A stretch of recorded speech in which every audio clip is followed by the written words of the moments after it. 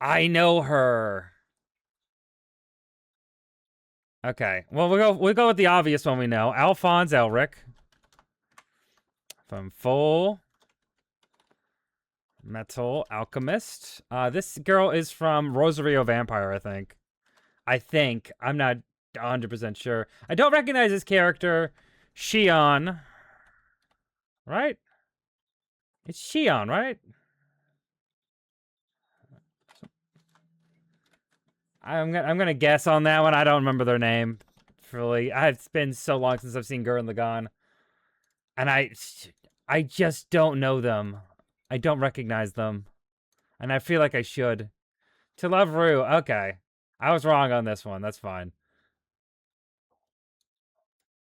What is the English name of this? Oh, this anime. I've never watched it. I've just heard. Okay, that's fine. Ooh, this is a Persona character, isn't it? Oh, this is from Bocchi the Rock. I feel like I should know this character, but I really don't. I don't remember her name either. I think this is Persona 3. Maybe Persona 4? I'm gonna guess Persona 4. Hey, I got that one. Okay. Yeah. Well, it's the Tape Boy, right? My Hero Academia. I don't know what Tape Boy's name is. Sero, I think. Bacano, maybe.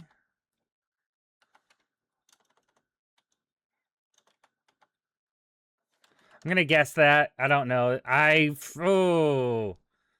recognize that art style, but I don't know the character. Oh, is this? Hold on. No, I'm wrong. I don't recognize that at all. 91 days, huh? All right. Hey, I got his name right. I knew he was okay. I feel good. I got his name right. That's good. Okay. All right. Mute that. Let's go to. Oh shit. This is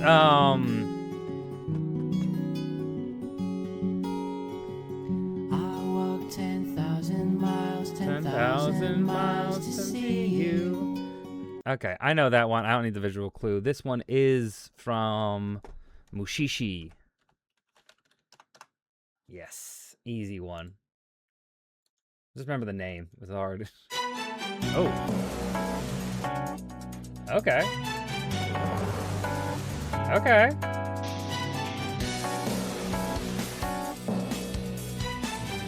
Okay.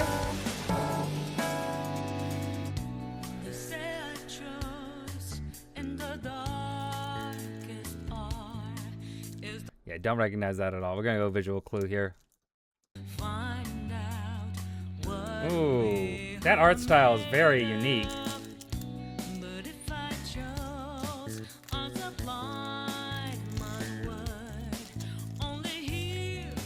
I feel like I should recognize it. Oh, that's okay. Persona 5. Persona 5. I got that one. That's Persona 5. I have not seen it at all, but I recognize that character. Persona 5, the animation. Lock it in. There we go.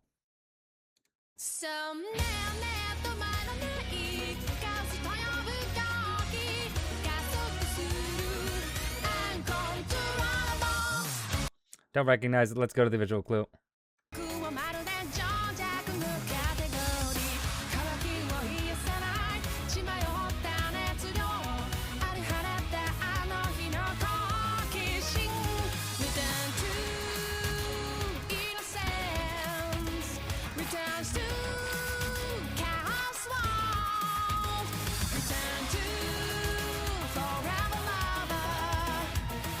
Don't know it.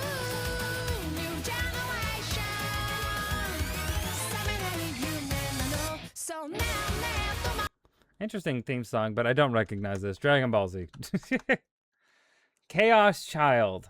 Never heard of that before. What's this about? A series of gruesome murders dubbed New Generation Madness once induced mass hysteria in Shibuya. At its peak during a frenzied riot, a sudden earthquake reduced the district into nothing but rubble, while leaving surrounding wards strangely intact. 6 years later, in a newly rebuilt Shibuya, mysterious deaths begin to crop up again. It's not long before a third-year Takura Miyashiro realizes a connection. The dates of the recent murders match those of the New Generation Madness incidents. He, along with several members of his school newspaper club, decide to delve deeper into the mystery, only to find themselves stranded in the middle of a new crime scene themselves. That sounds really interesting, though the score here just doesn't seem like it's that good. Let's check.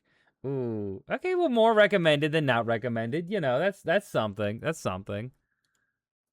Not a great something, but you know, it's something. 49,000 is a really good score. That's a really good. I'm still really happy by getting that I got Future Diary on this one, because I had no idea when that anime came out. So, all right, feel good about that. We feel good. That's a good way to get things started. Let's get to lawyering.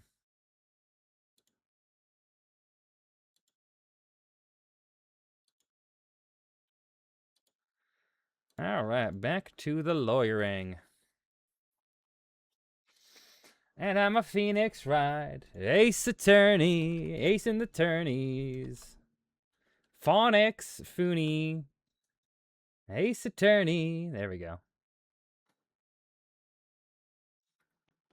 Ace in the attorneys.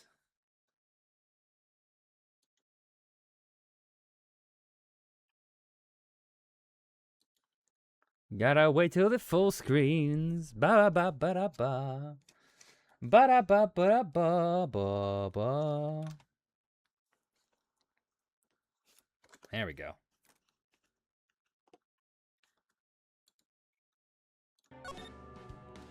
All right, we're just starting the trial for episode 5. February 23rd, 9:34 a.m. District Court, Defendant Lobby number 2. How'd the investigation go yesterday, Mr. Wright? Frankly, there's still a lot of gray areas. Or rather, the whole thing is one big gray area, I guess. Don't worry about me. No matter what the outcome, I'm ready to accept my fate. I believe in you, sis. Mr. Wright, let me offer you a word of advice. Yeah? A defense attorney should never believe their client. The defendant is called to trial because they are suspected of wrongdoing. Never forget that. This guy, you remind me a lot of Mia. There is one decisive difference between you and her. And that is, you're not a defense attorney. I believe it's almost time for the trial. Good luck, Mr. Wright. He's like, you don't know shit about my job. Talking like a prosecutor, you know? My first trial without a Fae helping me. No one's gonna bail me out this time. I'll be alone in there. So I have to discover the truth all by myself. Let's do it, Mr. Wright. I'll be with you the whole way.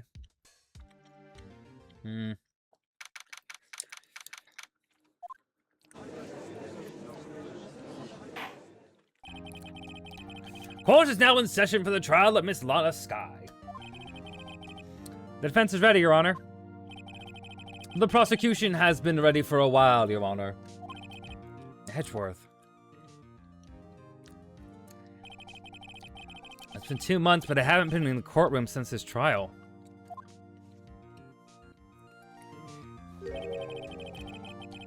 I hope that personal feelings will not be a part of the proceedings today, Mr. Wright.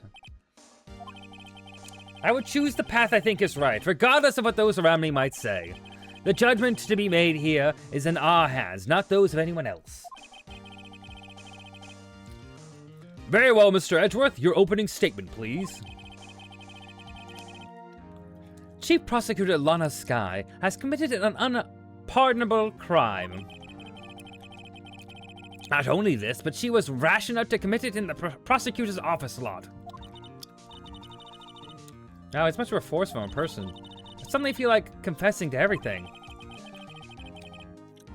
However, she will now pay for her rashness with her life. There was a witness to her crime. A professional witness. Well then, call your first witness, Mr. Edgeworth. The prosecution calls its first witness, Miss Angel Star, to the stand. The cough-up queen.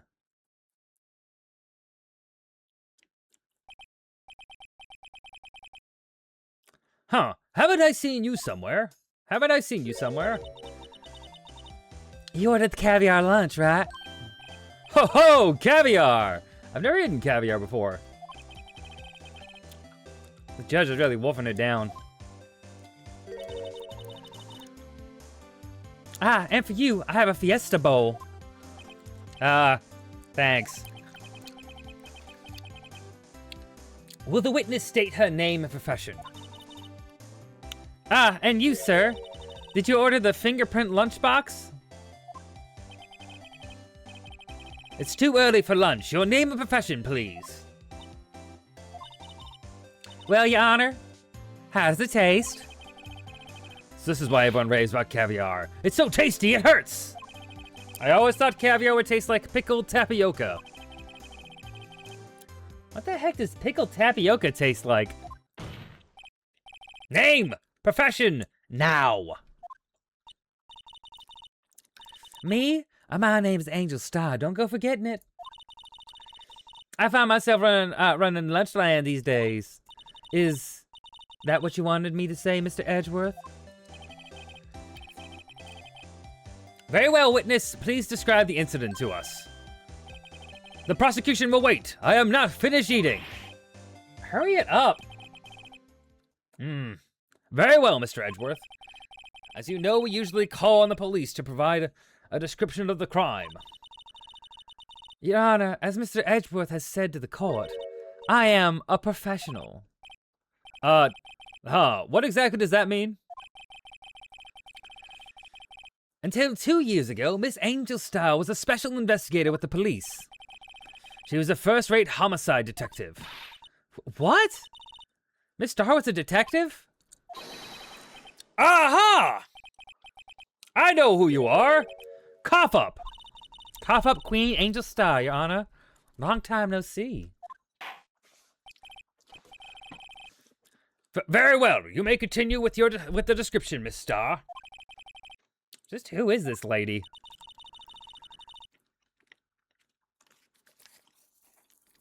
If I might have the court's attention over here. The parking lot at the prosecutor's office is divided into 2 blocks. A block is for the prosecutor office personnel. B block is for visitors and clients. A chain divider separates the 2 blocks.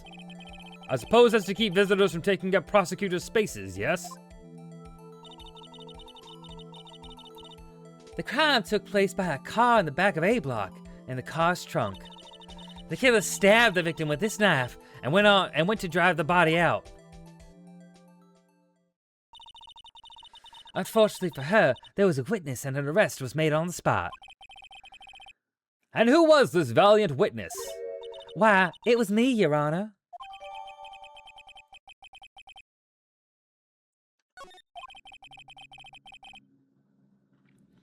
Witness, did you see the very moment of the crime?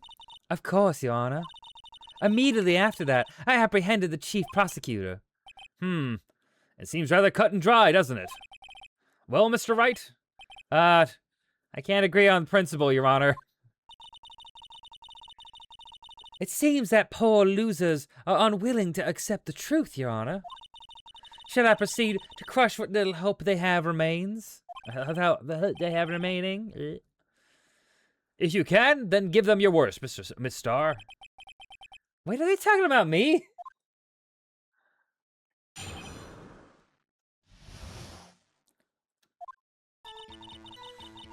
Somehow I always knew a day like this would come. I was on my way to deliver a lunchbox to my boyfriend when I sensed something. Perhaps it was my finely honed detective's intuition at work.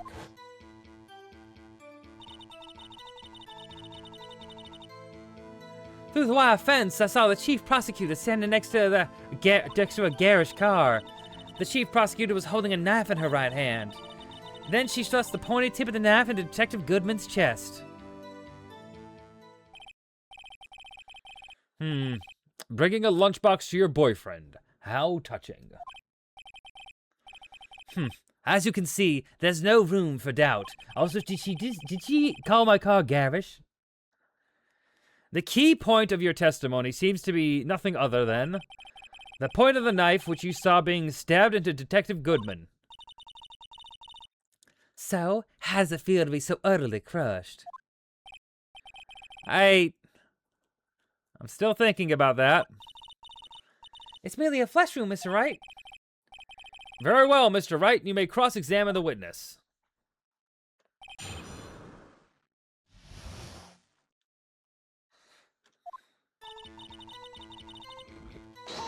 Hold it! How did you know? I respect the prosecutor's basic abhorrence of crime. Yet their methods are ugly and twisted. Twisted methods will always lead to tragedy. The lunch lady's uninformed opinion is duly noted. Given that they are used to erasing inconvenient evidence at their whim. Killing off a detective that they knew too much is merely an extension of that. Miss Starr, do you have something personal against prosecutors? I felt that I had found my dream job when I became an investigator. And if I hadn't been laid off by those prosecutors over there, I'd still be one. Laid off? She was fired? To me, prosecutors are nothing more than worms. That said, I am a pro, as you know. My testimony is unbiased and flawless. Very well. You may continue, Miss Starr.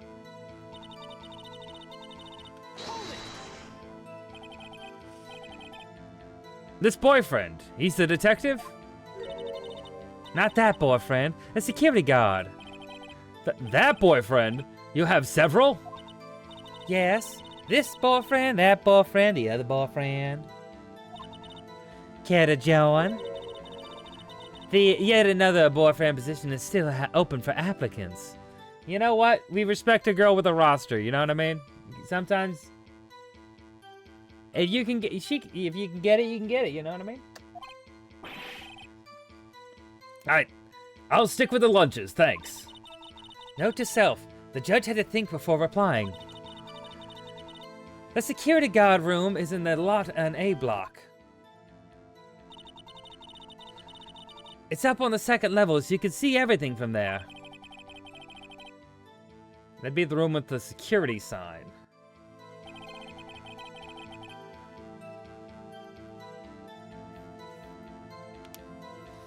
Incidentally, did you bring your lunchboxes by car? Since I'm a visitor now, I parked in the B block. So she was in B block when she witnessed the crime? When I sensed something, perhaps it was my find the home detective's intuition at work. You sensed something? So you're saying you had a premonition of the murder? It felt like, how would you say? Oh yes. It was like that feeling you get when you feel a pumpkin chock full of seeds. I have no idea what that means. Speaking of a detective's intuition, wasn't the victim Mr. Bruce Goodman a detective, also a detective? Yes, well he was like a young cheese. A young cheese? A pale white cheese, not yet tangy, with experience on the streets. A greenhorn. That must be hard, yellow, and sharp as a tack. Yeah, with the odor of an old cheese to match. In any case, there in the lot, I felt something stirring in the back of my mind. Through the wire fence, I saw the chief prosecutor standing next to a garish car. By garish car, you mean... Mr. Edgeworth's car, yes. Mr. Edgeworth? Incidentally, the knife with which the victim was stabbed was also Mr. Edgeworth's, wasn't it? Indeed it was. What an odd case this is. And the person you saw, are you sure it was the defendant? I saw her from no further than 30 feet away. I'm certain it was her. If she's telling the truth, we're doomed. Let's just do what we can, even if we don't have any proof. We can always nitpick.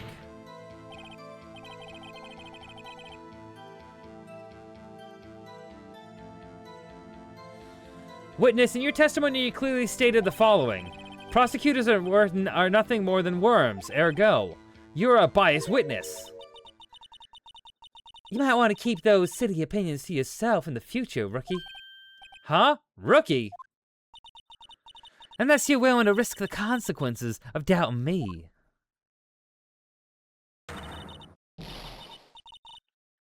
I'll fry you like a critter. I'll fry you like a fritter. Crispy on the outside, chewy on the inside. That was inspiring. I believe I've heard that tagline elsewhere.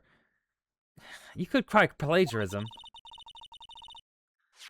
I may be relegated to a loaded post of lunch lady, but my instincts are honed.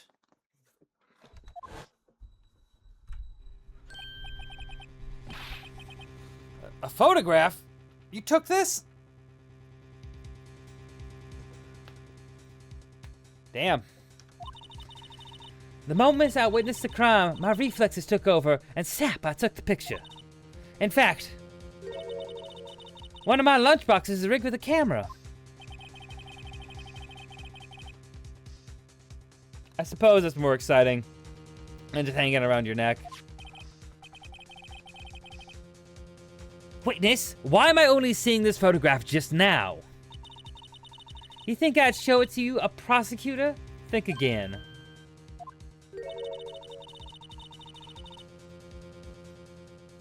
My boyfriend works in the photography division of criminal affairs. Well, this is most certainly the defendant.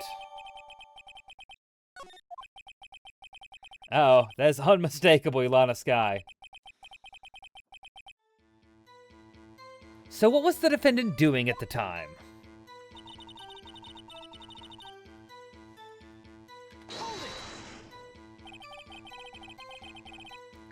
Tell me more about this knife that the suspect was carrying. Well, I'd say the blade was about 4 inches long. Is that right, Mr. Edgeworth? It is your knife, after all. Yes, that's about right. Prosecutors are, by nature, well-versed in the location of a man's vital organs. I'm sure it was easier than boiling an egg for my egg salad surprise set. You can't testify as to her ability to kill an egg. I mean, a person.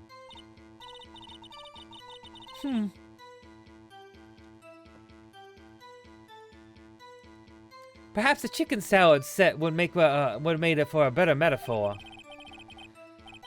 So the defendant was holding the knife. What then? Then she thrust the pointed tip of the knife into Detective Goodman's chest.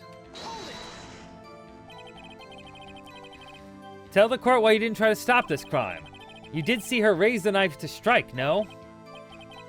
The defense has a point. Unfortunately, by the time I realized what was going on, it was already too late. Too late? Yes. The next moment, the chief prosecutor brought down the murder weapon. I see. It's only a flesh wound, Mr. Wright. We can make it. You said that before. Anything else? Scientifically speaking, Miss Starr's testimony is flawless. Sounds pretty fatal to me.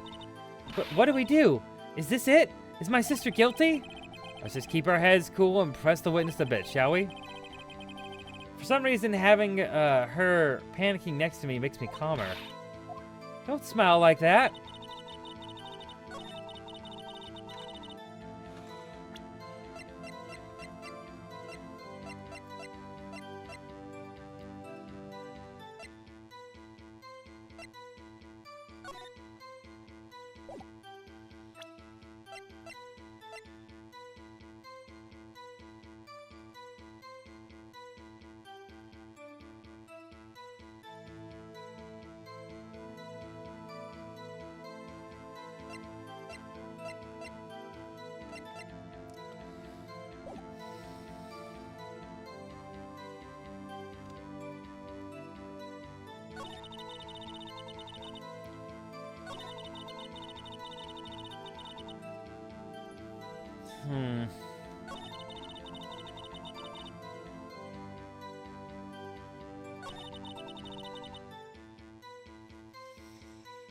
Hmm.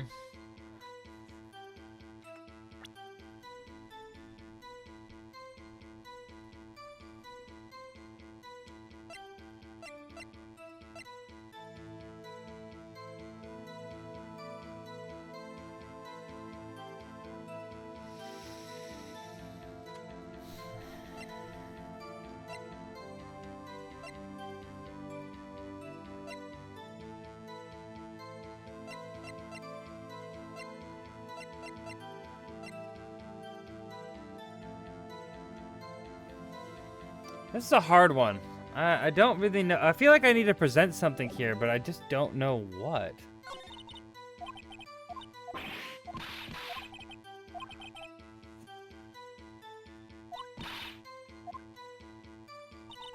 Okay. I'm waiting to deliver a lunchbox to my boyfriend. I sent something, perhaps it was my finally honed detective intuition at work. The wire fence, I saw the chief prosecutor standing next to a garish car.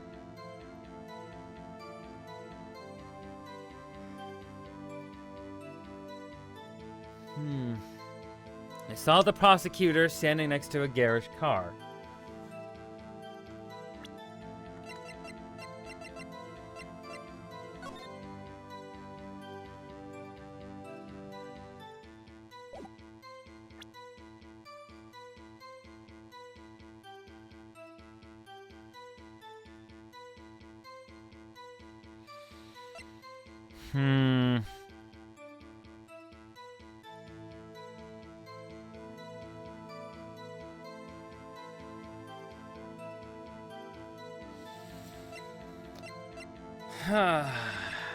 Okay, let's see.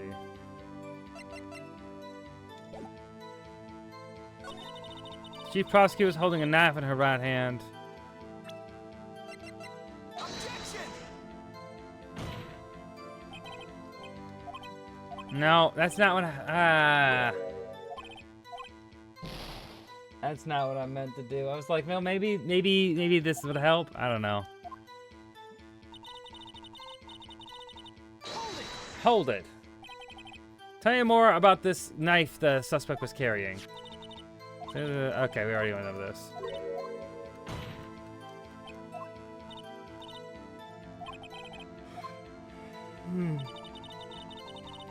Okay.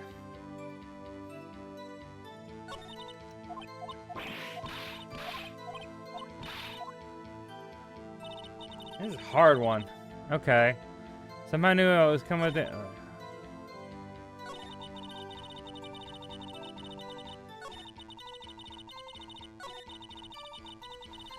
I said something, perhaps it was my finally honed detective intuition at work.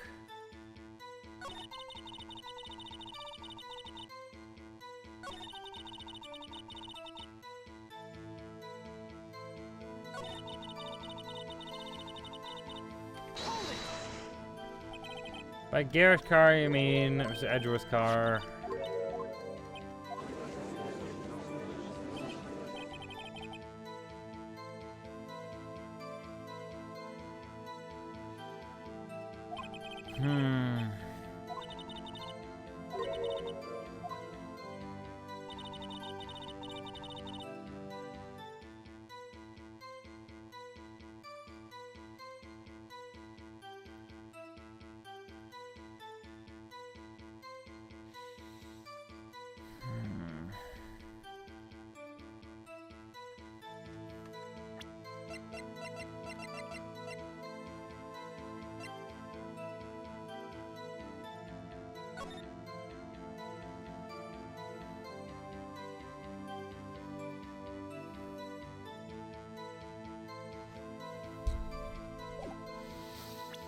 I'm trying to think, like, what could prove that that's not true? What is there to actually push against? And she starts the pointy end. Okay.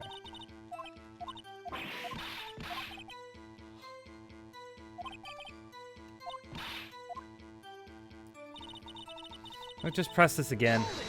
Press on some of these again. How did you know? Okay, read this before.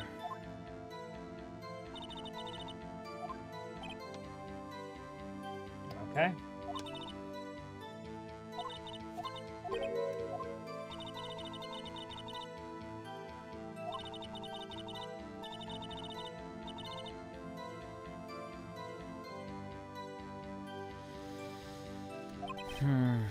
Very well, you may continue the star. Okay.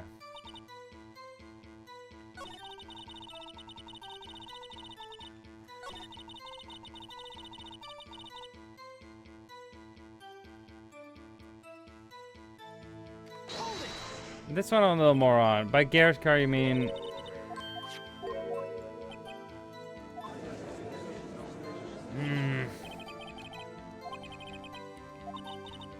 Okay.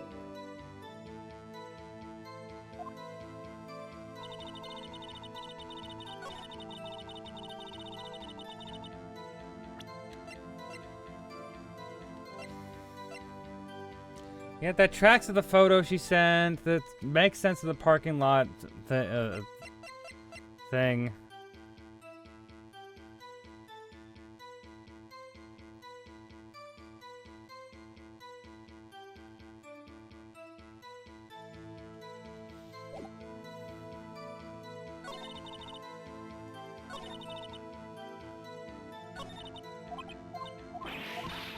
Okay, hold on a second.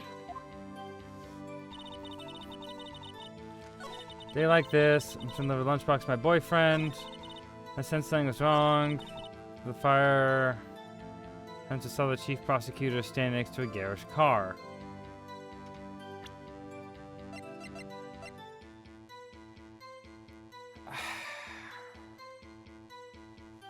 I genuinely don't really know where to go on this one.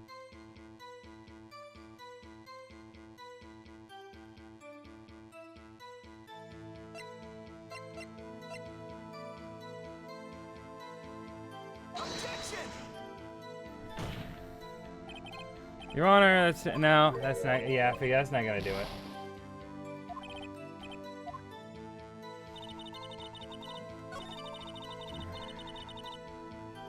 The chief prosecutor was holding a knife in her right hand.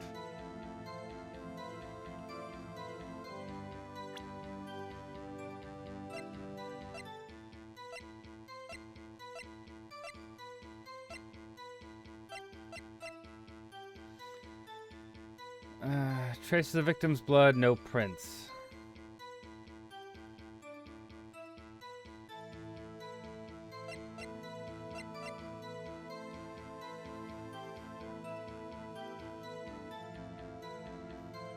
No prints.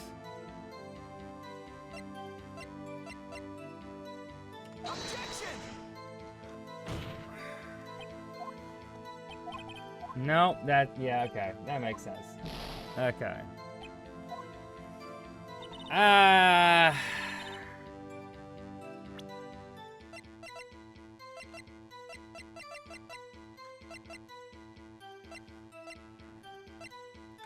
This is the weird one, because it's supposed to have been discovered at like 5:30, but like his car just got there. 5:18 was when the call was.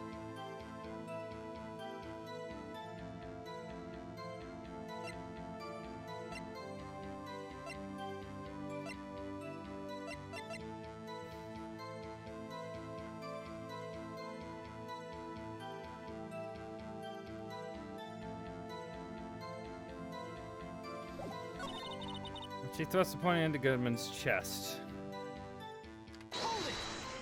Hold it. Well, you didn't stop it. Strike to nah. This is a point. Fortunately, by the time I realized what was going on, it was already too late. Too late. Yes. Brought down the murder weapon.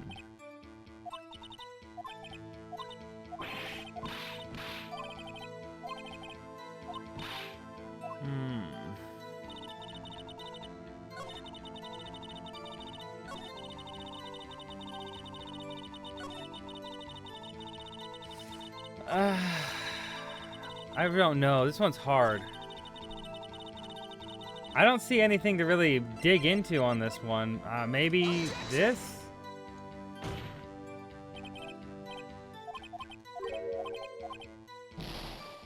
Nope. Whoops, that didn't go so well. Yeah, we got one left. So...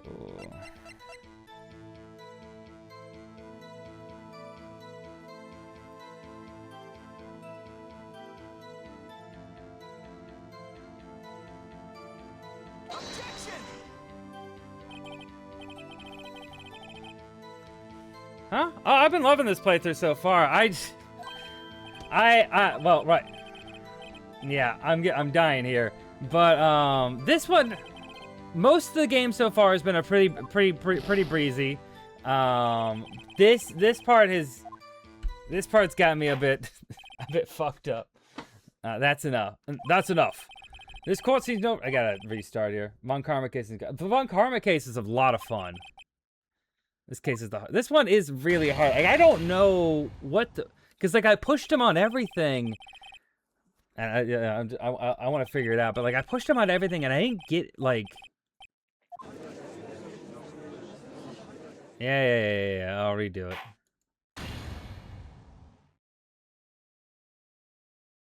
Took me 13 hours. Jesus. Yeah, we're gonna keep trying it. We'll figure it out. I'm gonna skip through a lot of this because I already read through it. But yeah, I've been really enjoying it. I'm really excited to get through because I played most of one previously before. Like I got to this case on 3DS and then I stopped. So I'm excited to get past this and play 2 and 3. I've never played 2 and 3. I have played this one before, but I never got to the trial. I got stuck somewhere in like the investigation, and I was just like, I just never picked it back up. But yeah, I'm really excited for that. It was also really good because like I had played most of the cases in the first one before, but like I hadn't played them for like 7 years, you know? So it'd been a long time, so it felt fresh coming into it, where like I barely remembered what had happened. They are great games. I love them a lot. I love the experience I've had with the first one a lot, and I'm really excited for the other ones. Okay, we know her testimony. We're gonna skip on through this. Step. See, the problem is that there's no, there's nothing to contest here. I'm gonna press on everything again, because we have to. Alright, we're gonna go. The wire fence, you saw that. Yeah. I've had a lot of fun making up voices for all of them. Every character just feels so distinct, and it's really fun to have a voice for him, you know? Like, she just screams like, you know, sultry southern talk, you know? I don't know, it's fun. Okay, press him. How'd you know? You get you. I should read through some of these again too, though. I was on my way to deliver a lunchbox to my boyfriend. This boyfriend, he's a detective? Not that boyfriend, the security guard. That boyfriend? You have several? Yes, this boyfriend, that boyfriend, the other boyfriend. Care to join? The yet another boyfriend position is still open for applicants. I'll stick with lunches, thanks. Hey, thank you for the follow. I appreciate that. Senran Minad? Is that how you say it? I don't want to fuck up your name. Senran Minad. Thank you for the follow. I appreciate it. I'll stick with lunches, thanks. Note to self, the judge had to think about that before replying. The security guard room is in the lot in A block. Oh, cool. Nice, perfect. Very welcome. Looking forward to watching the playthrough. Yeah, I'm playing through. From here until, like, Saturday evening, I'm going to be trying to play through all the games, as much of the game as I can. And then if I don't finish it, I'm definitely going to continue playing it. Incidentally, did you bring your lunchboxes by car? Since I'm a visitor now, I parked in B block. So she was in B block when she witnessed the crime. When I sensed something, perhaps it was my Find My Home detective's intuition at work. You sensed something, so you're saying you had a premonition of the murder?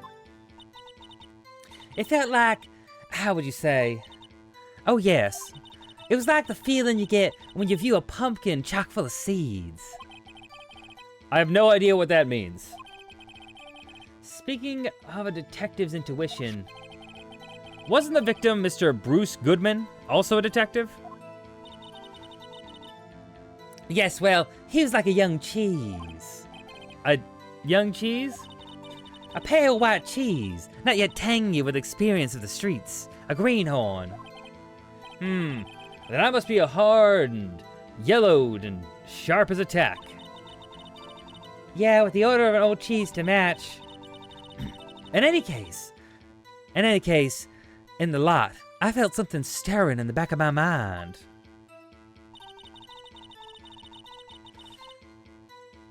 Through the wire fence, I saw the chief prosecutor standing next to a garish car. Hold it! By garish car, you mean Mr. Edgeworth's car, yes. Mr. Edgeworth's? Incidentally, the knife with which the victim was stabbed was also Mr. Edgeworth's. Wasn't it? Indeed it was. Indeed it was. What an odd case this is. And the person you saw, are you sure it is the defendant? I saw her from no further than 30 feet away. I'm certain it was her. She's telling the truth. We're doomed. Let's do what we can. Even if we don't have any way of even if we don't have any proof, we can always nitpick.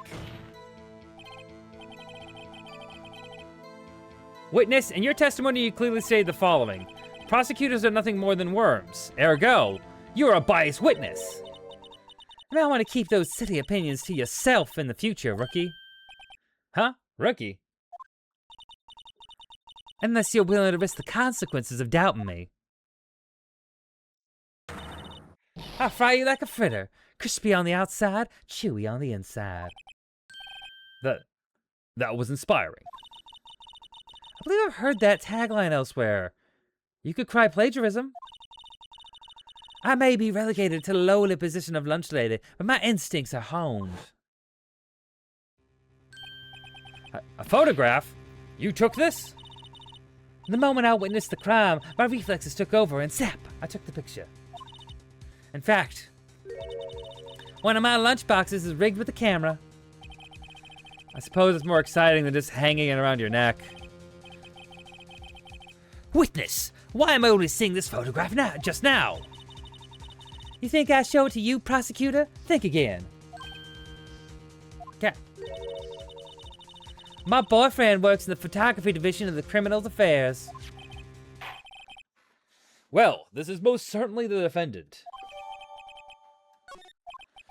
Uh-oh, that is unmistakably Lana Skye. So what was the defendant doing at that time? The chief prosecutor was holding a knife in her right hand. Then she thrust the pointy end. I'm gonna go back to this one and press this.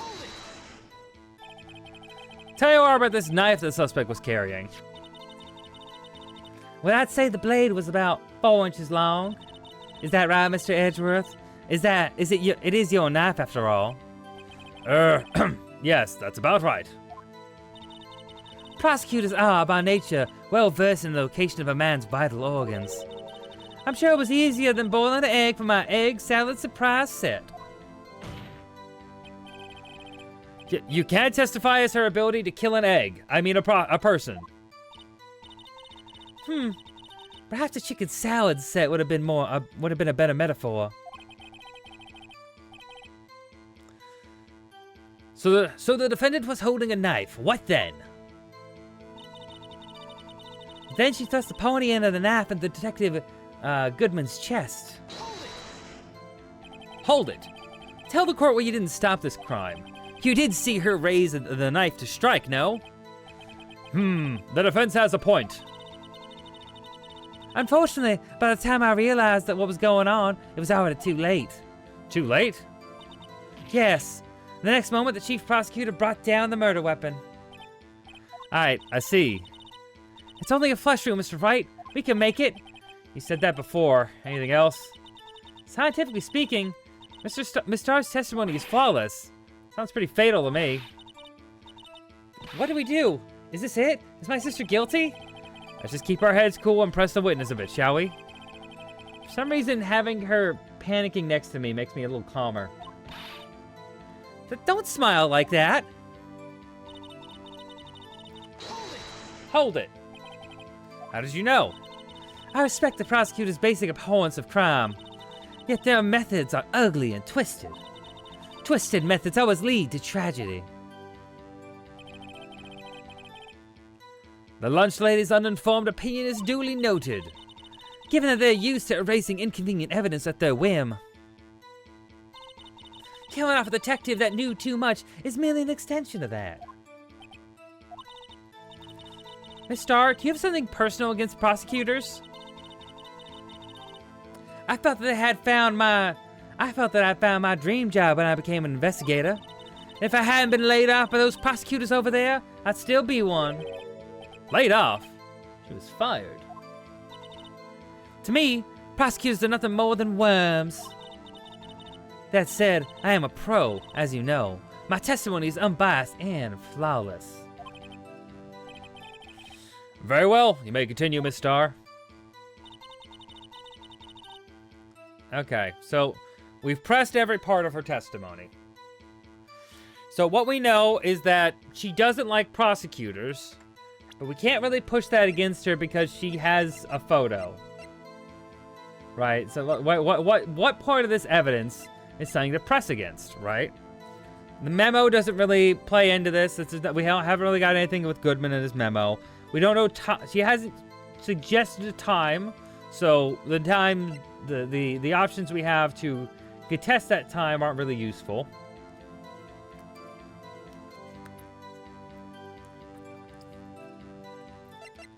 Of course, I don't see anything that's going to come from bringing up his ID or the trophy. We've tried the knife, doesn't do anything. Parking stub wouldn't do anything. This is not relevant at all.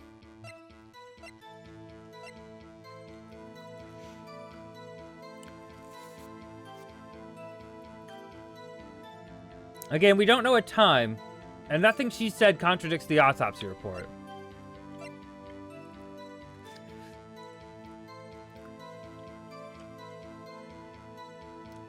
We haven't heard her say what she did after she saw this. She took a picture of her, and then I'm assuming she went to get help. We don't know the timeline, if she, like, saw anything.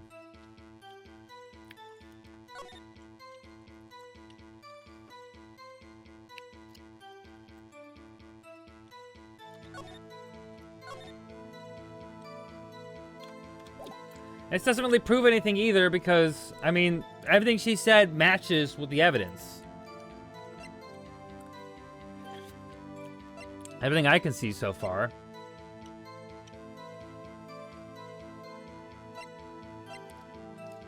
We could press on the fact that maybe... Did she see her make a phone call? Could be like the only thing.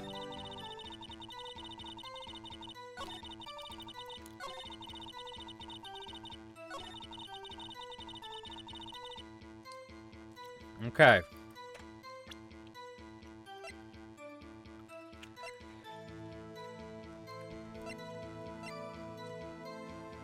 Okay.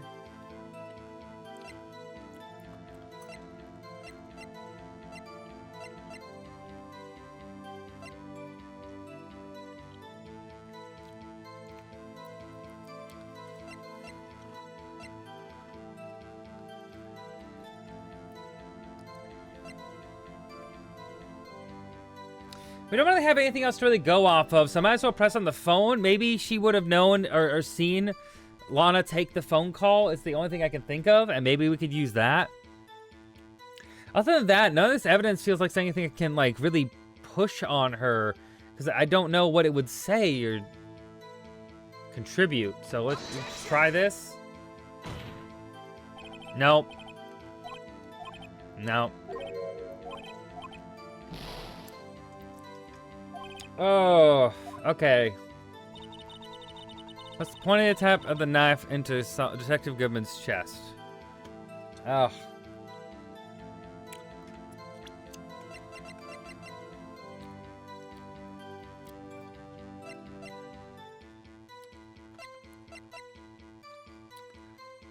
Okay. I guess the only thing is, like, I mean, it doesn't... Actually, we could...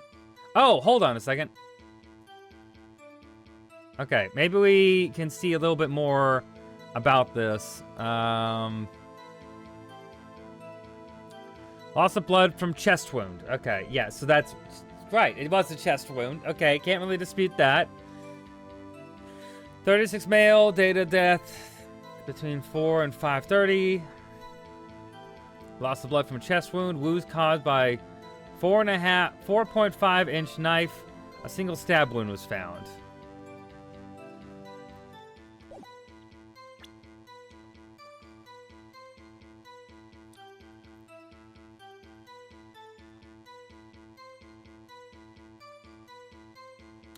Well, I mean, I guess the fact that the knife is the knife is 4 inches and that says 4.5, but I don't think that's really what it's trying to get me to say.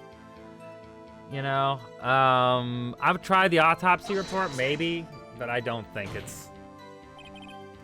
No, yeah, no, it doesn't mean anything. Okay, that didn't go so well.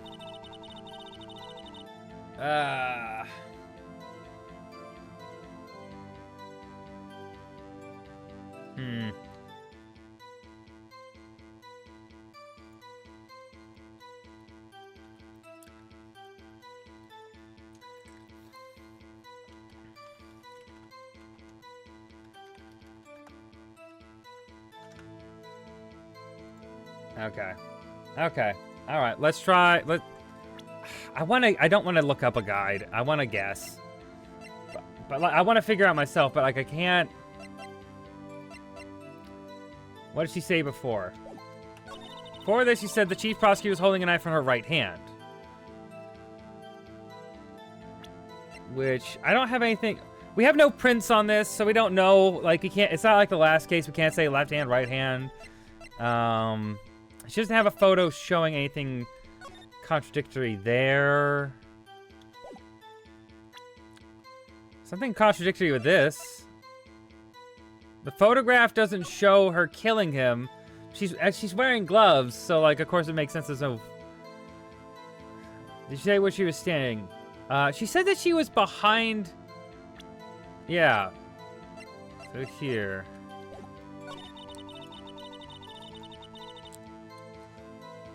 Through the wire fence, I saw the chief prosecutor standing next to the garish car.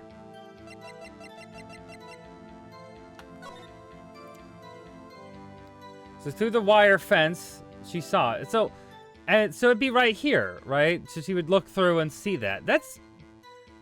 I don't really think I can dispute that. That would make sense, wouldn't it?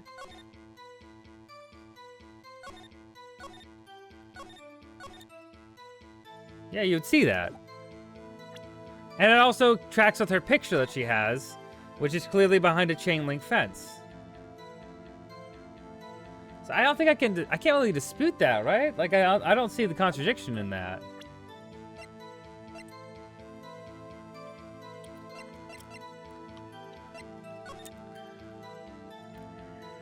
Assessment, wound cause before... Okay, yeah, that's fine. Through the wire fence. I guess this is like the other thing I can really think of. Witness name is clearly faulty, Your Honor. I'm sorry, I can't see nothing faulty. Okay, yeah. I am on the wrong track.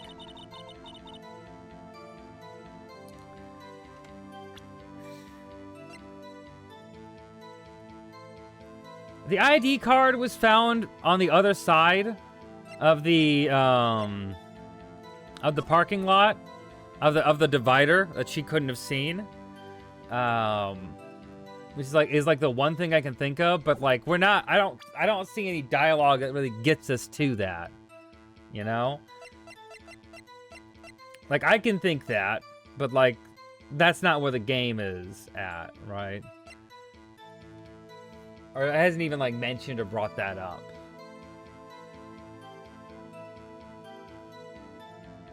Well, I could bring this up. I mean, why not? Nope. It was not that.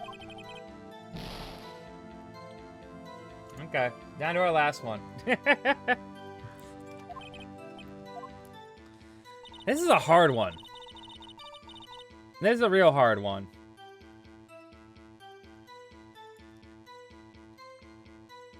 Hold on.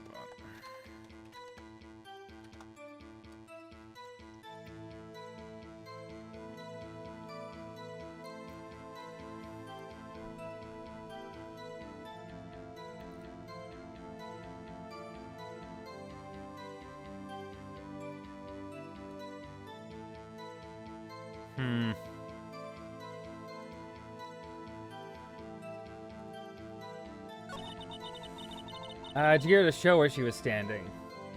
I guess we haven't. How did we get her to show that?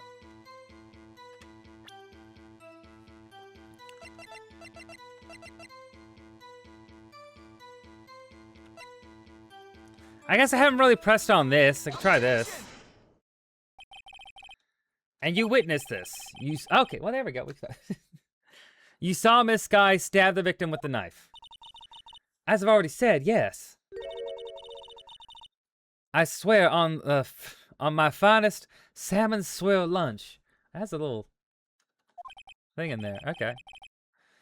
I'm sure that is a fine lunch. Does look like a good lunch. Let's be real. But isn't that odd? Look at this photograph.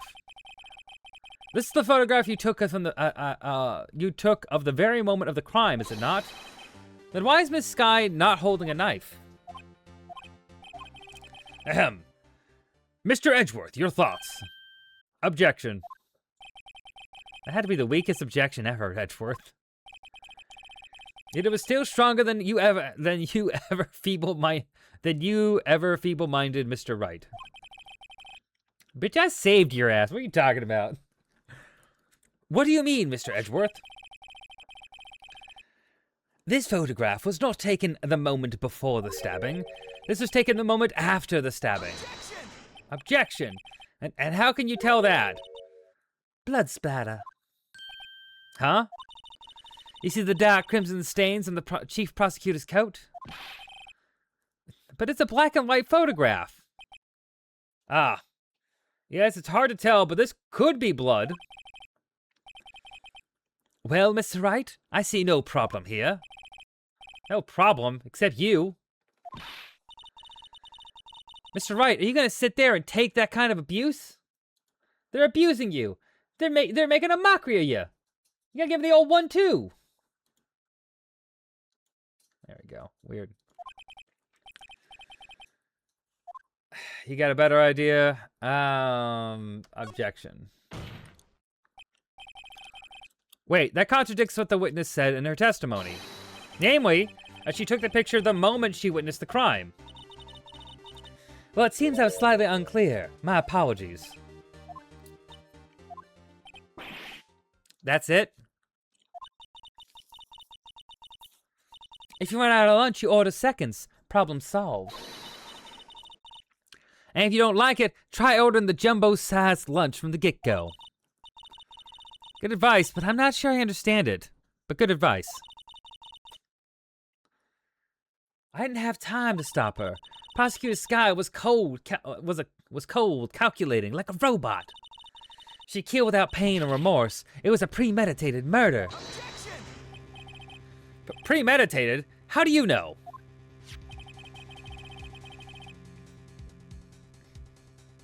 Look at the chief prosecutor's hands in that photograph. Well, are those gloves? Surgical gloves made of thin rubber, most likely. Why would she have those on?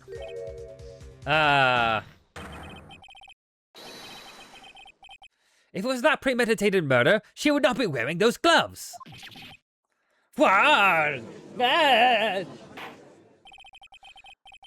These gloves do seem to tell the tale of premeditation. Premeditated murder, a serious offense. Getting blown up on twitter.com. All right. Witness, add this to your testimony. The murder was planned and the rubber gloves prove it. What if she was just in the habit of wearing gloves, like driving gloves?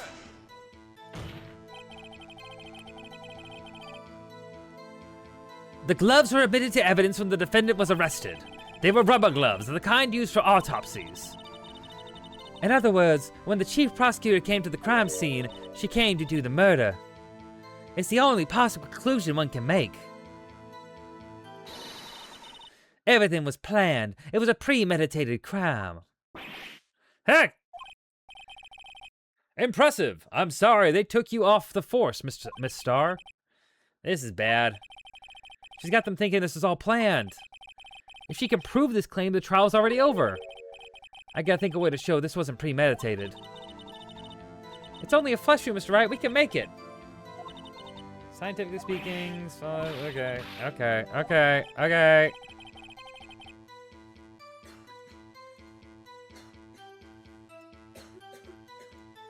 1 second. My computer's being a little weird.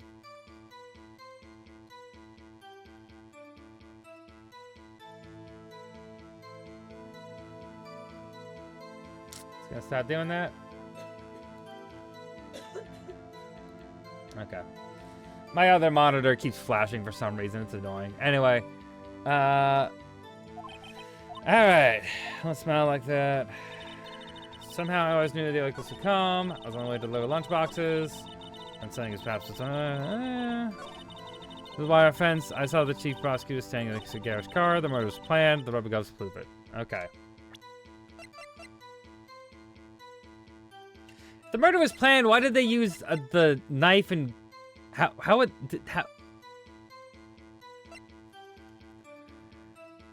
did she? So they planned to use Edgeworth's car, but he only got there like a few minutes before. That seems weird. I'm gonna hold on. The first thing I'm gonna do actually is I'm gonna save the game. Just for my own sanity.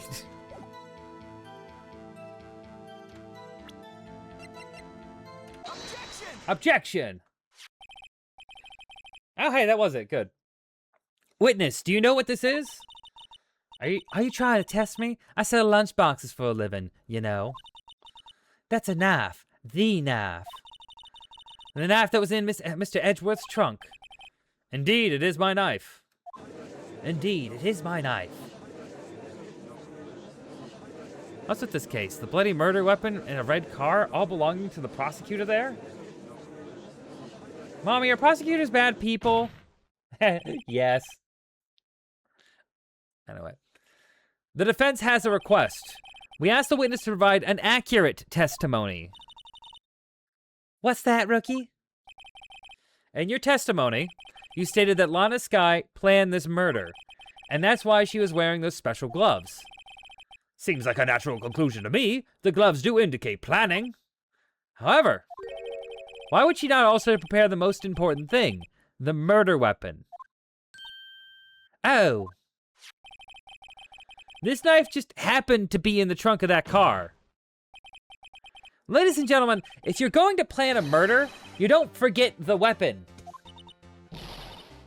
Oh, Order! Great, now the tide is turning in our favor. Great show, Mr. Wright. My sister's as good as free. I wouldn't go that far. She does still admit to killing people. That won't go well. Right. I believe the next lunch you'll be eating is humble pie. What? I hope you weren't deluding yourself into thinking that the tide has turned. Not over such a trifling detail. But this shoots a hole in the whole premeditated theory. Bah! The prosecution could care less if it was premeditated or not. The only one who seems to care is that lunch lady over there. The defendant, Lana Skye, murdered the detective with a knife. That is the only thing the prosecution need to prove, and nothing else. Very good, Mr. Prosecutor. I suppose you think you're clever now. But you know as well as I do, she planned on killing him. It was planned. If it wasn't, why would she have been wearing... I believe I'd like to hear your testimony again. Witness, please tell us Witness, please tell us only what you saw, not what you thought. How dare you? How dare you? My powers of deduction are not to be underestimated. Really now?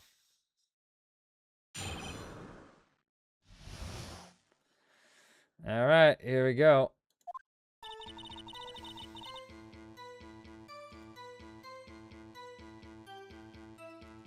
Okay.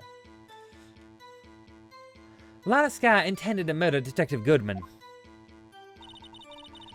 That's why she called the victim all the way to the prosecutor's office. I'm sure the chief prosecutor had a grudge against the victim. Nothing else could drive that human machine to plunge that knife in and again. And again and again. Oh, hey, we know that one. We know that one's a lie. The victim was summoned from the police department to the prosecutor's office. It does sound a lot like premeditation, doesn't it? So over to pizza, does that mean I'm planning to kill the delivery boy? In any case, the defense may now cross-examine the witness.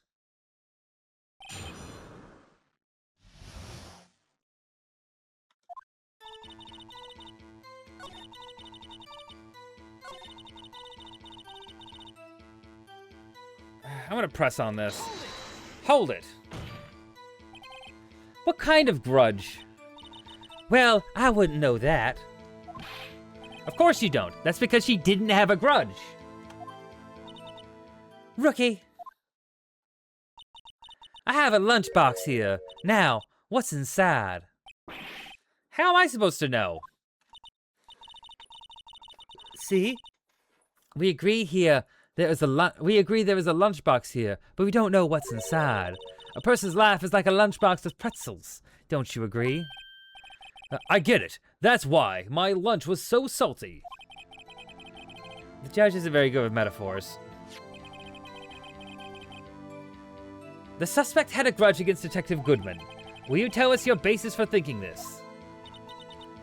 It's simple.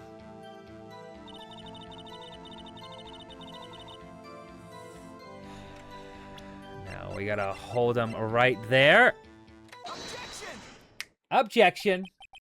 You say she stabbed him again and again, but you couldn't have witnessed that. Are you testing me? Then I'll test you. With a moss surprise. Moss? I'm afraid the moss is growing under our feet as we wait, Miss Starr. But what do you mean?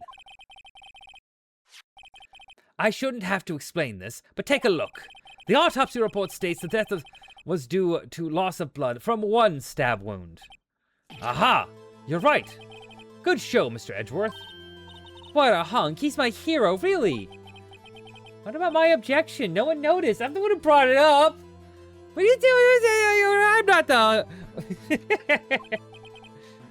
Well, witness?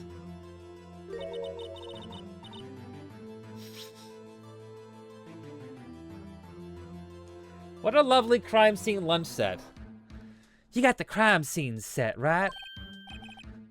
Oh, thanks. I always believe that no one can ever mistake ketchup for blood. But now I realize that such mistakes are possible.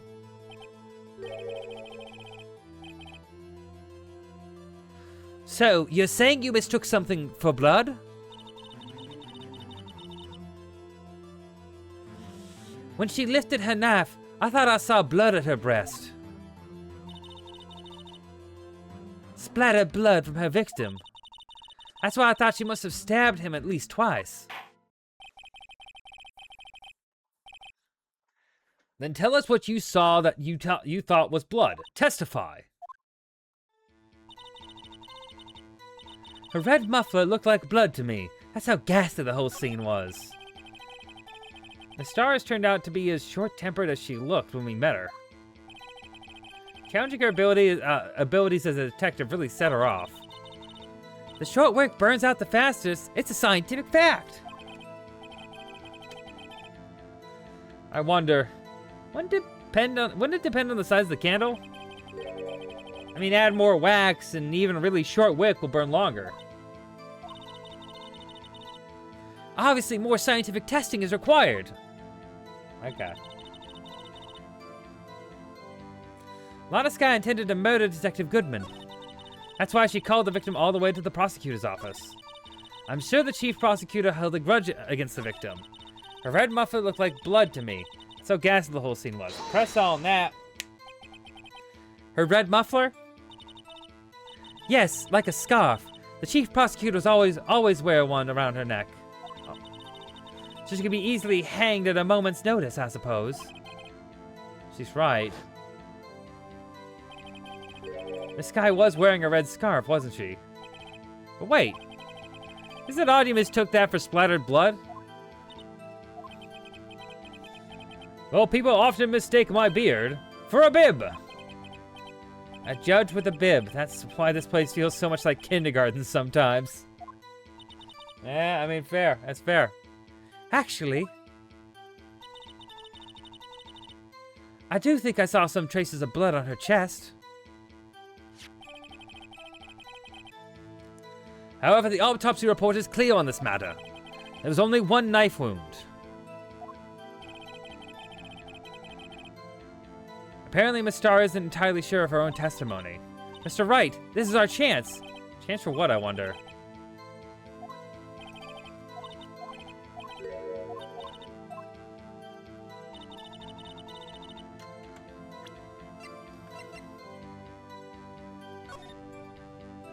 She's not wearing a scarf.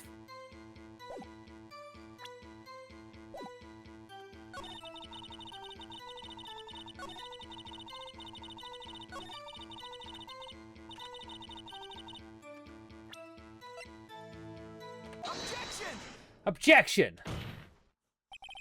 Miss Starr, I demand an explanation. The witness is clearly not suited for detective work. What?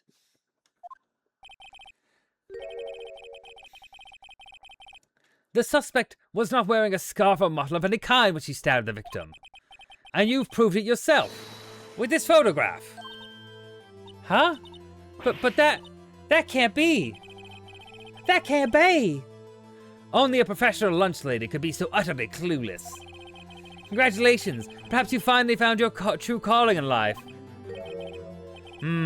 Harsh words, but good. In the end, Mr. Edgeworth prevails. What was my objection, chap liver? I'm the one who pointed that out. But I was there. A scarf. No, not that, but something really red. Really. Well now, where were we? The witness was giving us an entertaining interlude, but back to business. What? Very well, witness, continue your testimony. You saw the crime and apprehended the suspect. Tell us about that. Very well. I do remember some things accurately, at least. Ultimately, we couldn't shake the most important part of her testimony. The most important part? The part where your sister stabs the victim? This next testimony might be the moment of truth.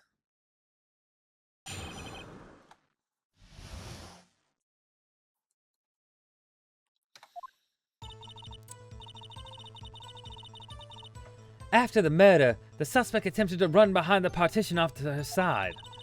I quickly caught her and explained her rights to her and arrested her on the spot. Ah, yes. When I arrested her, she mentioned the muffler. That's what had me confused in my earlier testimony. The chief prosecutor made an escape, but against Angel's star, resistance is futile. Futile. You are quite determined about this scarf, aren't you? I strike like a snake and bite like a cobra. That's me, Angel Star. That wasn't a very good metaphor. First of all, a cobra is a kind of snake. Don't bother me with details unless you want to get bitten. No, thanks. I'm good.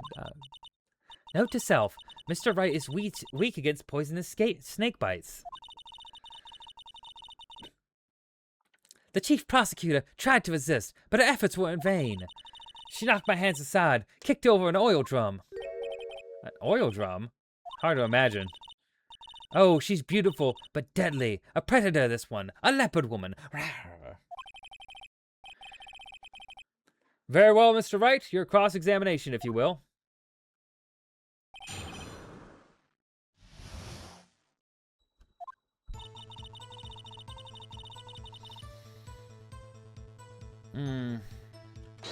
I'll press on this. So, where is this partition on the floor plans? I'm sure she means this wall next to the car. That's right.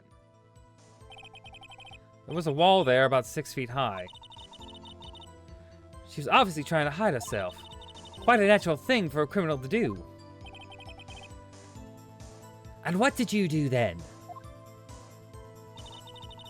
Quickly caught her, explained the rights to her, so press on that. What do you mean? How did you catch her?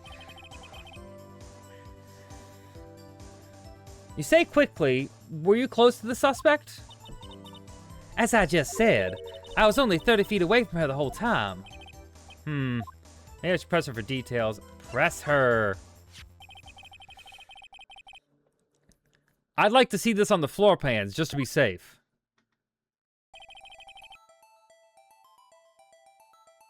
The Lunchland car was... She was a visitor, thus she was parked in B block.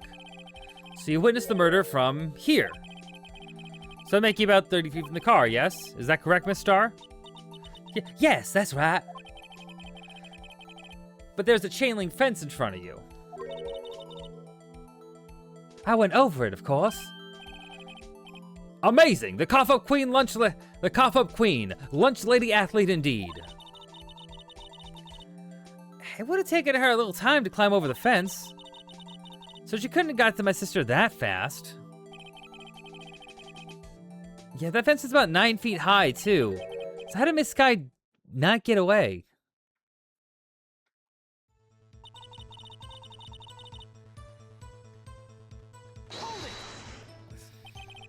She mentioned the muffler?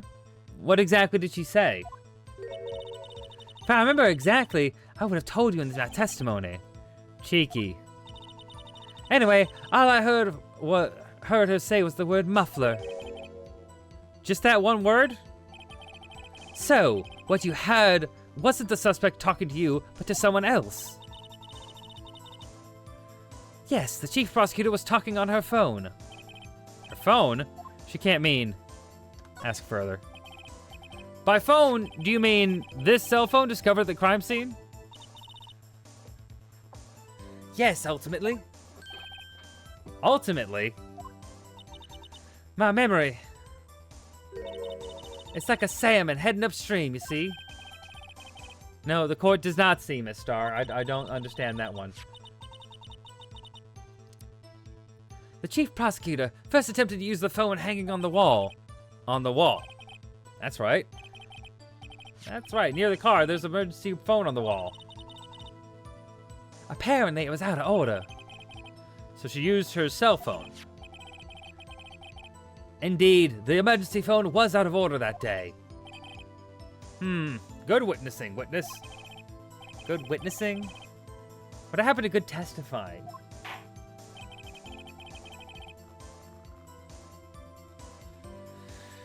You should, of course, add this to your testimony.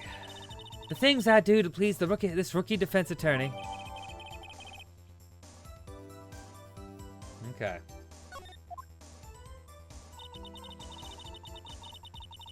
I saw it all. How she tried the phone on the wall, but had to use her cell instead.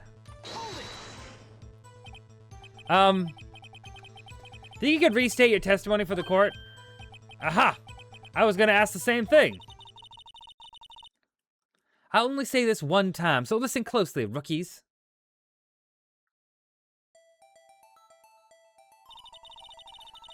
The chief prosecutor stabbed the victim and ran behind this partition. Then she picked up the emergency phone on the wall, but it was out of order. So she pulled her own cell phone. So she pulled her own cell phone out of her pocket. And during that time, you climbed over the chain link fence. Then when I boldly grabbed her arm, the chief prosecutor hung up her phone. And you saw her doing this. What is it, Mr. Wright?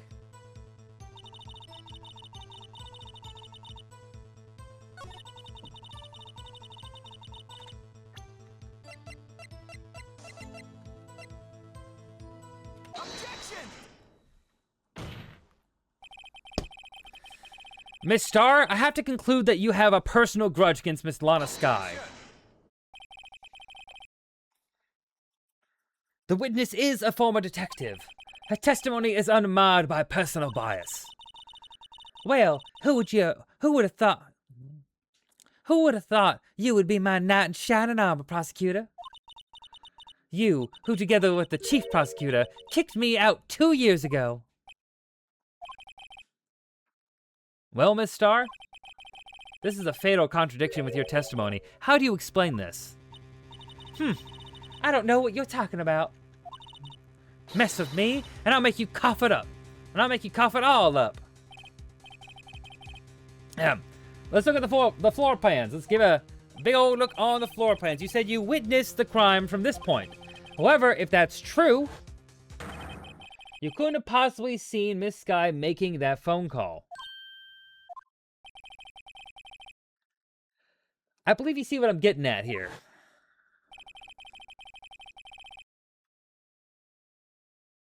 That emergency phone was on the back side of this partition. If indeed you were in B block, you couldn't have seen it. What? Whoa! Whoa! Where? Order! Order! What is the meaning of this? It's simple, Your Honor. She's not coughing up lunch, she's coughing up lies! Grr! That's quite the claim, Mr. Wright. Perhaps you allow me a question. Tell us exactly what lie this witness has told the court. Here's where the counterattack begins. I can't afford to get this wrong. What this lied about?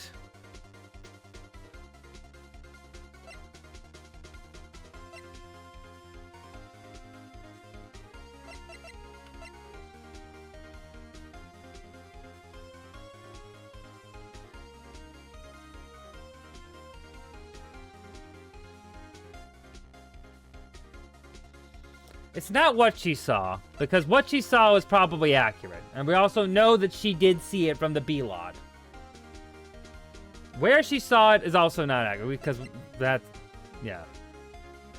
Order of events, I think, would be the...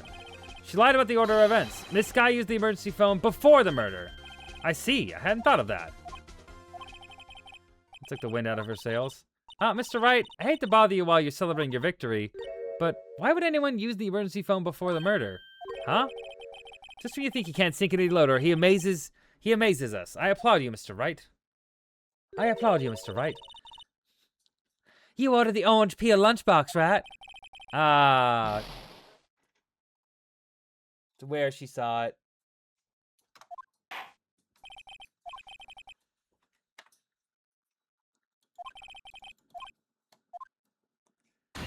Yeah, I fucked that one up.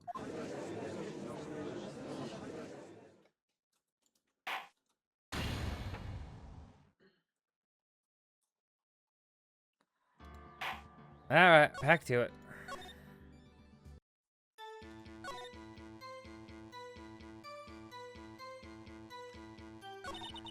The murder was planned, the Govs prove it. Okay.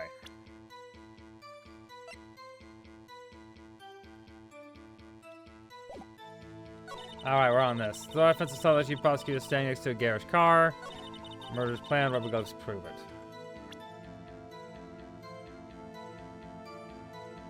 Okay. Objection! With the knife, we got that.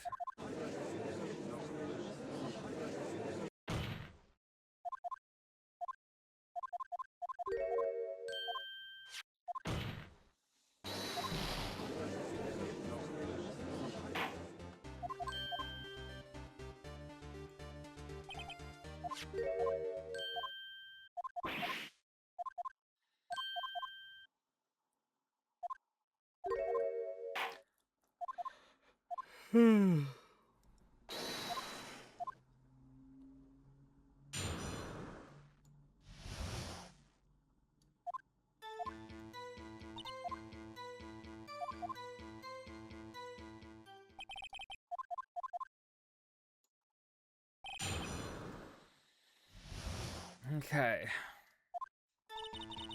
Plan to murder Detective Goodman. That's why she called the prosecutor's way. She the prosecutor had a grudge against the victim.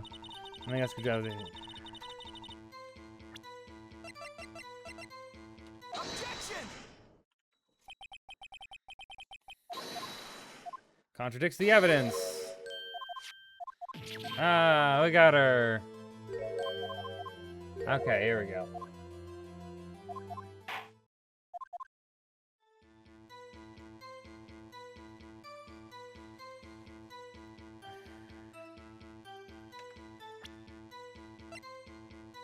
Objection! Objection! Okay, there we go. All right. She's lied so much. How can we not say that she's an unreliable witness?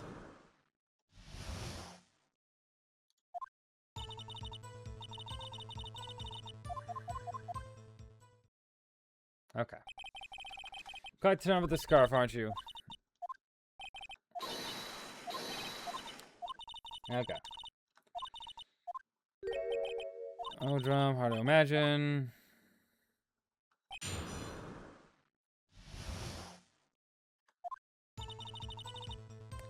To run off. Pushes off to the side.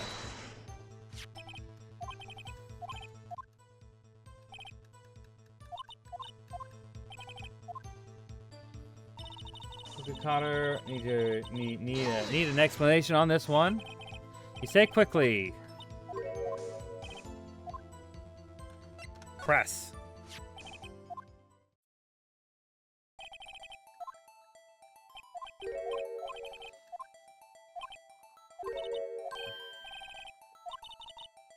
Climbing over, it's crazy.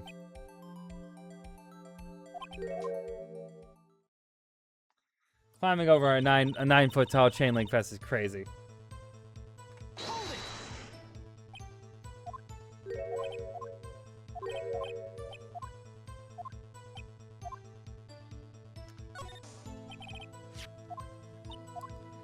Okay. That's right. Near the car. Add this to the testimony.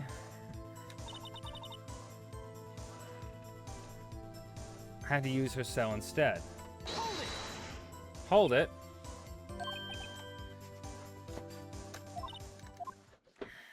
Restate your testimony. Chief prosecutor. Yeah, over here. Come on.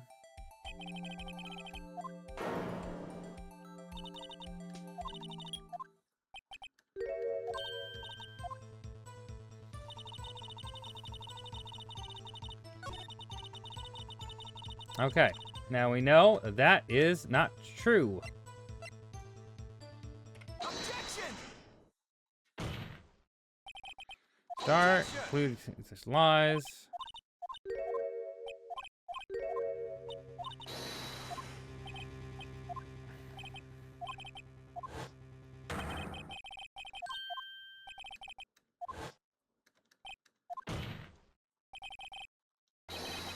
You couldn't have seen it. Whoa! Objection!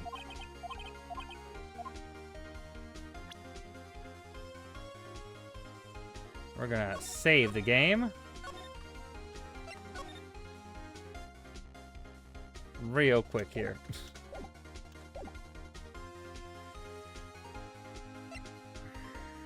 What she saw, where she saw it.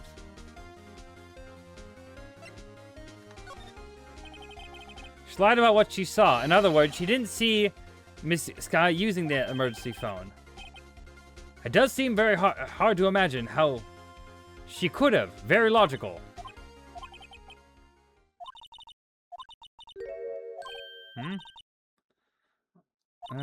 Doesn't make any sense. Why'd lie about saying something in it?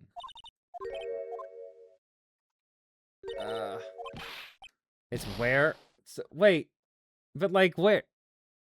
How is it where? Okay, well. I fucked it up again, because I'm a bad gamer.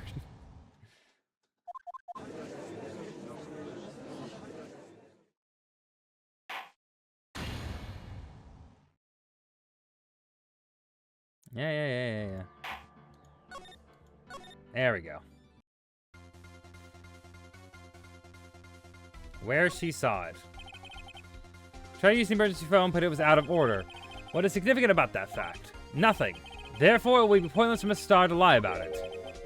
Pointless to lie, I see. But say the witness did actually see Miss Sky using the emergency phone. It would mean Miss Star witnessed the crime from a different location. A different location? Now that's a pointless lie if I've ever heard one. Before you call my lie pointless, at least let me tell it. Lurking. Hi, Snum. How you doing? Let me ask a question to our clever wordsmith, Mr. Wright. Just where was the witness when she saw the crime? All the testimony we've heard until now points in one direction. The place where Miss Star witnessed the crime was here. The security room. This is the only place where she could have been. The security guard room? Indeed, the security guard room in the underground parking lot is well positioned. It's built on the second floor, so you can see the entire lot. She would have been able to see the emergency phone from there. But why there? There are many other places where she could have seen the phone. Not in this case, Your Honor. The witness, not being part of the prosecutor's office, couldn't park in A block. The only place that she could have seen the crime and the back of the partition is here. I remember in your testimony you said you brought a lunch for your boyfriend in the security guard room, yes? Well, Miss Star?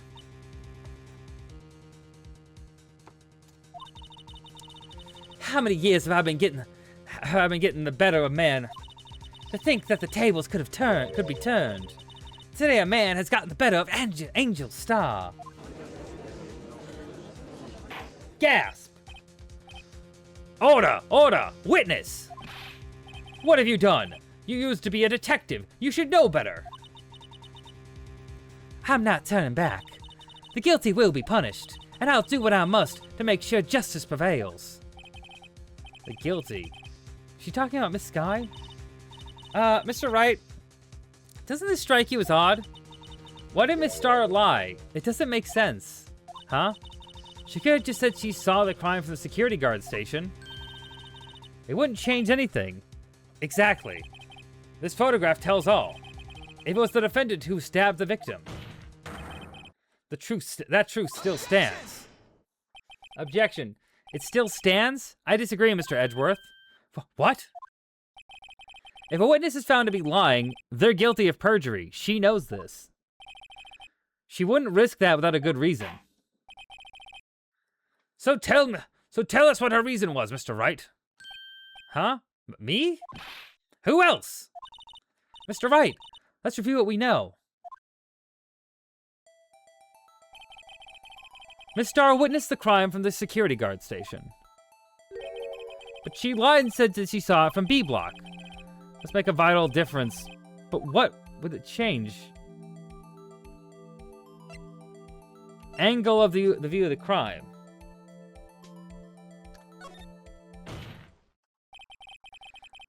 Why the angle at which she saw the crime occur would change. The angle? What do you mean? Well, the security guard station is on the 2nd floor, and, she would have sort of a more 3D view of the crime? And this is important. Why? What? No, that is important because but that is important though, because the photo is from the other side. The angle is what, like, I think that's bullshit. The angle she saw the crime is important because she's saying that she took a picture of the crime. But the only angle she had is from the B side.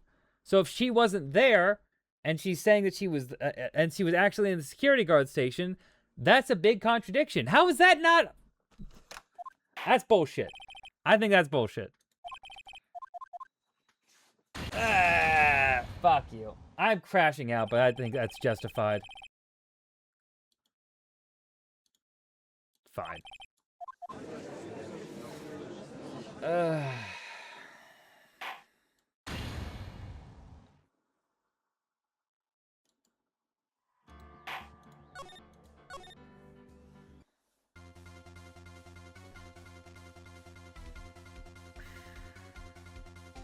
Where she saw it.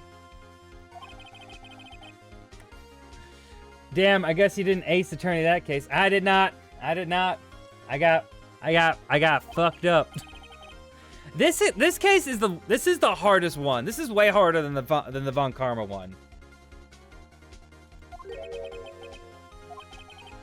All right, let's get back to where we were. Also, hi. Hope you're doing well. Nana She. That's a good name.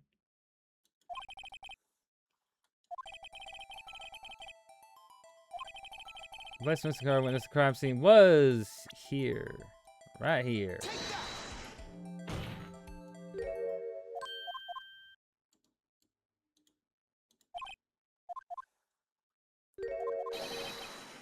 There we go. Come on.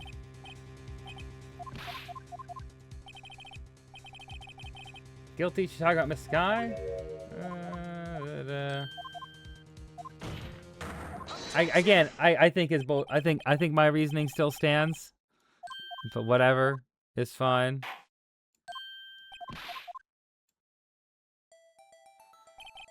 Let's start. Witness the crime for the security room. She lied that she was in B. Why? Distance into the crime. I'm gonna save again. I don't want to risk it. What are you trying to figure out? So we need to say. So the witness is lying about where they saw the crime. They said that they saw the crime happen from the B parking lot into the A parking lot. They saw the defendant murdering a detective. When in actuality, we've found out that they are actually in the security office on the other side. There's a picture that they presented as evidence that shows the defendant in the back of the car where the body was found, looking in, but that picture was taken from the B parking lot. They obviously weren't there. I think she's lying about this because of the distance to the crime is the only thing. Angle of view of the crime still makes sense to me. I think that's still accurate, but distance to the crime is probably the answer here. Difference in lighting, I don't think matters. I'm gonna say distance to the crime. It changes the distance between her and the scene of the crime. My condolences, Mr. Wright, but one look at the floor plans, it's quite clear. I don't see how that would change. Yeah, but she couldn't get there. What she saw is not the question here. What matters is the time it would take her to reach the scene of the crime. Miss Starr, you witnessed the crime from the security guard station. Now, how long did it take you to go from there to the scene of the crime where you arrested Miss Sky? Well, witness? You. Yes? You ordered the squid wheels, right? The quality of my lunches has gone from low to inedible. I was bringing a PB&J lunch with fresh boysenberry jam to my boyfriend. Boysenberry for the boyfriend. But he wasn't in the station, so I waited. I witnessed the crime from the glass-walled station.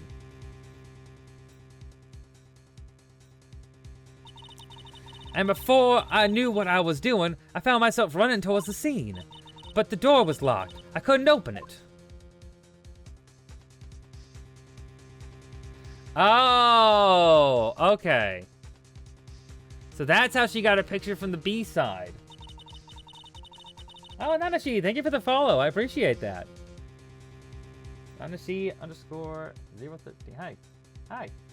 How you doing? Nice. Hi.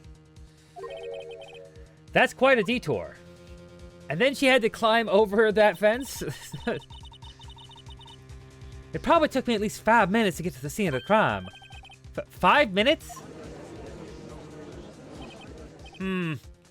This changes things considerably. But it was that woman over there. It was the defendant's chair. It was that woman over there in the defendant's chair who stabbed him. I know it. I have the photographic evidence. I swear it. I swear it on my finest plastic spork. You have a point. And the spork is a wonderful invention. I don't know what that has to do with anything, but cool. Would you like another caviar lunch? Absolutely. Oh. Mr. Wright, you have to do something. Do I have any evidence to stop this?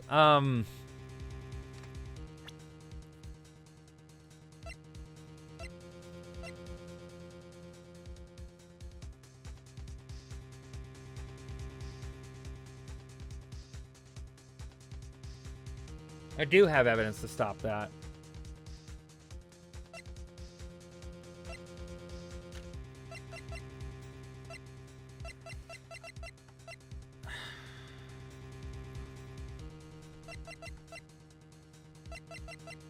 Yeah, that wouldn't make any sense.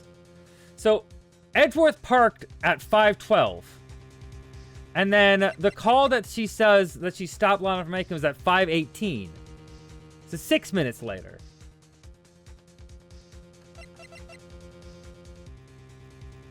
I think it's, yes. Objection! 5 minutes between the witnessing the murder and the arrest. Think about it. You can make pasta in that amount of time if you like it al dente. I've got lunch boxes that tie pasta into knots, rookie. A 5-minute blank? Isn't that strange? Strange. If you were a criminal, what would you do what would you do with 5 minutes, Your Honor? Well, I guess I'd flee the scene. Hey! Don't get the wrong idea. I didn't kill anyone. Yeah, no, that's what I thought, Judge. But you have the instincts of a killer. You would run, but this time was different. Miss Skye dawdled at the scene of the crime. She even had her picture taken. No true criminal would act this way. It's inconceivable. Yeah! Yeah! Well then, it seems we've come to the end of this testimony. The witness has a grudge against the defendant and a blank in her testimony. Mr. Edgeworth, is the next witness ready to go?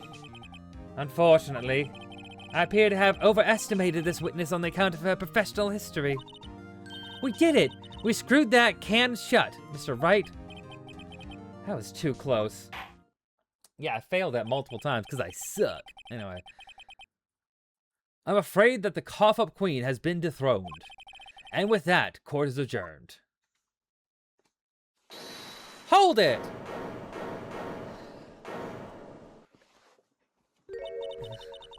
Mr. Edgeworth, you ordered the squid wheels, right? That's the ones you tried to foist off on me. I prefer not to take the defense team's leftovers. Anything else to say? I might be able to save you. I have decisive evidence. What was that? Is this another one of her trick lunch boxes? My apologies, but we have no further questions to ask you, Miss Starr. Ah. Is this your jumbo lunchbox? Woohoo! A triple-decker! Out of deference for the witness's determination, I'll allow one more testimony. Let's hear about this decisive evidence. Like the Lunchland motto says, you won't be disappointed. What's she gonna pull out of her lunchbox this time?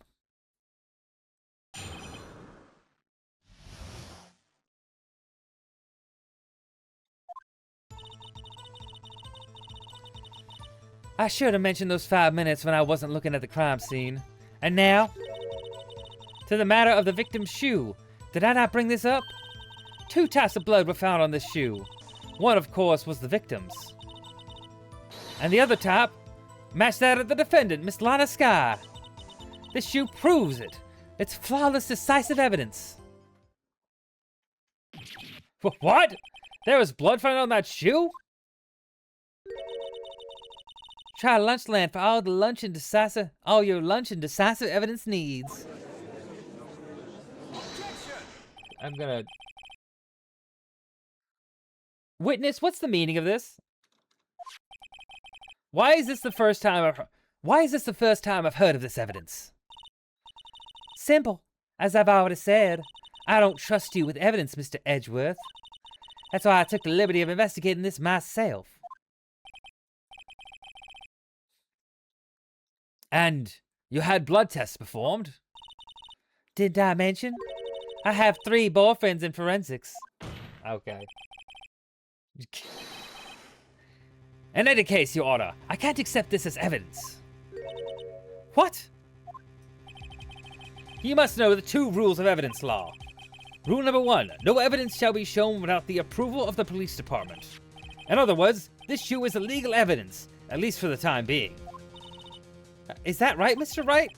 Seems so. Edgeworth sure is celebrating. Not so fast, Mr. Edgeworth.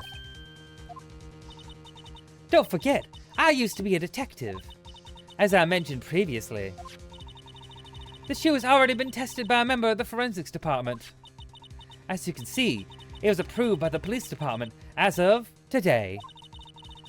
Even the general public can produce official evidence, Mr. Edgeworth. Is that right, Mr. Wright? It seems so. Edgeworth is looking pretty sullen. You could at least study some evidence law, really. Evidence law, whatever. It works out fine. I'm undefeated in the courtroom. Please ignore the times I failed. It's no big deal. Anyway, the prosecution complaints notwithstanding, it appears that this evidence satisfies the first rule of evidence law. However, it seems you have yet another count against you, witness. Anything to ensure that the guilty are properly judged. Victim shoe added to the court record. English is a bitch, ain't it? My tongue's getting dry. It's all good.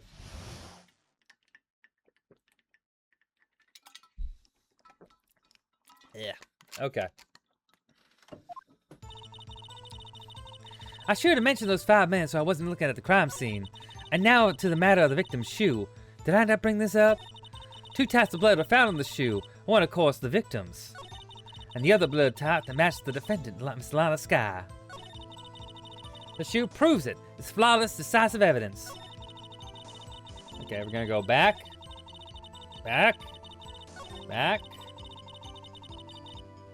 We're gonna press on this. Why did you lie about those 5 minutes? I guess you could say, I just wanted people to look at the results. The results?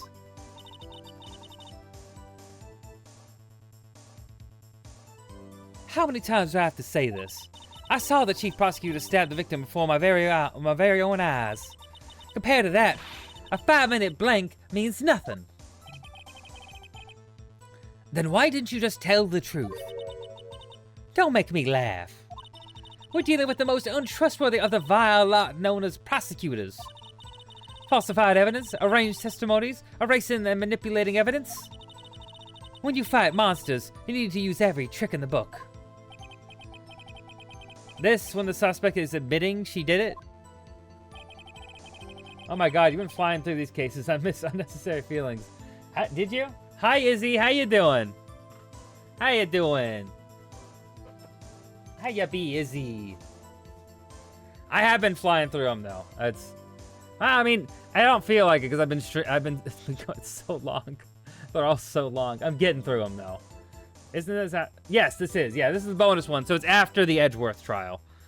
That trial was crazy.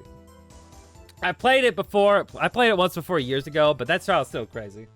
I'm really excited to get past this to 2 because I haven't played 2 before.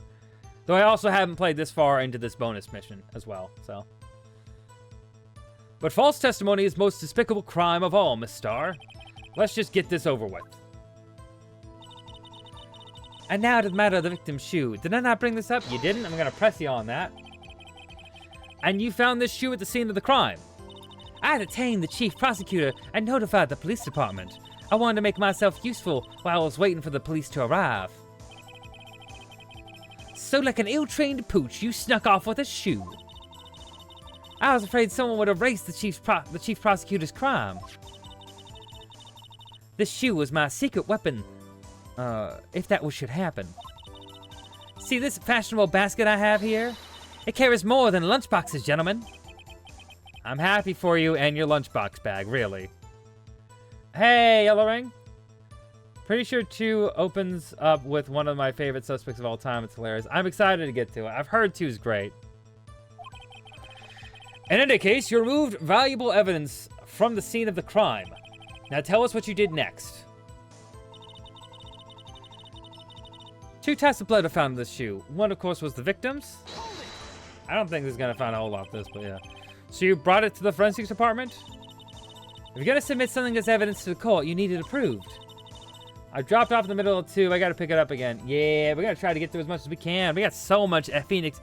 We've got so much lawyering to do, Izzy. There's so much to do. To do that, evidence must be analyzed by a forensics expert. And she got away with her little coup because she used to be a detective. The shoe does appear to have bloodstains on it. Well, the man was stabbed after all. And that blood belonged to the victim, Detective Goodman. As I said, there were 2 types of blood found on the shoe. The other type matched the defendant, Mr. Lana. I'm gonna press on this one. You can't say for sure the blood belonged to the defendant without a blood test. You claim to know something about blood tests, rookie? Huh? Well, speak up. Well, blood comes in 4 types. A, B, O, and AB. However, you can't tell from a blood test whether a murder was committed in cold blood. That's just a figure of speech, Mr. Wright. Actually, we can differentiate millions of types, with all the blood tests out there. Which means that we can more or less narrow any sample of blood down to just one person. Or so I hear. Phoenix, that's pretty specific. If I had a little more time, I would have gotten DNA test results. But they said there's very little doubt it could be anyone but Miss Lana Skies. So the suspect's blood was found on the victim's shoe. That ties her directly to the death of Detective Goodman. I was afraid he was gonna say that.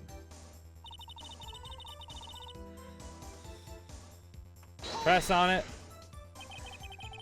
I can't let evidence go through without a fight.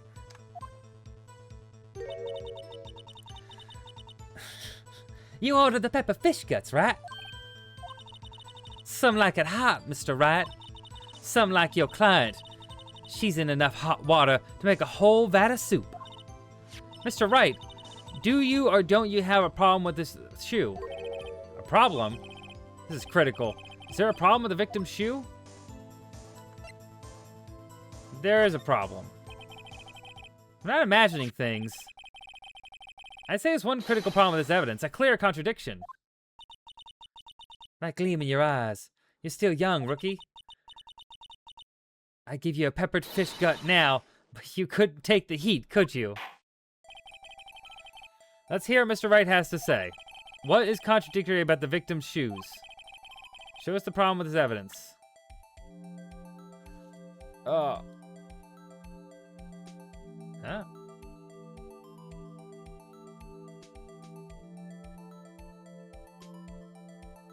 Oh, no. We're so... What a weird control scheme. HNBM? Like this...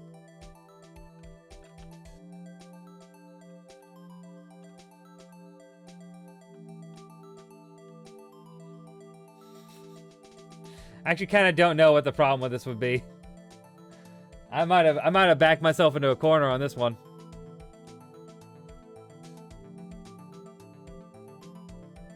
I'm gonna let the shoe spin for a little bit.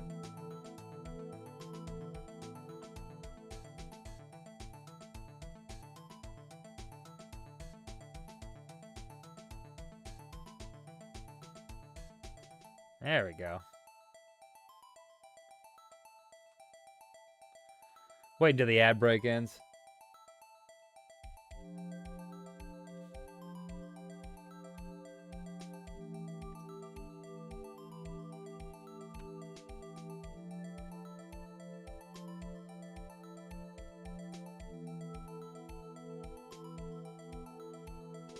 Okay.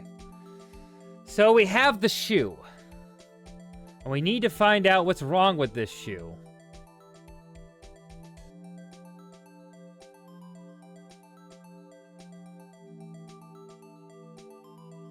Now, I kind of thought I could, like, contest other things of it, but we gotta figure out what's wrong with the shoe.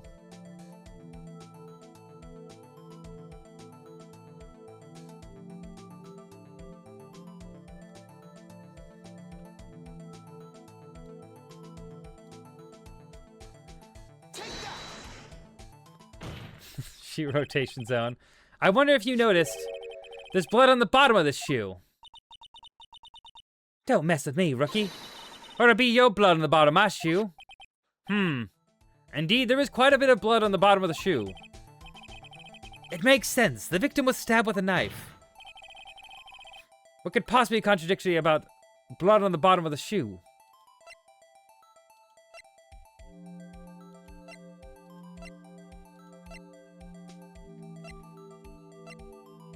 White enamel shoe bears traces of...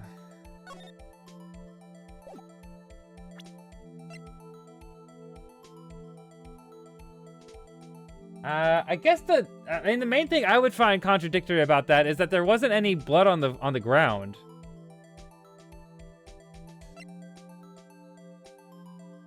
Right? Let me check this real quick.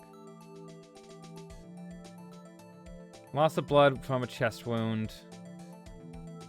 No, that wasn't it.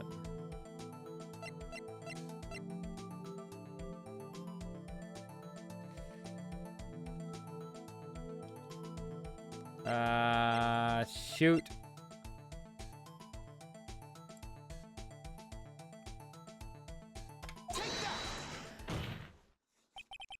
The problem lies in the footprint.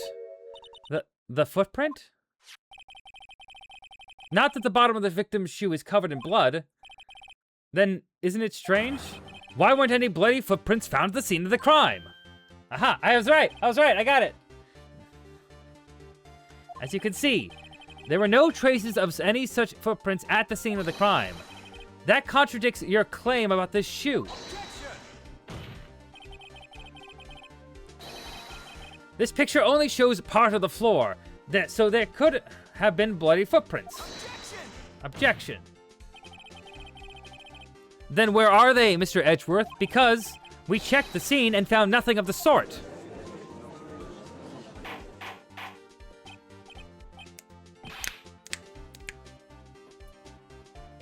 Bam.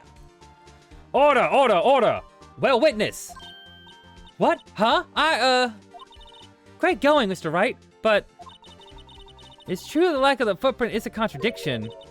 Then we have to ask why there wasn't a footprint. Oh, That's true. There has to be a reason why there wasn't a footprint. Think, Mr. Wright, think. I don't know why it's not here. I'm just good at finding contradictions. What?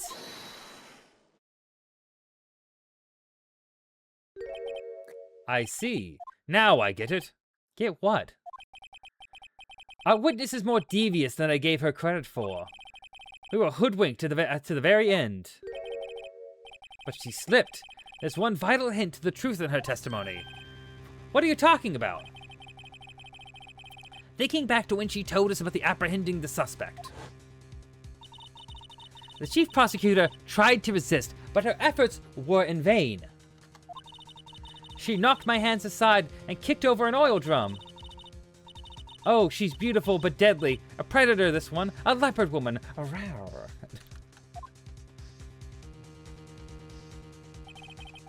I thought that was strange. I thought that was a strange thing for the normally cool-headed chief to do. No kidding. Now, witness. Allow me to ask a very simple question. This oil drum, was it empty? Oh, that, I'm not sure I like your attitude, Mr. Edgeworth. Though apparently you're not the slowest conveyor belt in the lunchbox factory. Witness! Well, was the oil drum empty? The oil drum kicked over by the chief prosecutor was brimming with water. But water? What does that mean? Still don't get it, Mr. Wright? Do you want to know the reason why she knocked it over? The real reason? Aha! You don't mean! Yes. The suspect knocked over that oil drum. For one reason and one reason alone. To erase the bloodstains that would become the evidence against her. Whoa! Yeah. That ties things up quite nicely. The bloodstains left on the victim's shoe tie her quite clearly to this murder. Then after the deed was done, she knocked over the oil drum to erase the telltale signs. Telltale signs. Well, that's a prosecutor's specialty, erasing evidence. That reminds me, this guy's right hand was hurt. Didn't she say she cut herself when she stabbed him? So that's when my sister's blood got on the shoe. Well, I see no reason to prolong this trial.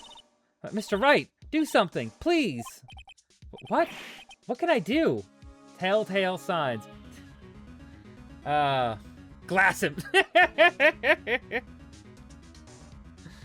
I need to play more Telltale games. Anyway, what can I do? Your sister has confessed to the crime and she tried to conceal it. But enough. There's no need for further debate. The verdict, Your Honor. Very well. But Angel Star is on the prosecution's side. She could have been lying about the water. This court finds the defendant, Miss Lana Skye. Hold it! Little girl, what did you just say? Huh? Me? Did you just say that I, Angel Star, was on the prosecution side? Well, yeah, you are. You're saying my sister hid evidence by erasing the bloody footprints. Well, I thought you had your fill, but here you are demanding a second helping. Another lunchbox! A lunchbox called evidence! Wait! Witness, don't tell me you have something else! The time for deliberations has passed. Any further comments, you will be held in contempt of court. Your threats don't scare the cough-up queen! Look at this! Oh, damn. Damn, he'd really be stabbed there. That's crazy.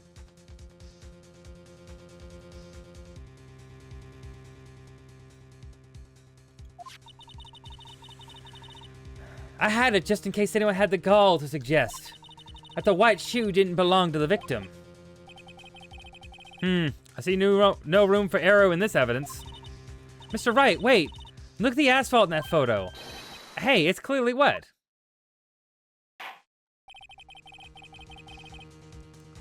Erasing the last trace of doubt from the court's mind. Immediately after the murder, the crime scene was washed with water. I'm sorry, Mr. Wright. I guess I couldn't help after all. It's not your fault. I knew I couldn't win this case from the beginning. And it seems it's what your sister wanted anyway.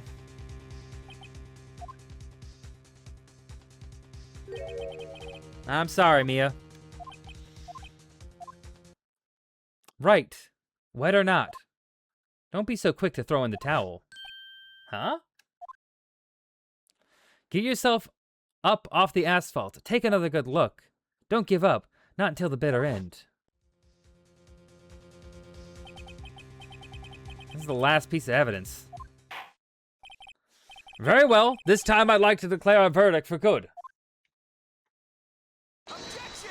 Objection! Your Honor, wait. What is with you people? Can I hand down my verdicts in peace anymore? Whatever it is, can it wait? No, it can't. Then then it will be too late. Look at this photograph, the last one submitted.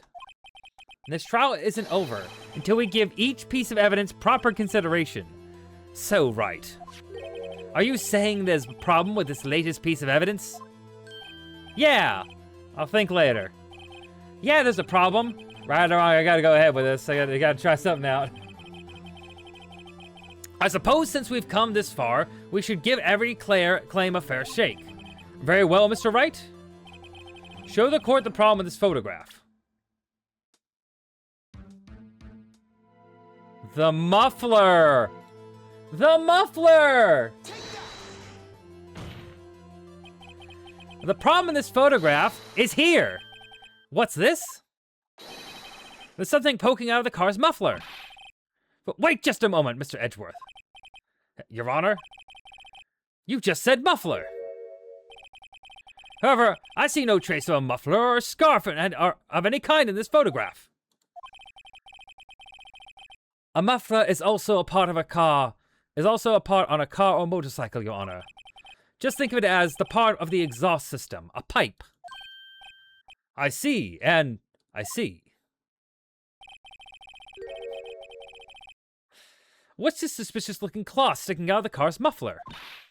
So what if there's something sticking out of the muffler? What does that have to do with this case? Nothing. Absolutely nothing. Objection!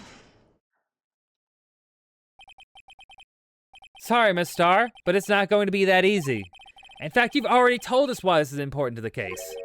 You said as much in your testimony. What? Let's hear what Mr. Wright has on his mind. Tell us why you think this piece of cloth in the muffler is related to this case. The phone call. Miss Starr, recall your testimony for the court.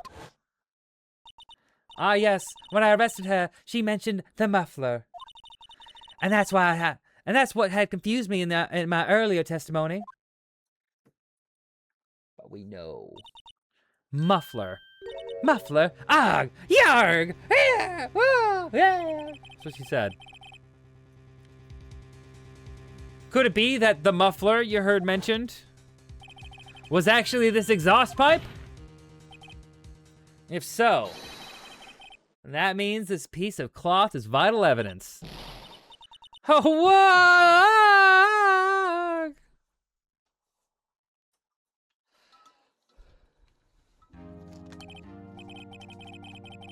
Well, it seems we'll have to proceed. We'll have to suspend the proceedings. Suspend?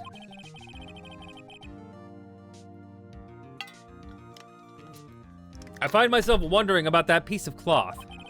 If we leave any question unanswered here, we do a disservice to the law. Have the car at the crime scene inspected at once and bring me that cloth. The verdict will wait until after we've seen all the evidence. Agreed? I suppose so. Woof, that was close. We made it.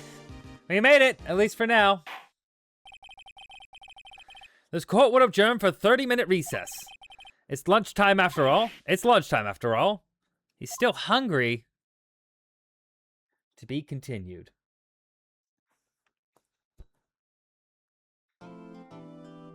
We did it! Save. Jesus, that took a long time. 2.5 hours in court. Okay. We got this. Mr. Wright? Huh, what?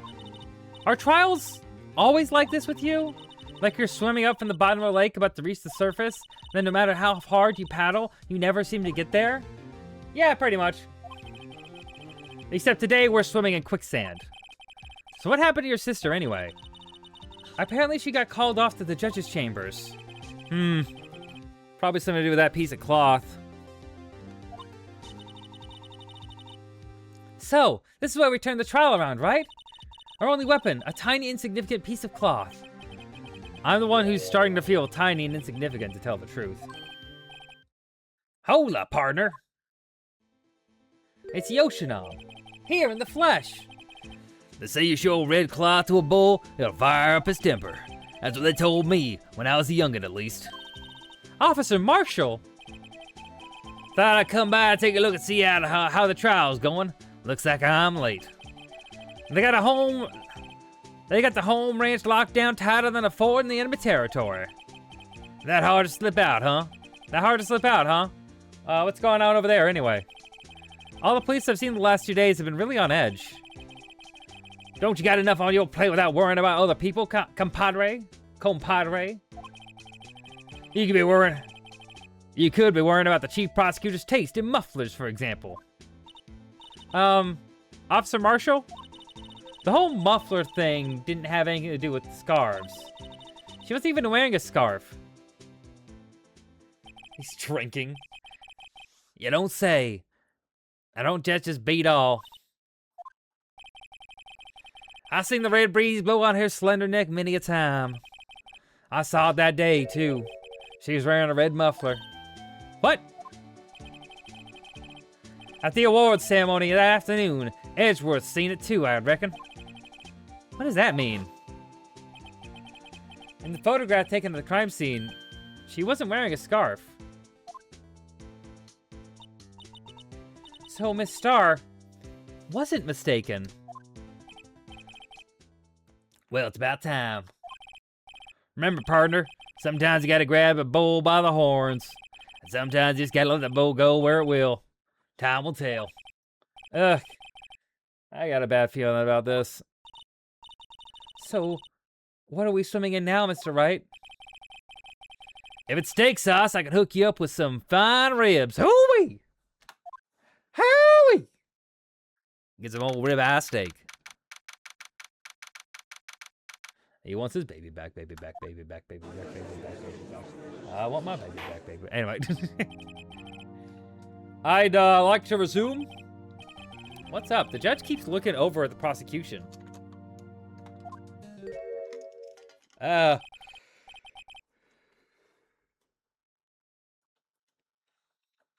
Is something wrong, Mr. Edgeworth? Your face is blue, your lips purple, you're sweating bullets. That furrowed brow, those grinding teeth, those watery eyes. I love that freak. What's more, your eyes are unfocused. It can't be! This can't happen! I wonder what happened to Mr. Edgeworth. Well then. I believe it's time we continued on with the trial. During our recess, I had requested the prosecution conduct an investigation. This is unacceptable! Seems our prosecutor is quite beside himself. Excuse me, knock knock. Who's there? Oh my. What's with this guy? A strange, stuffy aura seems to be filling the courtroom. Oh my. Oh god, what is going on here? Hey, the temperature rose 5.7 degrees when that man came in. Who on earth is he? He's got Rinnegan eyes. Ah, it's you!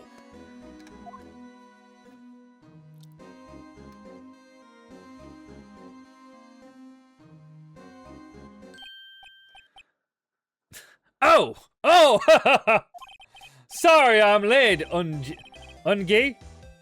Ungi? Udgay?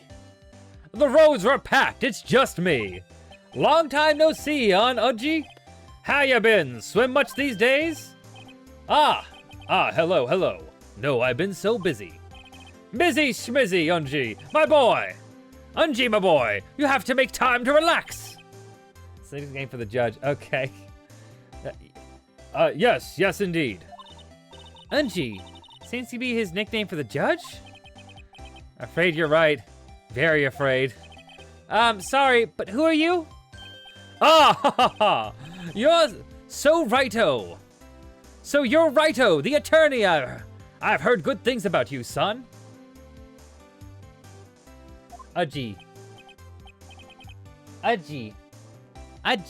Okay.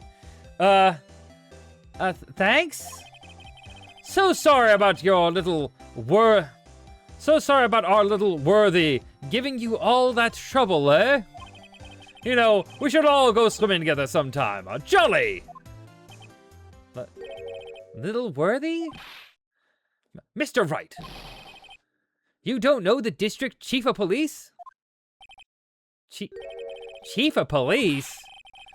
He's the top-ranking police officer in the entire district. That is that face.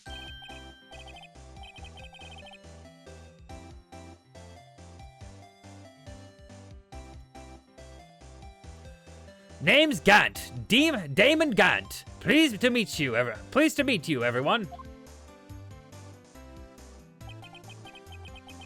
So, what do we owe this honor today? It's been over 2 years since you last came to this courtroom, hasn't it?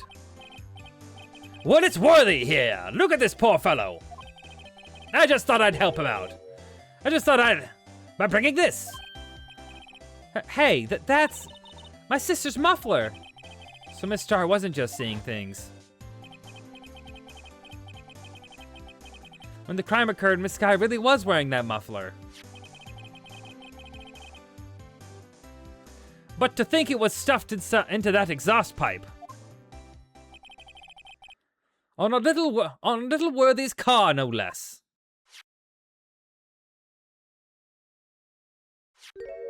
Oh.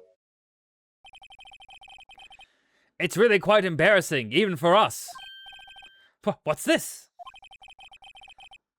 It's what you call a switchblade knife. Quite perplexing, this.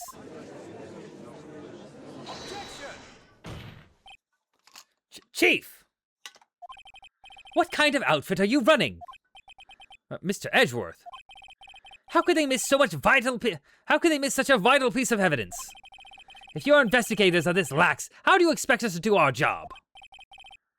Now, wait a minute, Worthy. I've no desire to hear your excuses. I'm telling you to wait. Or didn't you hear me? Have a look at this document. Here it says, person in charge of investigation. There's no mistaking their signature, is there? Miles Edgeworth. That's not fair. On the day of the crime, I had... Your head in the clouds because of you got that award? I know how you feel. But you're the person in charge. I expect a written apology. Are you serious? Don't be too upset. We'll find a way to clean up this mess that you made. This is the first time I've seen Mr. Edgeworth at a loss for words.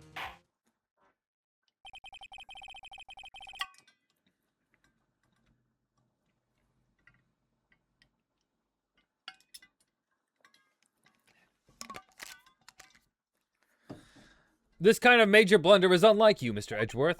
Gah! The court accepts this new evidence, but I'd like to ask the defense a favor first. Yeah? Just to be sure. I'd like to take a look at the blades of this knife.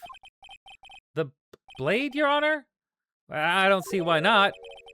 Could you open it up for me, I wonder? Yes, well, I think all you have to do is push the switch and... If I cut my finger, Mr. Wright, I wouldn't be able to pound my gavel anymore. Yeah, but if I cut my finger, I won't be able to point at people anymore. You need intact fingers for pointing. It's true. Woof. Ugh. Come on, just hurry up and open it.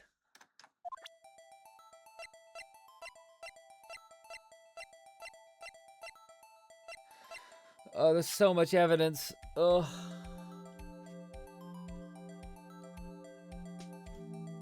Let's put in the spin zone. Spin technique, go!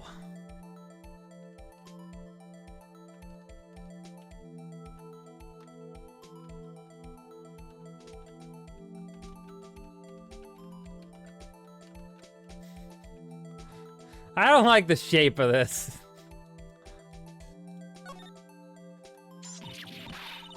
Whoa, don't scare me like that. I'm the one who's scared. Look at this knife blade. The tip is broken off. This dark red stain. Blood?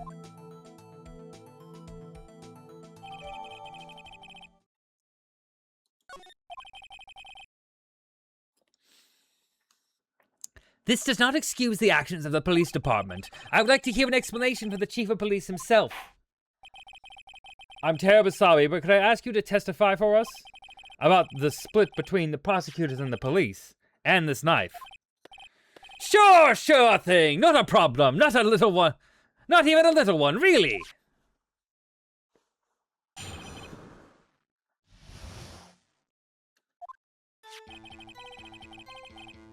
This knife is special, but I can't say how here. Unless there's evidence to prove a connection between this knife and Goodman. That was a bad day for the department. We weren't in any shape to do an investigation. A detective was killed at the police department, see? What a mess. That time of the crime? 5:15. Scary coincidence, eh? So it's not officially linked to this here case, so I can't talk much about it.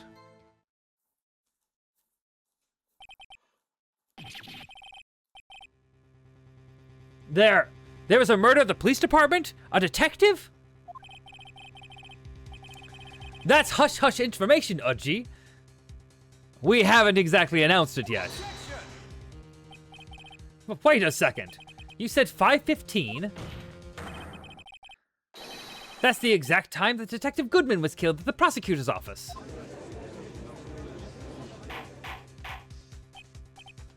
Order! Anyway, we at the department were all flustered, as you might well assume. We're in the middle of a top secret investigation. Don't tell anyone, okay? I think we understand the police department's situation. Well, Mr. Wright? 2 detectives killed at the same time in 2 different places. The chances of that are really slim, scientifically speaking, of course. I'd like to exercise my right to cross-examine the witness. Very well. However, keep your questions focused on the case at hand.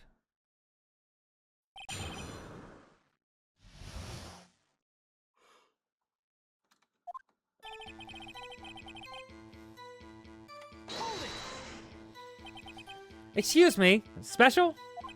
Mm-hmm. Hard to come by this particular knife anywhere else. Might that special thing be this little tag? Oh, sorry, Righto, but I can't say that now. Not that. We've established that the knife in Goodman's chest was this knife. Now, why was there another knife at the scene of the crime? That's quite a mystery. And like a mystery, it's wrapped in something. A muffler.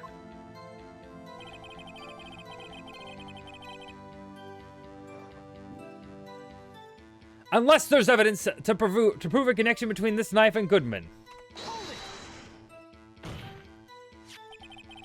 This knife was found on the scene of our crime. I think that makes it connected to this case, don't you? See, there's a lot of things that go on in the department I can't explain.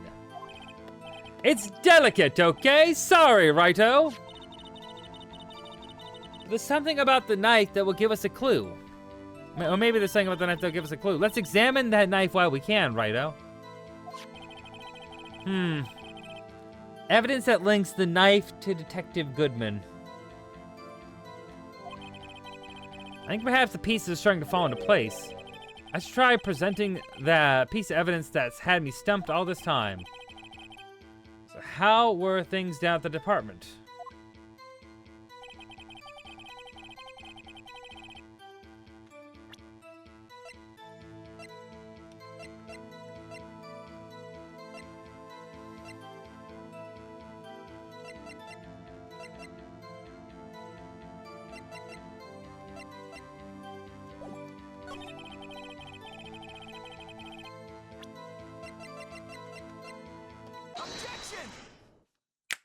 Got him. Wait a second.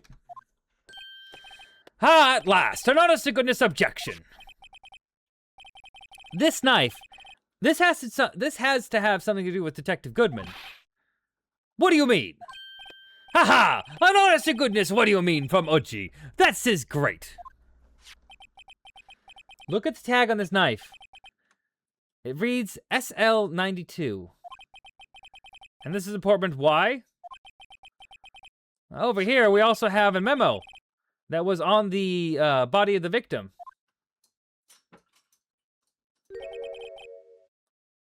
What's this? 6 minus 7S, 12-2. Your Honor, it's upside down. Upside down. The printed name on the memo makes it look like it's right side up. But turn it around and what do you see?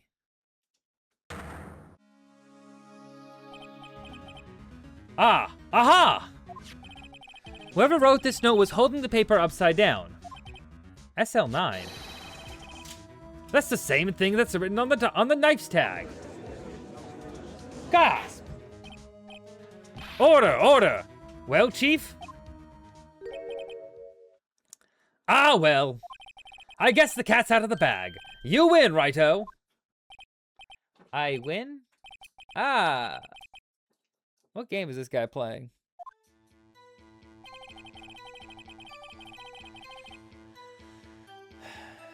This knife was evidence in a case. This knife was evidence in a case. It was stolen from the department evidence room. That was a bad day for the department. We were in any shape to do any investigation. Okay, let's press on that. So this knife was stolen. Yes, but on the day of the murder. It was evidence, you say. It was, in fact, a murder weapon. Nice, nice, nice. Good show, little worthy. It was a murder weapon, as it happens. It was evidence from a case long since solved. So this knife was stolen on the day of the murder, and it was found in the exhaust pipe of Edgeworth's car.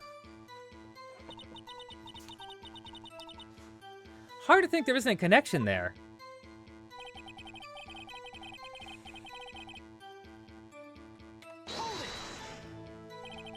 Something happened at the police department too, huh? You got a good look in your eyes right there, righto, my boy? Sharp, hungry. So something did happen. And why wasn't I informed? Why weren't you informed? Well, why didn't you ask? No matter, I understand you were busy. I understand. You were busy and what with Lana's case and all. All the pronunciation, the punctuation. Gotta get that right. Well, what happened? What happened at the police department that day? Detective was killed at the police department. See what a mess.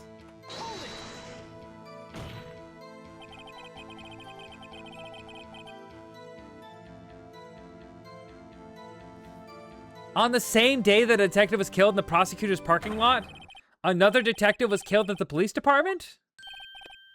That's a fact. Surprising, isn't it, Oji? I'm at a loss for words. And the perpetrator? Do you have a suspect? Well, there was a suspect. Just arrested them, in fact. Just arrested? That was quick. But there's still a lot of unanswered questions. Maybe you could help, righto? I suppose I could help if you help me by giving me data on your case. Oh, good one. This kid's sharp. Okay, here's the deal. I'll tell you one thing, but one thing only. We know when the victim died. Ah, these two seem important. I'm gonna stand up for a second. I gotta stretch.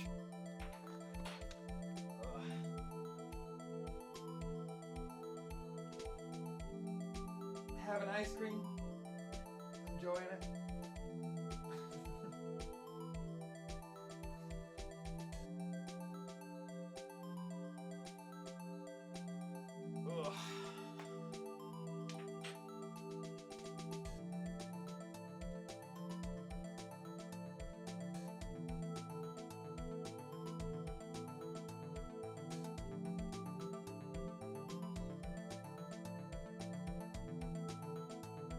We don't know how the victim was killed.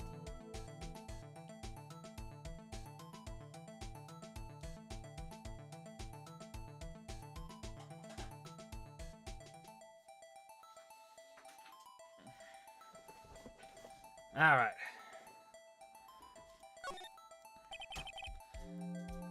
Well, how was the detective killed? How was he killed? Now that's an interesting part. That's the interesting part. It was what we in the force call a stabbing with a knife. A knife? That's exactly the same as Detective Goodman. That's the spirit. We're cooking now. But you know, that's not the only thing that was exactly the same. What do you mean? There are more similarities between the two cases than the cause of death. Seems like I'm gonna have to press this a bit harder.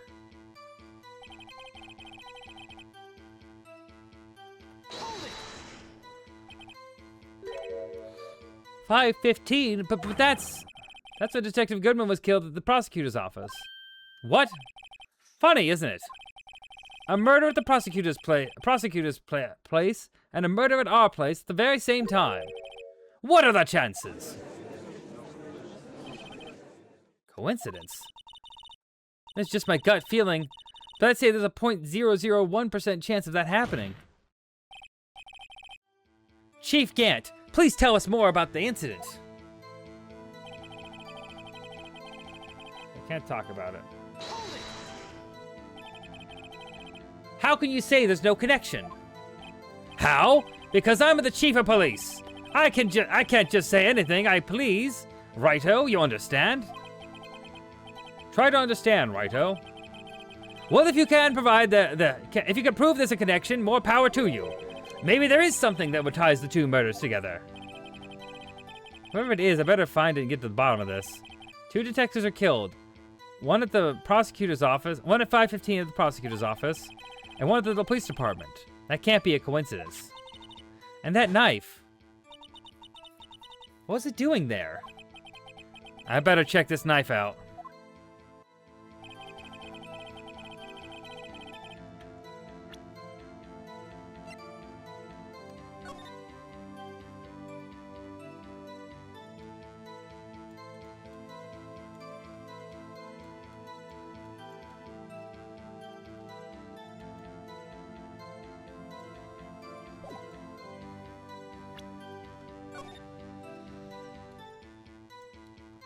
Very hard to control it. There we go. There's a small tag on the knife. It says SL92. What's that supposed to mean? Okay. We already know what this is about. Skip all that.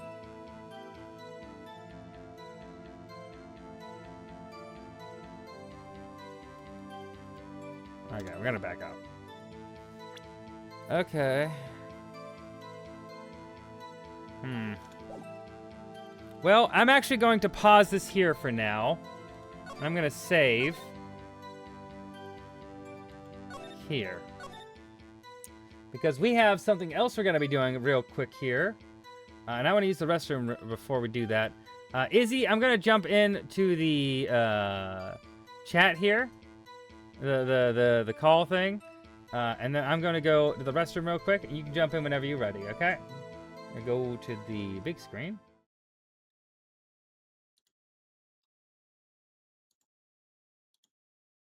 And I'm going to change over to just chatting because we are going to anime court.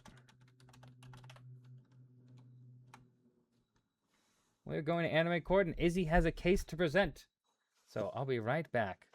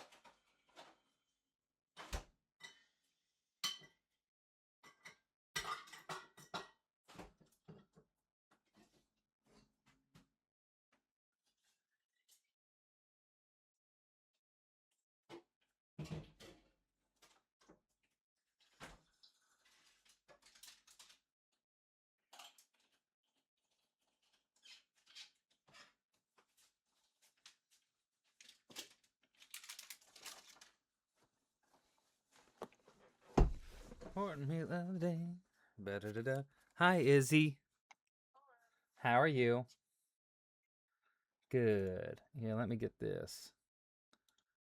Ba-ba-ba-ba.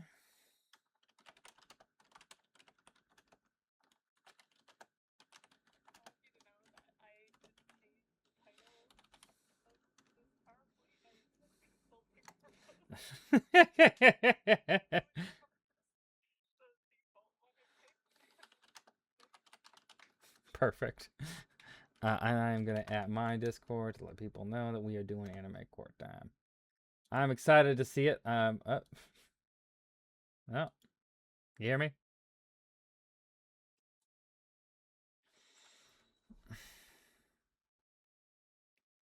Okay, there we go. My Discord freaked out for a second there. It doesn't like when I'm in a voice call and also tried to publish something in my Discord. I don't know why. I don't know why it has that issue, but it's been having that issue for like a couple months now. I don't know. Oh, of course. And now everything's broken on my screen. That's great. Here, let me fix that. I got it. What a wonderful time. Oh, dude. They're adding an update to the Joust map in Smite 2. I gotta follow. Oh my gosh, I'll check that in a second. And it looks so sick. So like the Joust map setting for Smite 2 is Arthurian, right? So it's like on a castle. Like you're on the parapets, you know? And there's like a dragon on like the chaos side. So they upped the dragon and like made him look better. And then they added a bunch of fog and lighting changes all over. It looks so good. And they're adding Naja soon. Chiron's getting added on Chiron's coming in on Tuesday. Anyway, they added a cool thing with Chiron where like if you build him like attack speed, then his two like the target thing, it fires 3 targets instead.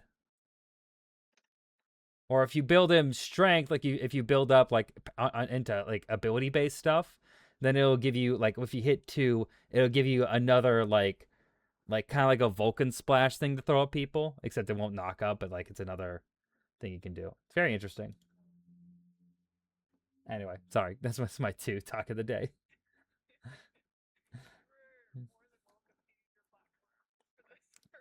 And it's what I like to do. It's what I like to do. I'm gonna give it a couple minutes. I'm gonna give it a minute here or two. Let me just vamp for a second before we get to the court stuff. But how you been? What's been up in Izzy's world?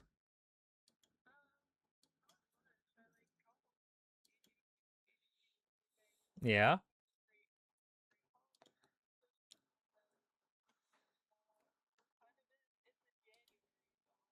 yeah, yeah.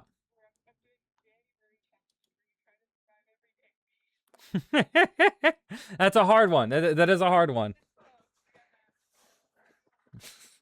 Also, I want the Groucho Bar X. Thank you for the follow. Uh, Also, ooh, you can't hear Izzy. Let me change this so you can hear. The Discord thing keeps the Discord. Okay, can you talk? Hello. Okay, the Discord thing is weird because like I have like Discord as its own source capture for audio, right? And Mhm. I have to have it selected to the exact like it's like you have Discord selected, but it's Discord for like I'm in a different channel, so if I change channels, I have to update the source in OBS. It's so annoying. I don't know why it does Oh, that. interesting. Yeah, but I have to do that to have Yeah. it as its own thing. I'm a very bad streamer and I do everything through desktop audio. I used to do. I did that until like a couple months ago. So it's not. It's just that's normal. Yeah. I just wanted to be able to play Spotify. So I was like, oh, I'll do the thing and make it so it's all different Yeah, sources. fair. So yeah, Very fair. yeah. But yeah. How's- The only update the chat may have missed from me is that I'm trying to do the January challenge, which is where you survive every day of January, and that's it. That's the only thing you do. And also, hi Gretcho. Oh my gosh, hi Mug. Hi. If it ain't broke, don't fix it. Exactly. Hello, can't say long, but this sounds greatly interesting. Yeah, I'm excited for this. Um, I uh, have I worked so hard on this PowerPoint for a whole maybe 2 hours yesterday. we had our first anime court was with Jess. Jess came in and presented her case about why she thinks Sukuna is innocent of all crimes. Um, Also, hi Vixen. I am Greta, meeting. I'm in a that's meeting, but Greta. have fun. Yeah. Okay. Yay. Hi Greta. Um, but yeah, there's also an ad break supposedly going on right now, so I'm gonna wait till that's over. But anime court, it was a lot of fun doing it with Jess. Um, so there's gonna be a presentation of Izzy's ideas and case, and then I will ask any clarifying questions along the way. Mhm. Yes, yeah. And then after that's all done, after we've settled everything, then we will put it to the chat to vote on whether they agree, because they're going to be the jury and they're going to, decide who's innocent, who's guilty, as juries are Mhm. wont to do. Da, da, da, da, da, da.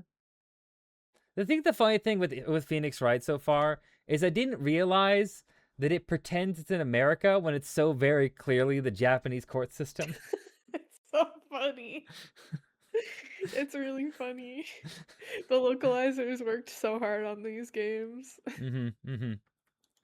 I mean, they did a good job. Like There's local, only so much you can do.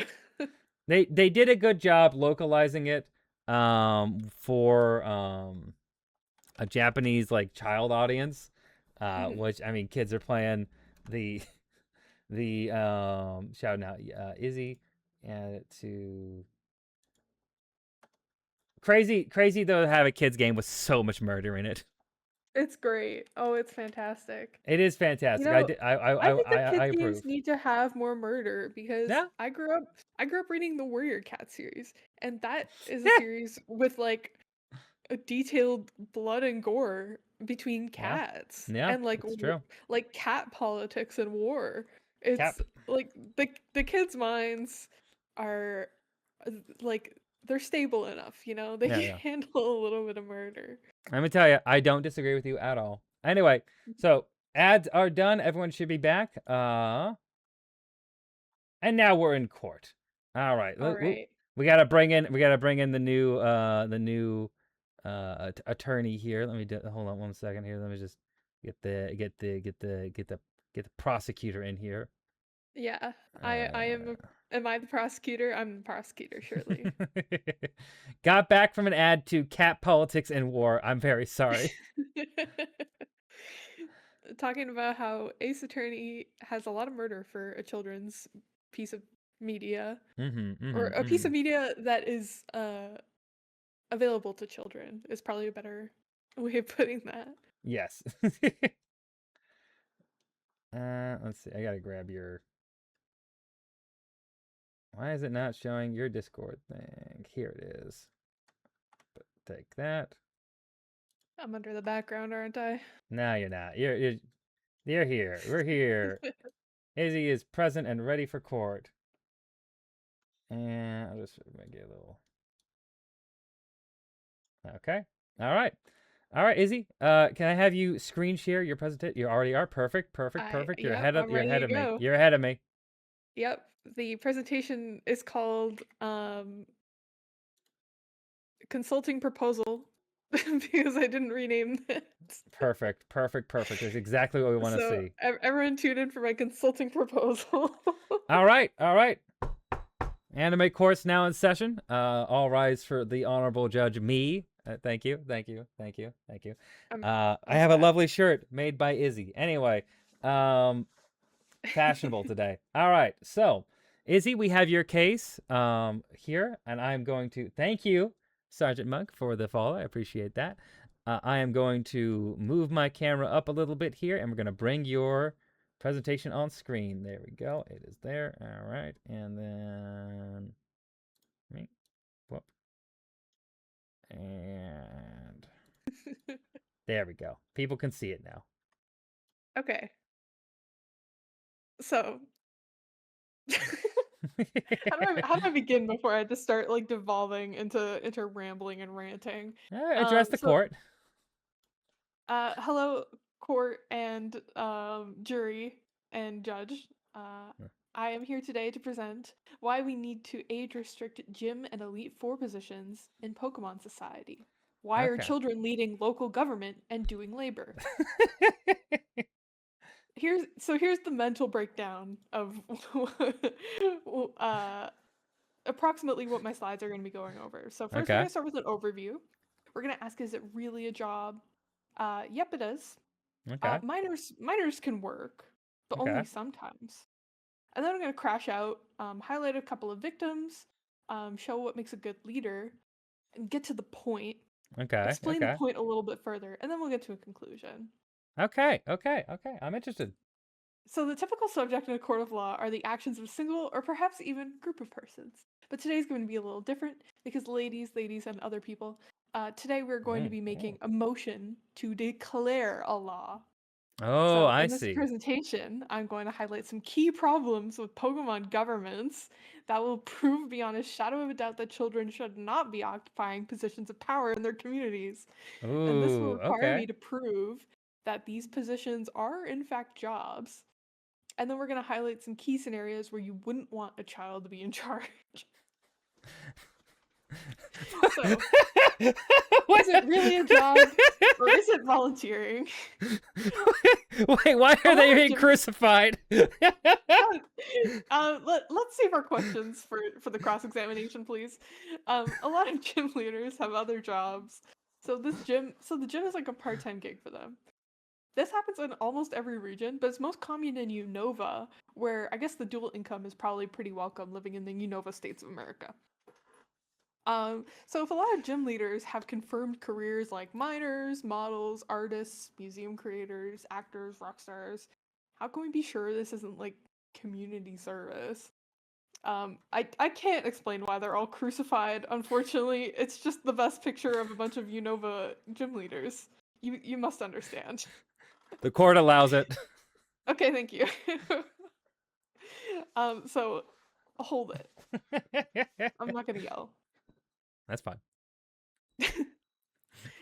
Here we have some quotes from our witness, Larry, the gym leader and Elite Four member from the Paldea Pokemon League.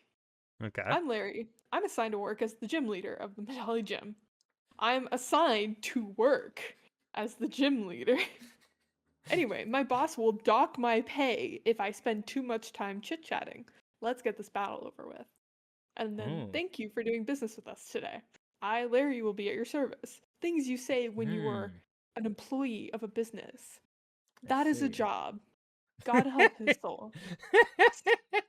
So, my witness and his testimonies prove that being a gym leader is a job, which a lot of people aren't always 100% sure about, Okay. like I mentioned, because sometimes gym leaders have other jobs. This isn't community service, this is like a part time job where the gym leaders are like ferrying kids along through their Pokemon League journey.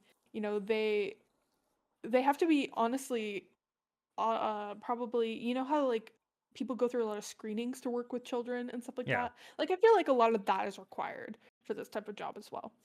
May I? Because you're basically you're mentoring, you're like tutoring people and like giving them the gym experience. I would like to Did you have a clarify. question? Yes. Would you say this is similar to someone who owns a part-time karate studio? Yeah, pretty much. Okay. You may proceed. It's very very comparable to that. Okay, so what? Minors can have jobs. It is true, and I looked it up, that in Japan, children under the age of 18, but no younger than 15, may have a job. It has to be outside of school hours, and it can't be anything dangerous. Okay. So, like, they can't, like, be minors, etc. But objection, once again. And Okay. here we have our witness, Red. Red was doing police work when he was 11. Average 11-year-old activities include picking their nose, playing Roblox, and eating Lunchables. But I guess let's not forget police work like busting a ring of criminals. So not only was he below the age of being allowed to work legally, he was not doing work deemed safe. Like, let's be real. Also, he was not paid by the proper channels for this line of work, but that's also like that's a different slideshow. He was paid by all the people he defeated instead of like through the government for doing his police work. Yeah, anyway. Different slideshow, but I digress. So tell me why his boyfriend became a gym leader 2 years later when they were both 13 and nothing was done on the federal level to prevent this sort of occurrence from happening again. Uh-huh. In a Uh-huh. world like Pokemon, where the winner of a battle is given complete respect and authority, why are community leaders like gym leaders not addressing these issues instead? So, like, when Red was going around defeating all of Team Rocket, what were the gym leaders doing? That's a good Nothing, question. because Brock and Misty are like fucking 14. So, why sometimes are these community leaders children when they're it should be adults in these positions who are Mhm. protecting their community and children in the community. This happened like 6 more times, by the way. This happened to all of them. Fair, fair. These are traumatized victims of the system who Red set a precedent and they were like, "Well, I guess it's just my job to clean up the local gang." Mhm. So clearly, in a world where the strongest trainer earns the respect, there are times where gym leaders and league members must step up to the plate and serve their community as a guardian and reliable figure. So, like, Blue, who's 13 running Viridian Gym, is often just like straight up gone. So, like, you have to go find him to even like get a gym fight, let alone he's not protecting his community. He's 13. Mhm. And like Giovanni was arguably also gone all the time, but he was literally a criminal, so like that was a different issue. Mhm. There's a Mhm. lot of Mhm. there's multiple layers of issues here. But I do have a good example where, however, when the weather starts to go haywire in Hoenn because of the actions of a criminal gang, Steven, the league champion, actually shows up to investigate and does something about it. Mhm. Which is an example of a reliable adult in these positions of power addressing a situation. Of And course. as for more examples, well, there are others. Sorry, I can't stop gazing into his beautiful eyes.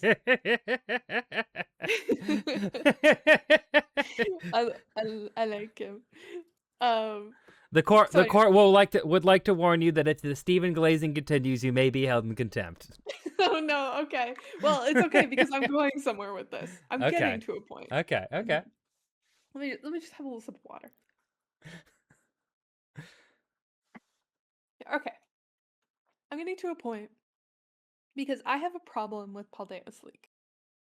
I think I think it's a really serious problem that needs to be addressed like immediately. Okay. Oh. This bitch is 9.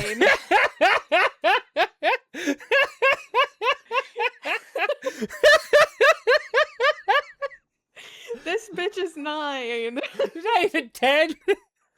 She's not even 10. This is Poppy. She is a member of the Elite Four. This is Larry's co-worker, my previous witness. What? We're co-workers on the same level with the same pay.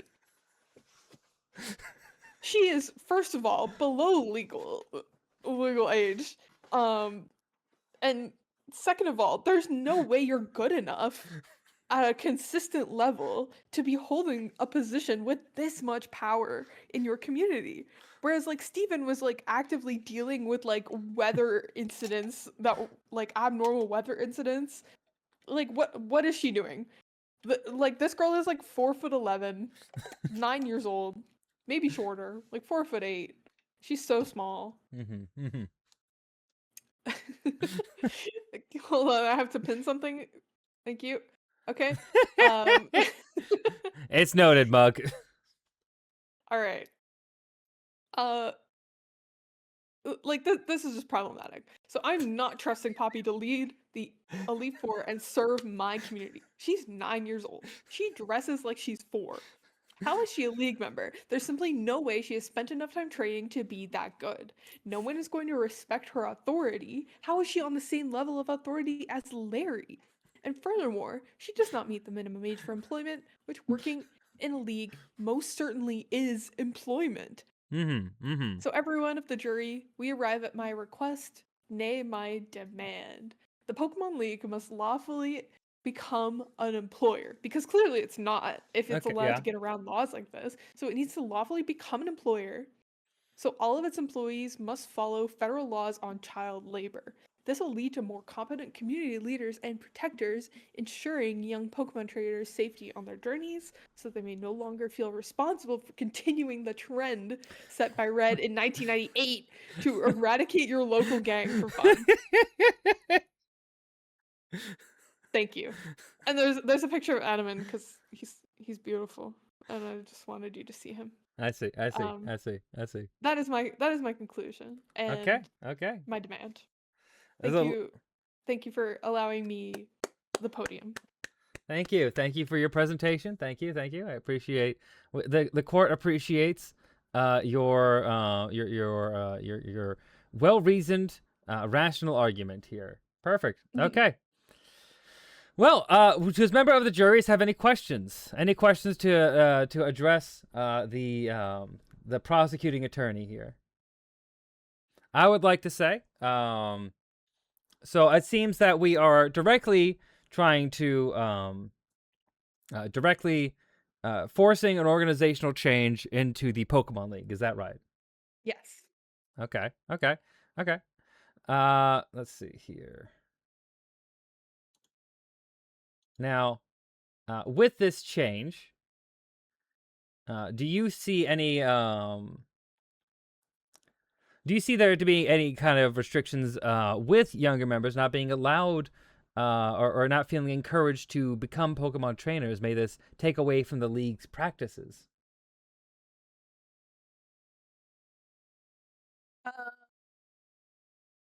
Do you think this is discouraging to younger trainers? I don't know. Like I think if you're a younger trainer, you have like okay, forgetting trainers, like in real life, Mm-hmm. you don't like look up to other children who are in jobs. You look up to adults and you Mm. follow them as role models. Like no kid wants to be like another kid most of the time. It's always like when I grow up, I want to be this. So Mm-hmm. I don't think it would be discouraging to trainers to want to become a gym leader just because they don't have any role models their exact age.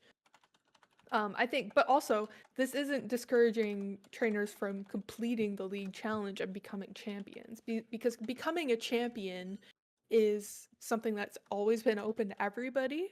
I The see. job title of champion is a different thing. So like Lance occupies that champion role, you know? Um, so he keeps that role when a kid defeats him. The kid just also earns the champion title.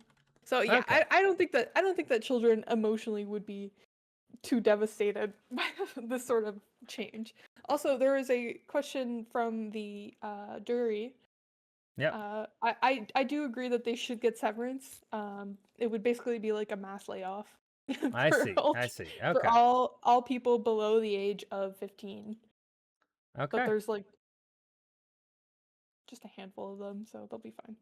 All right. Well, the poll is in the chat now to decide: should the Pokemon League follow labor laws? Yes, pay them kids, or no, f them kids.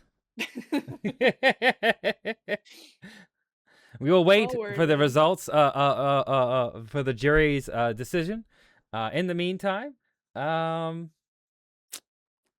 I gotta play Arceus at some point. Oh, it's the I best I one. do I I love do it. own it. I do own it now, so I gotta play it. Did you enjoy like Breath of the Wild and Tears of the Kingdom much? Yeah, yeah, I love those. Yeah. Oh, okay, you'll love Legends Arceus. It's like what if we could go exploring and then also Pokemon was there? Like it's so good. It That makes me sounds so fun. happy. Yeah. And it's not a fully open world. It's like Hmm. multiple open sandboxes, which I think is better than an open world Yeah, because an open world can get overwhelming, you know, you get lost, you get sidetracked. But in especially with these something like ones, like Pokemon. yeah. In these you get lost and sidetracked, but in a more manageable way that you're not just like in the weeds forever. Hmm. You're in a healthy amount of weeds. A reasonable amount. Yeah. Yeah, okay. Okay. Perfect. How did you feel about this segment? How'd you I really appreciated your presentation. Very well thought out, put together. I Thank love you. the constant gif of explosions on the 9-year-old. That's backup for you if you want it, so you can keep enjoying it for yourself.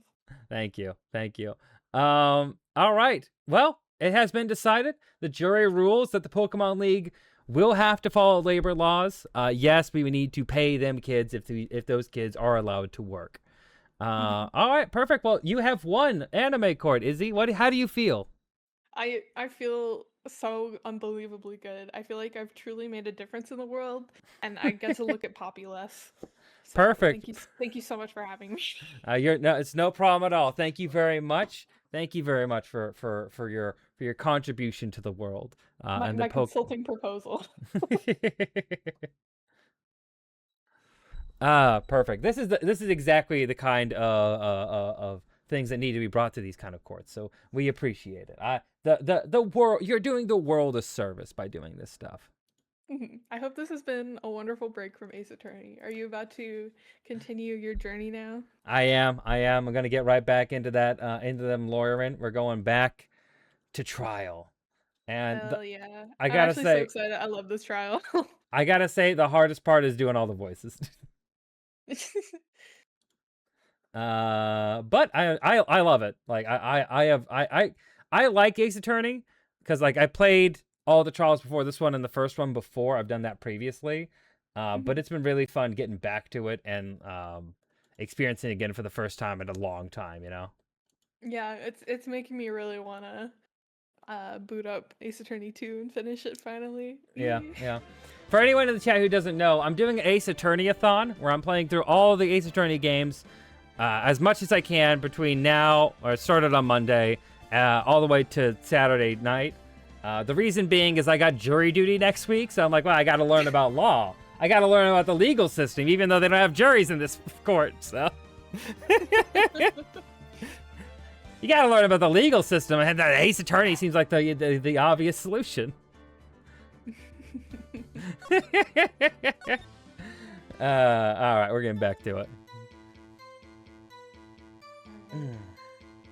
I think I'm going to demote myself back to viewer. It has been so fun. Yes, thank you very much, Izzy. I really appreciate it. Hopefully we can do this. I mean, we're definitely going to hang out again soon, but hopefully we can do this anime court soon. I want to try to find another way to do it. I wish I was going to... I had one plan with Yosh, but he got strep throat, so he's not able to do it, unfortunately. So hopefully we can get some more ones scheduled. Or just do like a PowerPoint night, because I really enjoy PowerPoint presentations with friends. I think it's a really good format. Yeah, I'd be happy to run this one back anytime.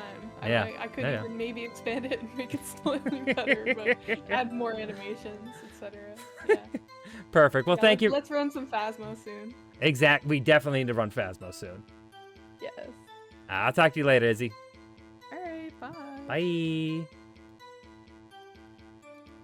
Give it up for Yizzy Yog KV hanging out here in the chat. Good times. Good times. All right. Isabel will hand you a JD after playing through the Phoenix Wright Trilogy. Exactly. Exactly. Thank you all for coming to my TED Talk. You're very welcome. All right. This knife was evidence. Sorry. All right. So we're interrogating Gant because there apparently was another murder that happened at the same time as the murder that my defendant is being accused of. There's two murders that occurred at apparently the same time in two different places. And this guy's like, wow, I need proof that they're connected. I'm like, what do you mean proof? That's whatever. So we're gonna get this guy, the chief of police. Hey, Cab. Anyway, that was a bad day for the department. We weren't in any shape to do an investigation. A detective was killed at the police department. See, what a mess. A detective was killed at the police department. See? What a mess. The time of the crime, 5:15. Scary coincidence, eh? Okay. Okay. It is a scary coincidence. I don't know if it's a coincidence. I don't see how that's a coincidence.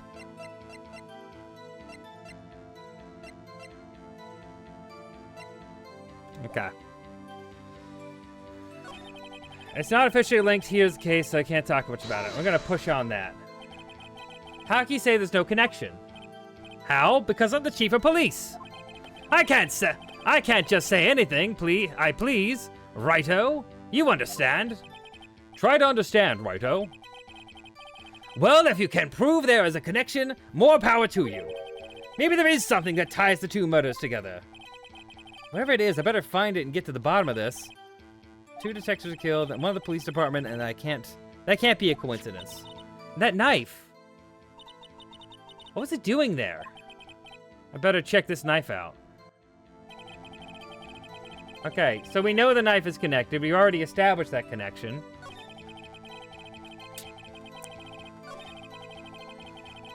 Maybe I need to represent the knife.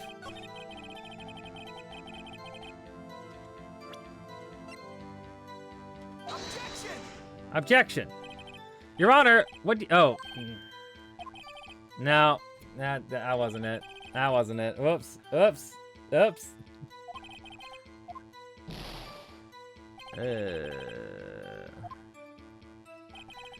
Okay. It's not officially linked here, so as much as we talk about. Okay.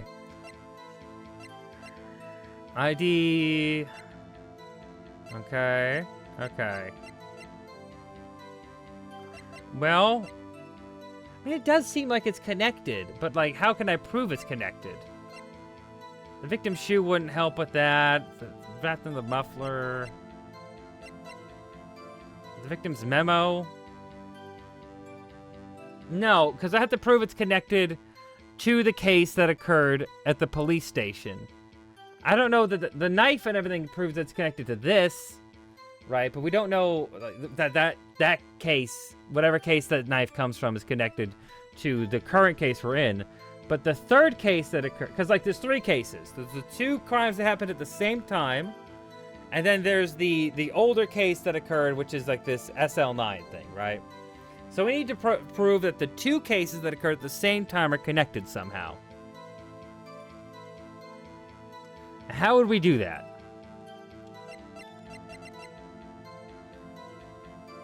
Chief of Detectives, created by Detective Gumshoe. This wouldn't help. That wouldn't help either. I don't see what would be helpful in this. Maybe, no. Well, this would prove that they're the King of Prosecutors. There's a connection to the... There's a connection to the actual police department that day. That could be it. That's a hard one. It's difficult. I don't think that's it, though. I don't think that's it. I think I need to press him a little bit more on these things.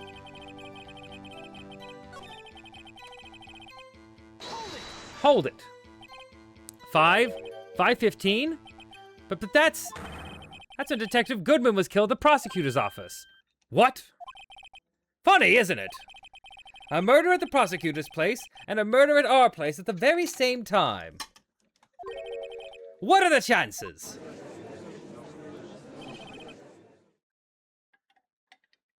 Coincidence? This is just my gut feeling, but I'd say there's a 0.001% chance of that happening. It's scientific. Chief Gant, please tell us more about the incident.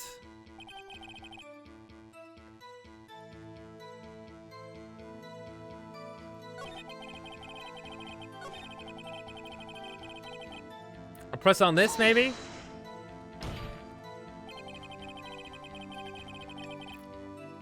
On the same day that a detective was killed in the prosecutor's parking lot, another detective was killed at the police department. That's a fact. Surprising, isn't it, Unji? Uji. I'm at a loss for words. And the perpetrator, do you have a suspect? Well, there was a suspect. Just arrested him, in fact. Just arrested? That was quick. But there's still a lot of unanswered questions. Maybe you could help, righto. I suppose I could help. If you help me by giving me data on your case. Ah, good one. This kid's sharp. Okay, here's the deal. I'll tell you one thing. Okay, well, we know how the victim was killed, right? By a knife. Where the victim was found. So tell me, where was the victim found? Well, I can't speak on where his corpse was found. But I can say the crime took place in the evidence room at the police department. The evidence room? Wait a second. I have heard of that. The evidence room? Didn't he mention that in his testimony just now? This knife was evidence in a case. It was stolen from the department's evidence room. Okay. Well, there we go. There's a connection between the two cases. So I just had to press on that in a different way than I had previously. Okay. You seem happy, Mr. Wright. Happy? We just got handed our ticket to go to town on this case. The link between the two cases established, we finally have some leverage. Now we can get Gant to testify about the details. Okay. Now I present the knife. Objection!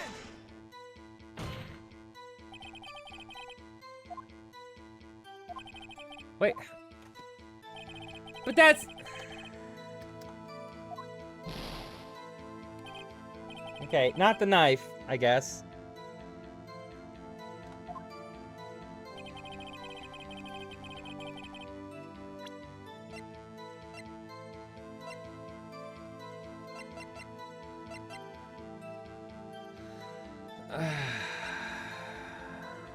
Objection! No. But that's what it is! That's the connection! They just said, but that's the...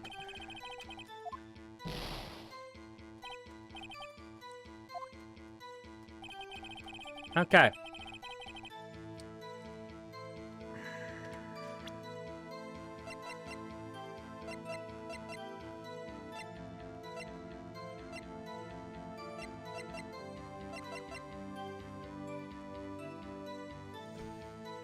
Am I going crazy? Because that was clearly the connection, right? They talked about it. They did a whole thing about it.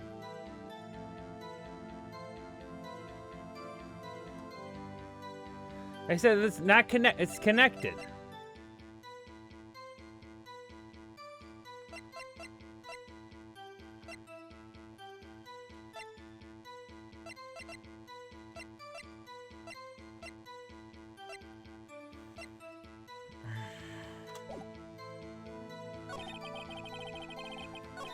Okay, let's try this again.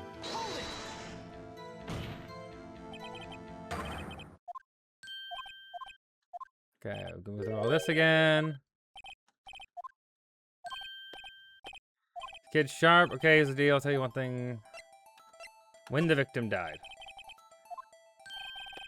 That's a sharp question, righto. Very sharp. Well, my boy, you're gonna love this. Okay, yeah, it's the same thing.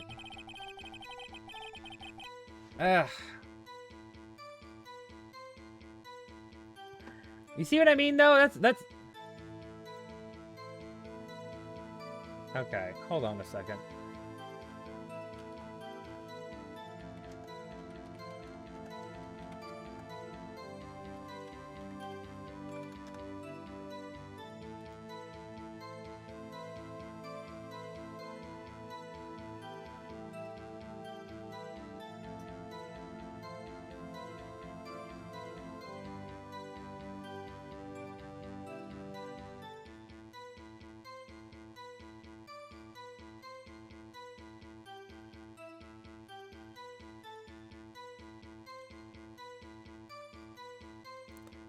Are you kidding me?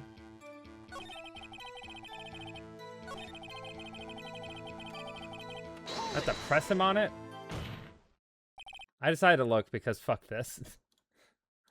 I'm not restarting this. Connection to the case has already been proven. Huh? You don't say. Well, out with it, righto. What's the connection? Yes, out with it, Mr. Wright. The connection is a place mentioned in the testimony we just heard. The knife found in the lot was stolen from the police department's evidence room. Not to mention the victim had on him the case number on the knife's evidence tag. Okay, so that's the... Whatever. I think that should have counted, but whatever, it's fine. And we also know that the detective murdered at the police department was killed in the very same evidence room. Indeed. There do seem to be too many connections for it to be a coincidence.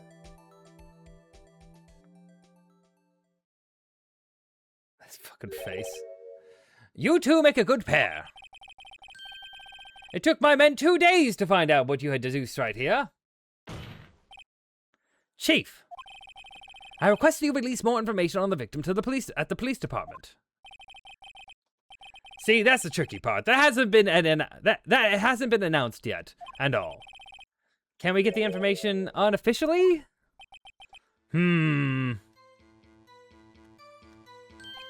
Sure, why not? It's unofficial after all. What, really? That worked? Okay. Cool. Who would have guessed?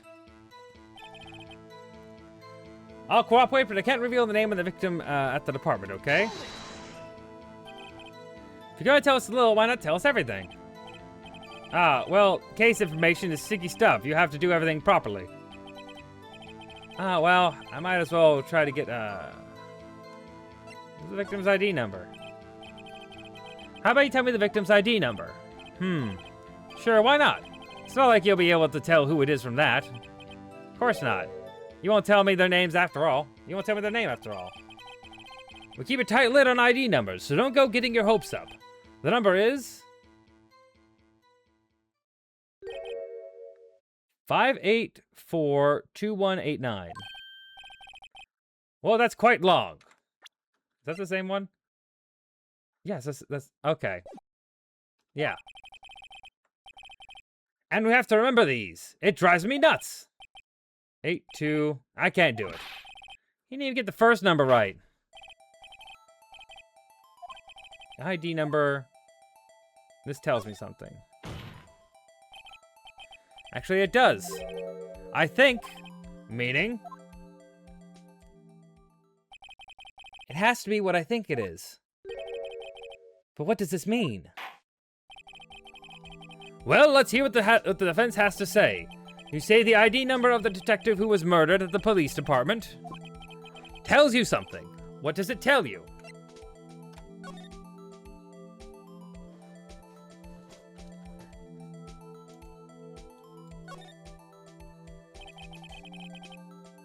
A name and ID number are written here. Sergeant Bruce Goodman, ID 584-2189. I wonder why they only use numbers for IDs. What else would they use? Letters, silly! They're the reason we have written language in the first place. True. Sergeant Bruce Goodman. See, why wouldn't that make a Well, it does have a certain ring to it. Exactly my point, teehee. It doesn't take much to amuse her.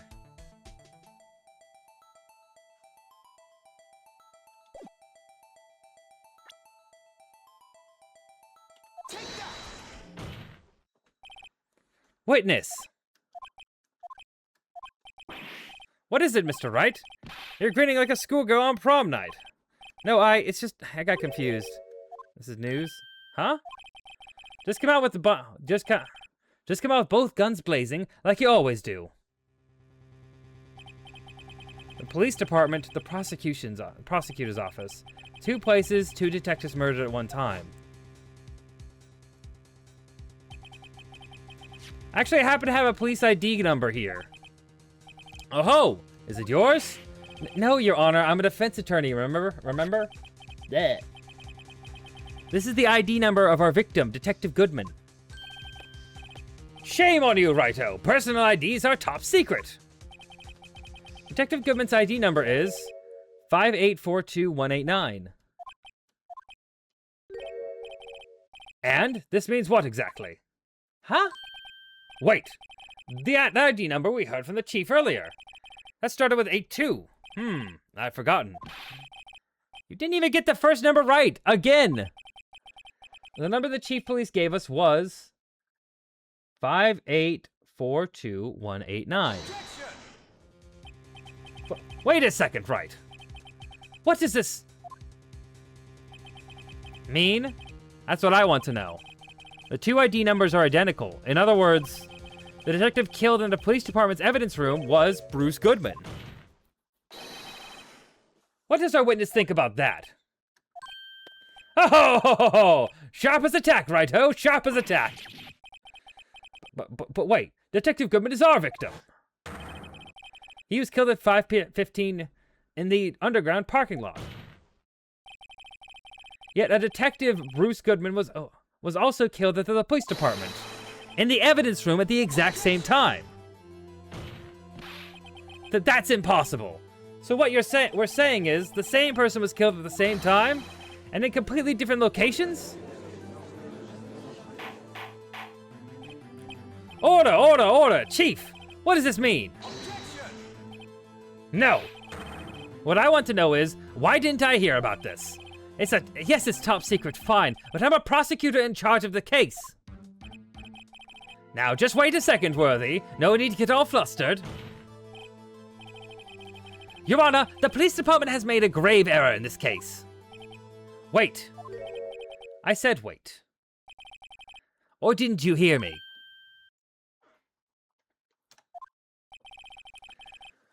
The oversight, the grave error? Mr. Edgeworth, they're yours. What? How? How dare? We informed you yesterday. I believe it was our Officer Meekins who brought you the news. Officer Meekins? Mr. Wright, where have we heard that name before? Wait, aha!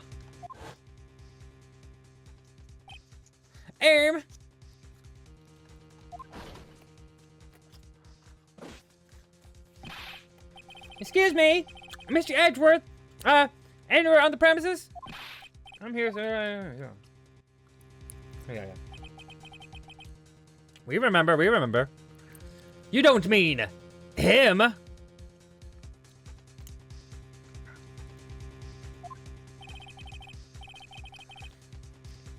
According to Meekins, you didn't accept the report. Hard to believe. But your officer, he told me. He said the report had nothing to do with the Lana Sky incident. Detective Bruce Goodman murdered in the police department evidence room. Mr. Edgeworth, the victim's name is written right at the top of the report. Gah! But why didn't your officer tell me? Honestly, I'm not sure that officer was capable of making the connection. He did seem challenged. That's an interesting way to put that. Okay.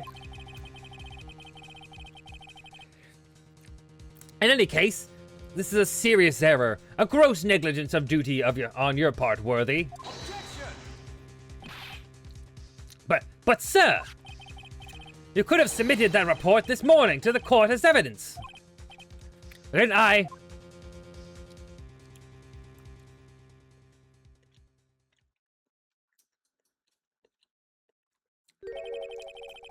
no such luck this time, Worthy. Or should I say, unworthy. What?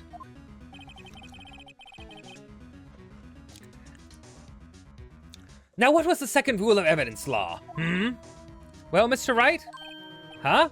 Oh, well, it's, rule number 2. Unregistered evidence presented must be relevant to the case on trial. And how is this rule relevant? Normally, you should submit a list of evidence to be used in court before the trial. This report wasn't on that list. So, what does this mean? I couldn't submit this evidence until a connection was proven in court. The connection was just proven by Raito over here. Good job, Raito, my boy. Huh? I was just doing my job. No! No! A trap was laid. It seems we have come to the end of this trial. I know you're going through a tough time, Worthy, with all those rumors. You were even in the defendant's chair just this past December. I apologize for this terrible lack of due diligence on my part. Mr. Edgeworth, please, just give me one day. I'll get to the bottom of what happened, if it's the last thing I do. You'd better get results this time, really. Really. You have my profound apologies, sir. Poor Mr. Edgeworth.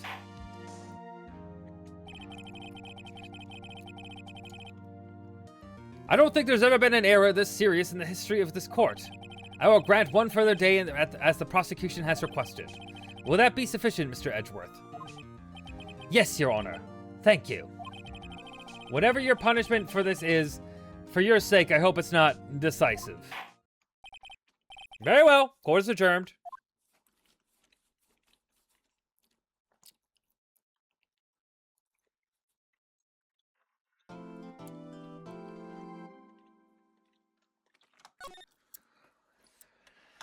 Okay.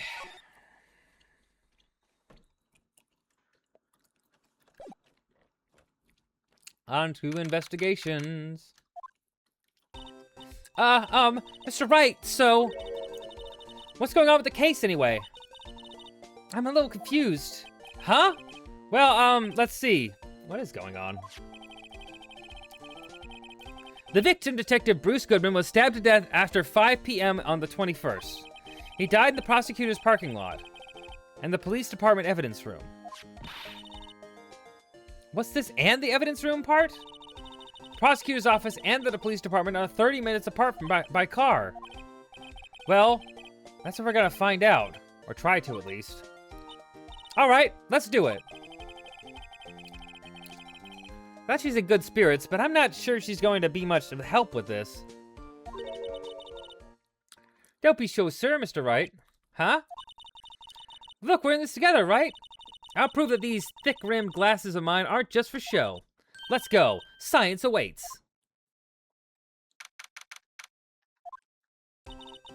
You know, I really don't think we should worry about the police department murder.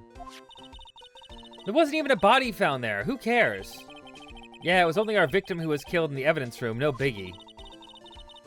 Besides, my sister would never do such a thing. I know it.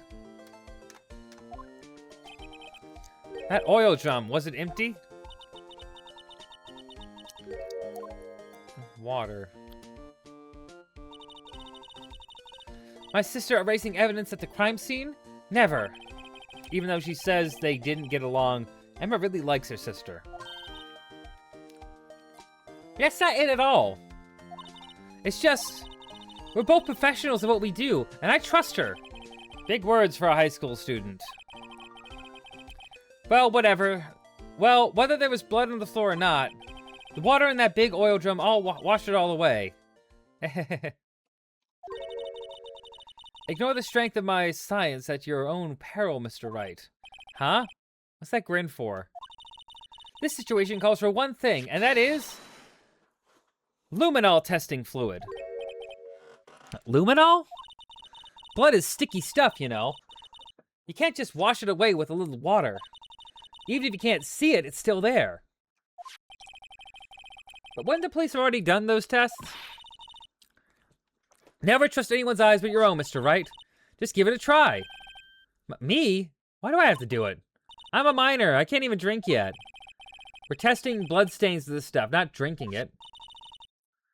Here, look, I'll lend you these glasses. Huh. Hey, extra pair of those things? To test for a blood reaction, just spray the luminol at it. Like this, see?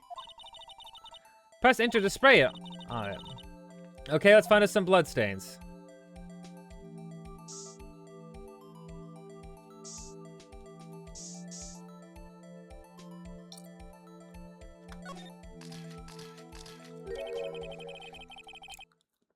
I can see her eyes shining behind those glasses. So is this a bloodstain? It's so, Emma, you're shaking. It's just, this is my first time seeing real blood. Scientific investigation in action. Okay, well, we definitely know that this is a blood stain. But doesn't something strike you as odd, scientifically speaking, of course? What's odd about this, scientifically? The amount of blood.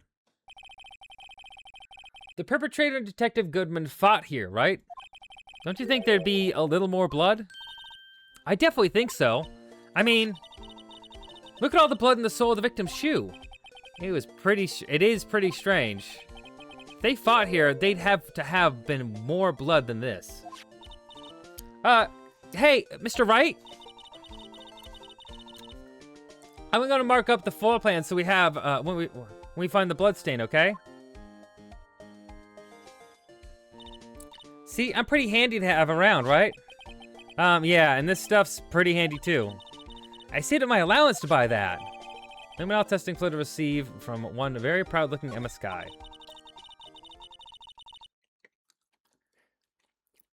We can't be sure that the police will reveal all their evidence in court. Sometimes they fail to mention evidence that doesn't fit with their view of the case. Let's drag that hidden evidence out into the light of day. Yeah, feels like we're investigating a crime now, doesn't it? I guess you should give this a spray on anything suspicious. Ha! I wonder how that fluid of yours would react to a nice deli box. Miss Starr! You only trust your own eyes, Not bad, you two. This day old deli box is on the house. Sorry, it's just that kind of lead-in doesn't really get my mouth watering. Nah, I gotta do something real quick.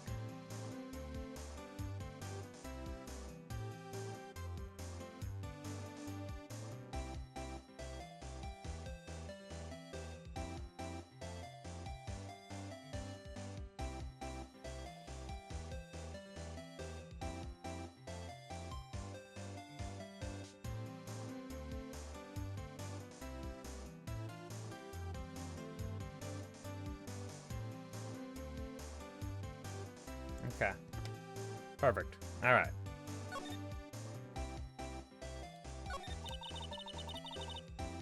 You certainly put me in a tight spot today. My apologies, Miss Star, but...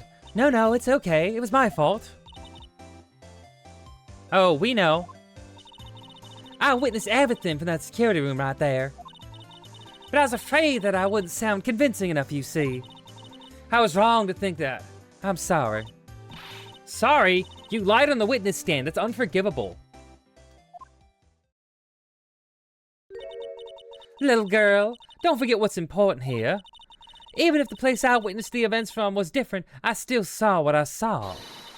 I saw Chief Prosecutor Sky stab a man in cold blood, and that testimony still stands. Ah. I swear it on my honor as a detective, she stabbed Goodman.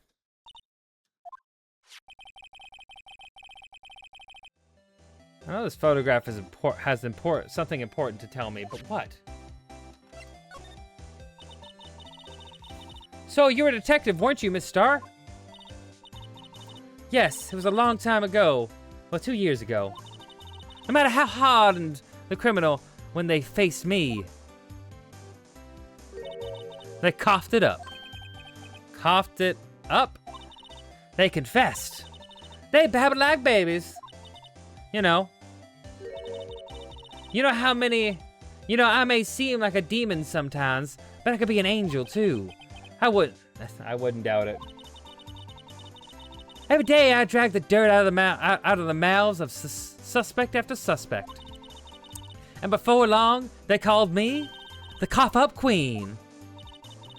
Oh, and here I thought someone had gotten food poisoning from your lunches. And you were let go? Or fired?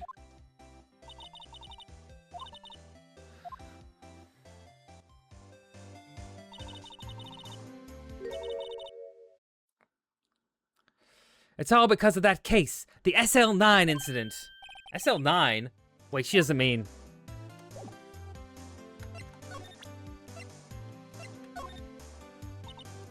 what do you think about this?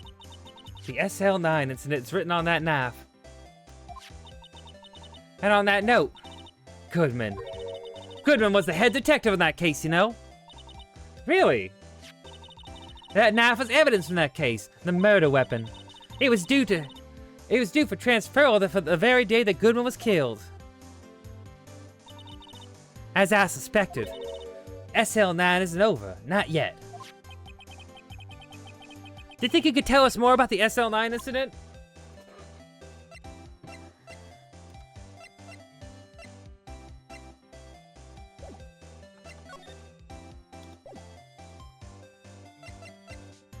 Sorry, 1 second. I gotta get up and do something real quick.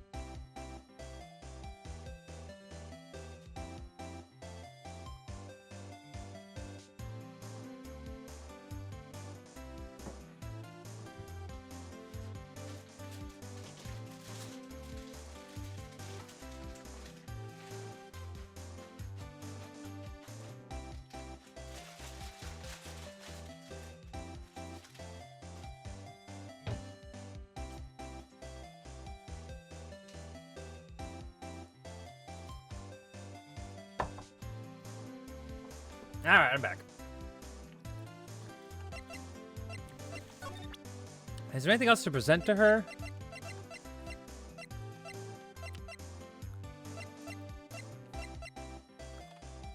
I guess the shoe?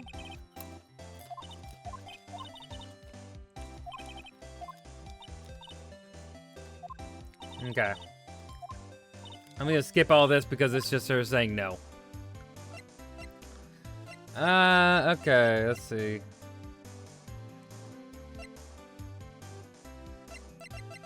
Maybe I press with this? What do you think about this? The SL9 incident. Okay, yeah, okay. It's just, she'll say the same thing no matter what. Okay, that's fair.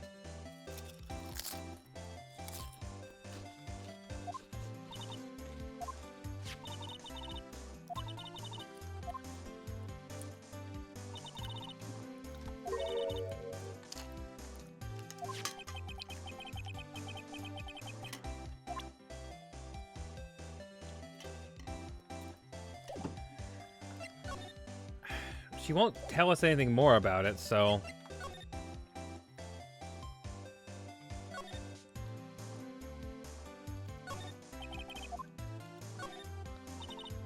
Rope is it? Yep, they laid it out, outlined the victim's body. So wait.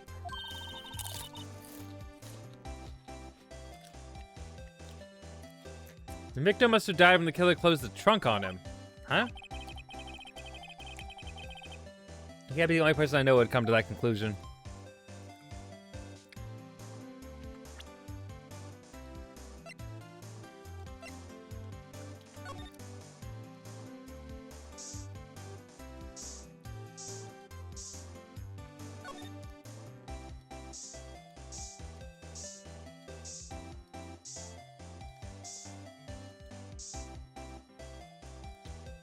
There we go.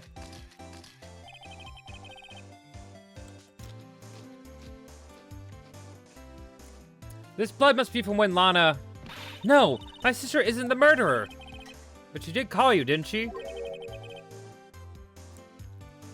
At the time of the crime? And her right hand is bandaged. Hey, so just whose side are you on? This had nothing to do with taking sides. So this means that Lana's hand had blood on it. It just keeps getting worse.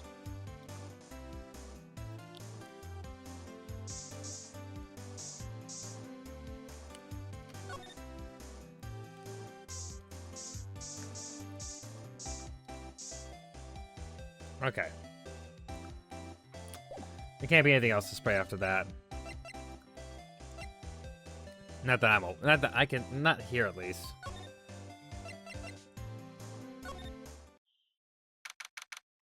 Here. It's even busier here today than it was yesterday. Detectives are running around here so fast they're blurring. I suppose it makes sense. A detective did get killed here after all. So the evidence room, the scene of the crime. According to the pamphlet we got from at the front desk, here it is. It's like a kid in an amusement park. Ooh, a real crime scene. Let's go take a look.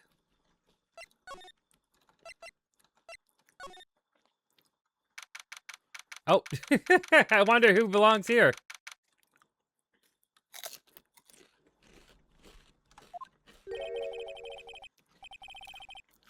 What's with the decor in this place? It's very eccentric. According to the pamphlet, this is the guard station for the evidence room. So beyond that door is the evidence room, the scene of the crime. It sure seems that way. Oh. What's wrong? It's those cacti. They're so prickly, so imposing, it's hard to think straight. If you can't handle the cacti, stay out of the desert. What I want to know is, if this is a guard station, where's the guard? I have a feeling I know who he is already.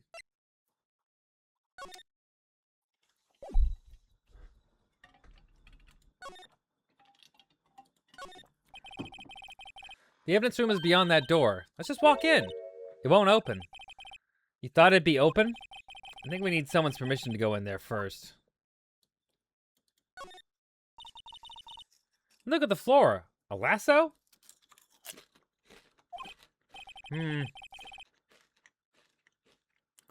Looks like it's set up to trap something. A trap? Here? Wait, I know. Maybe someone was trying to catch a wild bull here. But the lasso missed. You sure have an active imagination.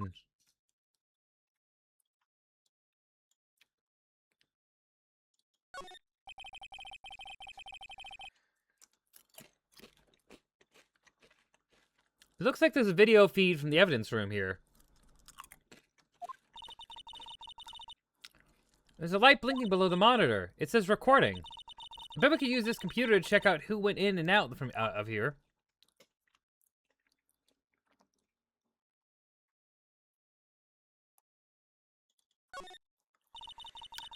Yipes! These sure are prickly. They must have they must be the real deal.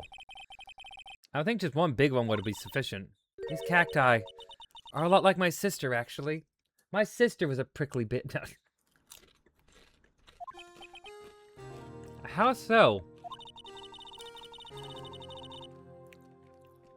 Encased in a cold, rich's shell, with spines pointing in every direction. Just like her. I'm not so sure I see the resemblance.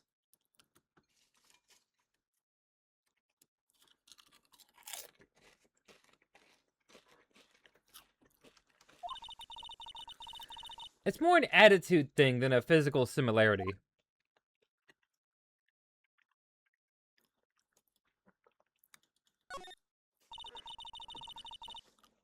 There's a security guard uniform just hanging here. It looks more like a costume than a uniform, honestly. A leather jacket, leather pants, a leather... What was that thing called again? Punchy? Paunchy? A pinchy? I know, a poochie. Maybe that wasn't it. It's a poncho, but I think I'll keep that information to myself for the time being.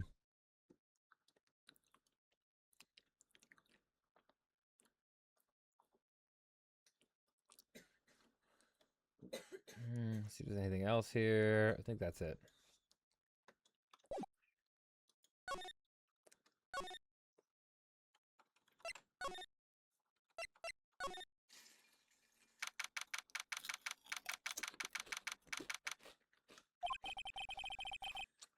Wow, everyone looks so deadly serious in here.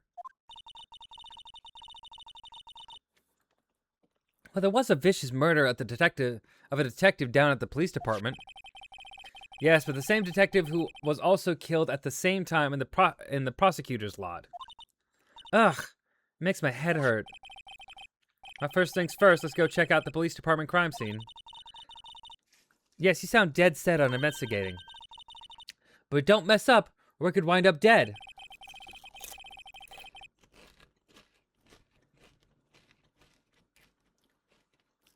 I doubt anyone wants more mysteries or dead bodies around here right now. But it doesn't look like anyone's going to help us out much either.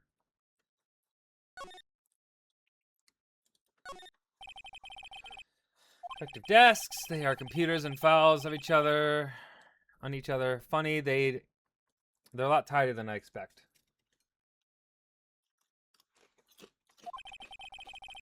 I guess the detectives don't spend a lot of time at their desks.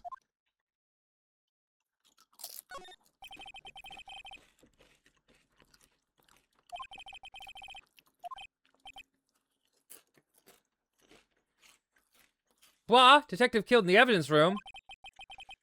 Tell no one outside the police department. No! I told that old lady at the restaurant everything! Someone's getting a demotion.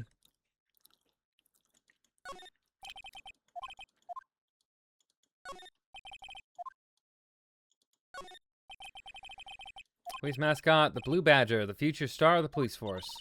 The design's a little changed from the one outside. Ah, well, the dancing Blue Badger is still under development, you see. You have it trademarked? Absolutely. It's cutting-edge stuff. Very now. I showed this doll here to my daughter and she burst into tears. Don't show her the moving mock-up outside then. You'll give her nightmares.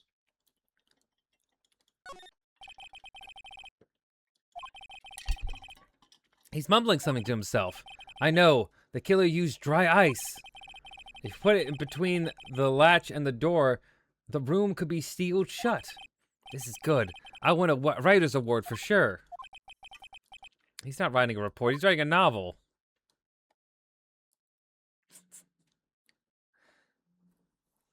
All right.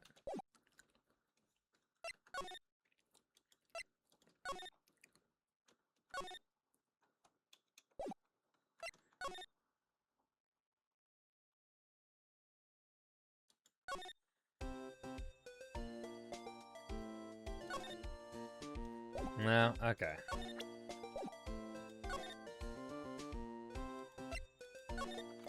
I guess we gotta talk to this lady.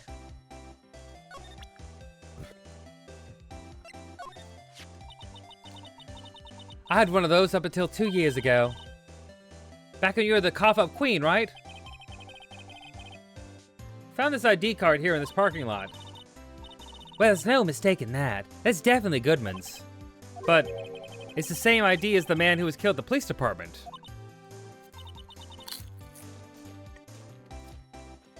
That's impossible. I wish I could be so sure. Could you take a look at this? Okay, yeah.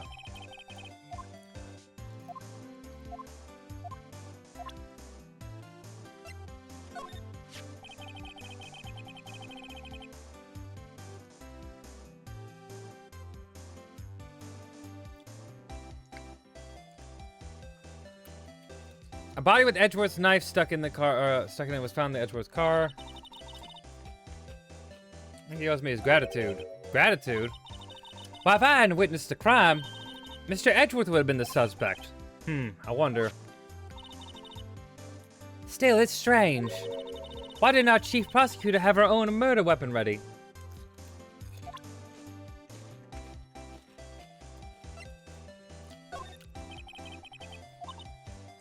Yeah.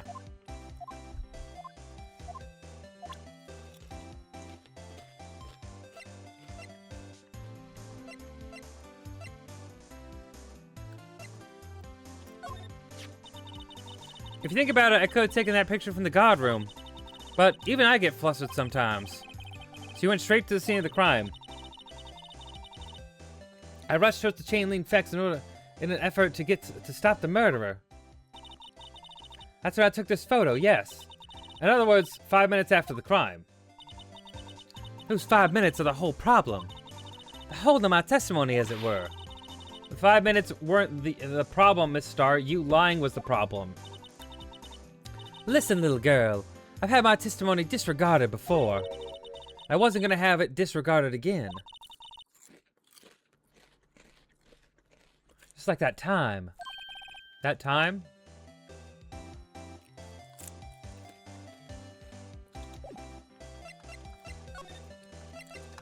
There we go. That incident really opened my eyes to the truth. We're nothing to them. Disposable. Disposable to who? 2 years ago, it was the biggest case I'd ever handled. The police and the prosecutors were desperate for decisive evidence.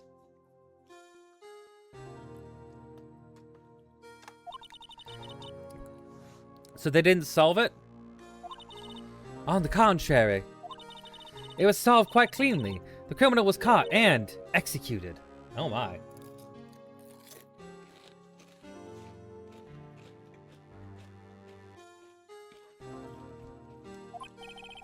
Executed? Yes, a criminal got what was coming to him. It doesn't get any clearer than that. The only problem was, they never did find decisive evidence, not a shred. What? But the criminal was executed, right? On the basis of evidence of a sort. Made up evidence. What? Gasp! What? You mean they executed someone for with fabricated evidence?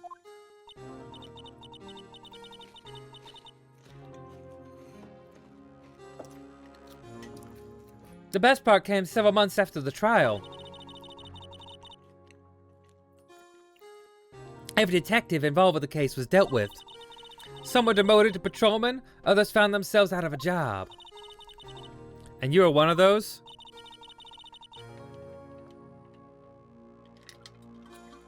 Myself, and one other person you know well. Wait, could it be? Exactly. Detective Jake Marshall. Oops, I mean the police department security detail officer Jake Marshall.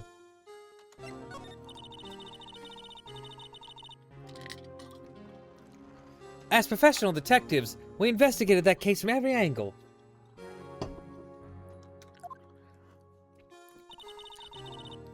Jake was particularly determined.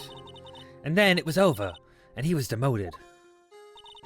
However, he hasn't forgotten, and neither have I. You haven't forgotten SL9? There's another side of that case, a hidden side. That's what we're after now. And no one up in their fancy offices can stop us. Wait, those lunches you sell.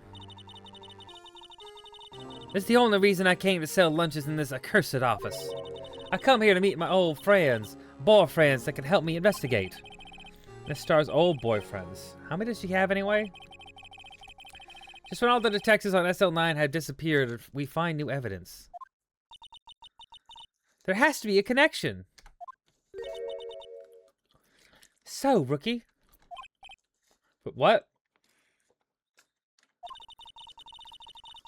It seems like you're serious about investigating this case. Yes, I am. Yeah. I mean, yeah. I want to win. Then you should take this. A Salisbury steak lunch? I know a certain guy who might help if you tempt him with this treat. Miss Starr! Officer Marshall, is he your... Are you his... Are you going out? Why do you want to know? I was just wondering what happened to him. A long time ago, when he was helping my sister do cases, he was so nice. He got along so well with my sister, it made me jealous. And he was nice to me back then. This would have been when Officer Marshall was a detective. But now he's so cold. Jake and I are merely cooperating on this investigation. We're putting the past to rest, as it were. Nothing more than that. I see. Thank you. Officer Jake Marshall, huh?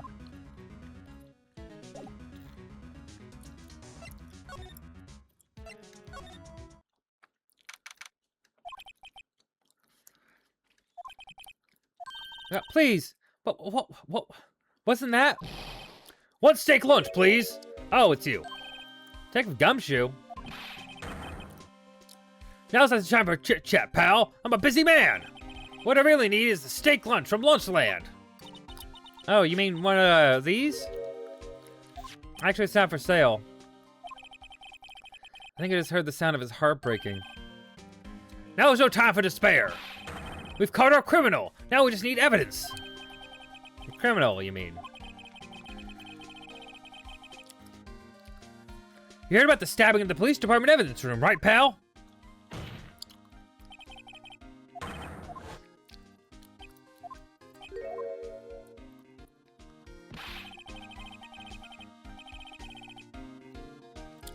It's the biggest scandal that hit the station in ages. Everything's topsy-turvy. But Detective Gumshoe, who was it? Listen, pal. All I know is I need me a steak lunch pronto.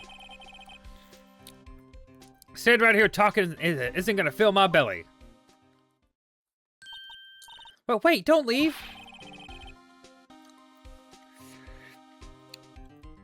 If you want to know more, head on down to the detention center, pal. Questioning should be over, so I figured he's down for having a good cry. He's down there having a good cry. Later.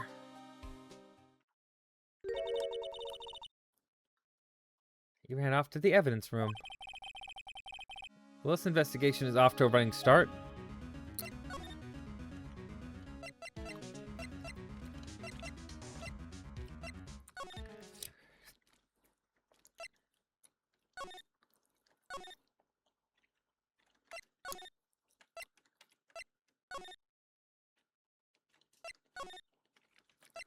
Oh, here it is.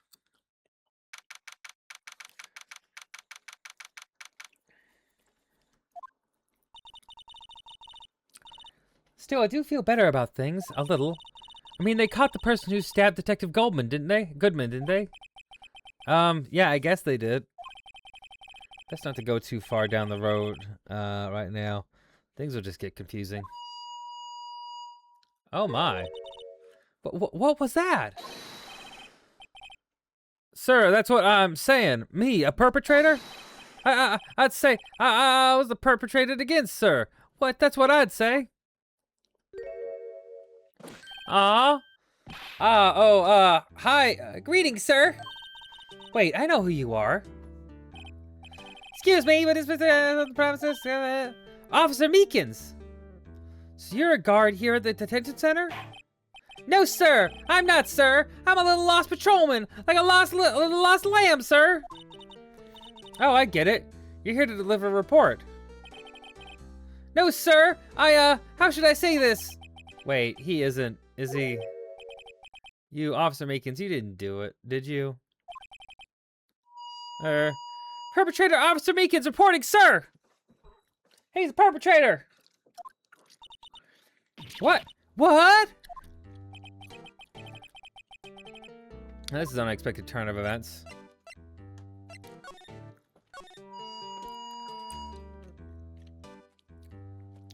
Sir, I'm a patrolman with General Affairs, sir! Sir!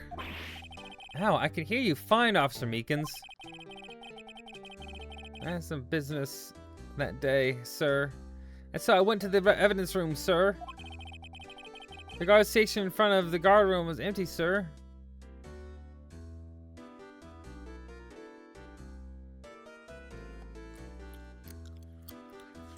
The guard station in front of the room was empty, sir. So normally there's a guard at the evidence room. That's right, sir, because evidence is kept in the evidence room, sir. Not a security officer. It was none other than Officer Marshall. But Marshall? Then, sir, I happened to glance at the security room monitor. That's when I saw him, sir. A suspicious person in the evidence room. A suspicious person, sir.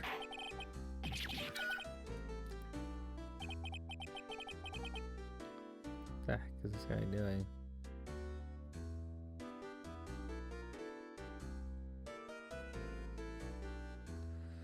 What the heck is this guy doing? So what happened then? After that, sir, everything went white. I saw red. I blacked out. And when I came to, I was here in the detention center. How long were you out? Days?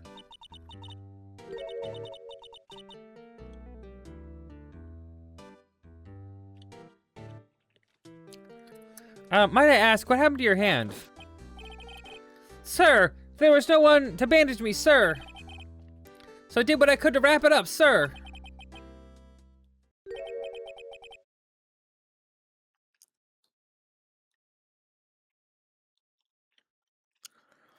A bandage on his hand, just like Miss Sky. Okay. Yet another similarity between this case and the one at the prosecutor's office. First things first, tell us how you hurt your hand.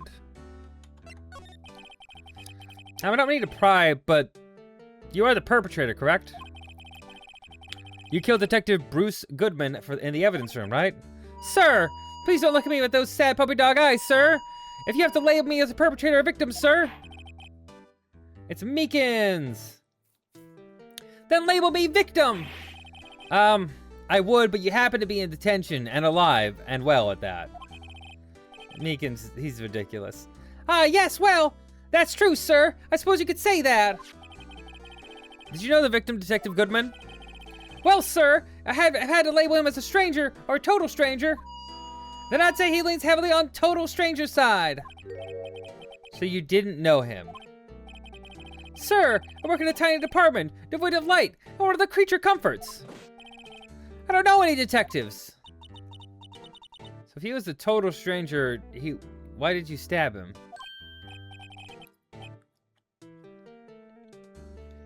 It's fun to make his voice. Sir! Sir, I had no intention of killing him, sir! None! Nor do I have any recollection of killing him, sir. At least someone around here is more confused than I am. About your hand, did that happen during the course of the crime? Well, you see, sir, do you think you should just confess? But sir, but there was nothing I could do. Nothing you could do? Sir, to tell the truth, sir, when it happened, when the detective pointed that knife at me, I just hollered, sir.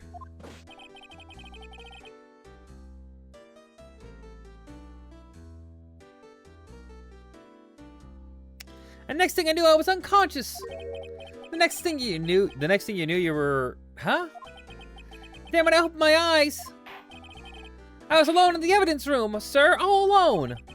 Alone because Detective Goodman had disappeared. What? Then when I looked down, I was gushing blood from my hands, sir. Oh, the shock. Oh, the sorrow, sir. Can't you imagine how I felt? The victim's body disappeared. That's some story. Okay.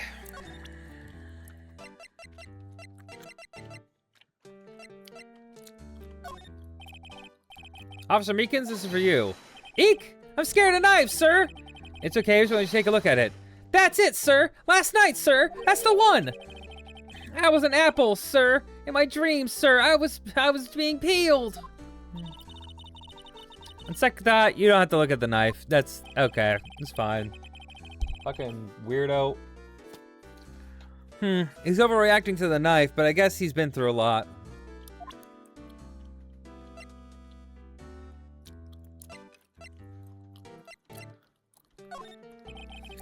Officer Meekins, can you take a look at this? I'm sorry, sir. Really sorry. But I have no idea what that is. Maybe you should ask Mr. Edgeworth, sir. Passing the buck, Mr. Wright.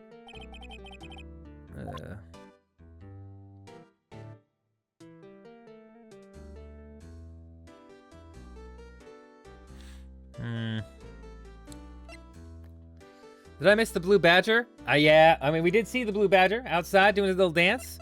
There he is. There he is. There he is.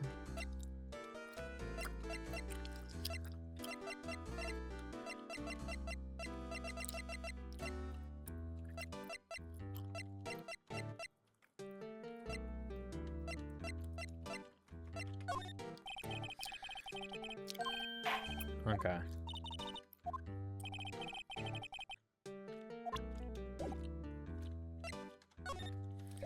Okay, I'm not sure if I have anything else to present to him. I'm gonna try to go back to the Criminal Affairs Department.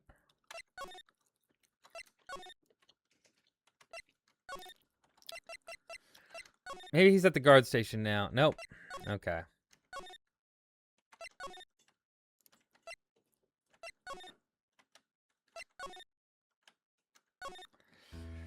Okay, so it seems there's more to talk about. Bandaged hand, I already got that.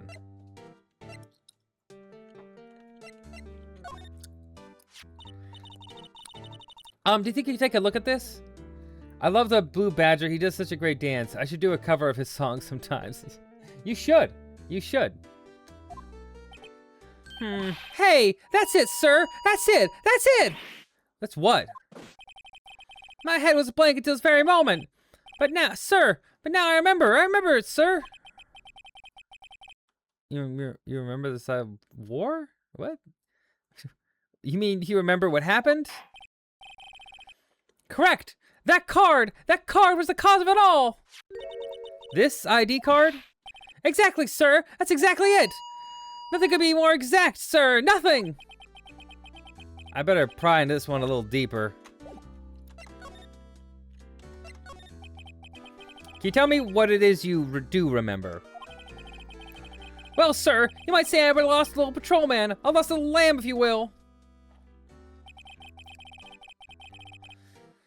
I didn't know Mr. Detective Goodman, who was in the evidence room. And that's why you thought he looked suspicious. Sir, I entered the evidence room and asked the man to show me his ID card. That sounds pretty much by the book so far. That's right, sir. That's what I've been trying to tell you. So you asked the Detective Goodman to show his ID card. What did he do?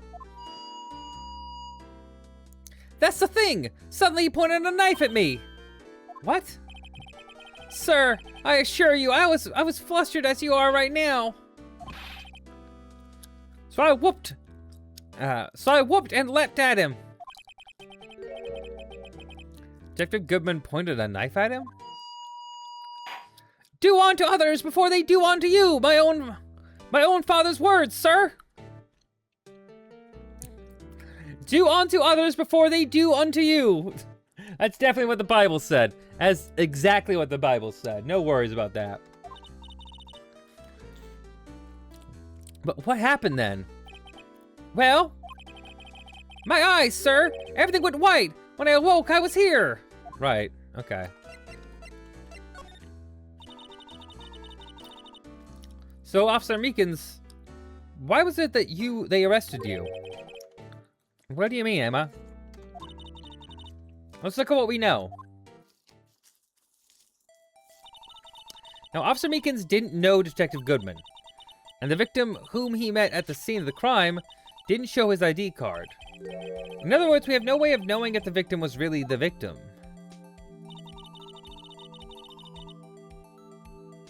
And if this body just disappeared from the evidence room, we don't even know if anyone actually died. That's it, sir! That's what I wanted to say! That is, I did say something along those lines. Huh? You still ended up here. They told me that it had to have been him, sir. On that day, at that time. Detective Goodman was definitely in the evidence room. That's what they said. But you don't remember the events clearly. No, but the videotape is quite clear. Huh? Videotape? From the security room. The crime, my crime, the crime I swore to stamp out. It's there. It's me. It's on tape. AI. And you waited until now to tell us this?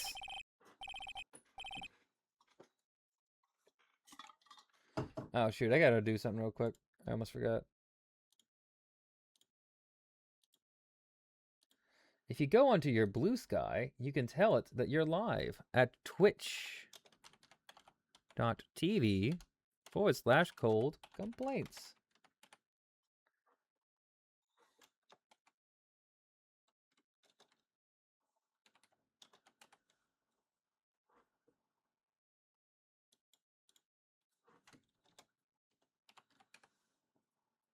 There it goes. I got my own name wrong there for a little bit. I'm so incompetent. Who's an incompetent streamer? It's me! Okay.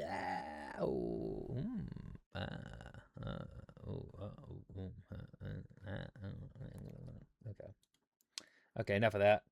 Back to Meekins. I'm sorry, really sorry, sir. I'll hand over my badge. I don't deserve it. No thanks. I have my own. I guess you better go check out the crime scene. Okay.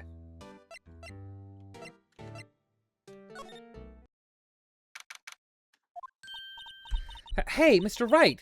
Look who's standing at the Chief of Detectives desk. It's the Police Chief Gant.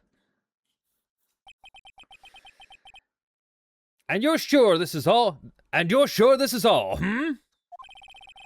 You know what it means if there is anything... You know what it means if there's anything missing. Sir, I'm sure it's most likely totally perfect. We checked all of his drawers, lockers, garbage cans, bags, under his seat cushion, behind his computer monitor, inside his personal coffee machine. I see. Well, if anything does turn up, you call me right away. Deal? Yes, sir. We'll scour the place again, sir. The Chief of Detectives looks a little flustered. Haha, righto, my boy. How you been? Swim much? Chief Gant, reporting for duty, sir. Why are you saluting him, Mr. Wright?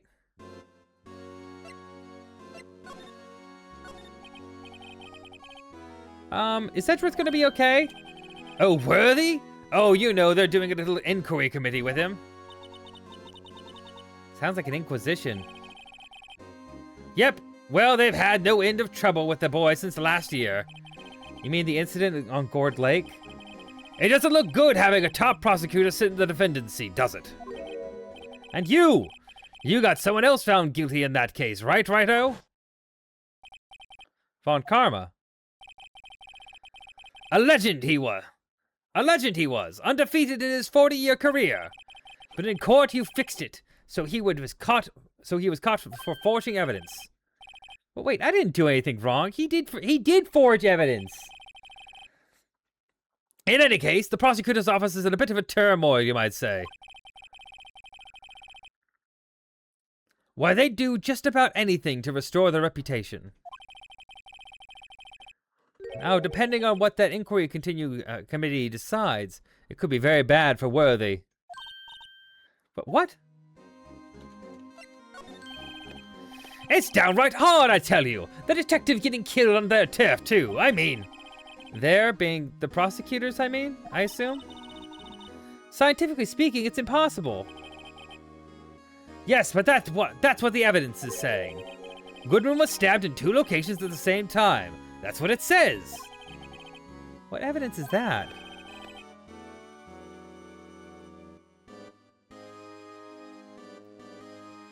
It's like I feel like I know what's gonna happen here, but we'll see. Now, Righto, I can't give away all of our secrets just like that. And this in particular, well, it's a little sensitive, and I can't talk about it. I wasn't expecting much anyway. You know, one thing I hate most of all is hiding stuff. Secrets. Can't stand them. But you know, it's a full-time job just keeping the chief of detectives trap shut. Ah, here's the one you were picking on earlier. Huh? You saw that? Whoops. I wonder what it was that triggered the, like... I wonder what it was that he wanted the chief of detectives to do. Let's see if we can kind of discreetly ask him.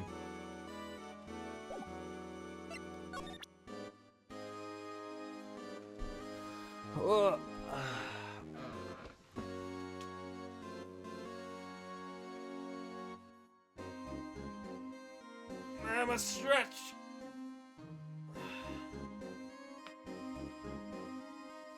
Goodness gracious.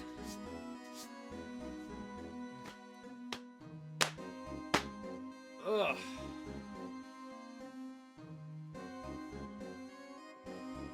Always remember to stretch, especially if you're sitting at your computer for 4 hours. So much streaming. So much gaming. So much investigation.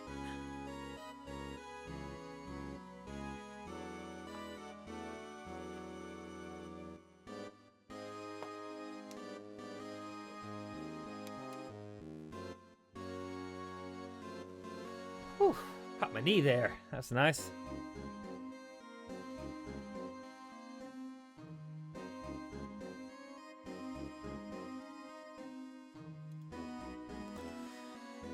Okay.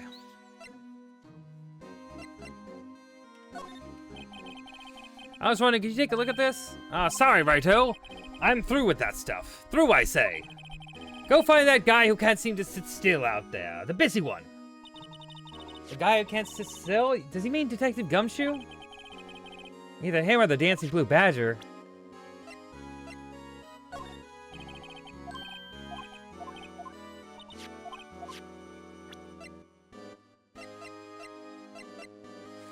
I don't think he'll say anything else.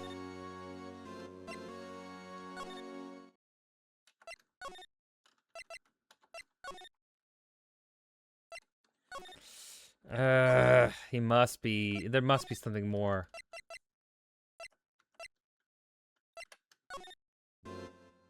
Oh God.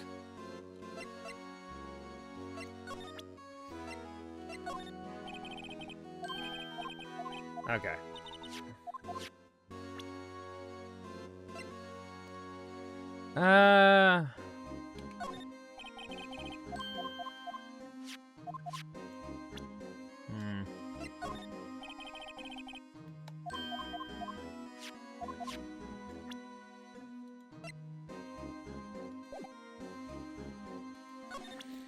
Hmm.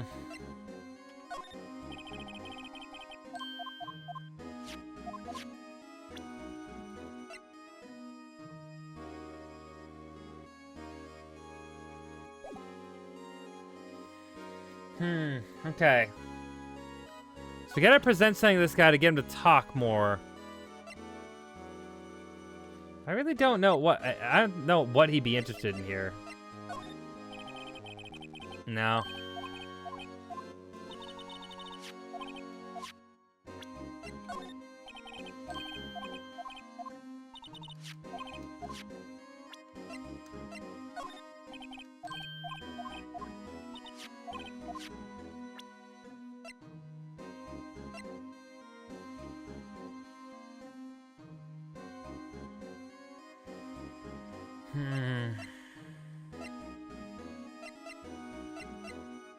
What if none of this is something he would talk about? It doesn't seem like he's really interested in accepting any evidence.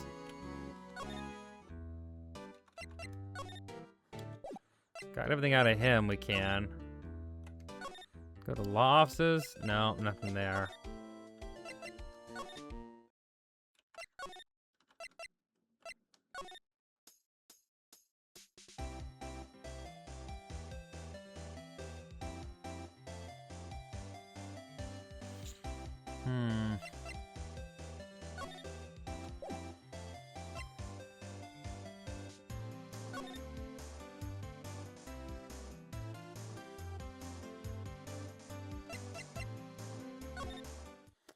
I have an idea.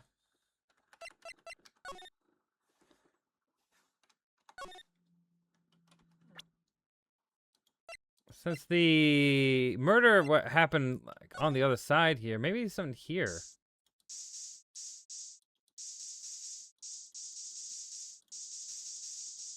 And now...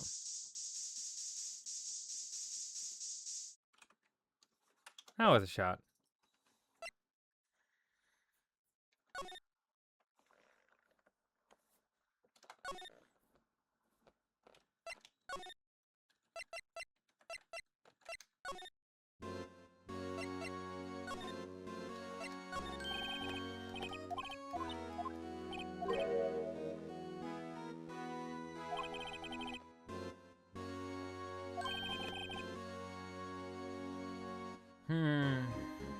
Can't give all away my little secrets like that. And this in particular is a little sensitive, so I can't talk about it. Wasn't expecting much anyway. You know, one thing I hate most of all is hiding secrets. Can't stand it, but you know, full-time job. Just the one that's picked on earlier. Saw that. Whoops. I wonder what it is then. I wonder what it is that he wanted the chief of detectives to do. Let's see if we can kind of discreetly ask him.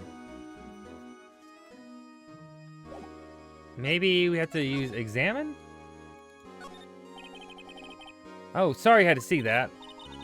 What exactly did the police... oh, we have to ask the chief. That's interesting. Well, see over there? That's Goodman's desk. He wanted me to check it for anything that might be a clue. They took away every last piece of garbage in the trash can. So nothing belonging to Detective Goodman is still here? Of course not. Well, except for this. What? You kept something? Sure, why not? It's not important. He didn't even finish writing it. A lost item? Did Detective Goodman lose something? The date on it is February 21st. Better make a note of that just in case. A half-written document dated 2/21 can only be submitted to the chief of police. Should really get back to investigating the police department crime scene. Okay, that was it.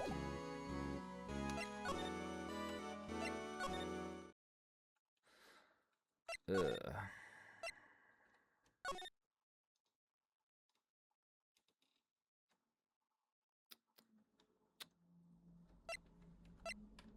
Well, still no one here.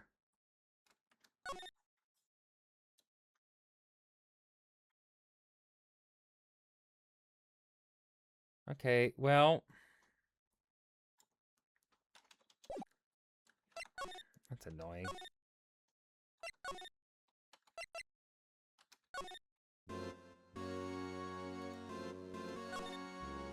Okay. Oh, we need to ask permission to enter. Actually, I was wondering if I could ask you a favor. Well, I never thought the day would come when Raito asked me for help. I was wondering if we could investigate the evidence room.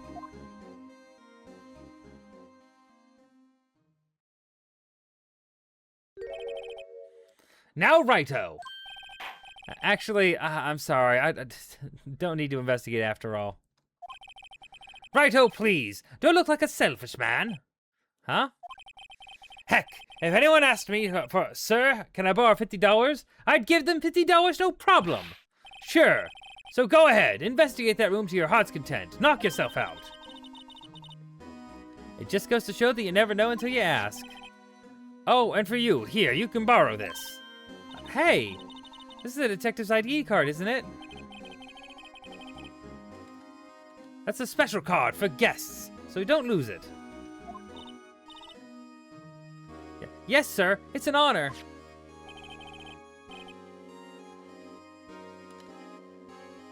You can run along and do your best now. Later, folks.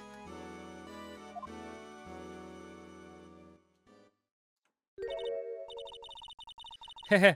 It looks pretty cool on my lapel, don't you? Doesn't it? Just think, a real ID. You seem happy. Yes, sir, because, sir, we get to go to the evidence room now, sir. I think this place is a bad influence on the girl. Okay, now we go.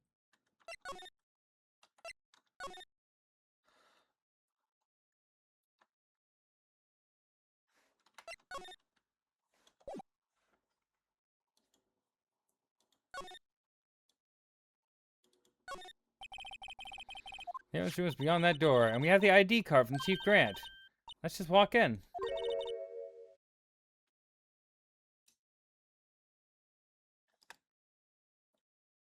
It won't open. Aha! The card reader's turned off, see? What is that security guard thinking? Howdy, partners. Well, well. What's made my Bambina's sky so gray? Officer Marshall. Why does it have to be him? What's that? Why does it have to be him? Look for? As you may have surmised, this here's my saloon. We're here to investigate the crime scene. Yeehaw! That card you got there on your chest.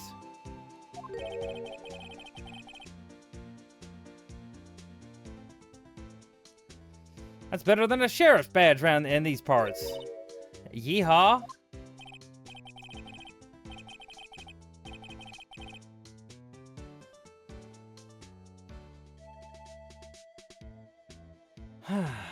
Well, what you standing there for? Get along, little doggies. Crime scene's awaiting. Looks like the card reader's on again. While we're here, I was wondering if we could ask you some questions. Sorry, cowboy, but I got no mind to tangle with you hombres. You're busy then? Did I say that? I only said I didn't wish to speak with you. Actually, you said you had no mind to tangle with us hombres.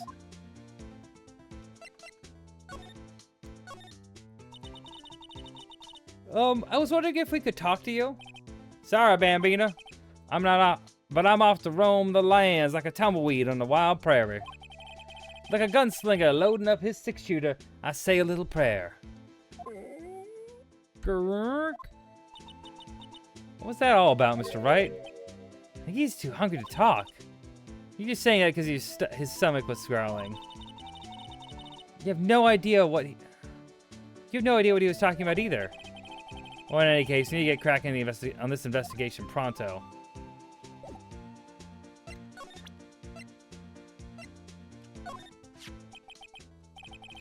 That smell. Ha! Reminds me of Texas. Oh, Officer Marshall, you're from Texas?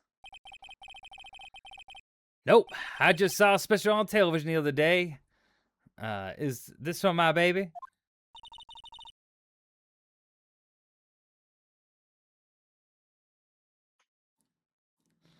Yeah, Miss Star. Yeah, Miss Star. What's that? What's wrong?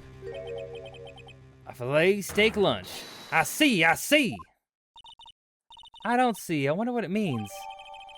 Steak lunch given to Officer Marshall.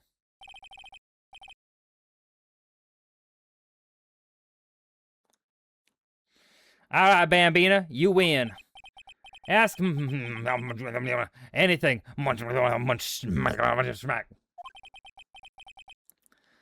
Finally, it seems like he's willing to talk.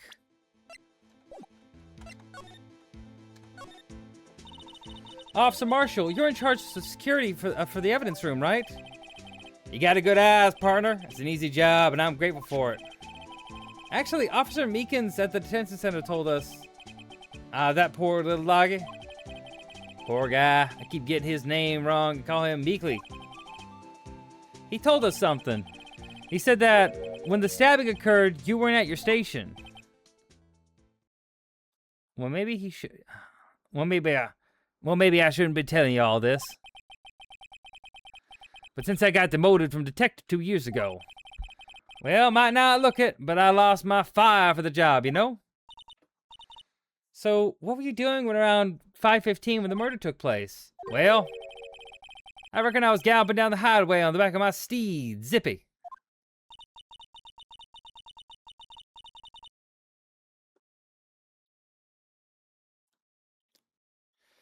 Note, he was riding down the highway on his horse named Zippy. There's no need people here anyhow. These newfangled machines do a bang-up job keeping an eye on the place. You mean the security camera system? I don't take two machines much. Kind of like that stewed broccoli they sneak in next to your steak, you know? Sure.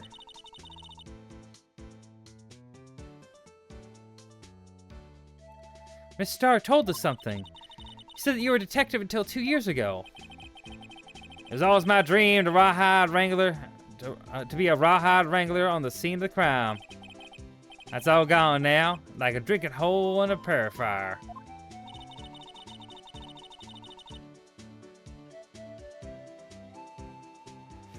You're still investigating the SL9 incident with Miss Starr, aren't you? That was my case. It's all solved in the records books, but it smells like a bad game of poker. I can't let it go. That's all there is to it. What kind of case was it anyway? We've heard the names so many times, but no one tells us what actually happened. There's some things you're better off not knowing, Bambina. Anyway, that case is officially dead as 2 days ago. 2 days ago? The day of our case? That's right. The evidence transferals. Edwards was talking about the transferals too.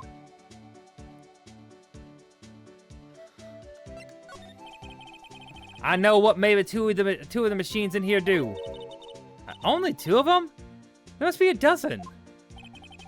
Like I said, Bambina, me and mechanics, and me and machines. Well, like I like them about as much as I like a stewed cauliflower with my steaks. The easiest one to understand are those security cameras.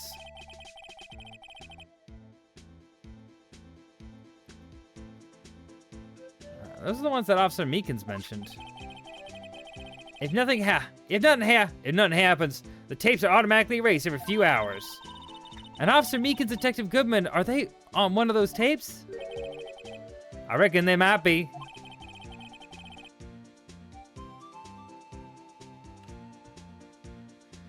You're a security guard and you reckon? One more thing. When you go into the evidence room, you need an ID card. This is the card reader. The door. Card reader leaves a record on every ID card that passes through.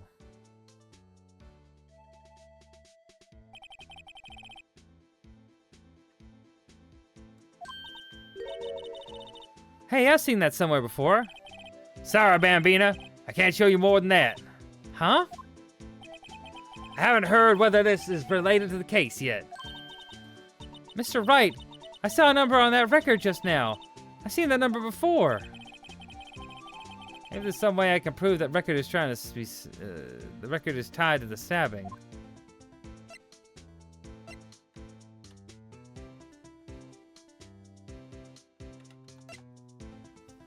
Okay. Sorry, but could you explain what this whole transferal thing is about? We keep our only evidence from the solved cases in this room. They kept it here under the presiding detective's supervision for 2 years. So we can reinvestigate them if it turns out there was a mistake, see?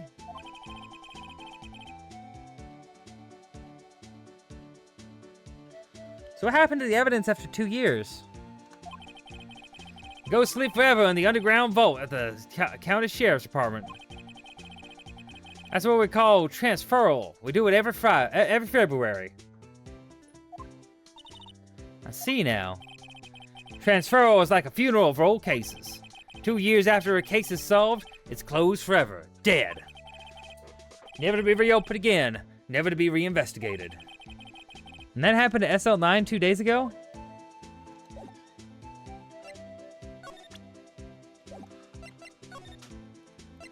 Alright, to the evidence room.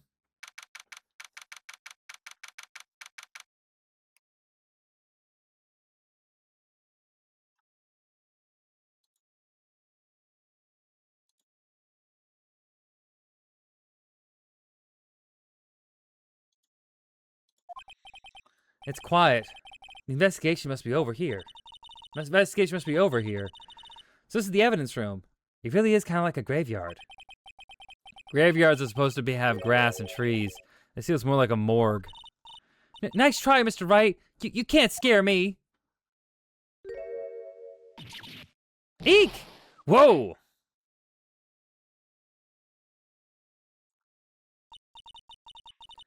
Sorry, I thought you were a ghost. I wouldn't recommend going around smacking a ghost on the head, pal. So is it true what I heard? Righto, please do I look like a selfish man? Heck, if that already going through all that. Yeah, it's true. So Chief of Police Grant will loan anyone $50? Even me? Oh, so that's what you were thinking about. Okay. Actually, I was put in charge of the investigation for today. Just for today? Boss for the day. But guess what? You got my permission from the chief, so now you're boss for the day. So now you're boss for a day. Gee, thanks. First of all, you want to have this. Okay.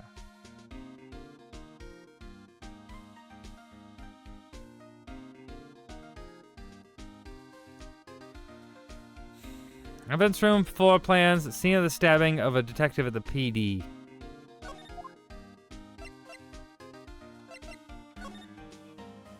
Oh, hey! Some sort of bulky equipment is gathering dust here. What sorry-looking fishing pole that is? Ah, that's my personal pole! I never get around to using it. Wait, I've seen that somewhere before. Right, pal! That's the metal detector! The one that led to solving the case out in Gourd Lake, remember? Oh, right. Oh, it feels like it was ages ago. I don't think I've seen this one before. Oh, that's a bug sweeper. I'm sure it'll come in handy in solving some case sooner or later.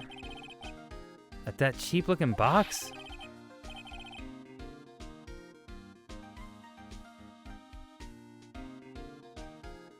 You can't judge a person or a machine by their cover. You gotta look at their heart. The machine's heart. The heart of the machine.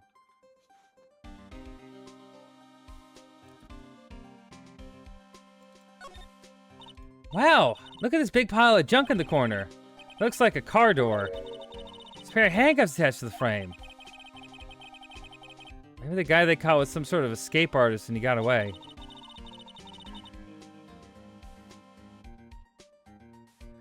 Hey, that's one of those human profiles for range testing. He's been shot square in the forehead. Better him than us.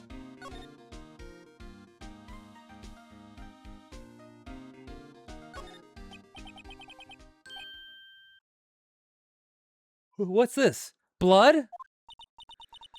It's a little worn, but it's definitely a handprint here. It looks like someone tried to wipe it off. Mr. Wright! What if there are other bloodstains left in the room?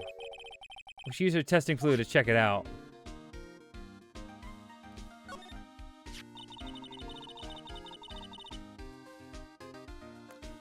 Wow, someone must have broken something in, big to make all these pieces. Type of gumshoe, perhaps? There you go, pal. Make me out to be some kind of hooligan. That's apparently from the case. The case? The SL9 incident, pal. See the sticker on the one of the pieces there?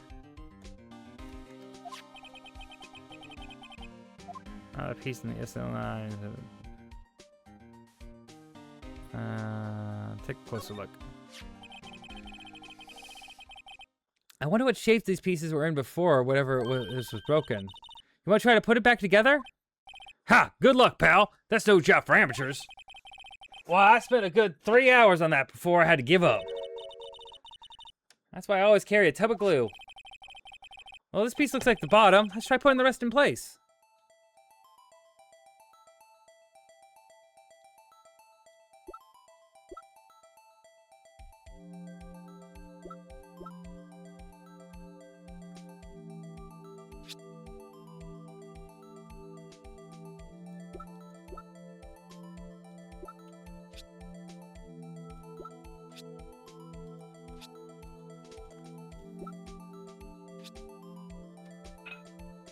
Oh, I see. I can rotate the pieces. Hey, there we go.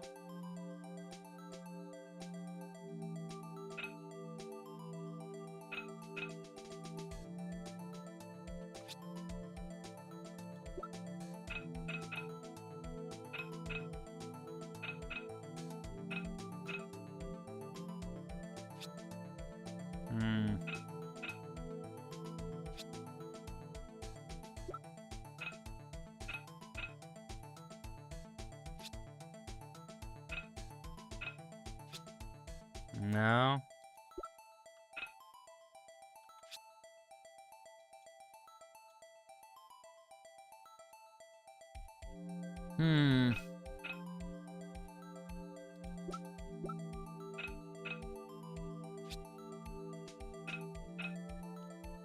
Okay, that has to be upright like this. That's where the lip is.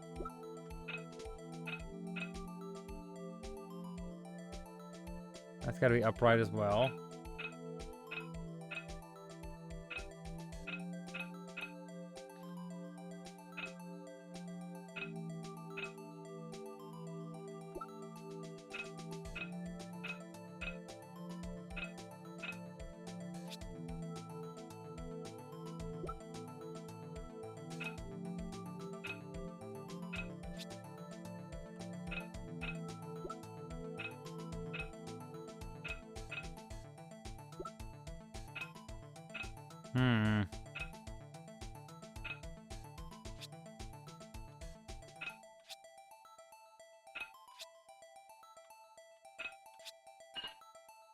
Okay, there it is.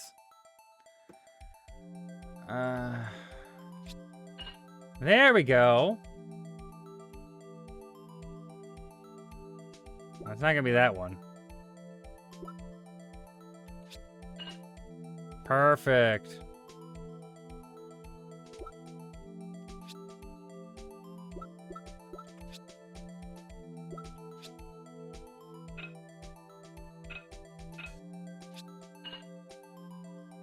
There we go. Nicely done.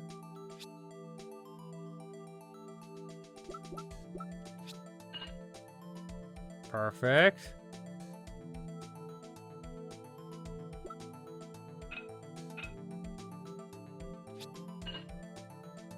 Good. There we go. It's a little bit missing. Huh? Well, I think we did it, but some of the pieces are missing. Yeah, I got that far too, in 2 minutes myself. The problem is finishing it. Were some pieces stolen? I bet they're missing to begin with. Still. It doesn't look like the most stable kind of jar. Kind of understand how it got broken. Unstable jar added to the court record.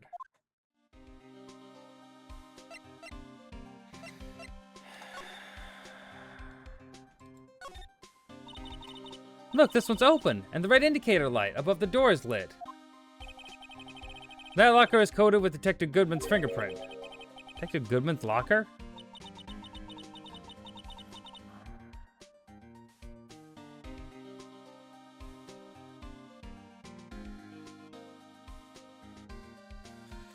Are you sure it's okay to leave it open like that? Well, it'd be hard to get it open again if we closed it.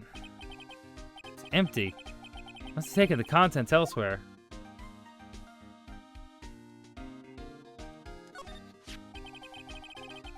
Put these pieces together makes a jar.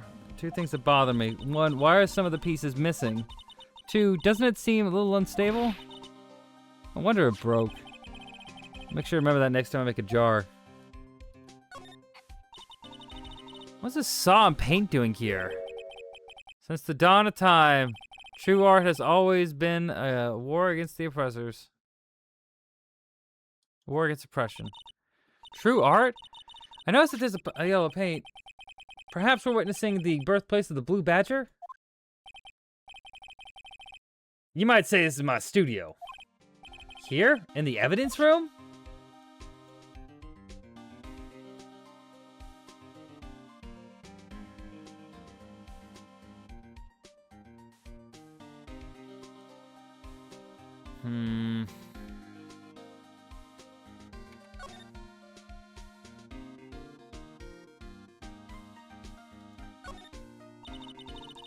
This place is stuffed with evidence, stuffed with dreams. I'm not so sure about dreams. It won't open. Do you really think it would? Hey, pal, our security is high-tech around here.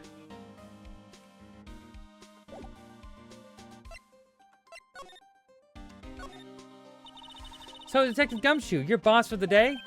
That's right, it's an honor. After all, the murder took place right here in the police department. But if you're the boss, why are you all alone? Where are your underlings? They're using yesterday's findings to prepare for tomorrow's trial. In other words, you got kicked out of the investigation again. I'm adamant, though. I'm gonna take control and put this case to rest. In my own evidence locker, pal. You have a locker in here too, Gumshoe? Haha, of course! I am a detective after all. You gave me a locker and only I can open it, pal.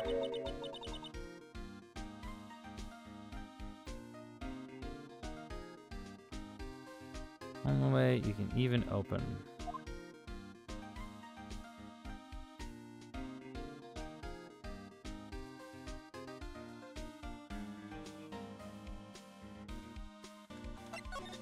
Okay.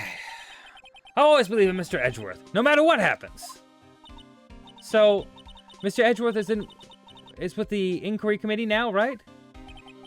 They're trying to figure out who's responsible for the mess up in court today. I see. I guess is what you call fate. Mr. Edgeworth just can't get away from that case. That case? Yeah, that case. The SL9 incident, of course. That was the beginning of the end for Mr. Edgeworth. Maybe we can get him to tell us more about the case. This place is more high-tech than you might think. Every locker is fixed so only one detective can open it. Using their ID card? Well, that's the thing, pal. ID cards can be lost. Well, I'm on my third card since entering the force. Entering the force already. That sounds like a lot. Yeah, but even I can't lose my own right hand. Right hand? Oh, you mean your fingerprint? Exactly, pal. The lock for each locker is coated with a fingerprint. So the only locker we can open is our own. Funny, they look like normal lockers. These are the latest model. There's a trick to the handles, see? The handles? On the other side of the handle is a sensor. If the wrong person touches it, zap, you get a shock. If that's what happened, my hand would be black and smoking every day. In any case, the locks aren't that obvious. There are even some people out of the force that don't know about the fingerprint lock. Huh.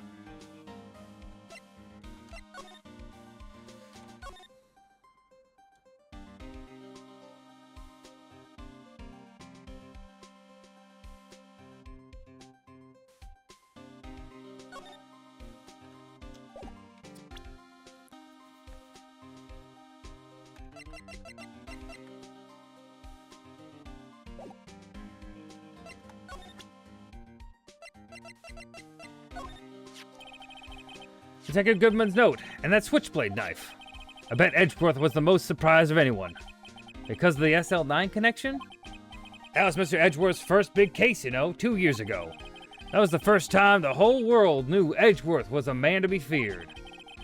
But why would evidence from that case turn up now? I guess it's not over, pal.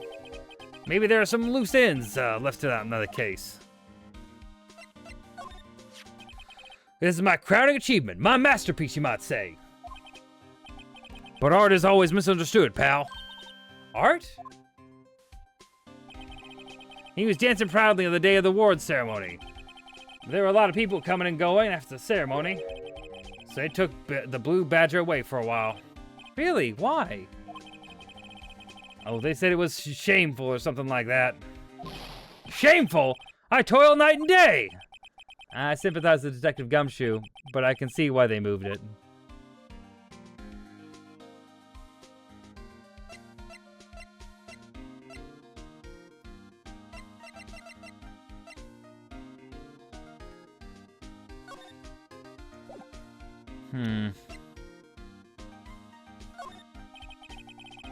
Obviously, you don't think speaking to the detective. I see a piece of evidence I know nothing about. I say nothing. Nothing. Okay.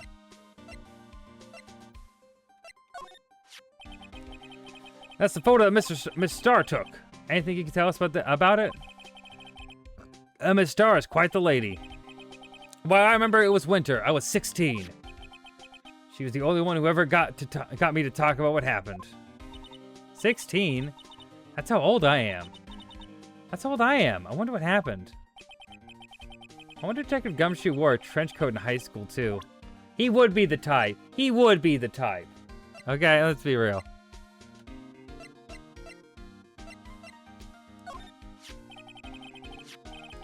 Found Mr. Edwards' car, stabbed with Mr. Edwards' knife. What would drive Chief Prosecutor Skye to do such a thing? Well, wait, I didn't mean... I'm sure, of course, someone else really did it. Someone must have, someone who must have had a grudge against Mr. Edgeworth.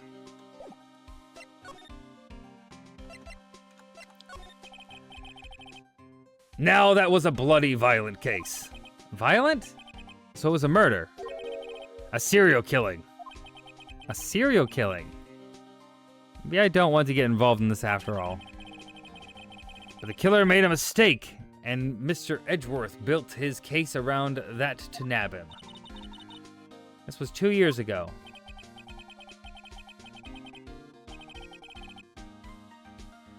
That put Mr. Edgeworth right in the spotlight and started the rumor mill. Rumors? About forged evidence? It's supposed to be all cleaned up with the transferal the other day. It was the last job he ever did. Detective Goodman, that is. Huh? What do you mean? Detective Goodman was the detective in charge of the SL9 incident, see? So that switchblade knife.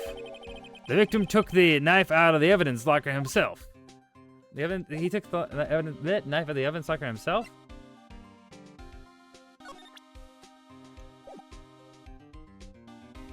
Whew.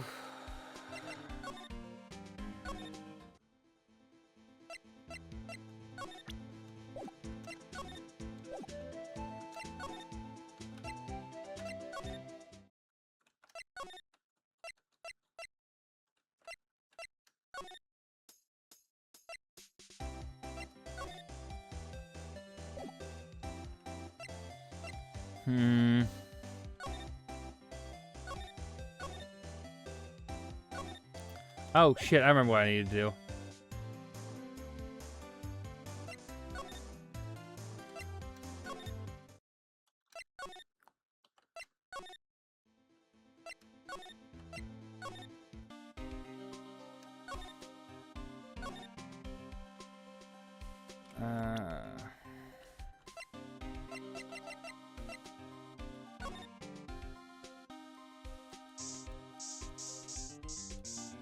Oh my god, that's a lot of blood.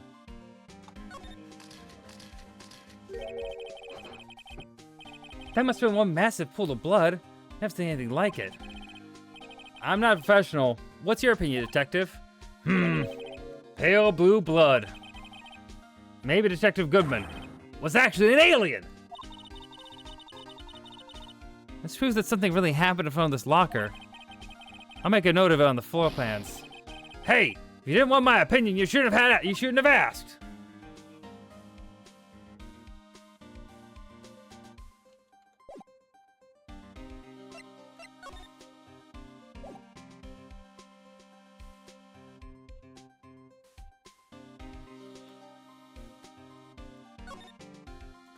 Huh, what's this glove doing here? Someone left a glove here, but only one. Detective Gumshoe, maybe? There you go, pal, making me out to be some kind of absent-minded detective. That evidence from the case, you know? I mean, SL9? It does have a tag on it.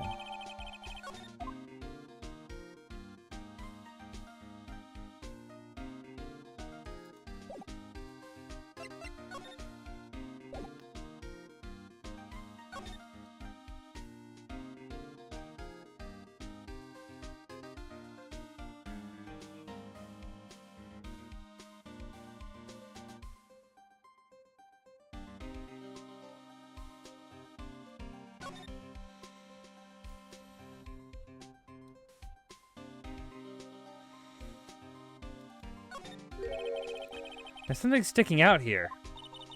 Looks like a shirt. I guess it must be evidence in some case. I wonder if Detective Gumshoe put it here. There you go, pal, making out to be some kind of slob. I'm not responsible for the evidence here. That said, I bet that evidence locker was open recently. How do you know? If you leave things hanging out like that, the evidence gets dirty or ripped. Guard checks on that kind of stuff and notifies the detective responsible. How many times have I had him breathing down my neck about some silly evidence? Sounds like Detective Gumshoe leaves evidence hanging out a lot, too. Bet he doesn't tuck his shirt under that trench coat, either. If you're gonna talk behind someone's back, don't do it right in front of them, pal.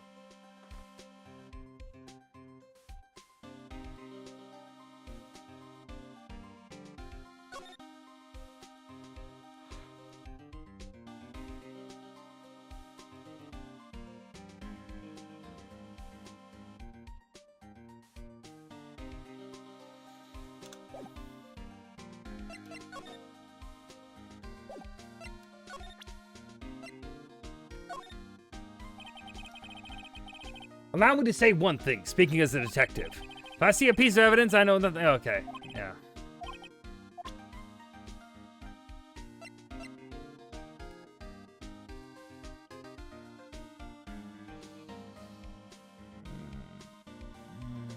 Okay. Maybe if I present this to the guard station. Well, this didn't plan with fifth evidence.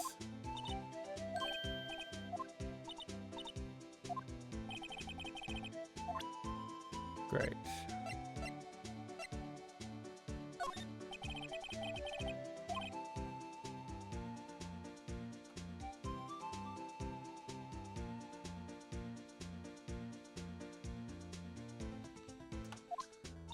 Okay.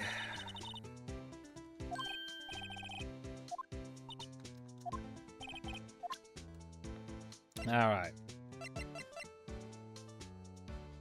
Well, where are we now at this point?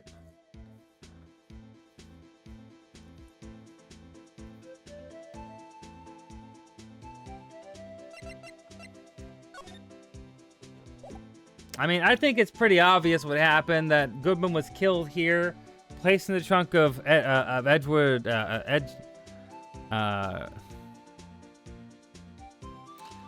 placed in old Edgy Boy's trunk, and then Sky was tricked into opening it, and I don't know what would happen with Sky, actually.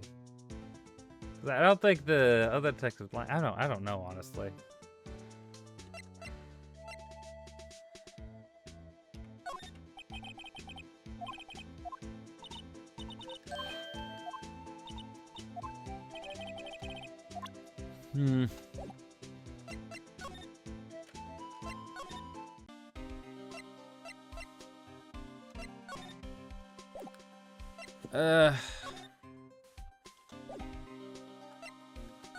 There's nothing else to examine, really, is there?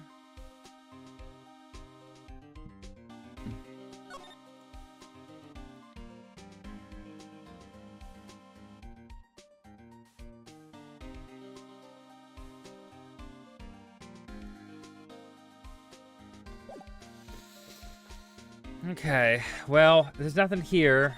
We gotta try other places. Anything to talk about? No.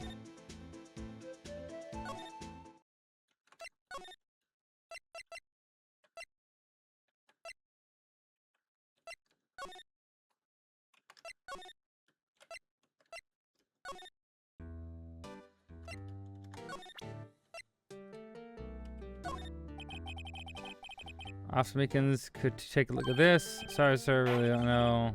Okay.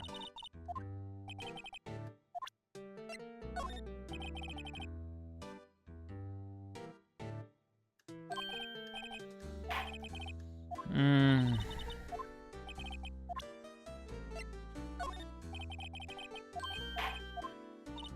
Okay, he doesn't know what that is either.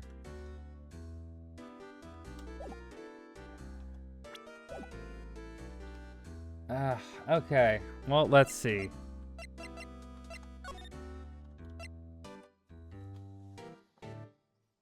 Hmm.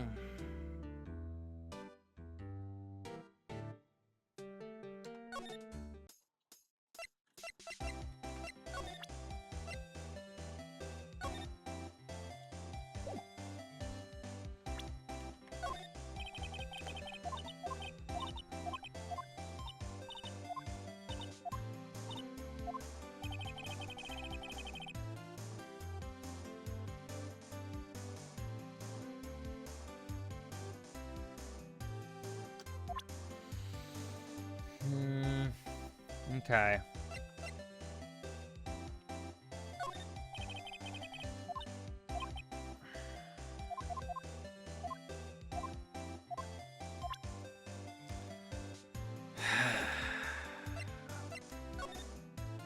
Go back to my offices. What to do? Where we should begin? Wasn't it obvious? We should begin with that thing. The mystery of the victim guess is a good man killed in 2 places simultaneously. You should go to the police room. Whatever this room was it? Useful am I? No, you're not being very helpful. Any ideas?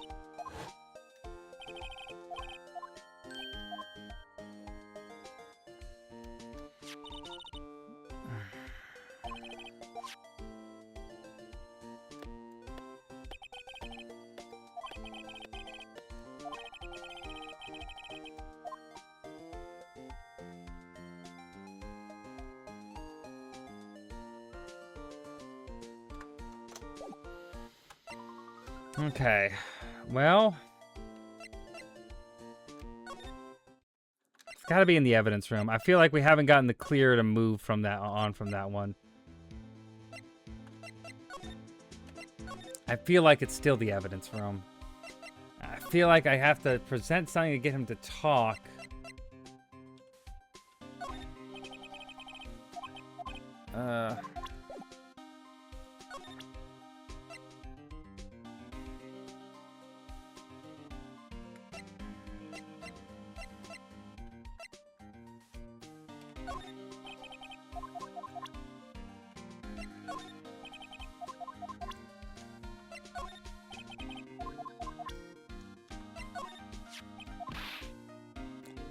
Oh, if you can open it, they'll give you 50 cents. But the police department seems to lack faith in its lock system. After all, Detective Goodman was stabbed right here after opening his locker. But at the same time, he was found dead over the prosecutor's office.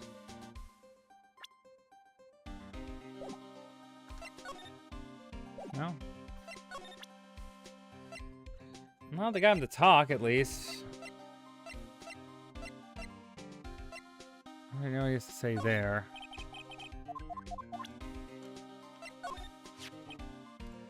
Star took about the lady. Alright, going over this.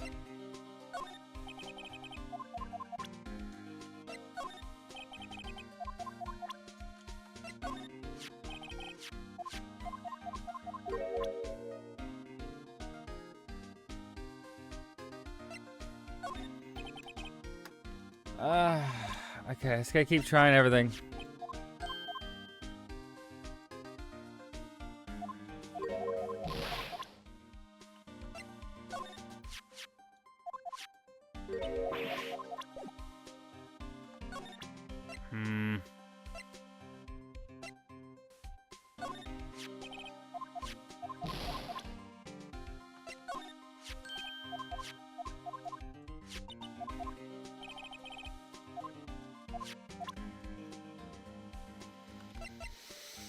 Hmm.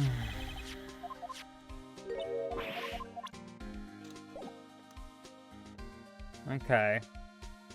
Well, where else could it go for this? Like, talk. I'm gonna talk about. I can't find anything notable here.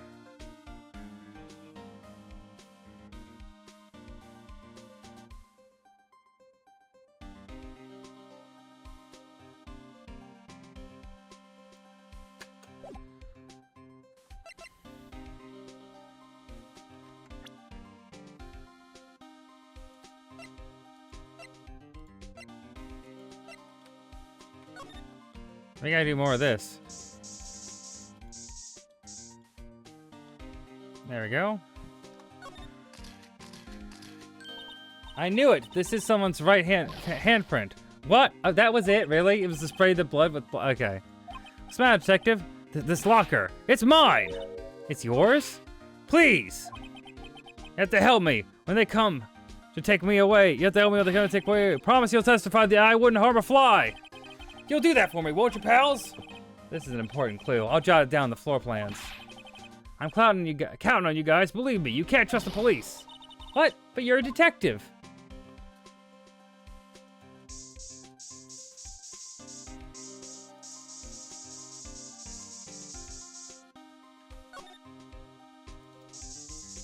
Oh.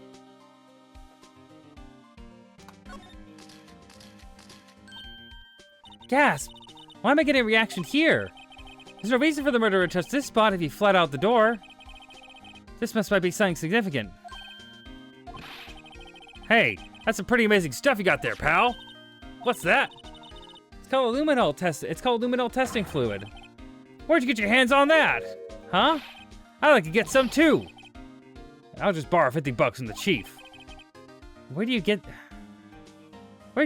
this, Emma? I always buy it by mail order. I better jot this down on the floor plans. Make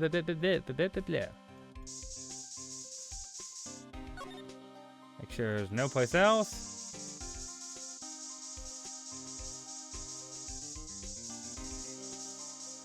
Okay, perfect. That should do something, right?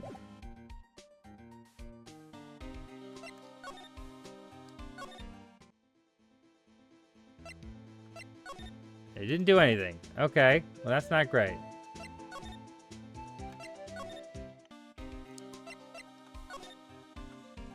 Okay.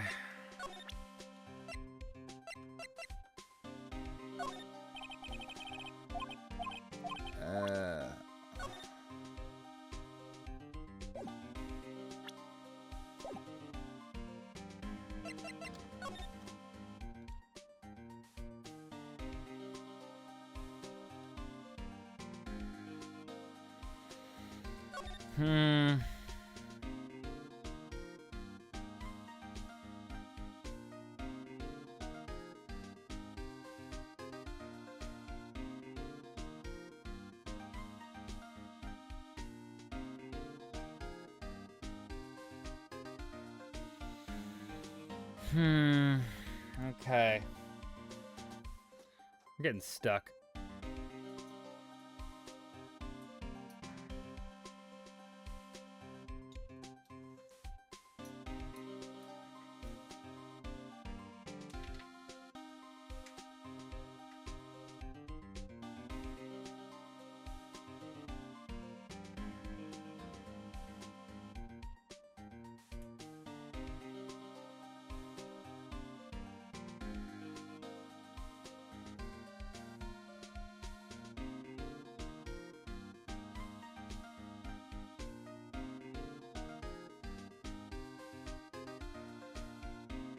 Here, I'm gonna check this real quick.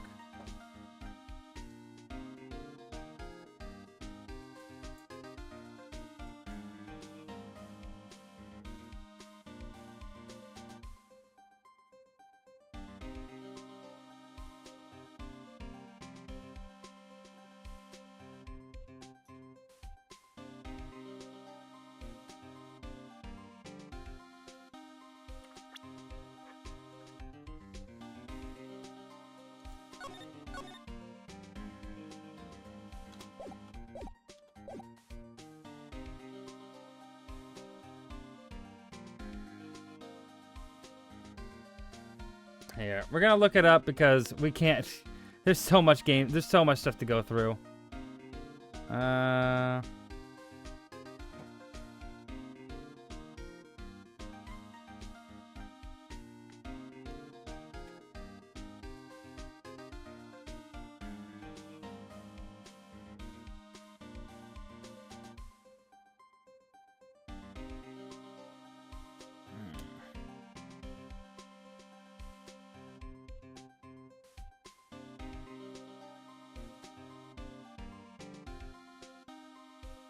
Okay.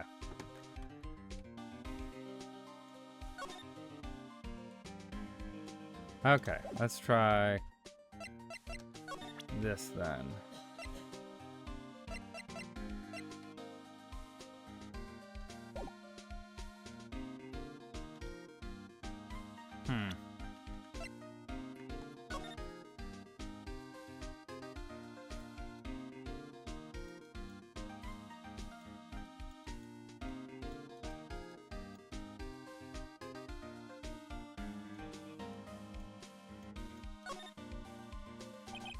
Tag says S11, piece of evidence in that case. I never did.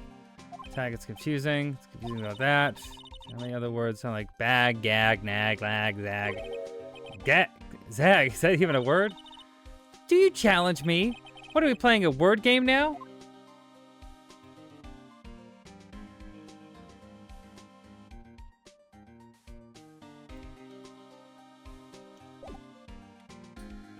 Okay.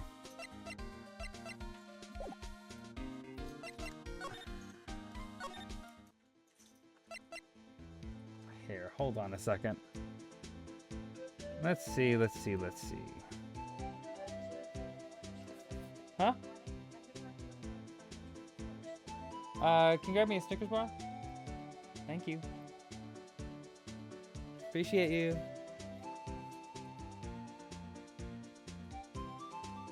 Let's see.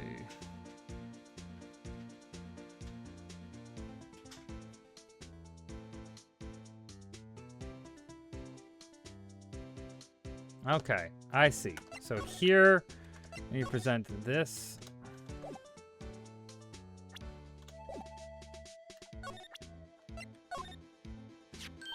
See this? This is the victim's ID card.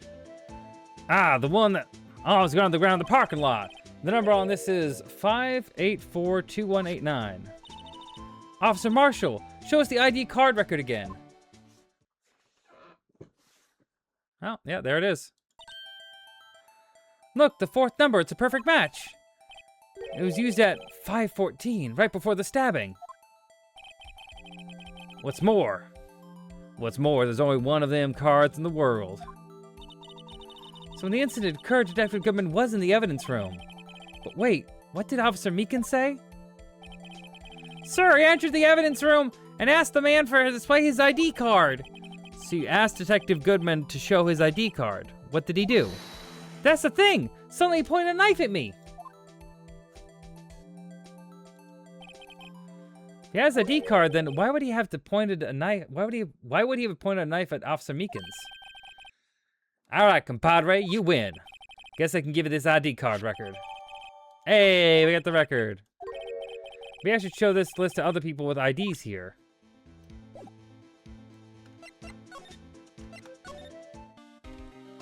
Present. Could you take a look at this? This is the ID card record of the people who came in here on the day of the stabbing. Ah, I heard the rumors. So it was Goodman who came in here at the time of the murder. Whoa! What is it? The second number. It's not your ID number, is it, Detective Gumshoe? Edgeworth. What? The second number on this list belongs to Mr. Edgeworth. What? Oh my. Why would Edgeworth have come to the evidence room? Hey pal, look at the time. Was there something you need to be going? It's just that Mr. Edgeworth Inquiry Committee should be letting out soon. I'm gonna go give him my report for the day. What the fuck is that? It might help you, you know. Report? You mean the note written on the back of this flyer? The one that says nothing but no problems? Hey, it's Mr. Edgeworth we're talking about. I'm sure he can use a report like this. I believe in him. Who needs enemies when you got friends like Detective Gumshoe? I'm off, pal. Later. What a brilliant mind. What a brilliant and incredible mind. I should probably see what Edgeworth has to say too.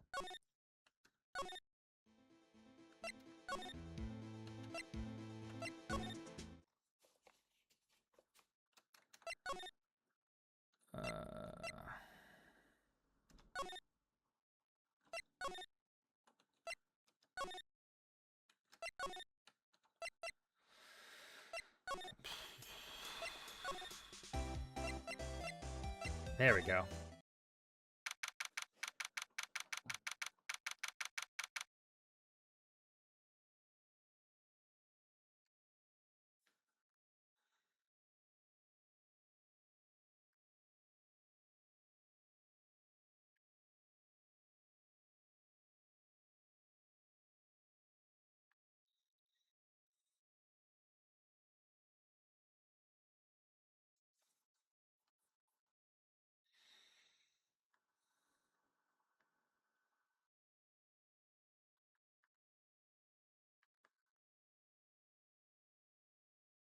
Good.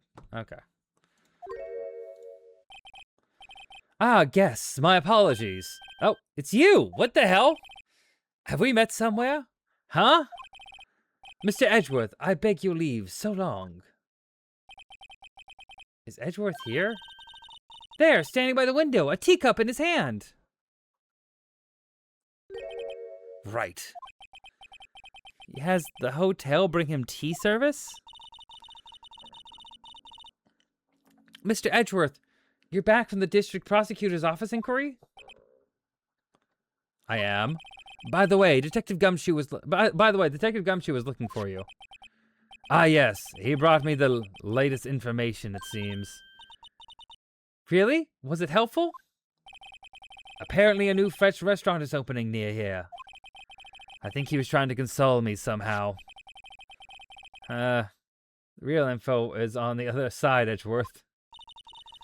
Poor Mr. Edgeworth. I think this whole thing is really taking a toll on him. So how did the inquiry committee go? Actually, they decided to treat this not as a case of concealing evidence, but as a communications error during the investigation. Concealing evidence? Yes, apparently there are some who believe that I concealed evidence. They gave me a warning. You were lucky this time. Again. Again? I've heard them say that so many times. Ever since that case 2 years ago.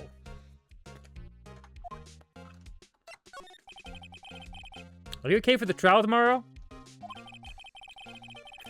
Well, I'm still the presiding prosecuting attorney, however. Something happened? They gave me control over the investigation over to the police department. Police department? Yes, any further investigation for this case will be directed by the Chief of Police, Gant. I could do nothing but wait for his results. I see. Why, I ask you? Why? All along, I've done only what I believe is right. I have nothing to be ashamed of. I mean, there was missing that information from that one case that they tried to give you that you refused, but, you know, I mean, it's whatever, man. But still. Wow, I've never seen this out of sorts.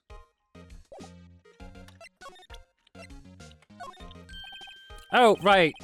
I better check this, now. As I was saying, What's this? A record of ID card usage? Edgeworth, you went to the evidence room that day, didn't you?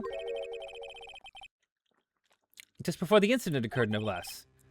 Yes, that's true. Why, Mr. Edgeworth?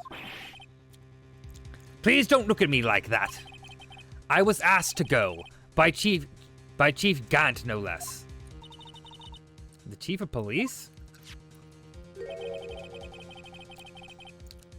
He wanted evidence for a case that wrapped up half a year ago.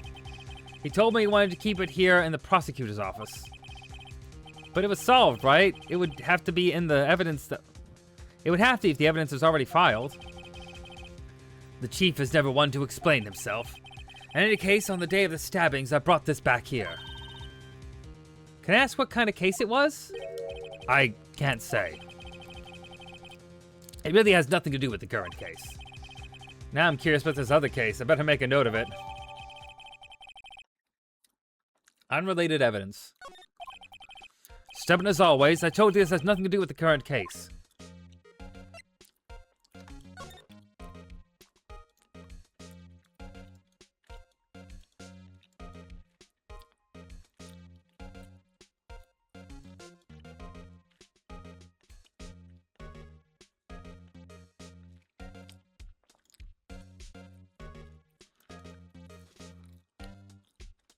There we go. Taxes A116, AI16. Nothing apparently. At least that's what the Edgeworth said. No suspicious. Who knows? This might turn out to be a clue that breaks the case. Wouldn't that be nice? AI16. Okay.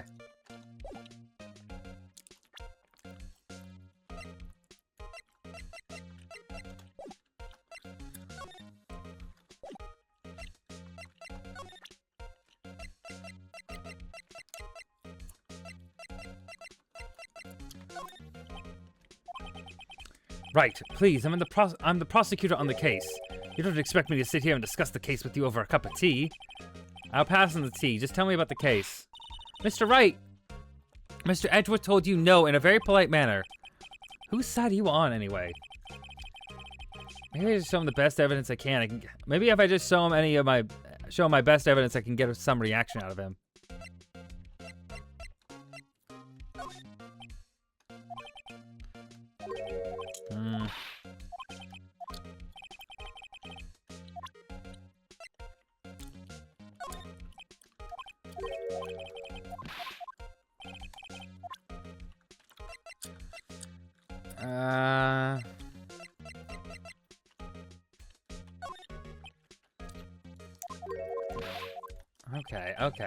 Okay. All right.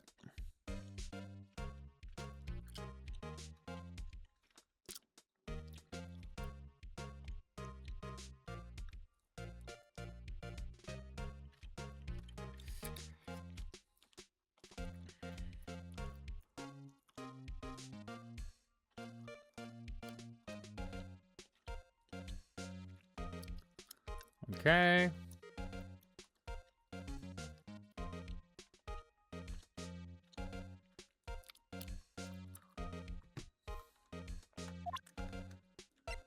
Guess the knife?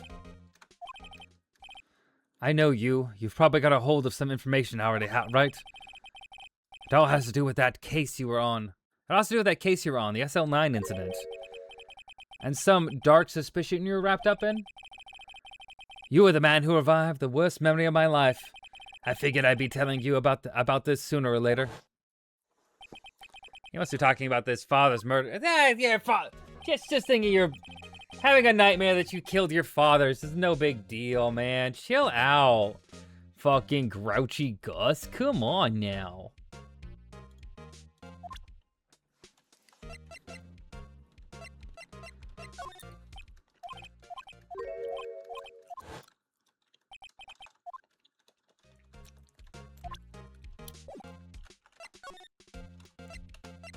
There we go.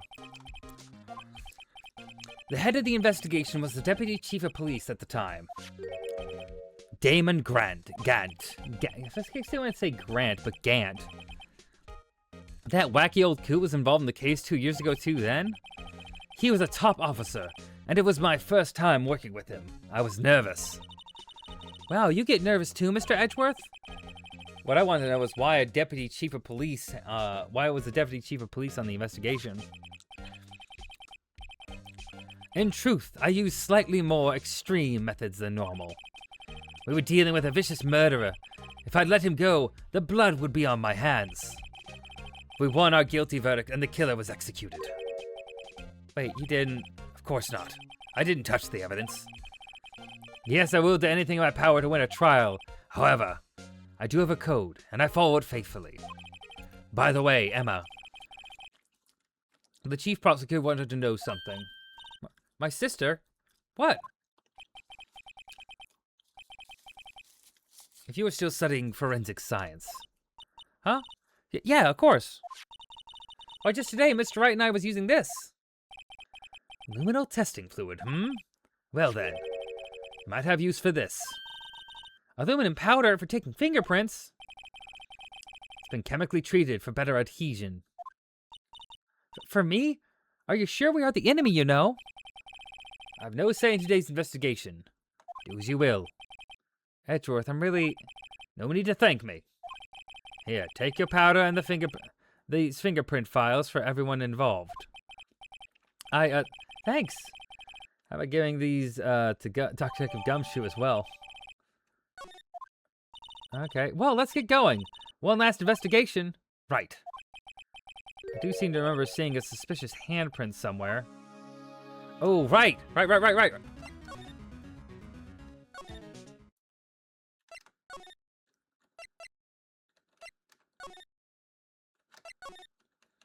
I'm gonna go back to the guard station, and then we go here, and then we go into the evidence room. Yeah, that's right. Our investigation turned up on a suspicious handprint. Here, in this blood on the detective's evidence locker. Let's use the secret weapon we just borrowed. Right, let's get started. First, choose a finger. A finger? Each finger leaves behind a slightly different imprint. So let's choose the finger that will have left behind the clearest print. I really can't tell the difference at a glance. Quit procrastinating and choose a finger. Okay, now it's time to check for prints. Let me show you how it's done. Emma's starting to get that sparkle in her eyes. First, we sprinkle the aluminum powder around. Huh? How do you do that? With enter, see? Ah, it looks like we did that did the trick. The aluminum powder adheres completely to the print. Once the powder is well spread, just blow away the excess. Huh? How do I do that? With E. Exciting, I know. Imagine you're blowing out the candles on a birthday cake, see? Wow. That looks like fun. Might take some get used to, though. It's fine. It won't go up your nose or anything. Just pour the powder on thick and blow away the extra. Those are the basics of fingerprinting, Mr. Wright. Guess better give it a try.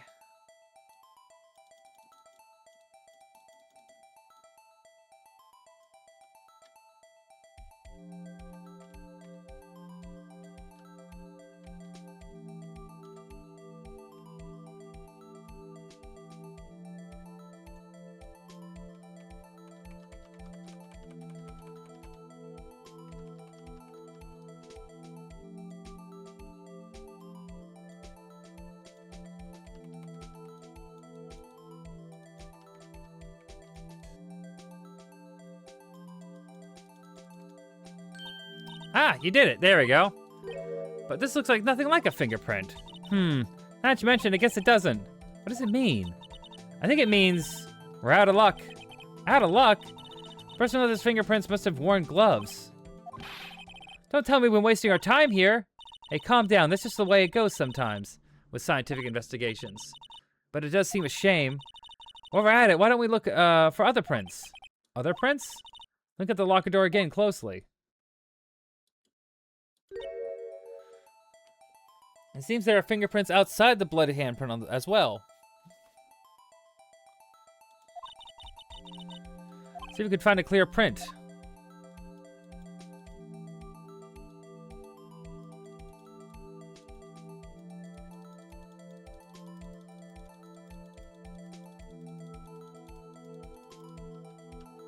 There we go.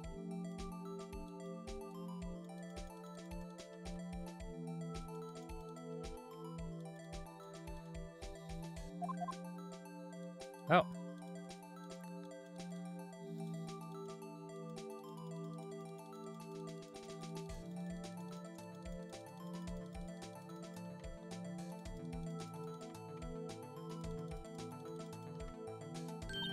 Yay, a print so clear it's dazzling.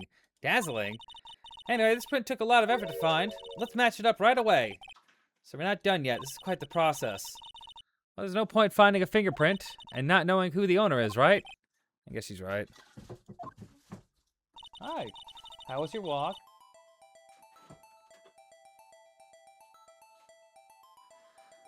Look at the fingerprint data we got from Mr. Edgeworth, and point out the person you think left these prints. Huh? How am I supposed to know who it was? I can make a pretty good guess. The bloody handprint and the fingerprints are in different places, right? That means that the prints probably don't have anything to do with the case. So whose fingerprints would most likely find on this evidence locker? Well, we'd most likely find gumshoes.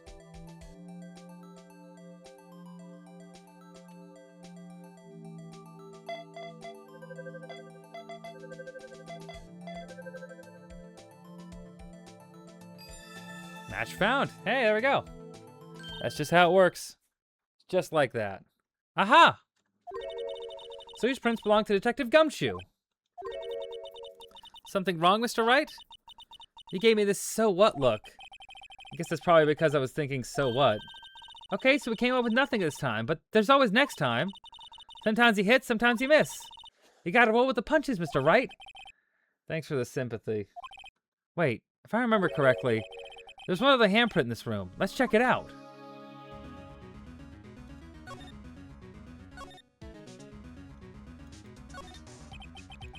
That's for the luminol fluid reaction, right? Right. There was a handprint here. Okay, wanna try using this? There you go, you see your eyes. Let's check for prints. Okay, let's check for prints. That's the spirit. Oh, but I have to warn you about something first. What? The area with the blood was wiped away, right? We only ended up finding it using chemical means. Any prints in that area will have been wiped away too. Oh, right. So that means no prints. How would you say the probability of your hypothesis is high? Don't ask me. Anyway, we must try to find prints that weren't wiped away. Prints other than the ones left by a bloody hand.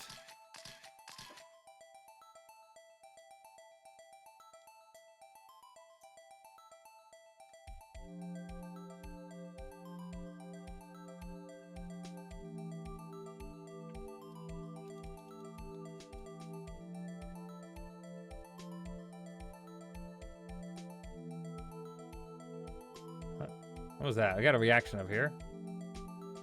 Oh, here we go. Oh, I see. Where a handprint would have been, as you couldn't see from the blood.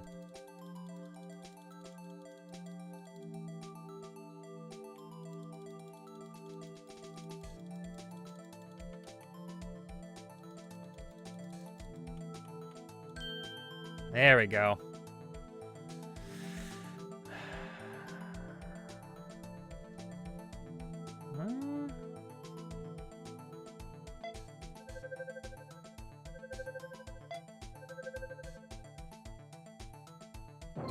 No match. Okay.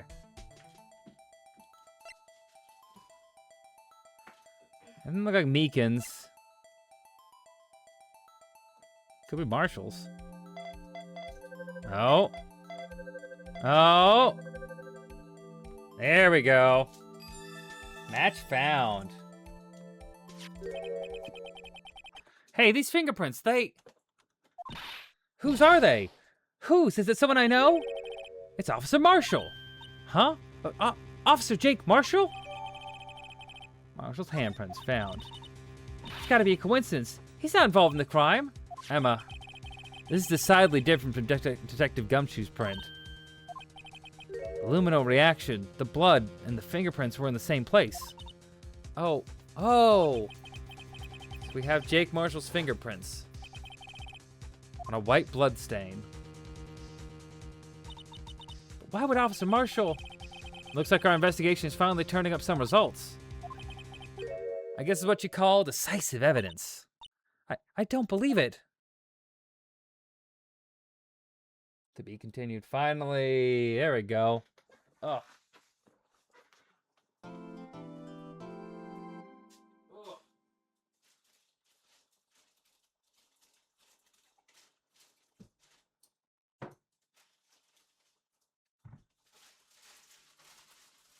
Thank you. I tried to pick one of these up at Fred Meyer, but they didn't have any Snickers bars. Had a bunch of Milky Ways. I'm like, oh, fuck a Milky Way.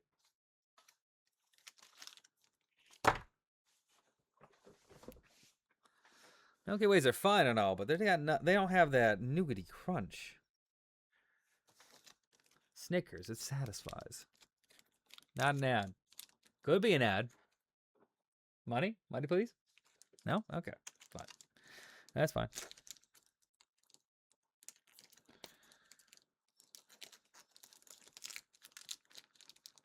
Save progress. Yes, I will save.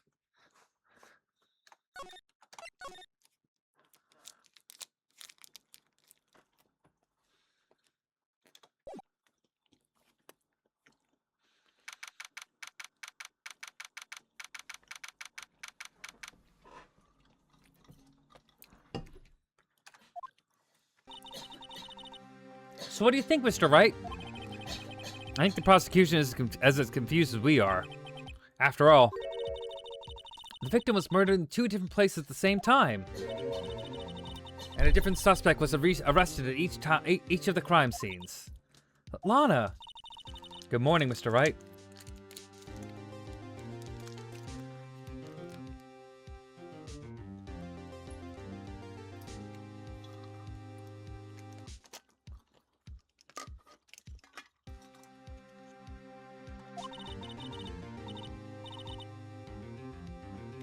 I apologize for yesterday. I was indisposed. I hope they didn't hold you too long for questioning. We just finished, actually. I'm used to all-nighters, though. So how'd it go? It says Mr. Wright suspects the police are clueless. I figured as much, so I struck a plea bargain. A plea bargain? What do you mean by that? I agreed if I told them the truth behind this simultaneous murder, they wouldn't seek capital punishment. That's what I mean, Emma. But Lana, don't tell me you... Much to my regret, I'm as much in the dark about this as they are. This Sky, We found trace evidence of a certain person in the police department's evidence room. They belong to Officer Jake Marshall. What kind of trace evidence? Bloodstained fingerprints, to be exact. That's the trump card I have up my sleeve today.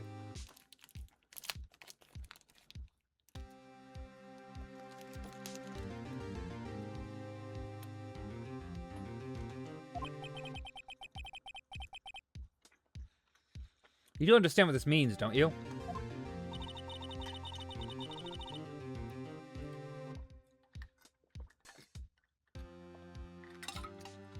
In order to defend my sister, you got to accuse Mr. Marshall.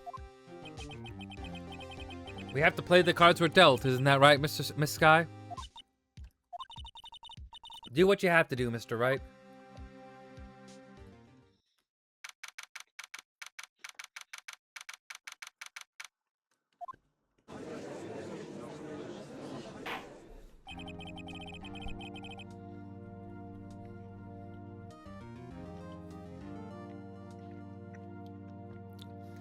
Court is now in session for the trial of Miss Lana Sky. The defense is ready, Your Honor. The prosecution is... I'm afraid you'll have to clarify. It takes 30 minutes by car to reach the police department from the prosecutor's office. Yet the victim, Bruce Goodman, was slain at both places at the same time. But that's not physically possible, is it? What's more, I hear the victim from the evidence room disappeared. Yes, and the body eventually reappeared in the trunk of Mr. Edgeworth's car. Wow, this is one messed up trial.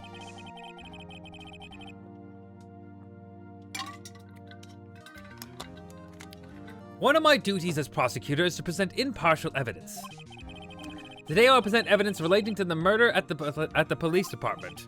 In so doing, I believe the way in which we should proceed will reveal itself. Now that's what sets Mr. Edgeworth apart. He sounds so on top of things, even though he doesn't know what's going on himself. And that's supposed to be an admirable trait? What? Very well, let the trial resume. On the day of the crime, what exactly transpired at the police department? Mr. Edgeworth, you may call your first witness of the day to the stand. For its first witness, the prosecution calls the suspect in the murder that occurred at the police department. The suspect? You mean the so-called murderer? Oh boy. Things are getting wild from the get-go. Meekins! Will the witness please state his name and occupation? Yes, sir. I'm Officer Mike Meekins, sir. The occupation is, that would be murderer, sir. So you're telling us you're a professional killer? Sir, it was me, sir. I was the one who did it. I never kill anyone again. Sir, you gotta believe me, sir. Actually, what we'd like to hear from you is, sir, what you call a part of the younger generation, sir. I'm a person whose actions adults can't possibly comprehend. Please, Mr. Edgeworth, sir. Help me, sir. Officer Meekins. Yes, sir. Give us your report of the crime. Consider that an order. Yes, sir, as you wish. After all, I'm part of the generation that must be told what to do, sir. You can't fault him for lack of enthusiasm. Yes, sir. I'm a youngin', sir. You gotta... That's what he talks like. That's what happened. Although it's not my normal duty, I was assigned to guard the evidence room that day.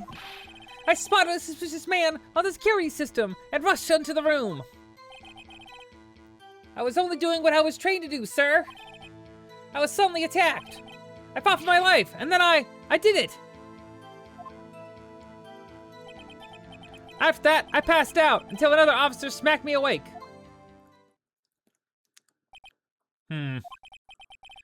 So the victim, Detective Goodman, attacked you. Do unto others before they do unto you. That's the Meekins family motto, sir. I see. And you fainted and a colleague helped you regain consciousness. Yes, sir. He knocked me upside the head, sir. Very well. The defense may begin its cross-examination. What I need here is more info to work with. Okay, I'm gonna press him.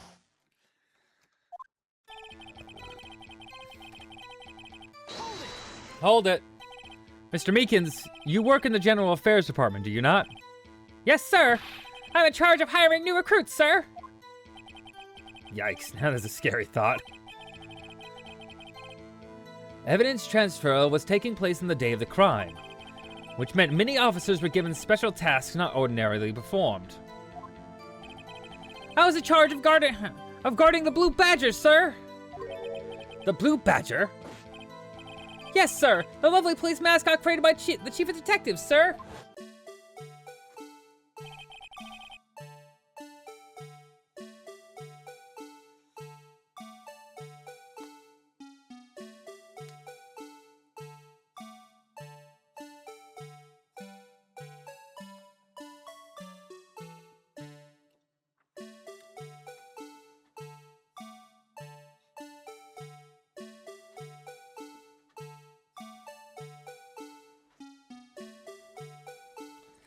Gotta dance to it.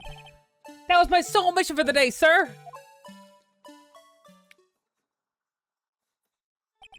I see. Sounds like a very, important mission. After the award ceremony that day, there were so many people running around that I relocated the Blue Badger to the evidence room. Oh, so that's why you went to the evidence room. Tell us, what did you see when you got there? I spotted a suspicious man on the security screen and rushed into the room. In order to enter the evidence room, you need an ID card, am I correct? Precisely, sir. I have one right here around my neck. So then, your ID number should be listed on here, right?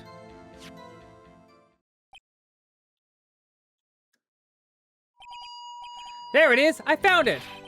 It's the one right here. Could you please read us the number? Yes, sir. It's 498-9596. That's my number, sir. I see. Huh. But the number 498-9596 is shown being used twice. Please explain, witness. It's no real mystery, sir. The first time was when I relocated the Blue Badger to the evidence room. And the second time is when I went to go get him after everything was settled down. Alright, you have a nice night, Allie. Rest your head. Probably not easy to rest when I'm yelling in that voice. Yes, sir. You have a nice rest, Allie, sir. I will. I see. So it was during that second time when... Yes, sir. That was when I spotted the man on the security screen. Data added. I was only doing what I was trained to do, sir, and I was suddenly attacked. So you're attacked. Can you please tell us exactly what happened to you? It was a knife, sir, a knife! Detective Goodman pulled a knife on you. What happened then? But with me charging in on a man like that, he looked as surprised as I was. Not exactly the kind of person someone would want to run into. That's when I reacted, sir. I swung my arms like an octopus, struggling to detain him. That's how I got his gash on my hand. If you just kept your cool, your hand wouldn't be. When I saw the blood trickling down my arm, I panicked. I grabbed the man by his collar. I fought for my life. Then I did it. What exactly do you mean when you say you did it? I know I don't look like the type, but I'm really into kung fu films, sir. The man let his guard down for just an instant, so I snatched the knife from him. You took his knife. I spun him around and performed a disarming maneuver. I made sure to close my eyes like a man. See. He must have been desperate.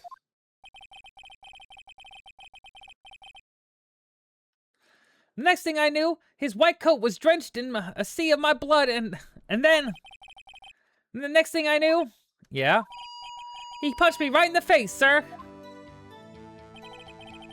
After that, I passed out until another officer smacked me awake.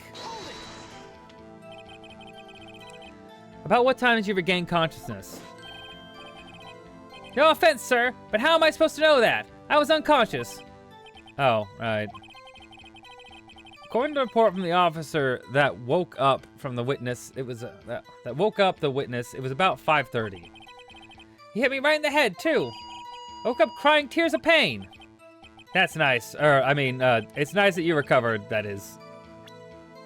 I want to check something real quick.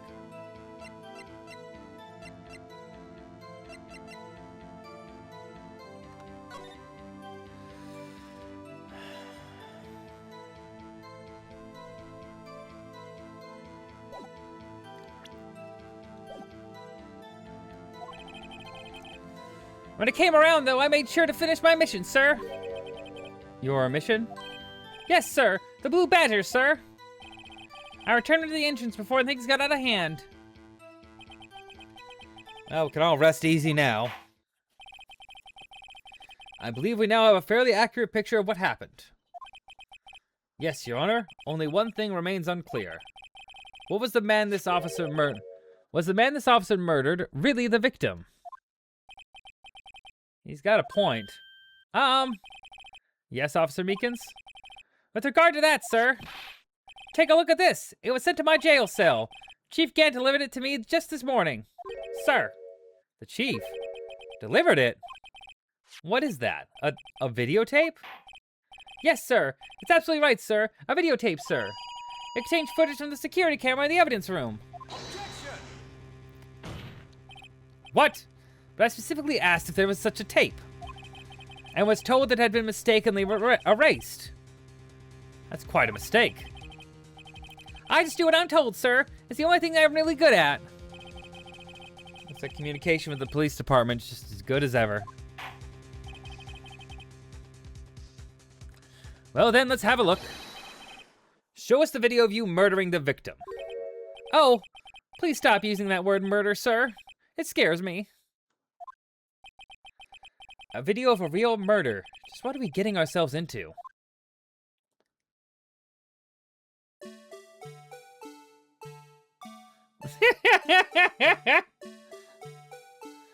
That fucking piece of shit.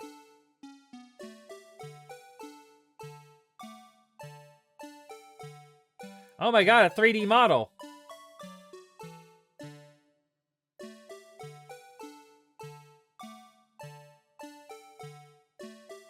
Oh my god.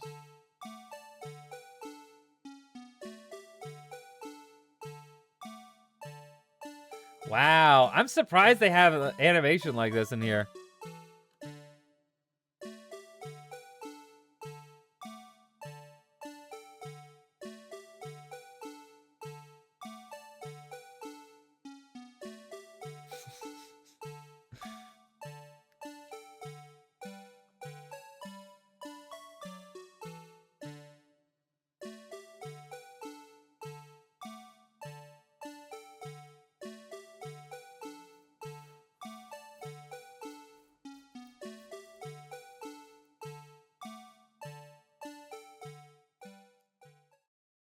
What the fuck?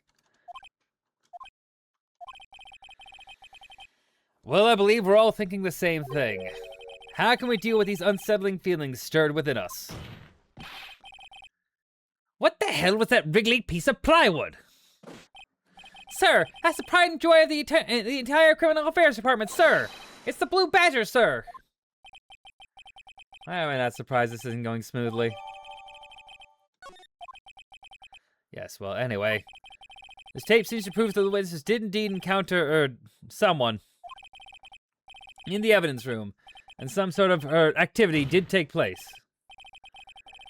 Your Honor, instead of relying on clearly incomplete footage, the witness testimony will suffice. Is that all right with you, Officer Meekins? Yes, sir. As you wish, sir.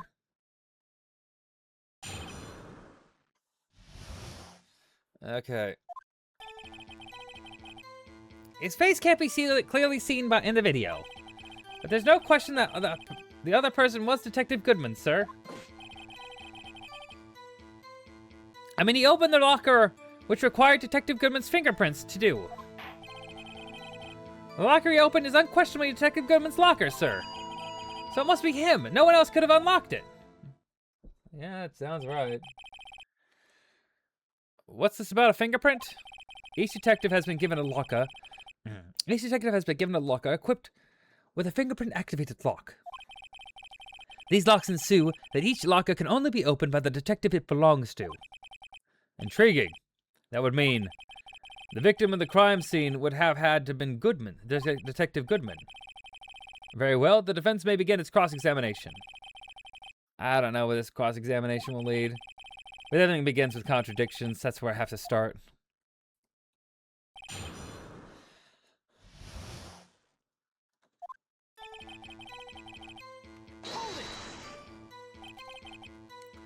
Were you able to get a good look at him? At the face of the man who attacked you with a knife? Sir! If you must label people as having seen or not seen the man's face, I believe I would be classified as the latter. The latter. You're standing right in front of him, were you not? More to the point, you are the person who fought him, aren't you? Oh, yes, sir, but I didn't get a clear look at his face, sir. I'm the kind of guy who looks directly at people when talking with them, you see. Yeah, it's a good trait for a police officer. Still, I'm sure it was him. I'd bet my badge on it.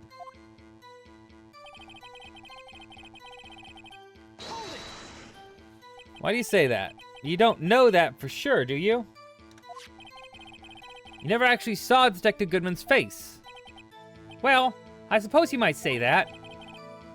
That is, if you must label people as having seen or not seen it. Since his face can't be identified in the video, only you can verify it. But why is everyone looking at me? If I had to label your stares as disturbing or... Meekins! Eek! Having been shown a questionable video at best, we are not in the best of moods. Now please be more certain when you testify. Yes, sir. You claim the man who brandished the knife at you was Bruce Goodman. Tell us why you're positive it was him.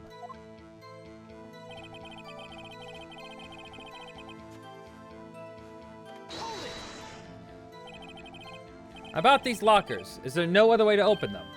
No, sir. I tried all kinds of methods in the past. They only respond to registered fingerprints, sir. I wonder what kind of methods he tried. If the man who opened the locker's lock, which only responds to its registered fingerprints, then he must be the person the locker was assigned to. Exactly my point, sir. And this too. Locker he opened was unquestionably Detective Goodman's locker, sir. How do you know that information? I've heard rumors, sir, from people in the know, sir. People in the know? The workers at the department cafeteria, sir. They keep me informed. They also listen to my romantic troubles, sir. For the record, the open locker did indeed belong to Detective Goodman. I verified this information through a more reliable source.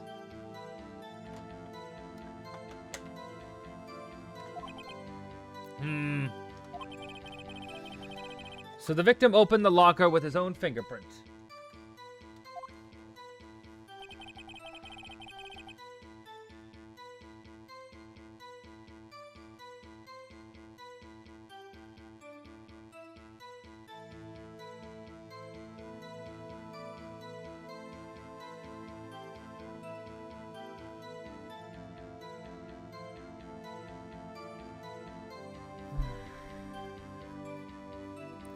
So it must be him.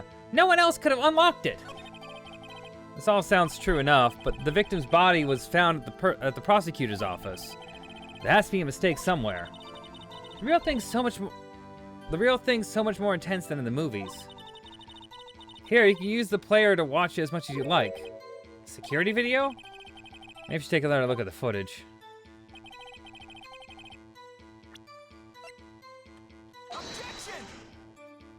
No, I didn't mean to, fuck. I didn't mean to do that.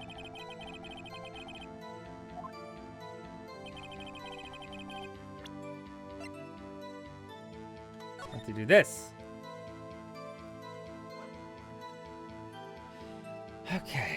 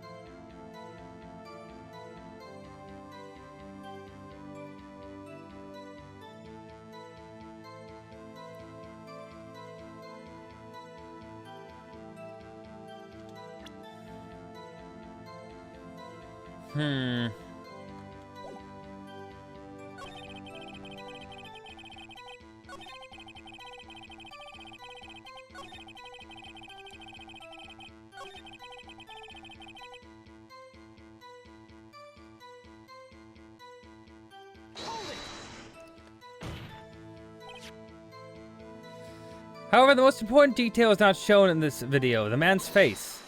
Sir! If I may say something, sir, please do. After all, you are the one being examined. I don't understand why the man's face is so important to this case, sir. I mean, it was his hand that opened the fingerprint lock. And it was his hand that tried to thrust his knife into my body, sir. My unsettled state can testify enough to this, sir. Yes, you have a point. The footage doesn't lie. That is, unless the defense can find a problem with it.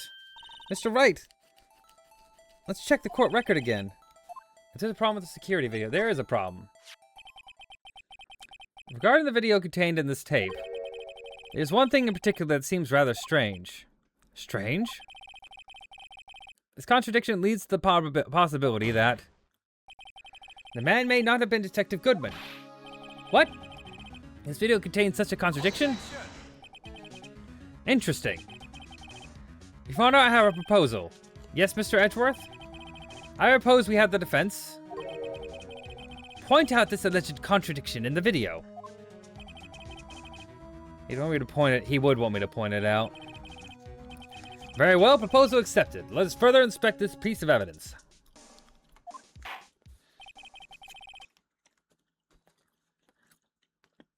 I will now play the security tape. Mr. Wright, please show us the contradiction you speak of. I have to point out a problem in the video. This is the first time I've ever had to do that. You can do it, Mr. Wright. It's set so you can fast forward, rewind, or pause the video. Just take a good look and be sure to point out the right thing. Please don't play it too many times. I can't stand watching this video. How does this guy ever become a police officer? Now then, Mr. Wright, enlighten us. Where is the contradiction that... okay, well...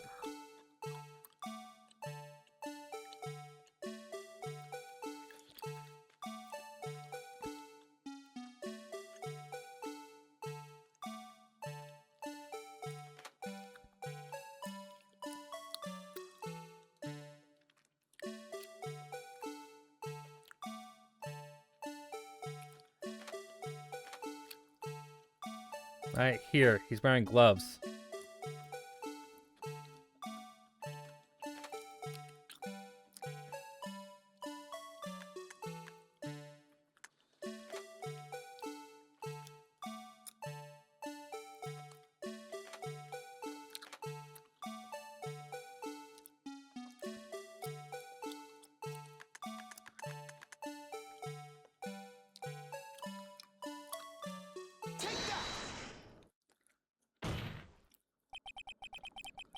The thing that's strange about this video, I would have to be, this. Ah, come on.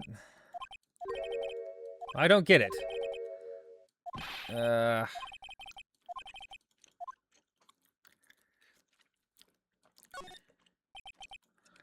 Very well, let's try this again. Just remember one thing, Mr. Wright. Every time you point your finger, someone gets hurt. Says the one pointing his finger at us. Well, now play the security tape. Mr. Wright, please show us a contradiction.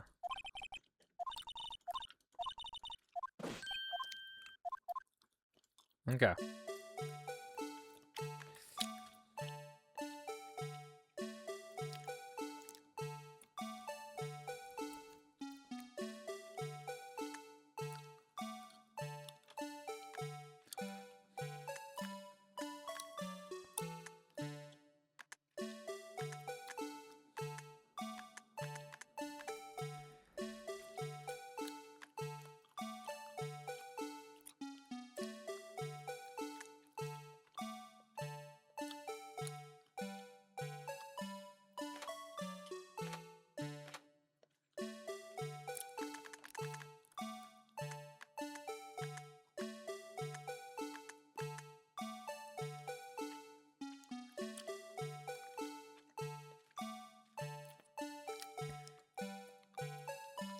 I mean, it seems like it's his hand. His hands are gloved, aren't they?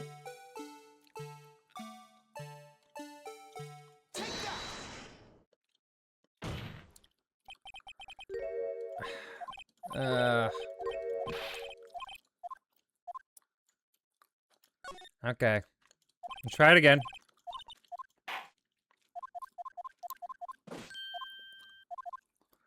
It's not the gloves, though.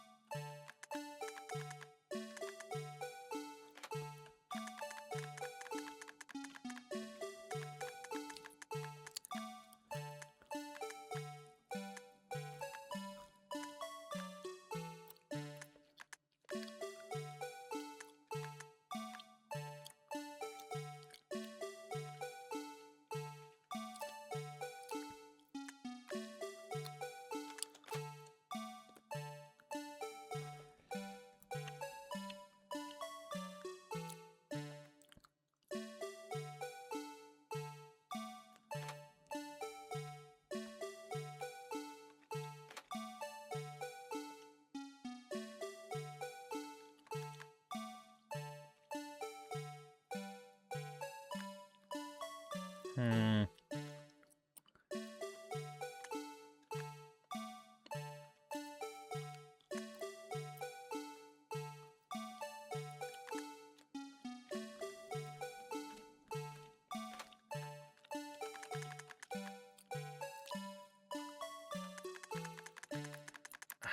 Let's see.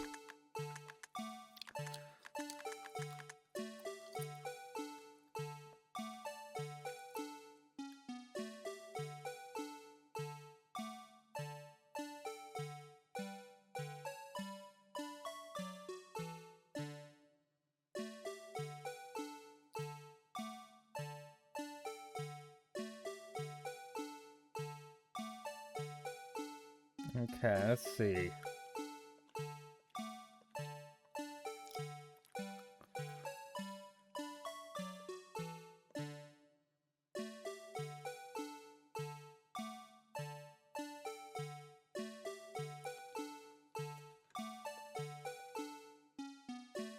Oh, wait a second.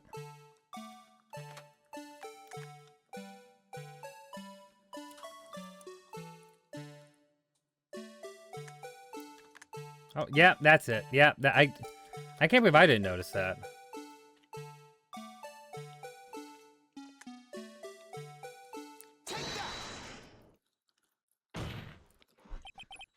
The thing that's strange about this video has got to be this. Officer Meekins. Sir, did you mean me, sir? As I understand it, the locker apparatus works like this. When you grab the handle, the sensor reads your fingerprint if it's a match.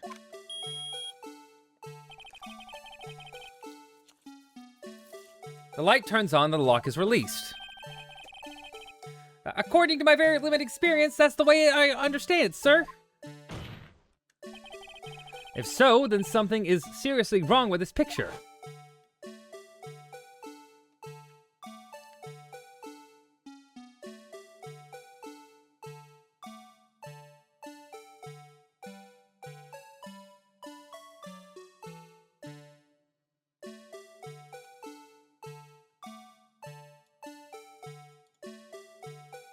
Oh, keeps going. When the victim reaches for the handle to open the locker, let's rewind to a little earlier.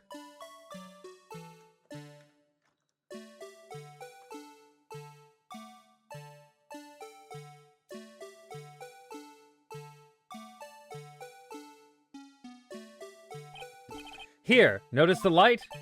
What's this? It's already lit! Precisely my point, Your Honor. The locker was already open before the victim grabbed the handle. Ah! Order, order! What's the meaning of this? It's very simple, Your Honor. The locker wasn't locked on the day of the crime. But the locker locks are controlled by an electronic system. When a door is shut, a sensor is triggered. And the locker is automatically locked. Oh, I know, it must have been broken down. Of course, I'm not an expert in this. That's not likely, Your Honor. The sensor would detect the report or any malfunction. Oh, well, it just goes to show novices should keep their mouths shut. So then, Mr. Wright, do you have an explanation? Me, Your Honor? Yes, why wasn't the locker locked? Me, Your Honor. Yes, well, you see, this isn't exactly my field. What do you think, Miss Scientific Investigator? Huh? Oh, maybe saying like, jam the system sensor? Something jammed the sensors. Say, there's something else in that seems out of place in that video. I think it's what would jam it is the glove.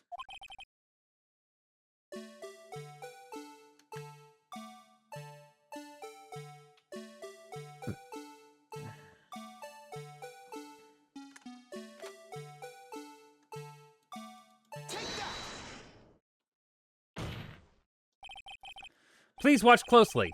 This is a continuation of a part I showed you earlier.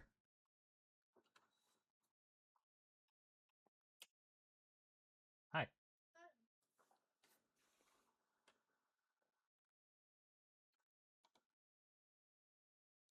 Mercifully, they turned off the music.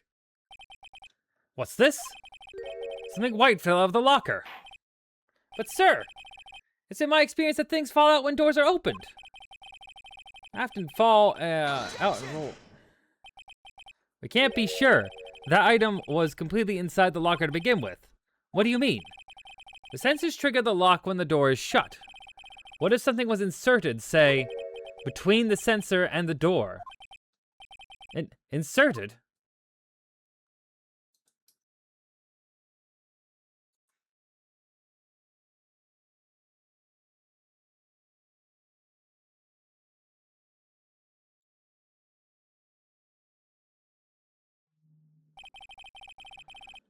This white thing wasn't inside the locker. It was stuck between the door and the sensor. Oh, I understand it now, sir. Just like my tie.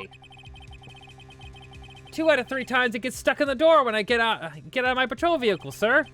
Instead of the door closing, my tie chokes me. But the object would have to be extremely thin to fit in the door. Not only that, but it would also have to block electric currents. It would need to be an insulator. Yes, an insulator. But at the crime scene, there just might have been something that fits the description. But sir, an insulator? You don't mean...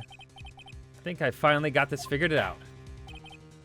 Very well. Will the defense please present relevant evidence? What was the insulator that was stuck in the door? Well, it was this glove.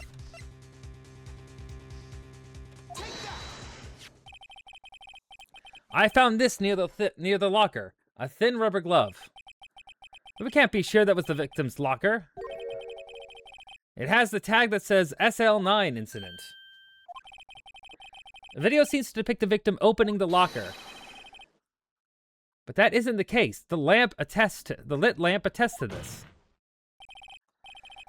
On the day of the crime, even I could have opened that locker. Is that not so, Officer Meekins?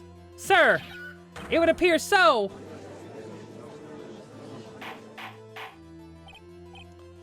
Order, order, order. So you are to believe then that the victim, whom this witness stabbed in the evidence room, was not Detective Goodman. Do not be misled, Your Honor. What do you mean, Mr. Edgeworth? The defense has merely demonstrated that possibility and nothing more. The victim in the video was indeed Bruce Goodman. The prosecution will offer one more testimony to prove this. What? Officer Meekins, please testify about this. Sir, remember me, sir? I'm not sure what you're referring to, sir. Oh, you mean that? Of course, sir. Is this a joke? Very well, begin your testimony.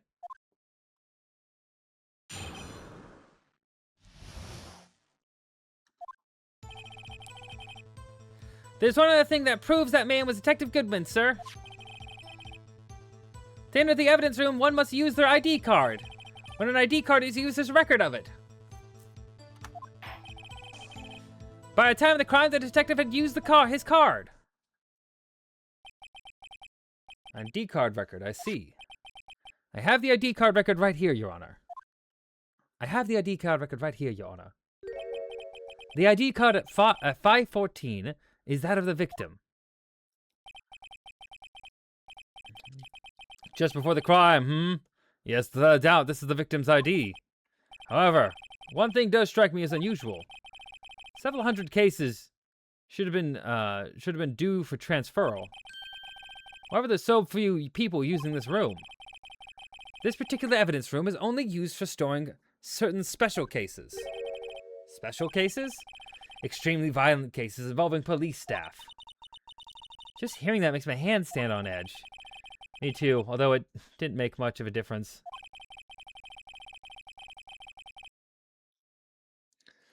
There were only a few cases for transferal there, and most were cleared up by noon. Right, I see. Let's move on to the cross-examination.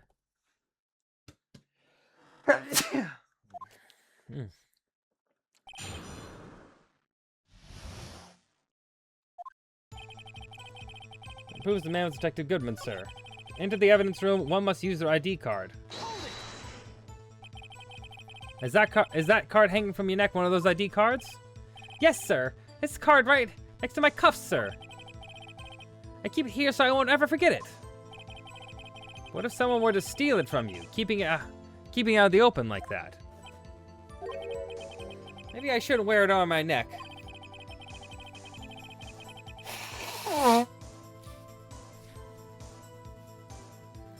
Remember when I said 2 out of 3 times my tie gets stuck when I get out of my car?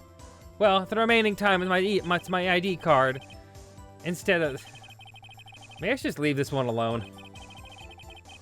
At any rate, each police officer only has one ID card. Both the police department and the prosecutor's office can attest to this. Please proceed with your testimony.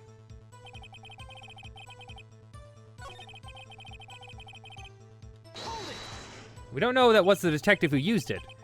Earlier, I believe you testified that when you asked the man to show his ID card, he pulled a knife on you. Yes, sir. He didn't show me any ID card, sir. Don't you think that's odd? I mean, if he had his ID card, all he had to do was show it to you. There wouldn't be any reason to draw a knife. But maybe he just panicked. Everything stems from contradictions. Let's point them out. Mr. Wright, what do you think? I'm confused. What?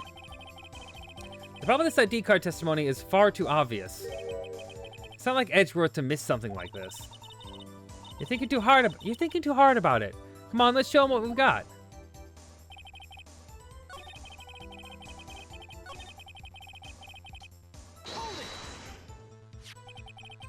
Let it be known that this is a record the witness is referred to. Let me see. Yes, that would be it. Detective Goodman. What's the matter? According to this, Mr. Edgeworth, your name is on here. So it is, Your Honor. Not that prosecutor again. He may be behind all of this. What a prosecutor could... How is it? Mommy, is that man in blue a murderer? Shush, don't stare at him. You got the wrong color, kid. It would seem the inquiry committee will want to speak with you again today. I have nothing to be ashamed of regarding my actions or their consequences. For now, let us continue with the cross-examination. Poor Mr. Edgeworth, it must be so difficult for him.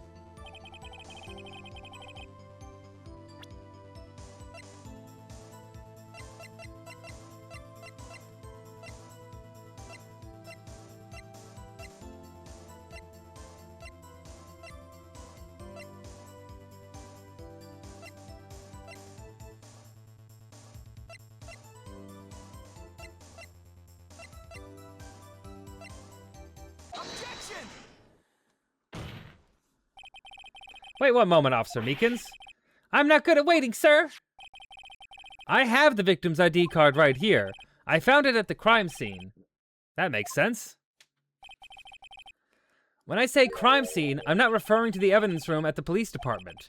I mean the other crime scene. The underground parking lot at the prosecutor's office. Your Honor, I have one more piece of evidence to present. It's a very important clue regarding the victim's ID card. A lost item report? A lost item report? It's only half completed. But it shows that Detective Goodman had lost something on the day of the crime. Something important enough to fill out this report. Let me guess, you believe this something to be his ID card, right?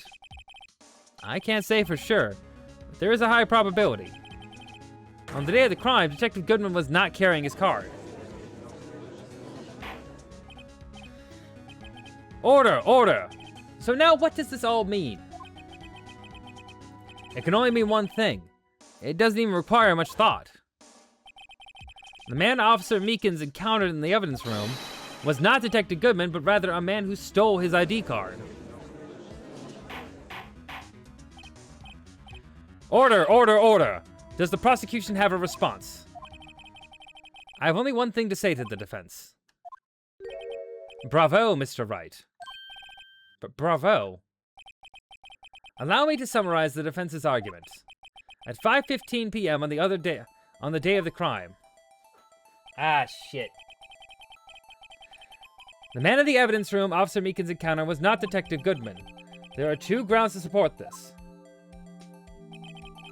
The first is that the locker in the evidence room was already unlocked. The second is the victim lost his ID card. Am I correct so far, Mr. Wright? Yes. What's he up to? Then, that being the case, we must inevitably arrive to a single conclusion. If the victim in this video is a fake, then the murder in the evidence room is also fake.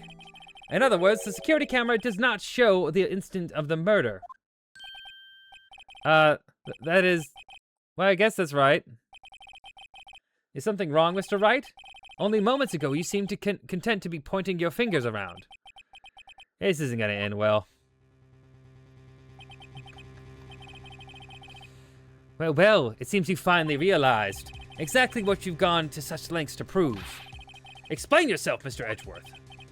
The defense has already done the explaining for me. The victim in this video is a fake, which means the murder did not take place at the police department at 5:15 on the day of the crime. So the real crime could only take place at one location, the underground parking lot, at the prosecutor's office. The murderer being Miss Lana Skye, the defendant. The evidence is compelling. A trustworthy witness. Observe the moment of the defendant used the murder weapon. Ugh. Ah. I mean, yeah.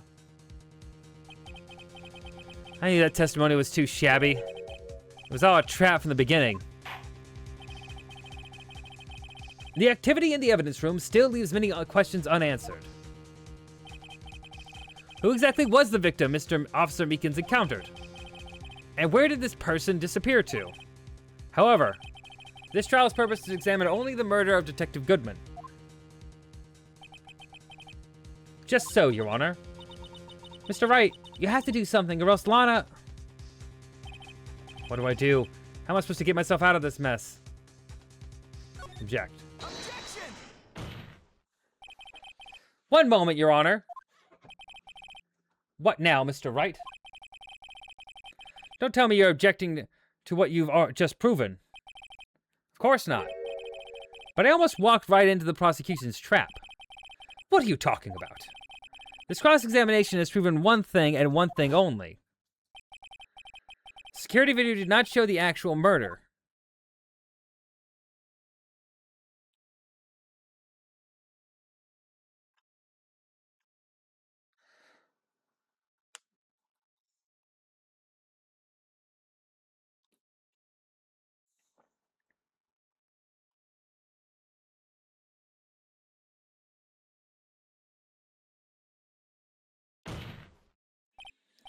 However, it cannot be said that it is unrelated to the murder in the parking lot.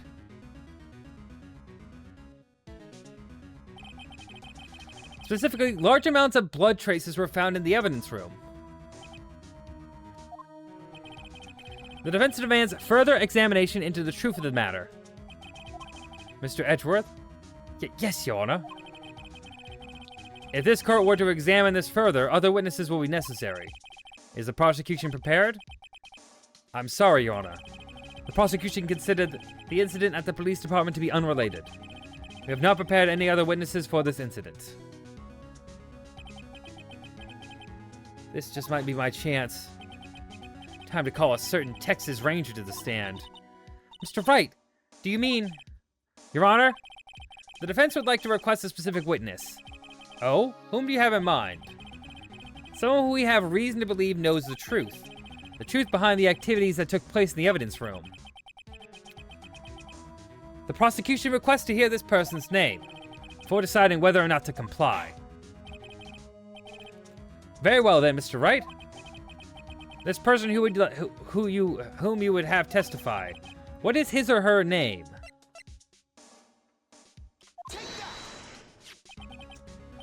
Officer Jake Marshall. Why him? I can't let Edgeworth know everything just yet. He's in charge of the evidence room. I feel you should hear what he has to say. The prosecution agrees to the defense's request. Since he has a responsibility regarding the room, we should hear his testimony. Fortunately, he works in the police department. We shouldn't need longer than 20 minutes to prepare. Very well. The court will take a 30-minute recess while the witness is subpoenaed. Will the prosecution please prepare the witness during this time? We will, Your Honor. Court is now in recess. I swear, is this entire day just gonna be doing this one trial? This is crazy. There's no stopping you, is there, Mr. Wright? Huh? What do you mean? You called for Jake Marshall. Seems you figured everything out. I haven't figured anything out at all. Lana, you're the one who knows everything. Emma, you always know everything. Why don't you just tell us? Mr. Wright is trying his hardest to protect you. I don't recall ever asking for his protection. How can you be so cold? Don't you trust us? Don't you trust me? Hope not interrupting anything, pals. Oh, yes I am. I'll come back later. Wait, Detective Gumshoe, what is it?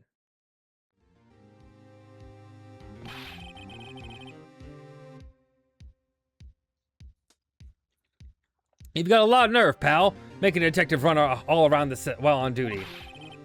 And to top it all off, you call me here. I've seen happier people at funerals. Sorry, Detective. You better be, pal. Hey! Hey! Hey! Hey! Hey! I didn't just see you. I did see you there, Chief Prosecutor Sky. That's okay. So have you brought what I asked? Oh. Oh. Oh. Oh. You mean this, right? My apologies, Detective. Due to my present circumstances, I was forced to use Mr. Wright's name when making my request. My name? Why are you dragging my name into this? What the fuck?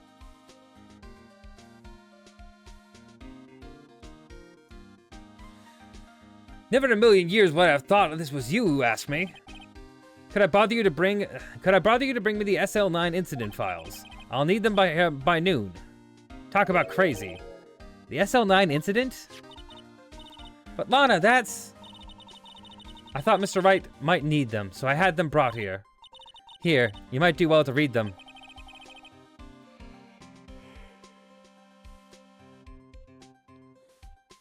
I can't believe you, the chief prosecutor, were a witness in that case.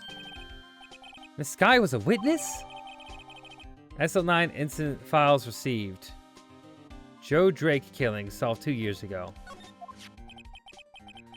Take it from me, you don't want anything to do with serial murderers. Oh, what? Now I brought you your stuff, you're just gonna ignore me? Emma?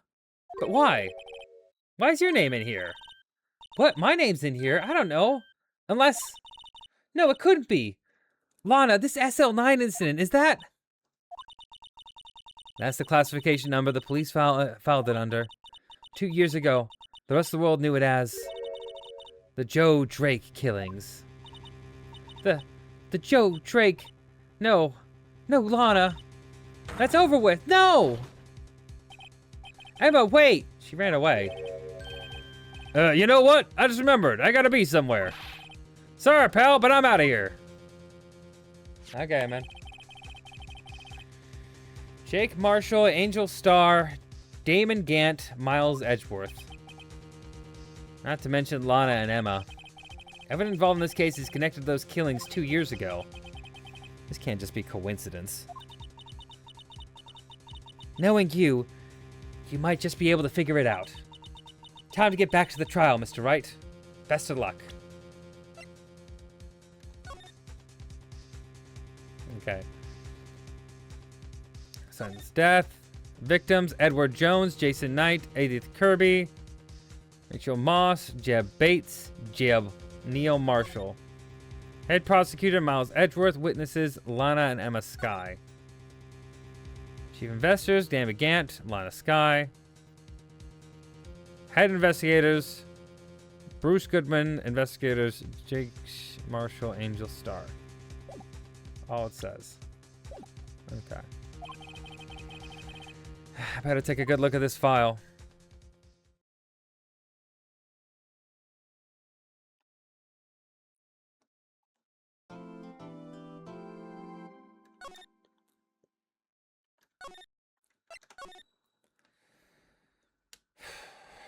Back to it, back to it, back to it.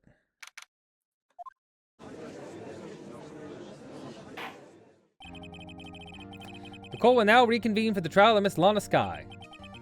Emma didn't come back. Allow me to call the next witness to the stand. The officer in charge of guarding the evidence room on the day of the crime.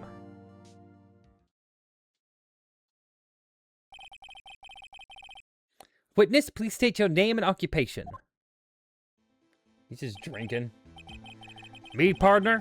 Oh, I'm just a man, same as you, wandering the trails of civilization. Occasionally helping the elderly cross intersections when needed. Yes, we get it. Oh, I know. You're a patrolman. As for my name, if you listen hard enough, you can hear the howling wind call it out. To be exact, it's Jake Marshall, Your Honor. Howling wind? I never heard Edgeworth described that way before. Now, Mr. Marshall, let me ask you something. You're in charge of guarding the evidence room on the day the crime took place. Is this correct? According to the papers, partner. What do you mean? The desperado's soul is as boundless as the desert sands. No paper could sum it up. Maybe it's best we get on with this quickly. Please share with us your testimony of the day of the crime. In plain old English.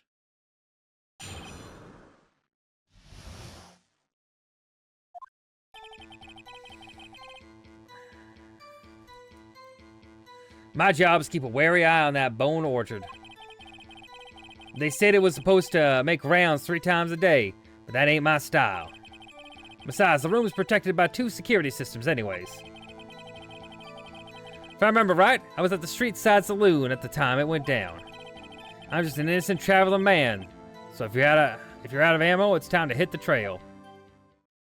He was getting drunk off his ass instead of working. This is defense. I can't say I particularly care for your attitude. I can't say I particularly care for your beard, but you don't see me complaining. Wait a minute. What do you mean by 2 security systems? I mean the security cameras and the ID card reader. I reckon every cowpoke like you knows about those. Yeah, well, what about the fingerprint-activated locks of the evidence lockers? Fingerprint-activated locks? What kind of newfangled doohickeys are those? He's not being very helpful. He's not that good with machines, or with following orders. Everyone's got their weakness now, don't they, Mr. Prosecutor? This one seems like trouble. Okay, Mr. Wright, he's all yours. Okay, Mr. Wright, he's all yours. Okay, Mr. Wright, he's all yours. There we go. Blah, blah, blah, blah, blah. I'm a judge. Blah, blah, blah, blah, blah, blah, blah. My job is to keep a wary eye on that bone orchard. How exactly do you keep an eye on the evidence room? I just made sure nothing moved in the security camera monitor. That room's still so still. Every time dies, even time dies in there. I was just a caretaker who interred the recordings. You interred them. Videos of nothing aren't that useful. When the time would come, I'd erase the tape. Nothing unusual is recorded. Tapes are to be erased every 6 hours. Each time I erased a tape, it felt like I was erasing part of my life. This guy has a flair for the dramatic, but it isn't going to do him any good. So in actuality, you don't physically enter the evidence room.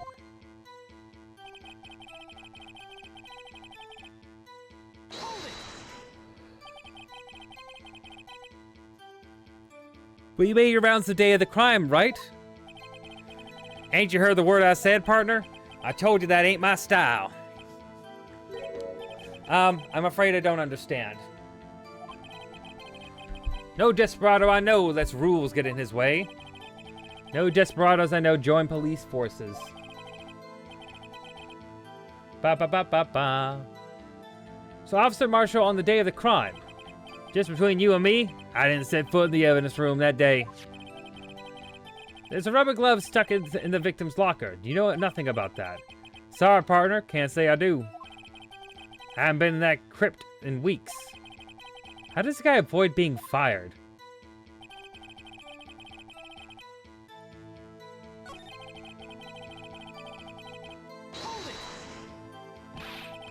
What were you doing at a place like that? I was eating spaghetti. Not even Angel's steak lunches can beat that parlor's Vongole sepia pasta. Do you mean to tell us you abandoned your police duties to eat some noodles? Not all desperados eat tacos, partner. That's not what I meant. I hope this at least taught you a lesson. That's strange. Usually where Edgeworth says, did you not want to raise this year?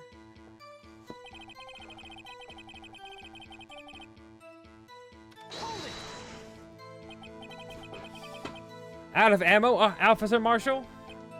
That's right, partner. As you call it, evidence. You plan to pin me to this crime? Then you need a better draw. Otherwise, you're just wasting my time. My steel horse is waiting to carry me back west into the sunset.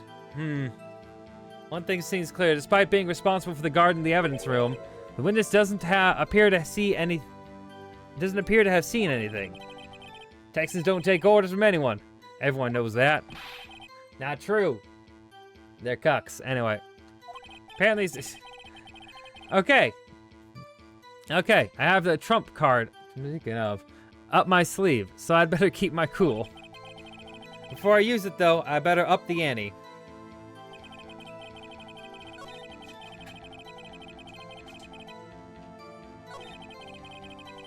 Two security systems anyway.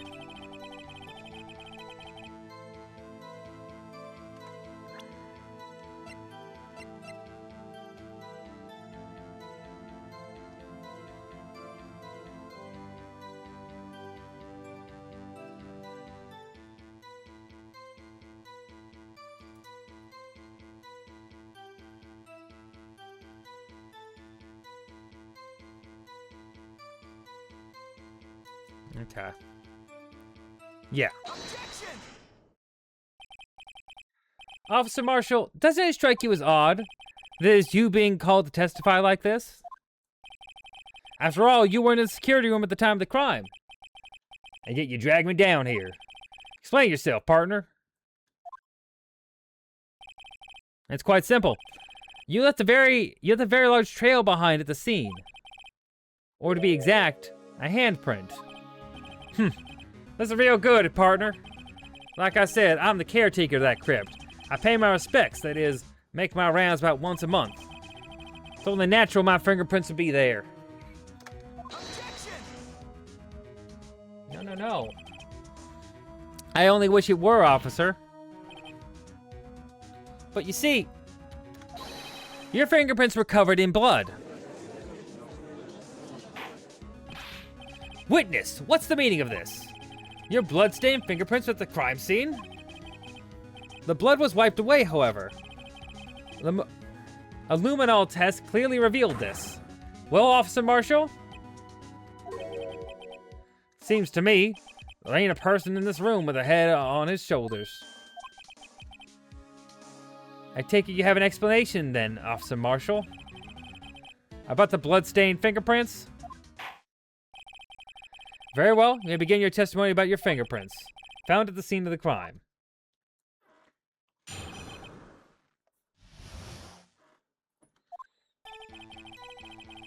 Like I said, it's only natural for my fingerprints to be in that evidence room. One of them just happened to be at the same place as the bloodstained handprint. The murderer touched the locker where my fingerprint was by chance. The bloodstain and the fingerprint are completely unrelated. Or didn't you know the murderer was wearing gloves? See, I had nothing to do with that. The witness explanation appears valid. Although there's room for doubt. Life wouldn't be fun without any doubts, partner. The defense may now cross-examine the witness. This guy's hiding something, I can feel it. Now's my chance to prove it.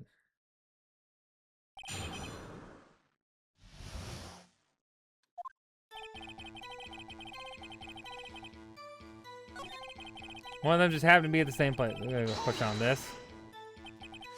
So then, what about the bloody handprint? Wasn't mine, it's no mystery. Please explain. My locker is covered with my fingerprints. It just so happened the murderer touched the locker with my fingerprint by chance.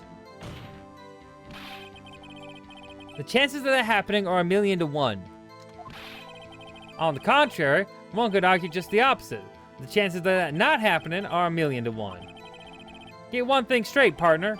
You ain't gonna get no reward from me with mere fingerprint. You wanna know why? The bloodstain and the fingerprint are completely unrelated. Unrelated? They're as different as night and day. Kinda like cereal and cereal.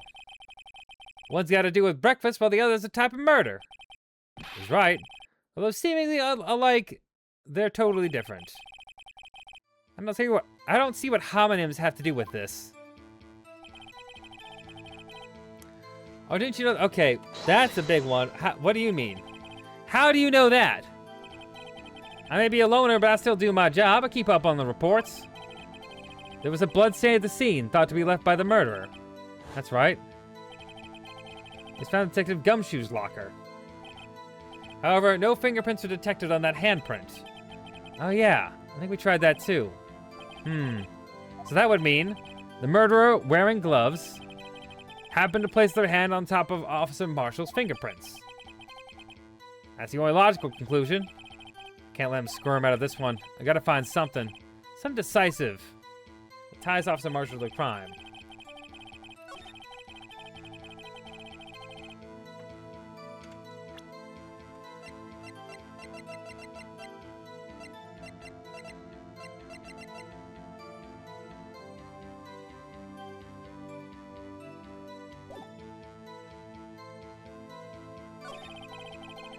Like what my fingerprint was by chance. Bloodstain and the fingerprint are completely unrelated. Murder touched the lock where my fingerprint was by chance.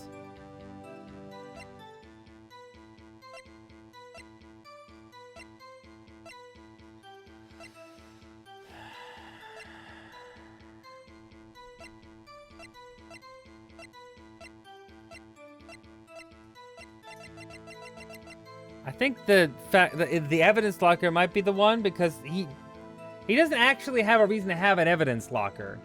Because he's not actually.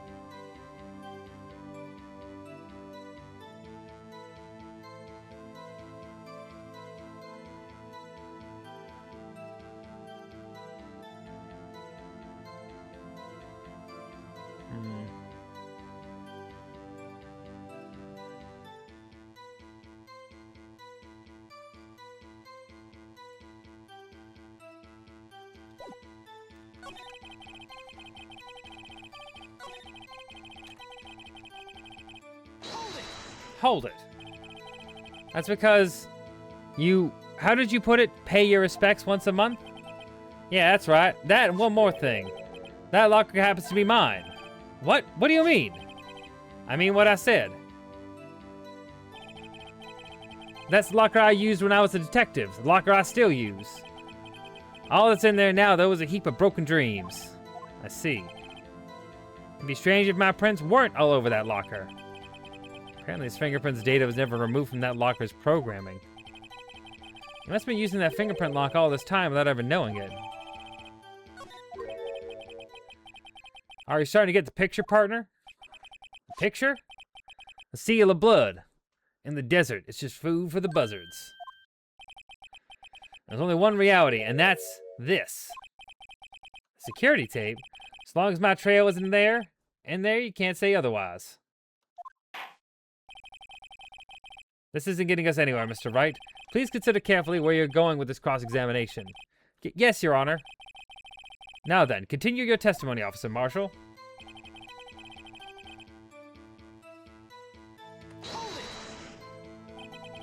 What do you mean by that? You're going to tie me to the crime, isn't that right, partner? If so, that video is the only direct evidence you have. But that video is next to useless. It's full of blind spots. Blind spots? Places you can't see. The camera's panning back and forth. The floor isn't shown. If someone's familiar with the camera's position, they could leave the room without being caught on tape. We don't have time for your speculations, Mr. Wright. Well, Mr. Wright, if you can show us evidence in this video that indicates Officer Marshall was present. Please do so now. Yeah, sure. Very well. Allow me to point out your mistake, Officer Marshall. Tread carefully, Mr. Wright, or you might wind up making be the one making the mistake. Let's have another look at the video. Show us incriminating evidence.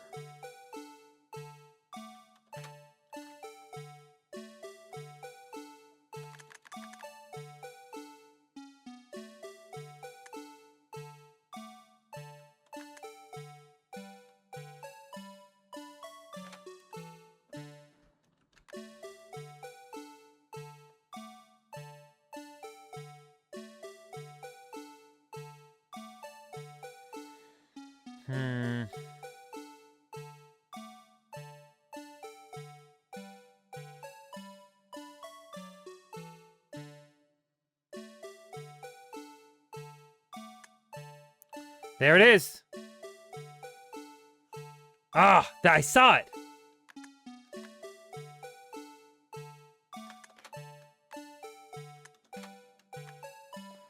All right, we got to go back to it. You can see his locker changed.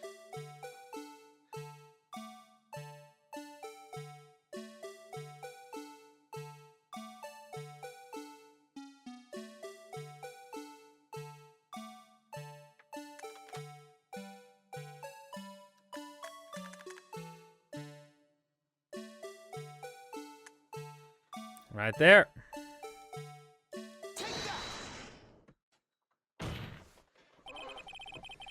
Bringing our attention back to the security camera, it's a mistake. I am afraid you'll soon not forget, Officer Marshall. Doing this for days is hard. The days are short in Texas, and so are our tempers. Could you sum up what you have to say in 8 words or less? Very well. You can clearly be seen in this video. Exactly 8 words. Not bad, partner. The key lies in a certain locker shown in the video.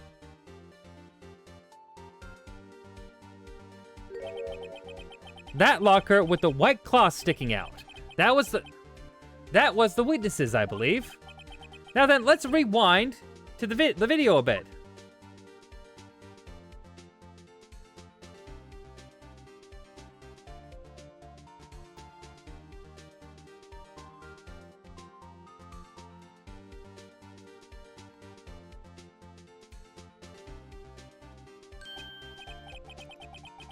Oh, the white cloth. It's gone. What's the meaning of this, Officer Marshall? When the crime took place, the white cloth wasn't there. Then it suddenly appeared. There's only one explanation. Officer Marshall, you were in the evidence room at the time of the crime. What's more, you opened your locker when the camera was turned away. Order, order! Hold your horses. Sorry, partner, but you got the wrong man. So what if my locker was opened? That doesn't mean I'm the one who opened it. The murderer needed to hide something, so he opened a locker and stuck it in. It's not my fault he happened to choose mine. Why does everyone stare at me like I'm a wanted man? This guy isn't just playing dumb, he's dumb as hell. He really doesn't know. I hate to rain on your parade, but you're the only person who can open that particular locker. Oh yeah? I call your bluff. You say you opened that locker? Now prove it. Ah, fingerprint sensor. We talked about this earlier today. The lockers can only be opened by the detectives they belong to. What kind of crazy talk is this? Well, Detective Gumshoe did mention that something about this. In any case, the locks aren't that obvious. There's some people on the force that don't even know about the fingerprint locks. So, Sheriff, what do you have to say in 8 words or less?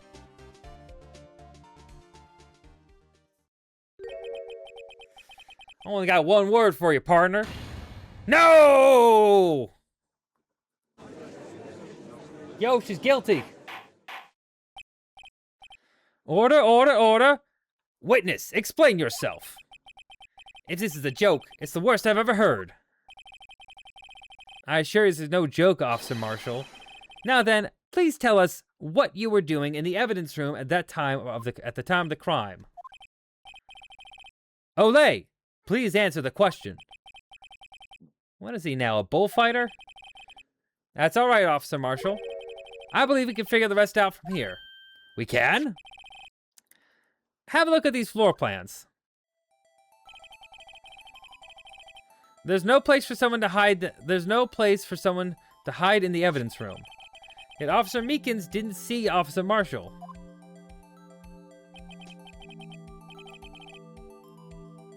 If that's so, then where was the witness? It seems Mr. Wright has an answer. That's right. The only possible conclusion. Well then, let's hear it. Where was Officer Marshall at the time of the crime?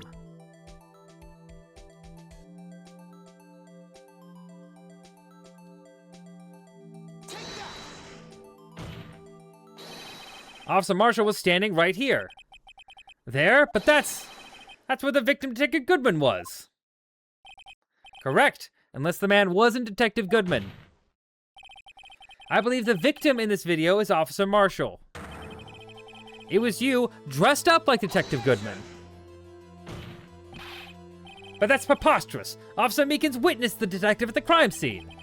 Once he saw the man's face, he'd know for sure. May I point out, though, that Officer Meekins did not know Detective Goodman. He also testified that about the man's reaction when confronted.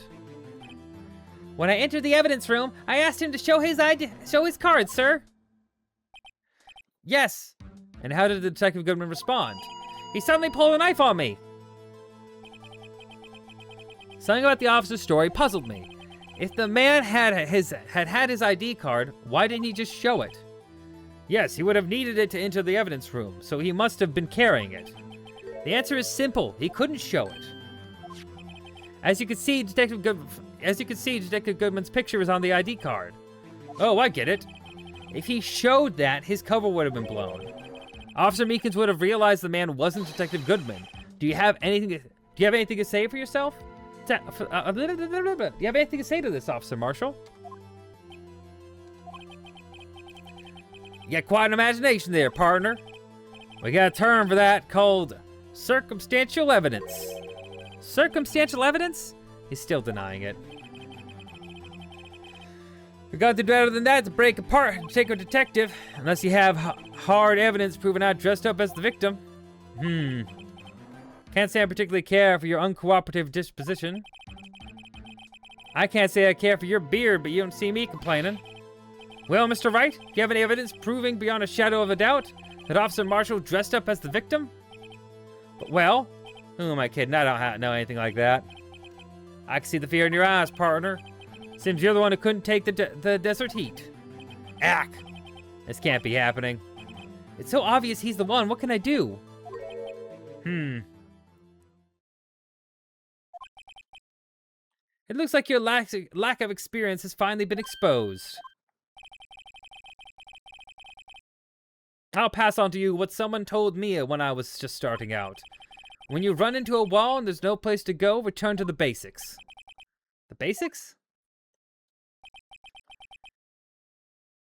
For me, that would be what Maya used to tell me.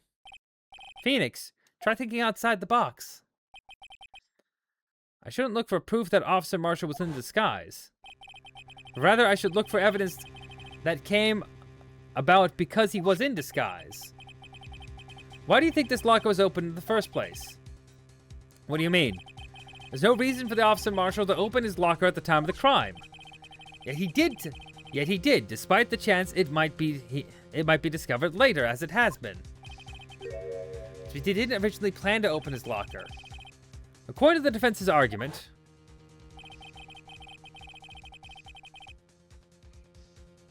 Officer Jake Marshall dressed up as Detective Goodman at the time of the crime. Then after the crime was committed, he opened his own locker for some unknown reason. The fact that a white cloth was sticking out of the locker seems to indicate that. He opened it in order to put the cloth inside. So, just what exactly is this piece of cloth? Perhaps the video is the key to all of our unanswered questions. I just don't have any evidence, so this video is my only shot. Very well, let's take yet another look at the security tape. After committing the crime, the witness opened the locker and put away the white cloth. Please show us why the witness put away the cloth. Blech.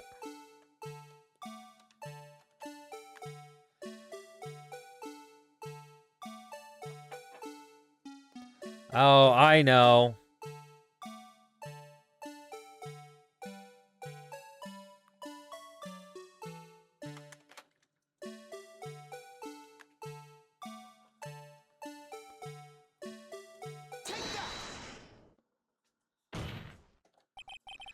For some reason, you disguised yourself as Detective Goodman and entered the evidence room, though I don't know to what end yet.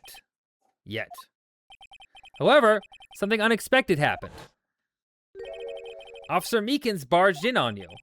When he asked you to show your ID card, you pulled a knife on him. However, Officer Meekins panicked,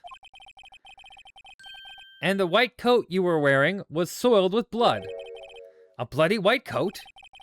You couldn't just walk out like that, so you hid the coat in your locker. Not bad, partner.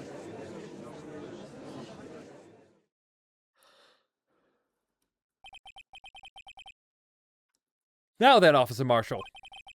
Are you ready to tell us the truth? Looks like I underestimated you, y'all. I hope you're happy now, Mr. Edgeworth. 2 years ago, if you were only half as persistent then as you are today, we all wouldn't have to be here right now, well, would we? I'm getting tongue twisted up. Officer Marshall, tell the court what you did. All of it. All right. Seems the time has come.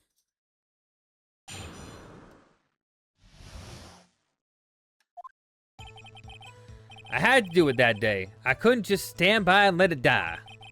I stole the detective's ID and dressed like him. I planned to take out the evidence. I wasn't expecting Officer Meekins. I knocked him out and managed to escape. I knew which areas wouldn't be caught on camera. There wasn't any murder in the evidence room at 5:15. So the supposed victim was really you. There's only one thing I still don't understand. Traces of a large quantity of blood were found on the floor of the evidence room. If no one was murdered, then how could that be? Officer Meekins managed to cut his own hand. My guess he's the donor. That's way too much blood for such a small donation.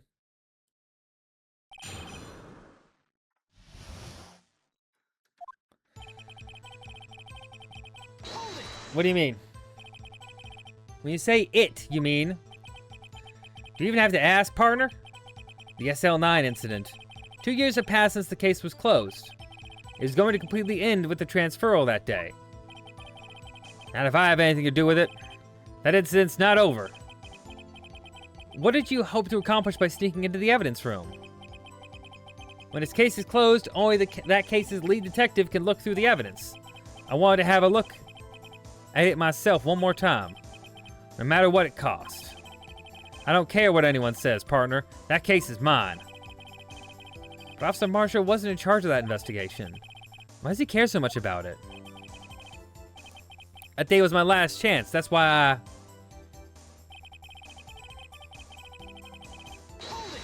Hold it. You did disguise yourself as Detective Goodman. If I didn't make it look like Goodman was carrying out the evidence transferal, I'd be arrested for stealing evidence, which wouldn't get me anywhere. So you did it to fool the security camera. And the detective's ID card? I stole that the morning of the incident. That really was why Goodman started filling out that lost item report. I returned his ID card. I left it on the floor of the prosecutor's office parking lot. The ID card I found was left there by Officer Marshall. So essentially, you managed to succeed despite your lack of foresight. What do you mean, partner? I mean the fingerprint activated lock, of course. No matter how well you disguise yourself, you can't change your fingerprints. Under normal circumstances, you wouldn't have been able to open the locker yourself. But he could because the rubber glove just happened to get stuck in the door. That means Detective Goodman must have opened the locker before Officer Marshall.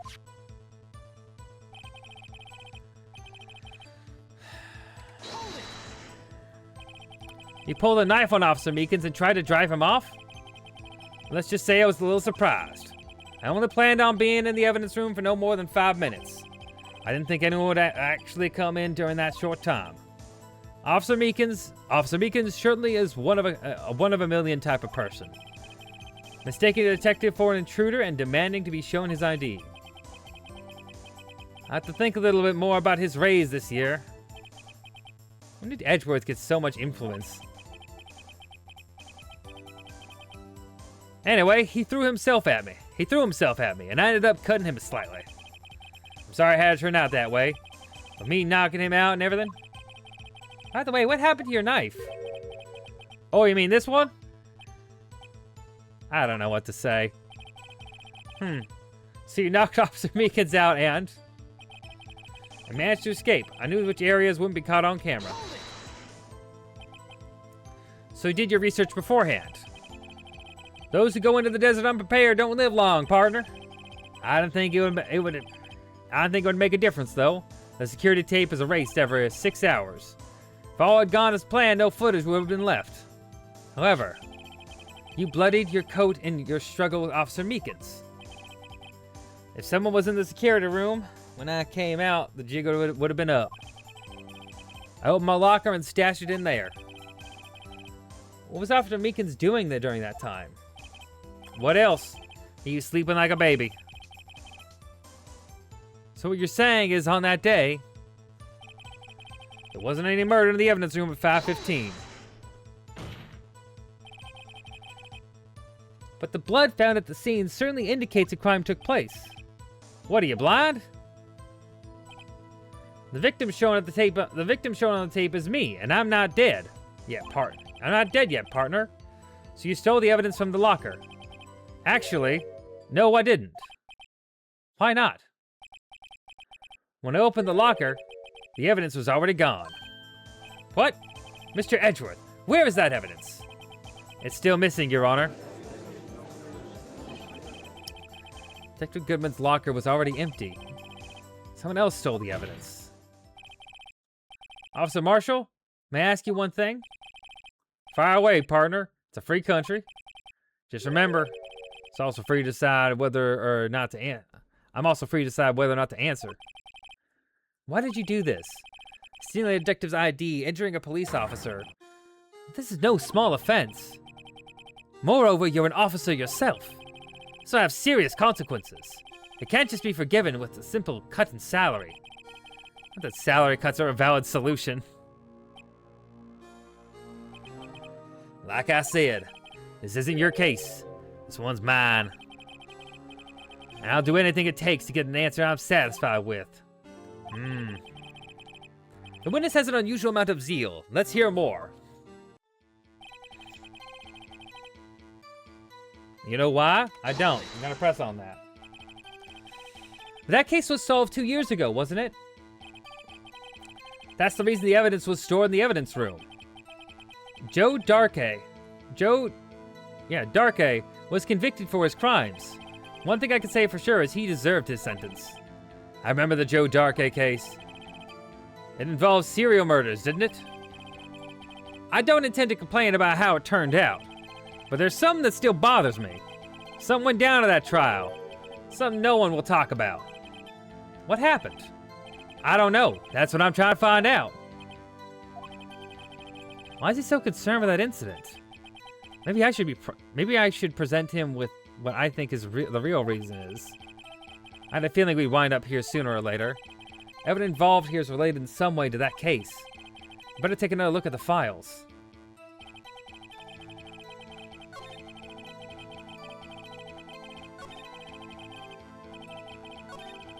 Let's escape.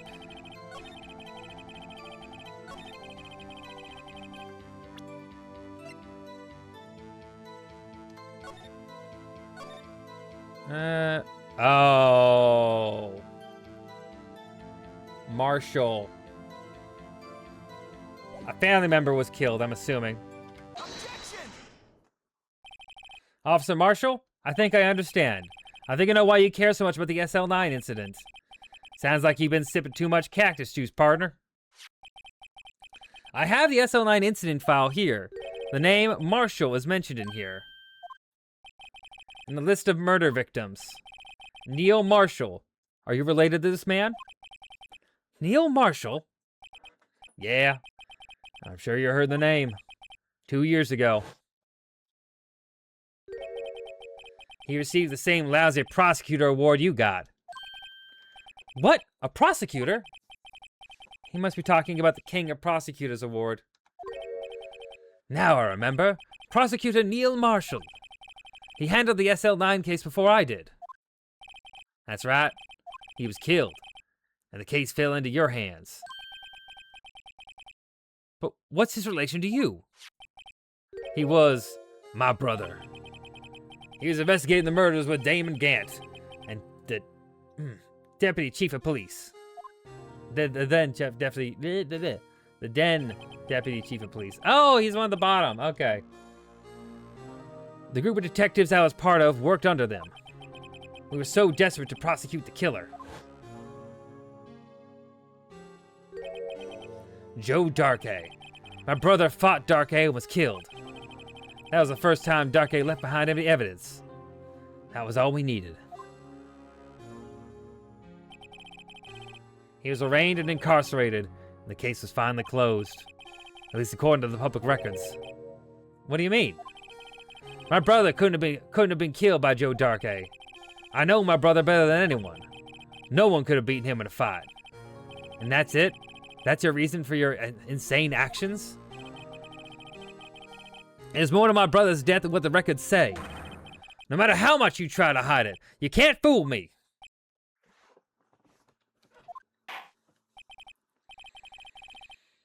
Well, at least one thing's for certain. Now we know what happened to the police department on the day of the crime. That was the last day of the SL9 case. That was the last day the SL9 case could be reopened. Not satisfied with its resolution, Officer Marshall planned to steal the evidence. Disguising himself as Detective Goodman, he entered the evidence room.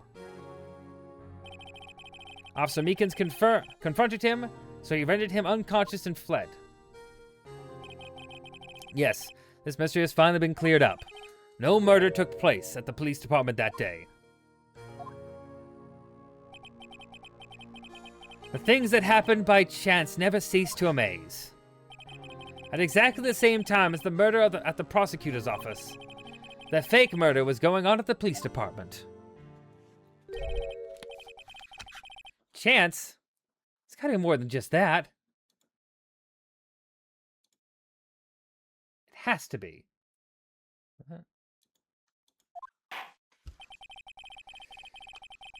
So if no one was murdered at the police department on the day of the crime, that means the murder in the prosecutor's office parking lot was the real one. Which in turn means only one person could have committed the crime. Ah, shit. Chief Prosecutor Lana Skye. Yeah, I know. But wait. A verdict wasn't reached in yesterday's trial.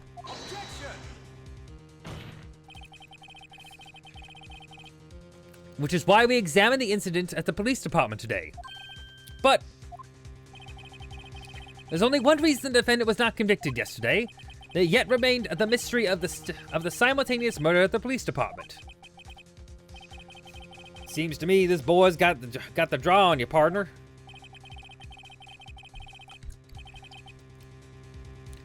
All the mysteries at the police department have been resolved, no doubt about it. Also, our sole murder took place at the prosecutor's office. The only suspect is Lana Skye. And the testimony of one Miss Angel Starr is completely incontestable. If you have a response, make it a single word or less.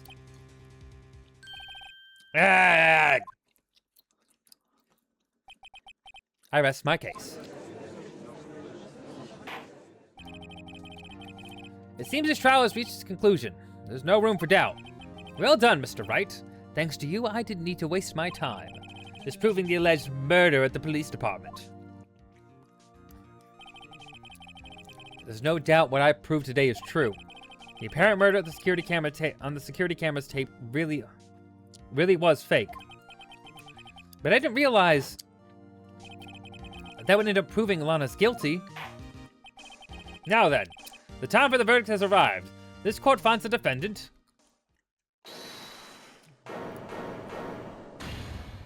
Oh. Your Honor, wait! Emma? The defense has an objection. A scientific objection. Right? What do you mean, right? Mr. Wright? Are you this girl's guardian? Your Honor, in a sense. Please, Your Honor, all I'm asking for is a minute of your time. Please hear me out. Mr. Edgeworth, please. I don't want to leave any loose ends. If you want a minute, I'll give you 3.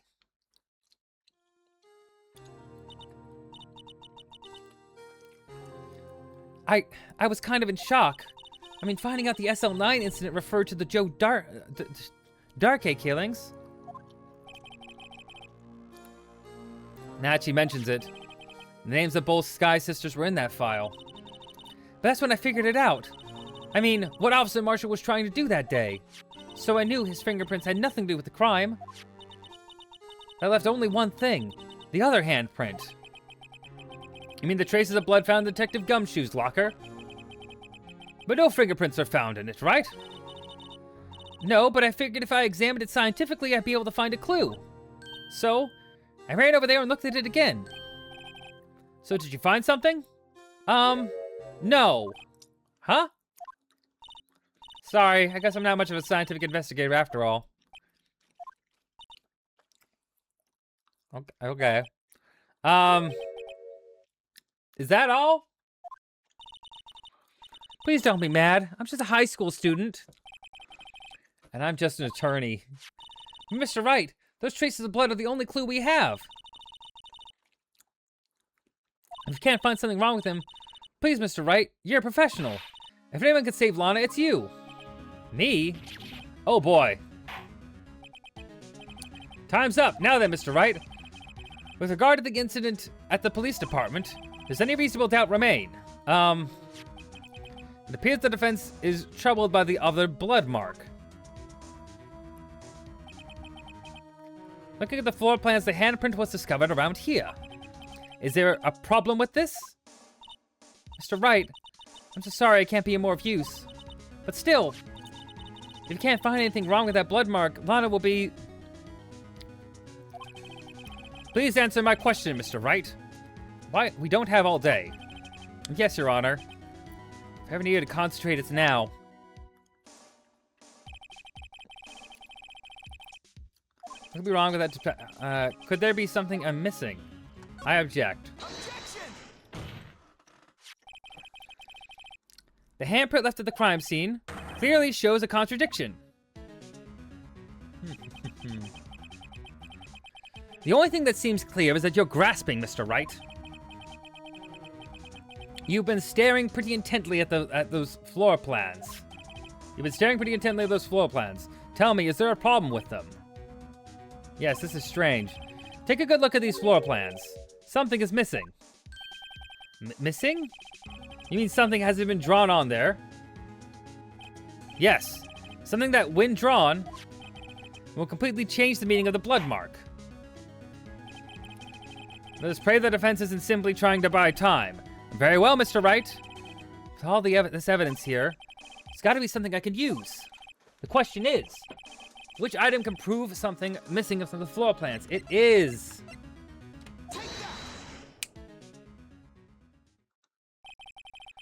What about that piece of plywood?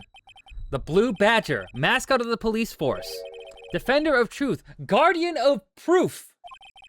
Explain yourself, Mr. Wright. Please look at the floor plan of the crime scene. The Blue Badger is not here. So? So watch what happens when we put him in. This is where he was dancing at the time of the crime. Well? Well, what? Gasp! That's right. So long as the Blue Badger is dancing here, it would be impossible to place a handprint at this spot in the locker. What?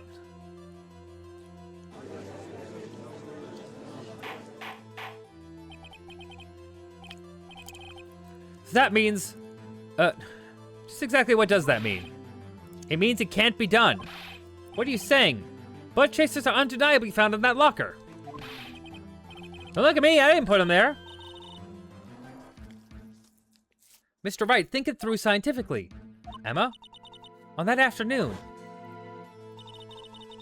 Officer Meekins was the one who brought the Blue Badger to the evidence room, right?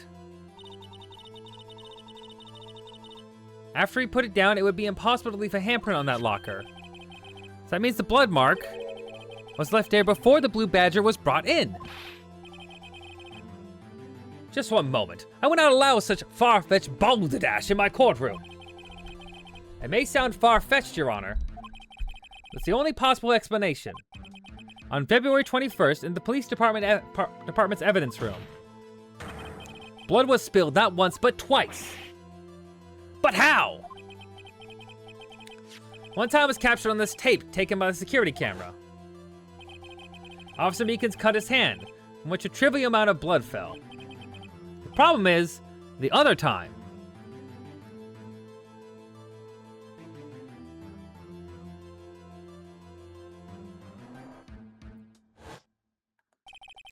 Someone bled prior to the struggle shown on this tape. It had to have been. It had to have been Detective Goodman when he was really murdered. That's ridiculous. That's ridiculous. I refuse to accept your absurd claim. The murder portrayed in the security tape was proven to be fake. However, this does not explain the blood mark found on the locker. So then, assuming this murder you purport really happened, when did it take place? I demand you show evidence that proves when it occurred. When did the first incident occur? We have two things. Summarize the defense's claims that prior to Officer Meekins being cut by Jake Marshall, who was posing as Detective Goodman. Another incident took place in that evidence room. That's right. The blood mark on the locker proves it. That would be right here.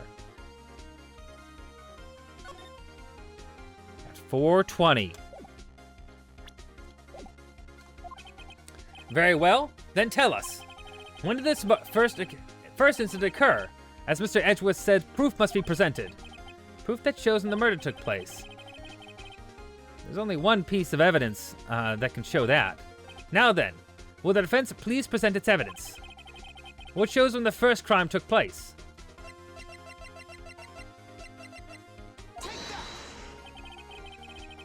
If the crimes took place inside the evidence room, then that killer would have had to enter it.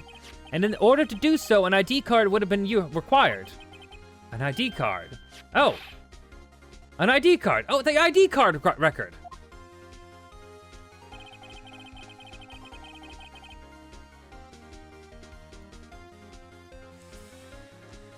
Officer Meekins brought the Blue Badger panel into the evidence room at, let's see here, 4:50?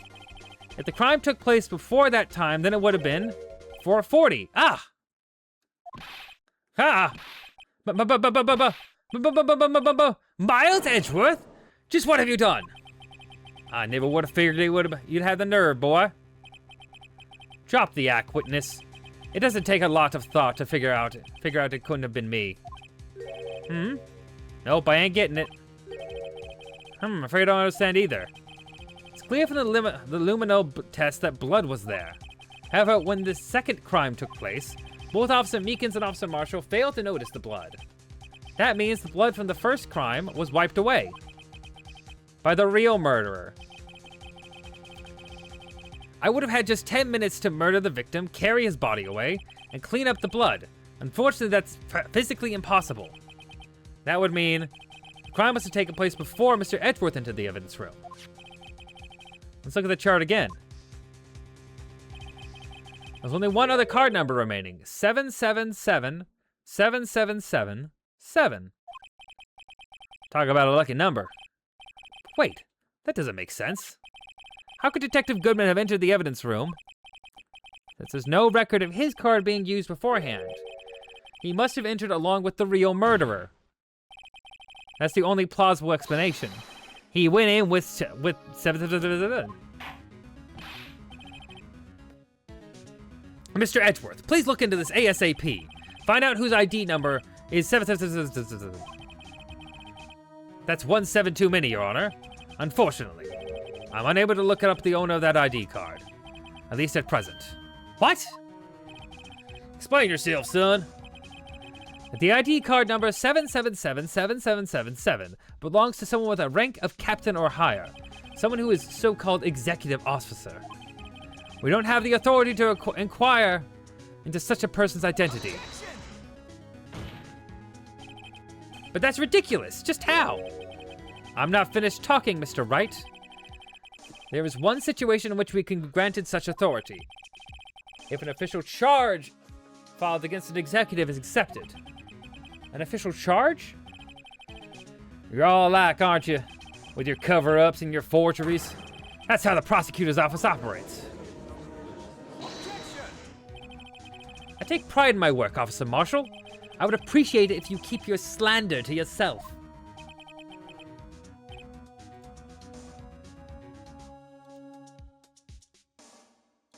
Good. Yeah. Let me ask a question. Yes? No, not you. To her, the defendant sitting over there. Your own little executive. But Lana? Don't be stupid. She's been charged with murder. Of course, we've looked up her ID number. And it's not 7777777. Don't play me for a fool, partner. That's not what I want to ask. All I want to know is one thing about that incident. The SL9 incident. Answer me this, Chief Prosecutor. In that trial 2 years ago, did you really only use legitimate evidence?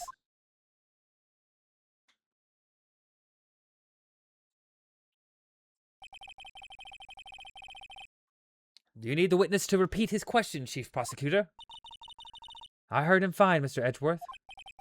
2 years ago, I was in charge of the prosecution for that trial. At the time, we felt the powerlessness of the law. At least, I did. Lana? I became a prosecutor in order to suppress crime with the law. But before I realized it, we were the ones being suppressed by the law. Defendant, just what are you saying? I ask you again, Chief Prosecutor. During that trial 2 years ago, did you really present all the evidence in court? Can you look me,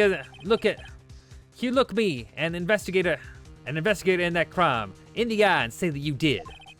To Chief Prosecutor, you didn't. I don't have to, Officer Marshall. Why won't you answer him? Drastic crimes require drastic measures. It's just the way it is. We did what we had to, in order for him to get the verdict he deserved. But Lana! Even if it involved forging evidence.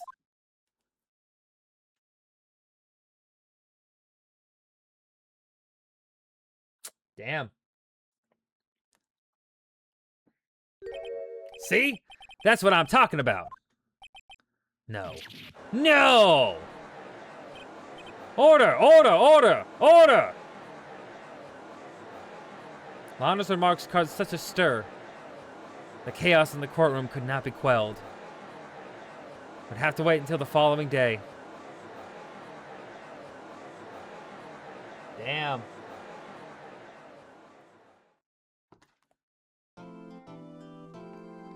Jesus Christ. Oh, my watch died.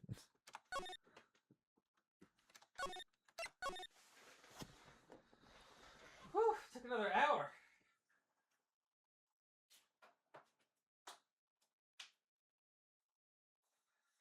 This case is way longer than I thought it'd be.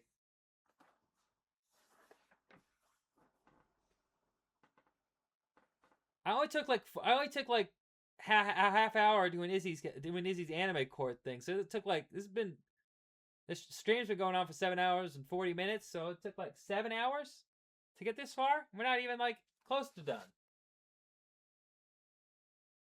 How you feeling? Okay. Yeah. You know, eat anything? I'm eating peanut butter. Good. That's good.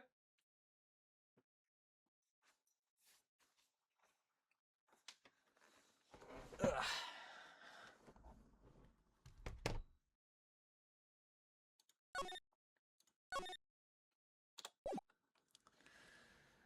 Okay.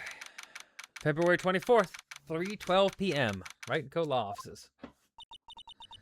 I'm so sorry, Mr. Wright. I'm sorry for what my sister said. Consequential drastic measures. Hey, criminal. I didn't know. I never knew that the SL9 incident was just another name for the Joe Darke killings. Sounds like everyone's heard about these killings but me. Lana wanted Darke convicted so badly. That's why she used me. That's why she used what happened to me. What do you mean what happened to you? It's all there in the file. Joe Darke's last victim was prosecutor Neil Marshall. When he murdered Officer Marshall's brother, he left behind an incriminating piece of evidence. What did you have to do with those killings, Emma? On the night prosecutor Neil Marshall was murdered, Joe Darke tried to kill me. What? He tried to kill you? Officer Marshall's brother, Neil, was only trying to save me. So that means you... Yes. I was a witness in the Joe Darke trial. I didn't see that one coming. It happened 2 years ago. It was right about this time of year, too. There was a terrible thunderstorm that day, unusual for the season. I was alone in my sister's office. We were planning to eat dinner together once she finished her work. Then suddenly, this terrifying man came bursting into the office. Joe Darke. It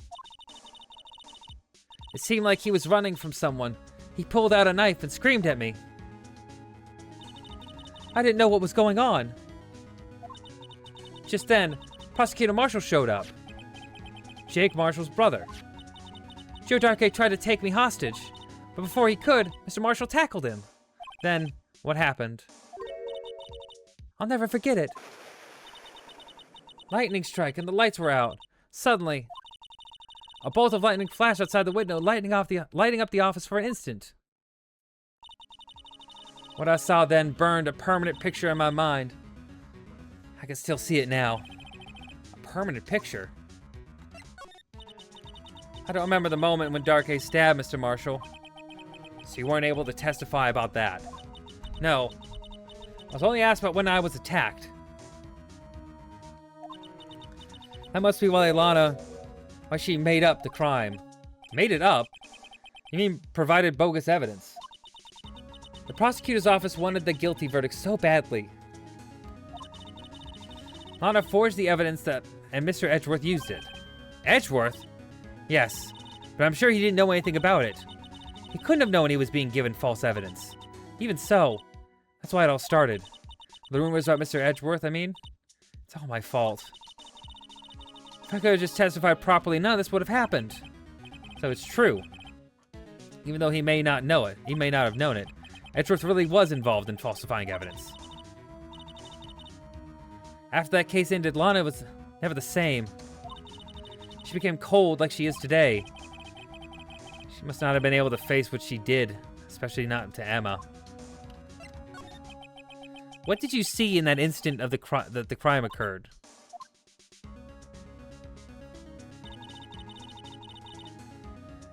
Darke knocked down Mr. Marshall and raised his knife. Neil Marshall was stabbed right in front of this poor girl. Damn. I don't remember what happened after that. Apparently I passed out. When I came to, Lana was cradling me in her arms. Poor Emma. You've been through so much.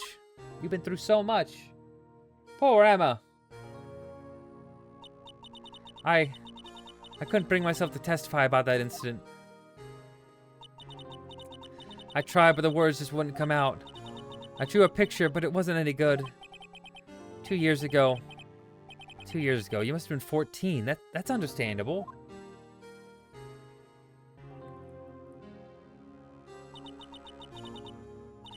Once it was all over, I made up my mind.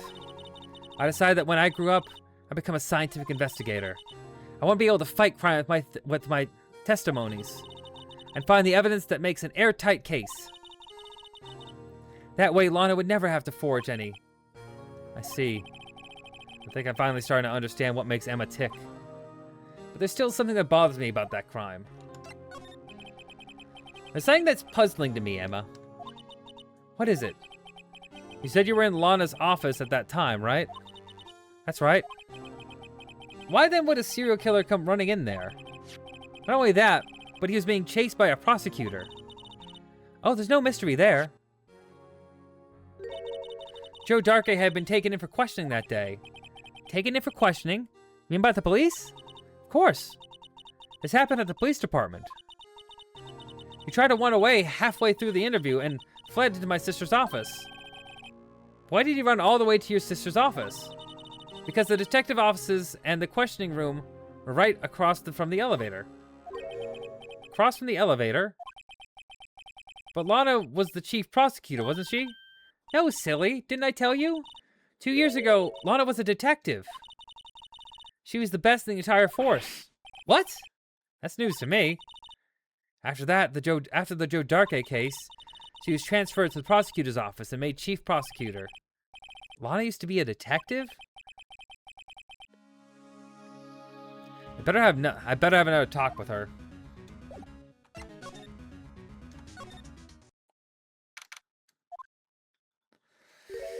All right. Lana? Mr. Wright? Seems I'm causing you trouble. Falsifying evidence? I didn't think you were the type. Criminals don't mind playing foul. Why should we? But Lana, if you're wrong, an innocent person might be found guilty. Believe me, I understand the risks. Lana. Emma told me about you. Emma told me about you. Oh? About how you were a detective 2 years ago. And how the SL9 incident was the reason for your transfer to the prosecutor's office. That's right. Could you fill me in on the details, especially about that unusual change of jobs? I suppose you have a right to know, Mr. Wright. A lot of revelations were uncovered at the trial today, not the least of which was the fact that this case was largely connected to another one 2 years ago. Evidence from that case was stolen as well, though I expected as much. I know how obsessive Officer Marshall can be. That trial, it really wasn't fair, was it? I believed in you, Lana. I believed that no matter what happened, you'd always stick to the truth. It couldn't be helped, Emma. That trial 2 years ago, I sold my soul. Well, all drama aside, the fact of the matter is, at 5:15, there was no murder at the police department. Tell me it's not true, Lana. What the witness, Miss Starr, said. What about you stabbing Mr. Goodman with a knife? Lana, I don't understand. Why won't you tell us? Emma, this doesn't involve just me. I don't think I've ever seen Lana look so fazed before.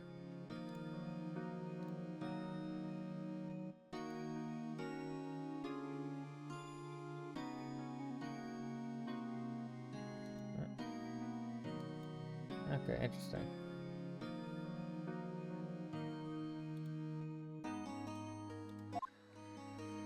Detective Lana Skye. It's true, I was a member of the police force 2 years ago. She was amazing. They still talk about all the cases she and Chief Gant cracked together. Chief Gant? He was the deputy chief of the police back then, but he still worked at the crime scenes. Damon Gant. He was everything I aspired to be. They were the best team ever. They solved crimes before the reports could even be filed. Emma really idolizes her big sister. But now you're chief prosecutor. What happened? I always planned on becoming a prosecutor. The reason I became a detective was to gain experience investigating crime scenes so you could use that experience in court, right? Gant's help in the SL9 case was crucial to its resolution. After that, he became chief of police and arranged my transfer to the prosecutor's office. Maybe we should ask more about this investigation of theirs 2 years ago. 2 years ago, I was second in command of the detectives investigating Drake. Darkay. Ugh. Feels like it should be Drake or Dark or something. I don't know. Second in command. That means the investigation was led by Damon Grant, wasn't it? Right? Gant. Fucking these names up. Ugh. Yes, Deputy Chief Grant and I shared the same office and same investigations. They even had the same office? We led a team of the best detectives on the force. Detective Goodman, whose case it was, Jake Marshall and Angel Starr. It was the first time Marshall worked with his brother. He was quite gung-ho. Without a doubt, Joe Darkay was the serial killer. We asked him to come in for questioning. We were desperate for evidence. That was when his final murder took place. We tried to murder Emma. But Prosecutor Marshall was trying to save me from Darkay. You see, the first person who happened upon the scene of the crime was me. Now you tell us. Damon Gant and Neil Marshall were the ones questioning Darkay that day. The investigation was in the final stages, and Darkay must have suddenly panicked. So he waited until Gant and Marshall let their guards down and fled the room. From there, he ran straight to the office shared by the Deputy Chief Gant and myself. That's where he found me. So you were the first person to run to the scene, Lana. It appears so. I was filing some papers while Gant and Marshall were questioning Darkay.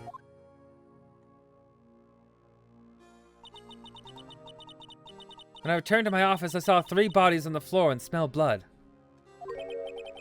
3 bodies? Prosecutor Marshall and the victim Emma, who had passed out. And the suspect, Joe Darkay. During the struggle, it seems Mr. Marshall struck the final blow before he died.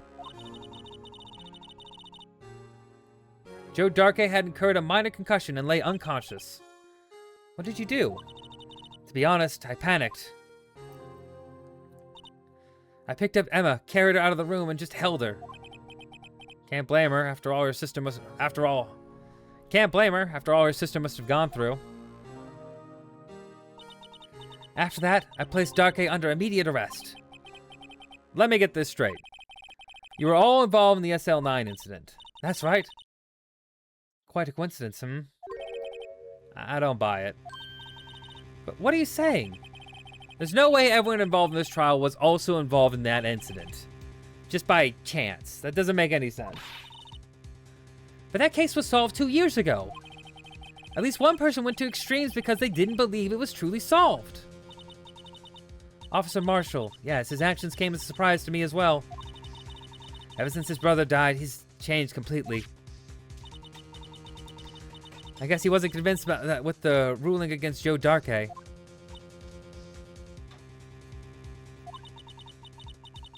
Life doesn't end with the closing of a case. Everyone has to live the rest of their lives with their memories. That case just might not be over yet. Emma was assaulted by Darkay at the police department, right? Yes, in the office of that Damon Gant and I shared. The office that Mr. Gant now occupies by himself, the chief's office. Maybe we should have a look at the chief's office, the site of the final SL9 murder.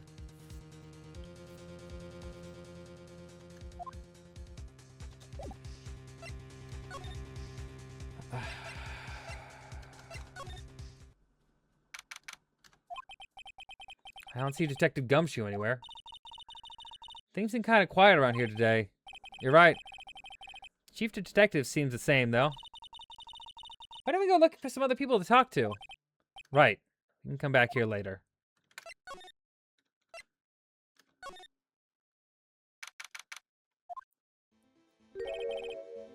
Howdy, Bambina. Oh, Mr. Marshall. I never thought things turned out this way when I woke up this morning. Que Sarah. You never know where life will lead you, eh, Bambina? I should have known my luck had run out when old Bit of dried up this morning. I should have known my luck had run out when old Billy dried out this morning. Billy? That must be his pet cactus. Say, where are you headed? Just over to the prosecutor's office for a little interrogation. It's a voluntary appearance. We all know I won't be coming back. Sorry, but you can't go in the evidence room today, partner. But, Mr. Marshall, why did you do it? Why do prospectors head west? If ever there was a case I needed to know the truth about, it was that one. Before you turn yourself in, Mr. Marshall, would you mind telling us exactly what happened? Looks like won't be getting a steak lunch today. Someone was fishy about that trial from the beginning. It wasn't just me either. All the detectives thought so. What do you mean, fishy? Some of the facts reported were inconsistent with the evidence we found. For example, the murder weapon. The murder weapon? You mean the switchblade knife that broke with the broken tip? That was Joe Darkey's, all right. But in the initial autopsy report, a question was raised. A question? The blade of the knife was not a perfect match with the wound the victim sustained. What does that mean? It means there's a good chance the knife was not the murder weapon. However, in that report that was finally submitted, that possibility has been erased. Could the facts have been concealed with forged evidence? That case left behind scars on all of us. The scars that the SL9 incident left behind? I got the looks, but he got the brains. He was one of the best prosecutors around. I had just made detective when he went down. It was our first case together. How old was he, your brother? He was 27 at the time. He was awarded the highest honor that very day. The highest honor? You mean the King of Prosecutors? I knew it. What do you look at me like that? That's an honor for a prosecutor. Mr. Marshall must have really been close with his brother.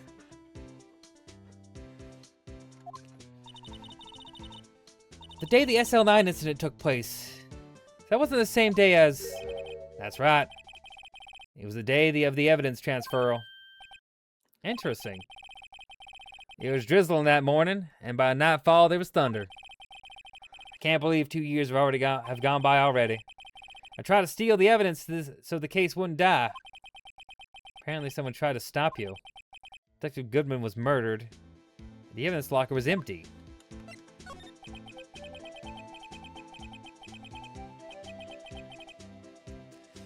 There's something going on behind the scenes in that case. We all knew that later. Every detective involved in that investigation, save one, was taken care of.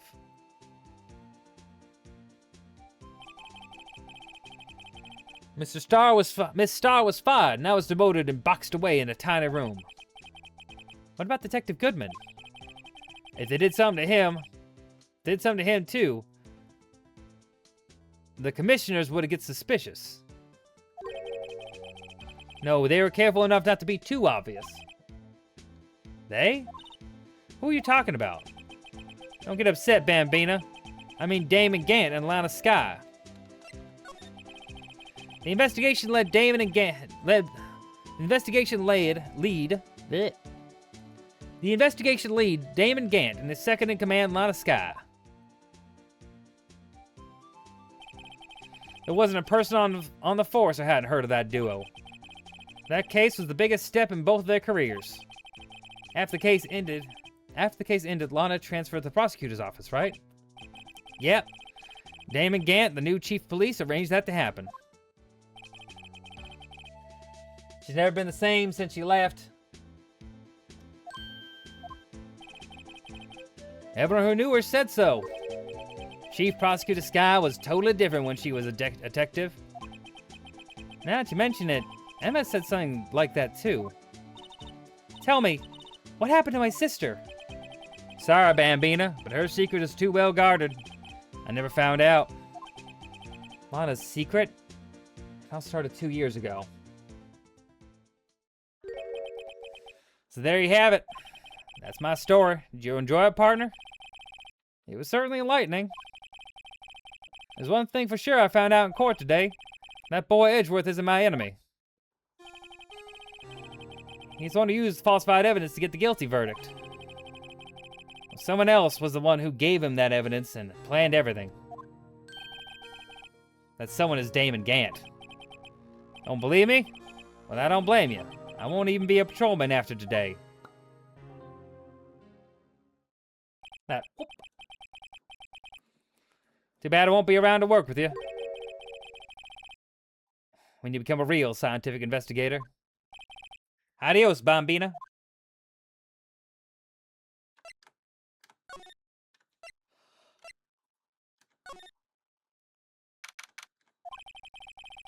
This place is always pretty empty, but today it's deserted. Must mean everyone's busy solving crimes. Oh, if you're looking for others, they're still in the conference room. Thanks. I always actually talk to us. With the chief prosecutor saying what she did, and the decision about what to do about Mr. Edgeworth, not to mention our statement to the media in tomorrow's trial. There's more chaos going on than Thanksgiving and Christmas put together. I think festive is the word usually used for those. Sir? We'd like to have a look at Chief Gant's office. Just use the connecting hallway to the other building and take the elevator to the top floor. Really? You mean it's okay for us to go in there? I mean, if we aren't police officers or anything. Hey, you're right. You can't go in there. It's off limits.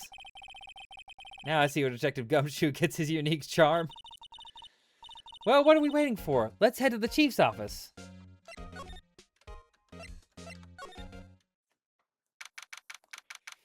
The giant fucking organ.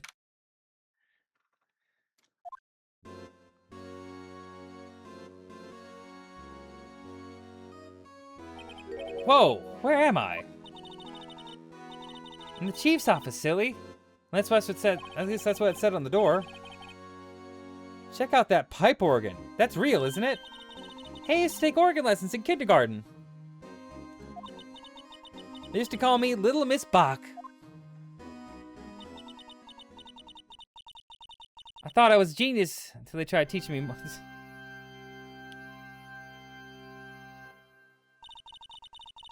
I never could remember where C was. Oh, it's you two. Chief Gant. He put that paper he was reading at his desk. So, Righto, have you been swimming lately? No, I haven't. I've been kind of busy lately. I can appreciate that. I've had my hands full, too, with Mr. Marshall's misconduct. And Lana's provocative statement. Provocative statement? Oh, you mean about the forged evidence? 2 years have passed since that incident. My, how time flies. See that big picture on the wall over there?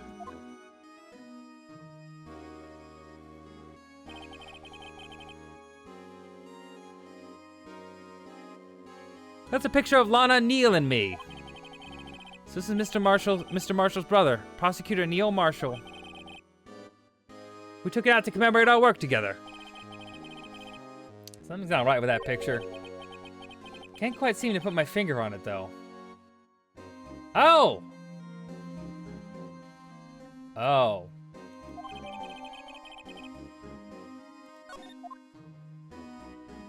There's a sword on that shield.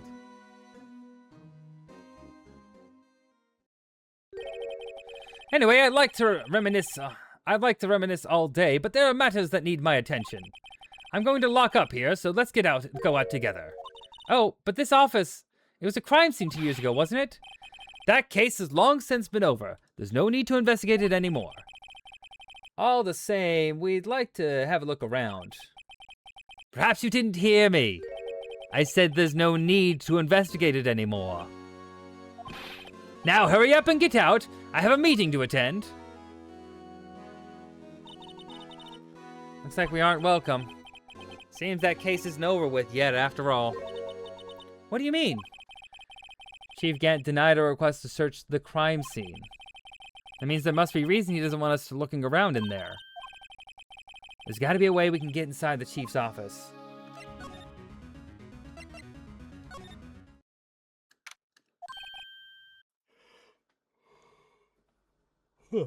Hey, pal. Detective Gumshoe. Aren't you supposed to be in a meeting? I'm, just taking a breather. My feet hurt. I'm sitting so long? Actually, I'm serving everyone coffee. Sounds like Detective Gumshoe's still out of the loop. Say, have either of you seen Mr. Edgeworth? Edgeworth? No, why do you ask? He's under fire from both the police department and the prosecutor's office. It's almost like the battle between you two in court. That sounds serious. Is it because of what my sister said? That's basically what it all boils down to. That falsified evidence 2 years ago. And Mr. Edgeworth has a whole world after his blood. Yikes. Oh. I need to stand up, take a break for a second. There's so much reading. I need more water.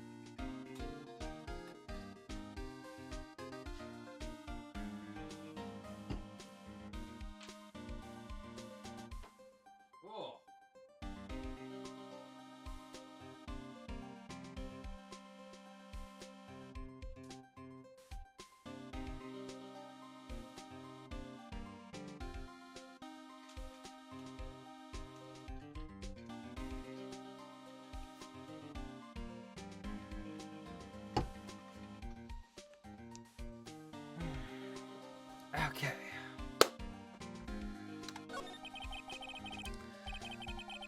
But why would Edgeworth be banned? It's not like he knew the evidence was forged. Lana Sky's the guilty party here, isn't she? Regardless, the prosecutor is responsible for the evidence they present in court. Not only that, but as you know, there've been a lot of rumors going on for But as you know, there have been a lot of rumors going around about Mr. Edgeworth. His amazing talent as a prosecutor kept him safe from those who don't like him. But now with this, are there really so many people who hate him?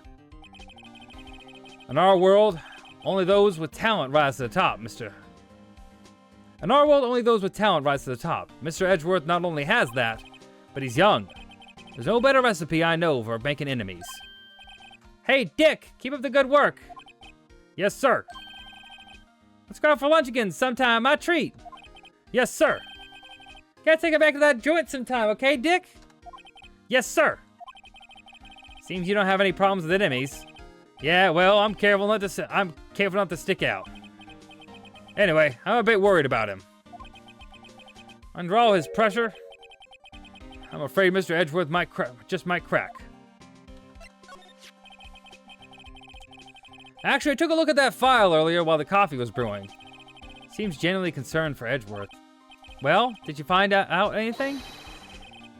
The only evidence Darkhead left behind was during his final attack. His final attack? You mean when he killed the prosecutor marshal, who was trying to protect some girl?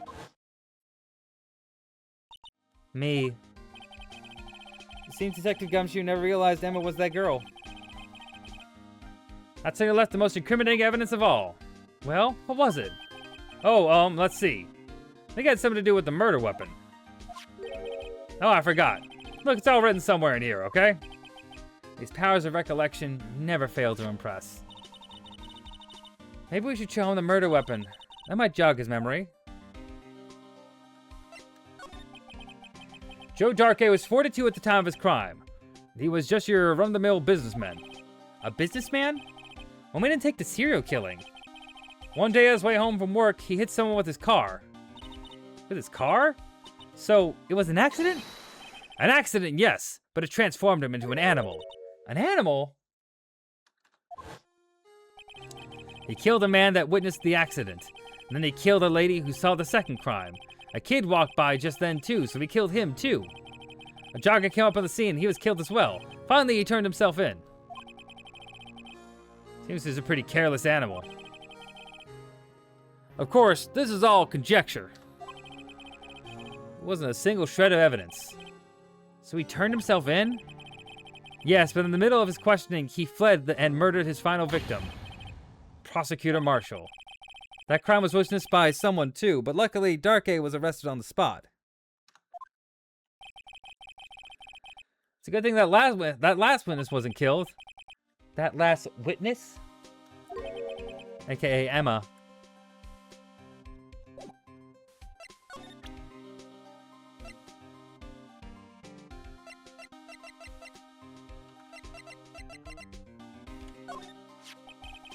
I'm about this.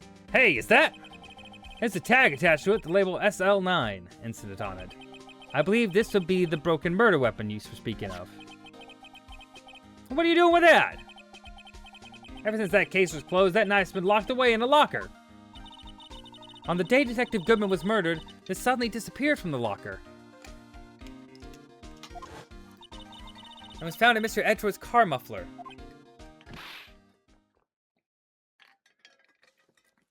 That's it!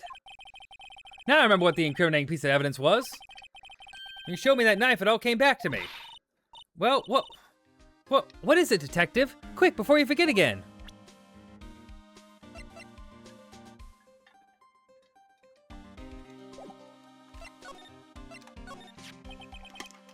This knife, it was Joe Darkey's, wasn't it?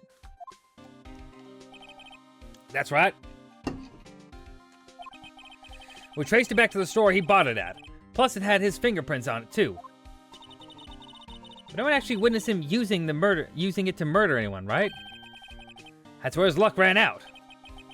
When you take a good look at the knife, you'll see it's broken. You don't have to take a good look to notice that. Yeah, well, anyway.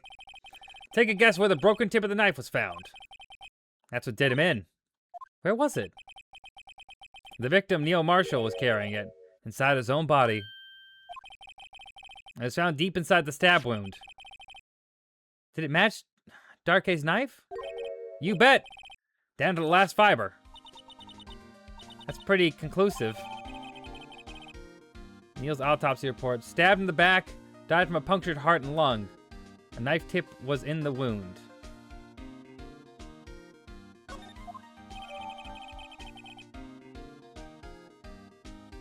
Switchblade knife updated. So he was stabbed 3 times? Well, there you have it in a nutshell. That's all I know. Can I ask you one more thing? What is it? If it's money you need, you should go ask Chief Gant. It's not money, but it does concern the chief. His office is a crime scene, right? It's where Prosecutor Neil Marshall was murdered. The chief's out now and his office is locked. But we'd like to have a look around if that's okay. Well, any detective's ID card could unlock the door. What, really? But if I let a civilian in there, I'd be charged with breach of trust. Breach of trust? Simply put, I'd be canned. Oh. Sorry, pal. I don't plan on getting fired because of you. How about this ID card? It was Detective Goodman's. That won't work either. The data was deleted the day he died. Oh. So in other words, Gumshoe was the only chance of getting into that office. I wonder if there's something we could show him to make him change his mind.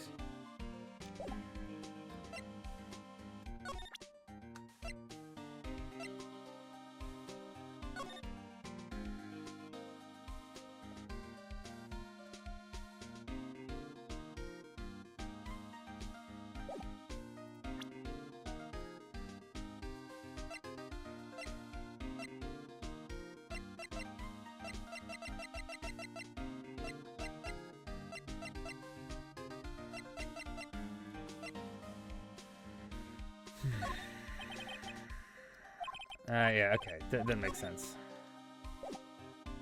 Hmm.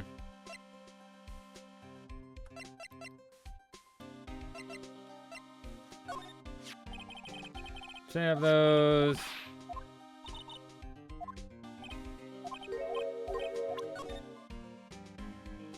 Okay.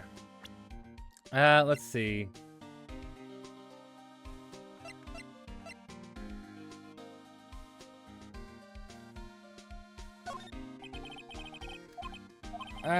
Okay. What could get him to convince him to get us in there?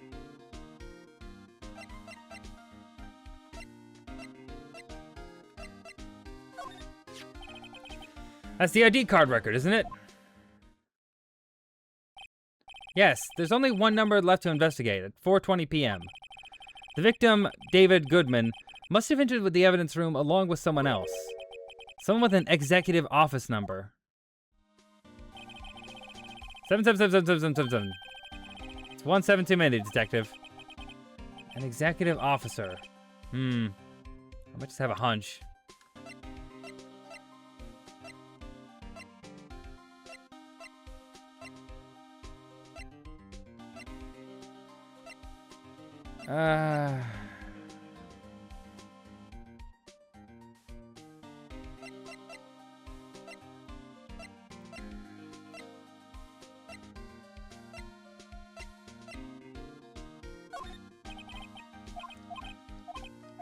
What could get us in there? What could get us in there?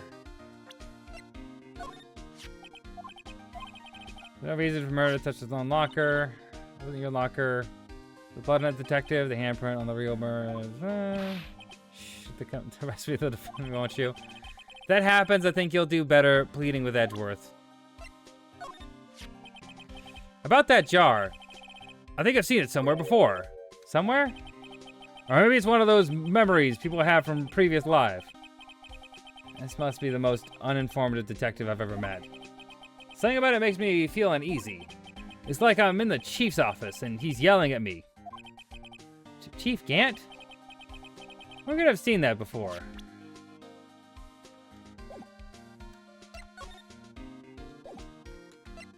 It's from Gant's office. Okay. Hey, that's it. That's the King of Prosecutors Award that Mr. Edgeworth got the other day. We got the awards here anyway, Detective Gumshoe? Of course, pal. I got an award for diligence myself. Congratulations. I was wondering why the award's a shield. And why is it broken? What's the reason? I'll tell you later.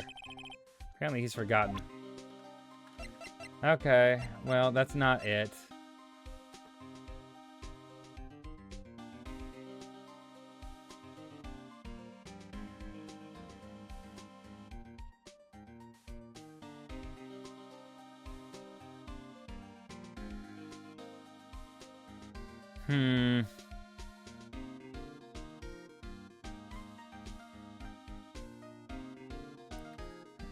Let's see.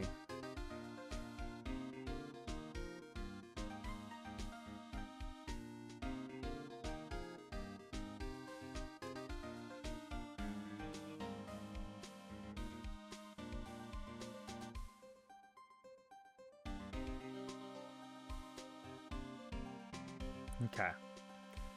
So there's nothing here.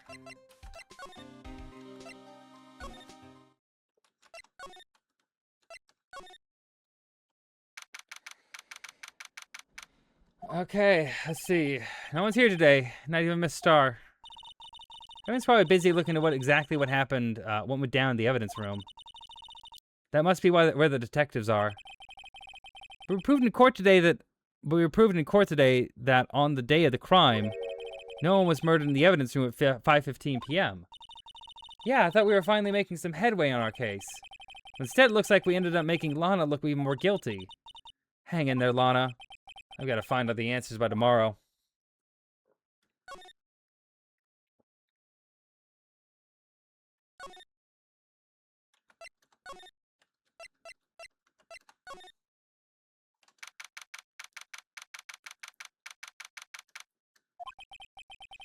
I wonder if Edgeworth is back yet. There he is. It looks like he's writing something. What are you doing here? You sure was quick to throw that paper on the floor. Tough day in court, huh? I've had to live the past 2 years with rumors flying around. What's another allegation to me? Sure, Mr. Edgeworth, I'm rooting for you. That's Edgeworth for you. Always trying to hide his real feelings. So what do you want? Unlike some people, I don't have all day.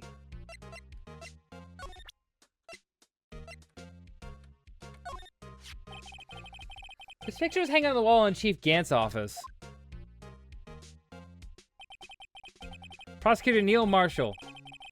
He had just started making a name for himself. Looks like this was taken when he received the King of Prosecutors trophy. Speaking of that, there's something that bothers me. Yes? The trophy Mr. Marshall is holding, it's a little different than yours.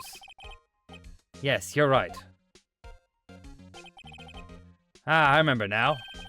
Remember what? That was when the official prosecutor's trophy looked like until 2 years ago. There's a story behind its design. A story? Sounds interesting. Would you mind telling it to us? It's simple, really. Contradiction. That's what the award's based on.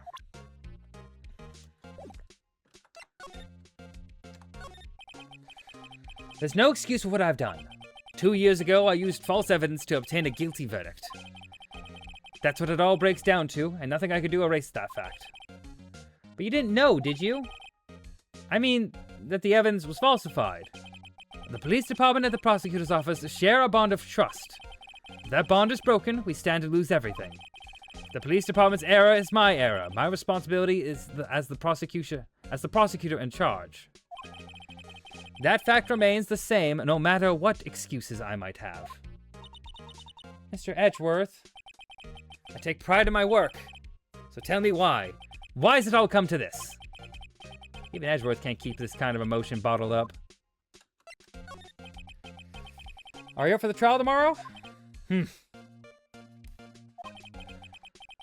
First last year's trial and now this one. Seems all you do is worry about me. To be honest, you're getting on my nerves. But Mr. Edgeworth, you can't just walk out on the trial. Tomorrow's the last day. It's too late to change prosecutors. I'll bet that's what my superiors are banking on. I never thought that case would come back to haunt me like this. What do you mean? The list of evidence seems too short. Most lists run twice as long. It's only half as long as most lists of evidence. That is odd. After Neil Marshall was murdered, I became prosecutor for that case. I may not have been part of the investigation, but I knew what I had to do. Use the evidence I was given to prove the suspect guilty. That was really the only thing on my mind at the time. Say we just saw a picture taken around that time. That picture? Something seems strange about it. Can you tell us again about what happened that day? The day Detective Goodman was murdered? You were participating in a ceremony over at the station, right? I've never cared for ceremonies, but I had to attend that one. Because you're awarded this. Those receiving awards can't exactly skip out on the ceremony. I finished up at the office in the morning, then drove over to the police department. You finished up at the office? Yes, just odds and ends, clerical stuff. I didn't plan on returning to the office that day. That is, until I was asked to take something back. Take something back? This. Oh yeah, Chief Gant asked you to hold on to that, didn't he? Yes, it was a piece of evidence in the case that was closed half a year ago. He asked me to bring it back to the prosecutor's office. That's the story we heard yesterday. So you came back here to the prosecutor's office because the chief asked you to. That's right. This award originates from the ancient Chinese tale. In Chinese, the word contradiction is written with 2 characters. The first meaning halberd, and the second means shield. Have you heard this story? Me? Oh, sure. Everyone knows that.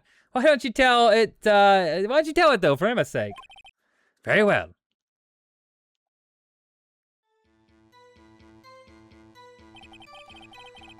Long ago in the kingdom of Chu, there was an arms merchant. One day he presented the king two items. The first was a halberd. He claimed could slice through any shield or armor. The second was a shield he claimed could withstand any weapon. Wait a minute. Those claims contradict each other. Very perceptive. But then again, you've heard the story before, right? Anyway, as you've mentioned, the very descriptions of these items discredit them both. When the king pointed this out, the merchant was left speechless. And thus the Chinese word contradiction was born. Oh, I see. The chipped shield and broken knife symbolize... Precisely so. They symbolize the merchant's issue, the merchant's items. The ancient tale ends with the merchant at a loss for words. And it's in our nature to pursue matters to their conclusion, even if it results in something as ugly as this.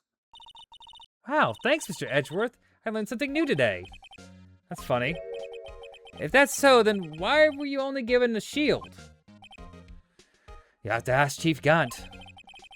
2 years ago, we had the halberd part of the award abolished. Chief Gant.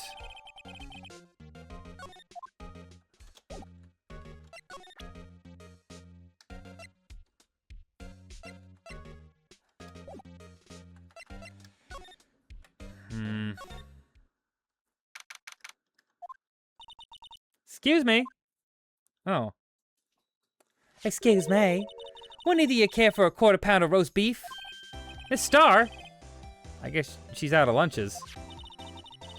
You certainly are the curious sort, aren't you? Kinda like the first person who sucked a cow's nipple to discover milk.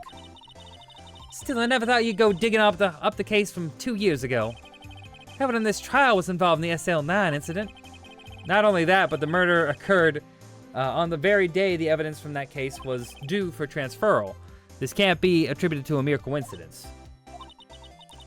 Aren't you forgetting something? You know that little scene that I happened to witness? The instant Lana stabbed Detective Goodman with a knife. No matter how much of the past you dig up, it won't change what I saw. Roast beef is meant to be savored when eaten. Miss Star's hatred toward Lana. It all dates back to the 2 years ago. Joe Darkey. That's a name I'll not soon forget. We trailed him for half a year. Oh, the pressure. Still, I don't think I was ever more alive than I was then. Those days were steamier than a bowl of hot gravy.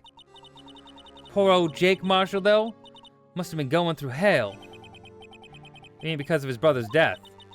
They were close, those two. After Neil died, something took over Jake.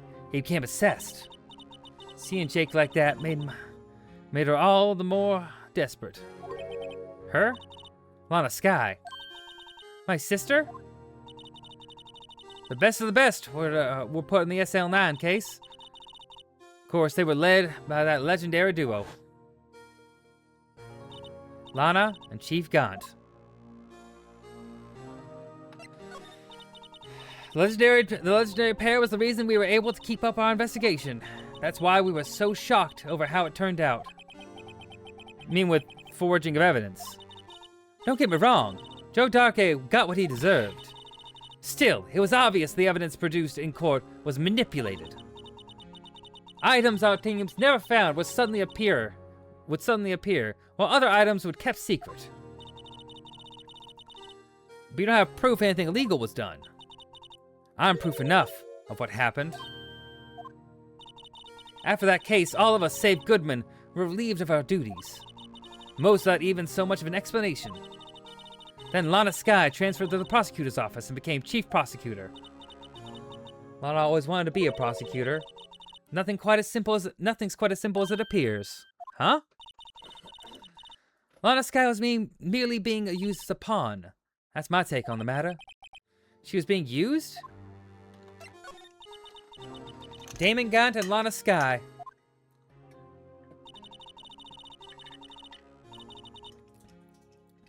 Gant led the investigation and Lana second in command.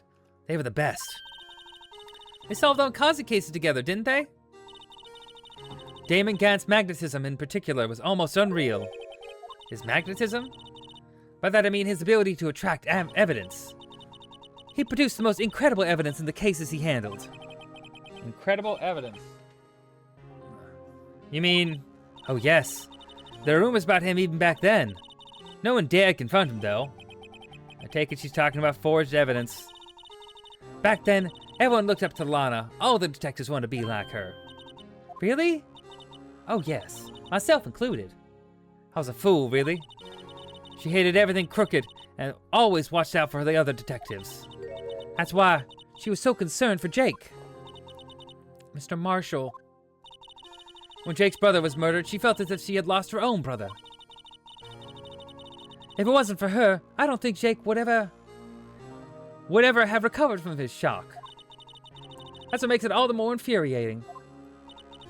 Miss Starr, that's why I'll never be able to forgive her. Why did she have to turn so cold after that? Lana transferred to the prosecutor's office 2 years ago, didn't she? Yes, thanks to Chief Gant's powerful influence. Chief. That's right. Having solved the SL9 case, his position as chief was secured. There was only one thing left for him to control, and then no one would stand in his way. The prosecutor's office. What? You mean that's why Lana was transferred? If he can control the prosecutor's office, if he could control the chief prosecutor, and he could control if he could control the chief prosecutor, he could control the prosecutor's office. That must have been his goal all along. But how could he Lana? I don't know, but one thing's for sure. Ever since that case ended, she's never been the same. It's only logical to conclude. And there must have been a reason for her change. At last, I'm finally getting close to the bottom of this ugly mess. Thank you, Miss Starr. You listen to me, rookie. It takes more than just ingredients to create a fine cuisine. I hope you turn out to be a better chef than I've been.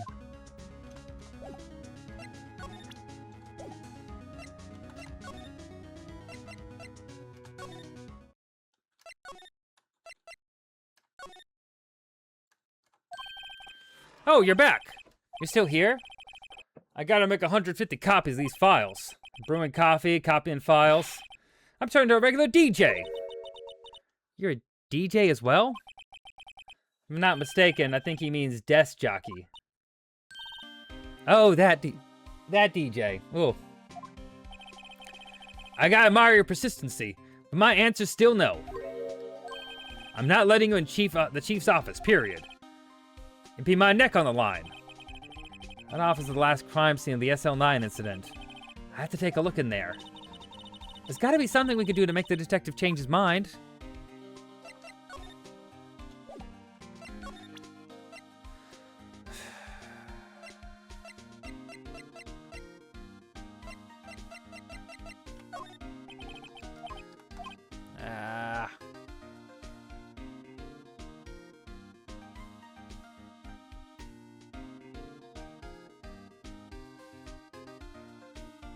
Okay.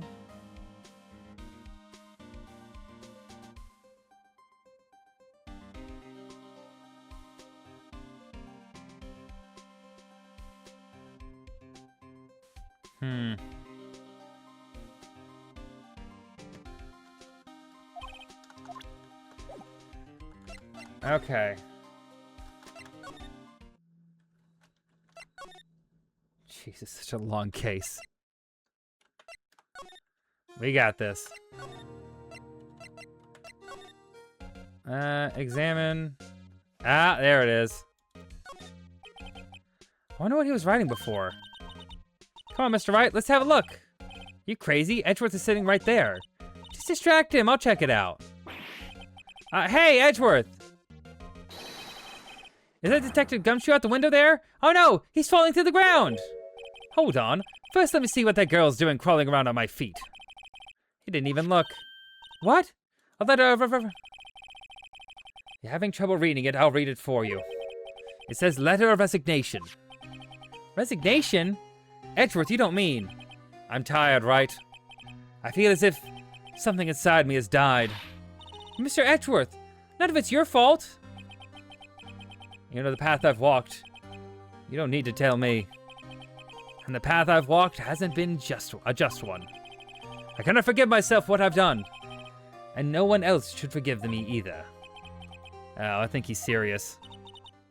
Mr. Wright, please have to do something. This letter of resignation, I wonder if I can use it for anything. There we go. There we are.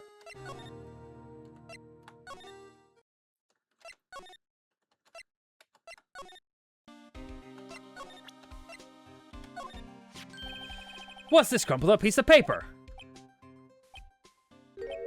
No way! Mr. Edgeworth can't be serious. Is he ever not serious? I can't believe they've pushed him this far. Mr. Edgeworth really feels responsible. When I first met him, I thought he was cold as ice too. But I know different now. He trusts us detectives to provide him with sound evidence. We betrayed him. Detective. That's it. I made up my mind. But, here, take my ID card. We can't do that. If someone found out, they wouldn't let you off the hook with another lost item request. Look at me. It's no secret I'm already out of the loop. After all, I'm friends with Edgeworth. Depending on how this case turns out, I may already be as good as terminated. What? So at least let me do this, for Mr. Edgeworth's sake. All right, detective. Thank you. There we go. Ugh. The police department's ID card allows access to areas that... Okay. Perfect. And now we go to the chief's office. Here goes, Mr. Wright. Click.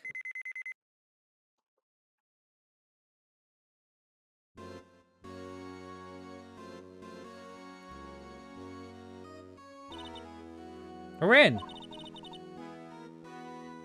If anyone finds us now, Detective Gumshoe's a goner. If that happens, I'm counting on you to bail me out.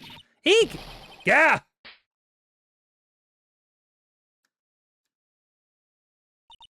Sorry, I thought you were a ghost. I didn't even know you could slap a ghost. Detective Gumshoe, what are you doing here, sneaking up on us like that? I wasn't sneaking. I was just worried something might go wrong. So I came too. If you're here, then what was the point of giving us your ID card?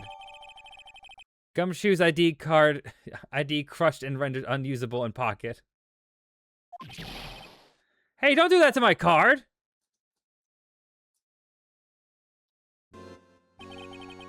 Hardly ever get a chance to come in here, so I figured I'd have a look around myself.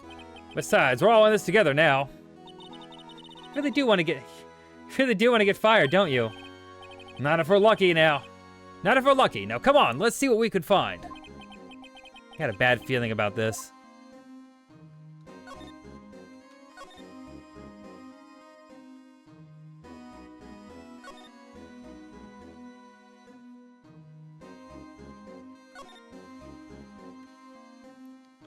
Nice chair.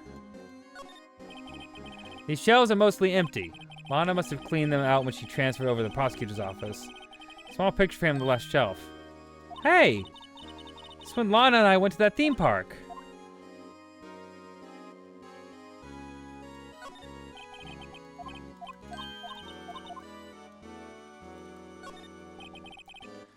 This is Lana's desk. It sure is tidy. Lana's always been a meticulous cleaner. There's not even any dust on it. It looks like someone's still keeping it clean. Does Lana ever come back here? No.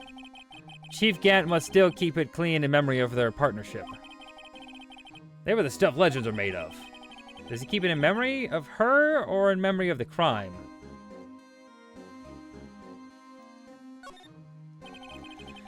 The Chief's organ sure is a sight to behold. Occasionally we hear him playing it from the Criminal Affairs Department. It's on the 2nd floor, and this is the 15th floor of an entirely different building. When a detective screws up, the chief calls him to his office. and makes them listen to the organ for hours. What's so bad about that? Music soothes the soul. After that, the detective can't hear anything for days except the ringing in his ears. So it's an instrument of punishment, literally. But aren't the chief's ears affected? He never listens to anyone anyways. That's besides the point.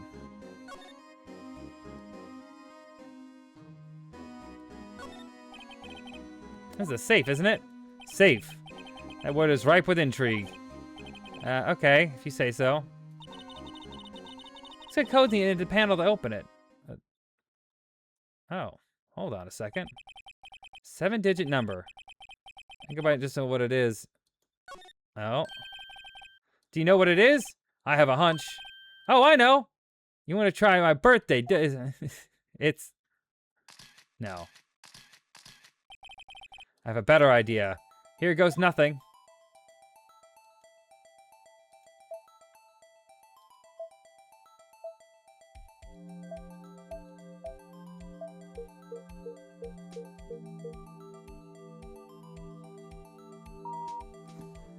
Confirmed. Access granted. Knew it! Bingo! What number did you enter? Whose birthday was it, pal? 7777777. The final ID card number on that record. What? Number of the mysterious executive officer who entered that room that day? You mean 7777777? That ID number? I think you're 17 shy this time. That can only mean one thing. That's Chief Gant's ID number. Say, anyone care to look inside? Is there any money in there? How much does he have stashed away? Look, it's a shard from a broken cup. Something looks familiar. Where have we seen it before? There's something else in here too. What's this? It looks like a piece of leather cloth. It's a handprint, isn't it? Hey, I saw someone wearing a shirt like that once. Think the chief made up the design? I don't think so. Oh. Well, it's just a thought. It's just a thought. Is that it? Is that all? This is all that was in the safe? Apparently so. It's empty now. Piece of cloth, a handprint, and a broken shard from a cup. Look like pieces of evidence. Yeah, but unless they can prove they have something to do with the case, afraid the case can't let you take them. After all, it's my neck on the line here. Great, now I have to prove the relevancy to get them. How are these two items related to the SL9 incident? Come on, there's got to be something we could show the detective.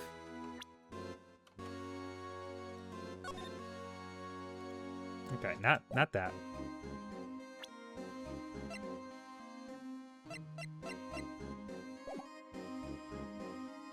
Oh.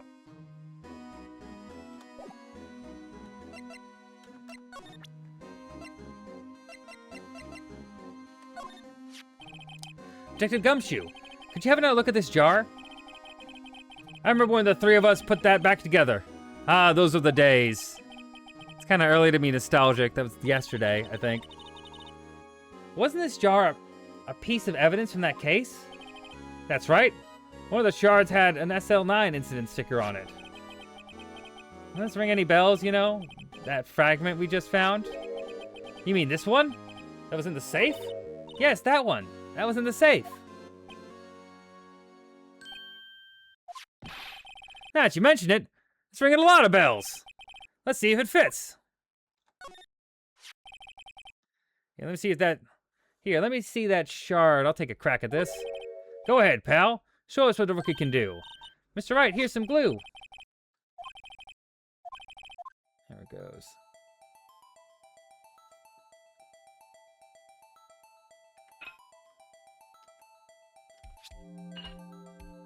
There we go. There! It fits like a charm. That, of course, means Chief Gaunt willingly and knowingly hid a piece of this jar in his safe. In other words, he concealed a piece of evidence from the SL9 incident. But, hey guys, get a load of this. What is it? This piece you just attached. It's different from the others.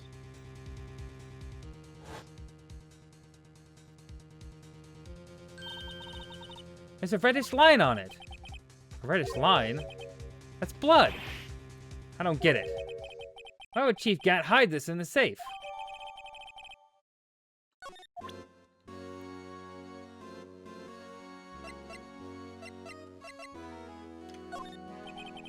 Detective Gumshoe, I'd like you to have a look at this. Hey, I know what that is. So you want to take some fingerprints? It's a great idea, Detective. All right, go to town. Sheesh. What are you doing? Why are you sticking out your hand like that? Go ahead, take my fingerprints. That's not your fingerprints we want to take. Huh? Come on, this isn't the time for jokes. We're talking about that cloth we found in the safe. Oh, I knew that. The one with the handprint on it, right. Sheesh, where's your sense of humor? Okay, Mr. Wright, let's check for prints. Sprinkle the powder on the cloth. It's absorbed.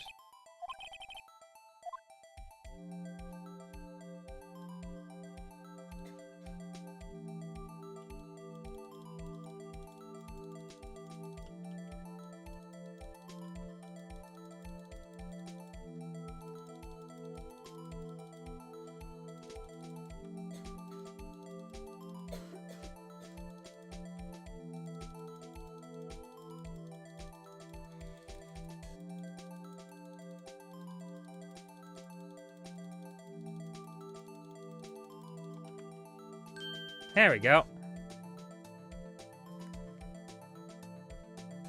No, it's not his. No.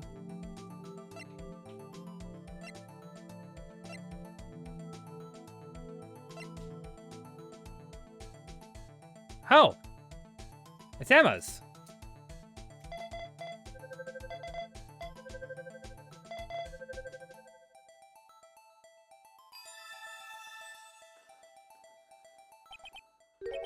No, how can this be? What are Emma's fingerprints doing here? Hey, you found a match! Whose fingerprints were they? Huh? Oh, it seems the prints are too old. They aren't clean enough to get a match. Oh, that's too bad. I thought they'd be Dark A's for prints. Psst. Hey, you, over here. What's going on here? What are the kids' prints doing inside the chief's safe? Don't ask me. Let's just keep this information from Emma for now. Here, maybe you should hold on to this.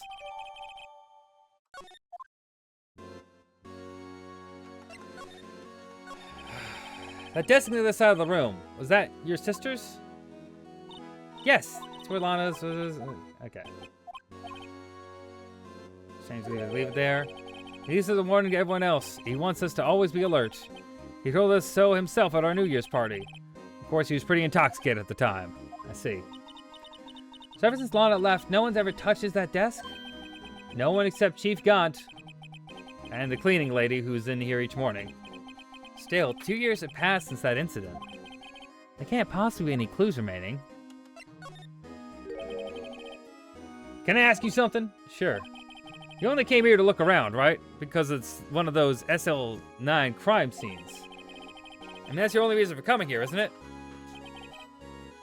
Why do you ask? You don't think... Nah, you wouldn't be... No. There's no way. Never mind, don't worry about it. Okay. Now, let's look around a bit more. Hey, hold on. Not so fast, buddy. Huh? What is it? When Talon tells you don't worry about it, it's supposed to start bothering you, pal. You don't just let it go at that. Sorry. This guy's starting to get on my nerves. Okay, so what's bothering you? You two don't think Chief Gaunt might be a suspect, do you? What? He's right, Mr. Wright. What do we think of him?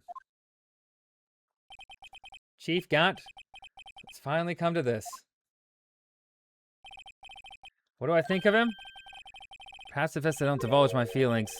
There you go, ignoring me again.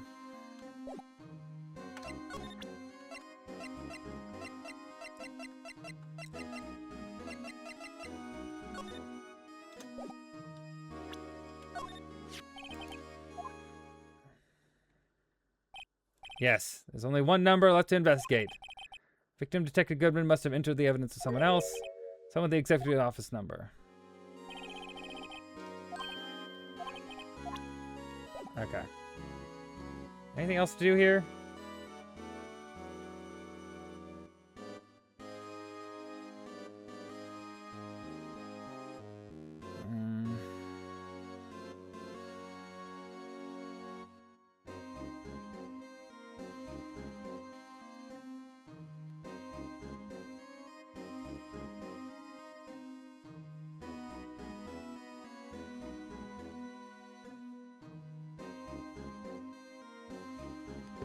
Oh, right.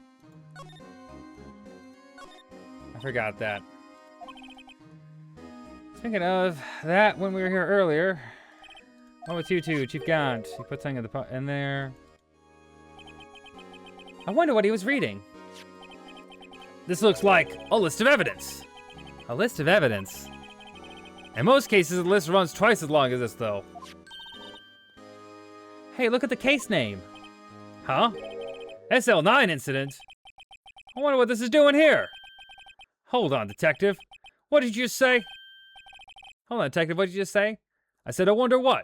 No, about evidence lists that normally are twice as long. That's right. I guess there wasn't a lot of evidence. A half-sized list of evidence. This list of evidence seems too short. Most lists run twice as long. What the other half of the list be doing here? I knew it! The chief must be hiding something about the case. It would appear so. Add it to the court record. Well, was I any help? Of course. Thanks to your ID card, we were able to get some hard evidence. Now, that's not very kind, is it? In other words, if it wasn't for his ID card, he would have been useless. Isn't that right, you in the coat? Eek! Chief Gant! We didn't think he'd be back so soon. Fortunately, I'm a man who believes in signs. I was walking to my meeting, happened to look out the window and saw a stray dog running right into a pole. Just then I thought of a certain detective. Do you mean me, sir? Now then, I'm afraid I'm going to have to ask you all to leave. Yes, sir. Sorry. Oh, you in the coat. Me, sir? Drop off your ID on the way out. You won't be needing it anymore. But, sir!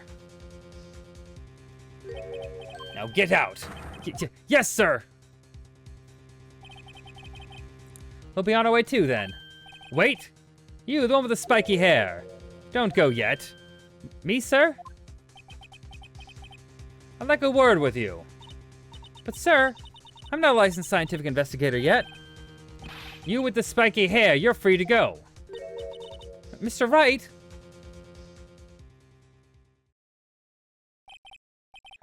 Look, pal. If I've told you once, I've told you 1,000 times. The chief's office is off limits. But no, you just had to go sneaking in there just like that, didn't you? Lacey didn't care anymore if you were fired. Yeah, but if I knew I'd be like this, I never would have said it. Now that I've seen the evidence that Chief Gant was hiding in his office, I think I'm finally starting to get the picture. Why is she kept eerily silent about that all this time? Anyway, you listen to me. I'm gonna try to smooth things over with the chief. Later, pal. After that, I heard from Emma. She said the police wanted to ask her some questions, so she'll be busy for the rest of the day.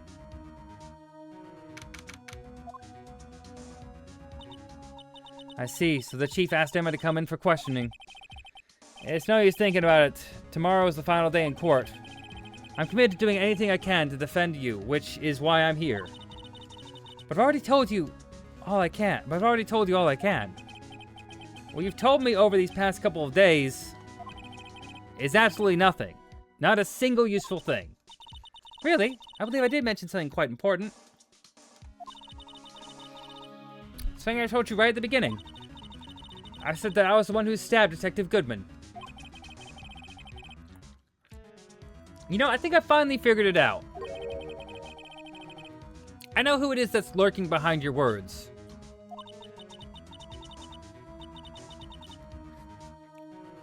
Mia did a good job mentoring you. I'm rather jealous. It seems Edgeworth was right. Edgeworth? Once you're convinced you know something, no one can persuade you otherwise. Thick-headed is the term he used, I believe. That's my chance to get her to tell me the rest of the story.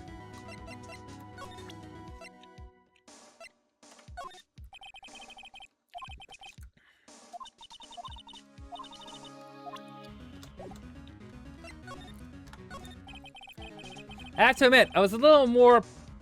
I have to admit, I was more than a little perplexed at first. You insisted you did it, yet there was no incriminating evidence. That's when it hit me. It's not that you're unwilling to tell the truth. It's that you're incapable of doing so because of a certain individual. What an intriguing notion. A certain individual, you say. So you think I'm protecting this person? Protecting? No, I think you're afraid of is more like it. If I'm not mistaken, the person in question may have persuaded you to silence. For argument's sake, Mr. Wright, whom may I ask is this person you're speaking of? The one I'm supposedly so frightened of. What is this person's name? That's easy. Well, Miss Sky? Mr. Wright, you're addressing a chief prosecutor. Do not forget your place. I take it she's still not ready to spill the beans. My apologies. Could you please tell me a bit more about what you think you know? We were partners until 2 years ago. I respect him as a detective. Assuming he is respectable, then tell me something. Why would he try to hide his crimes? His crimes? Both you and Edgeworth will be brought before a board of inquiry for what you did. Specifically, hiding and forging evidence. Of course, these are serious offenses. Why is it, though, that Chief Gant's name was never mentioned? Chief Gant? Edgeworth didn't know about the truth behind the forgery. The only party who could have possibly tampered with the evidence was... me. I had access because I was second in command of that investigation. Yes, you, but also one other, Damon Gant. How do I keep fucking his name up? If you intend to accuse Chief Gant, you'll need more than just words. Show me proof of Chief Gant's falsified evidence in that case.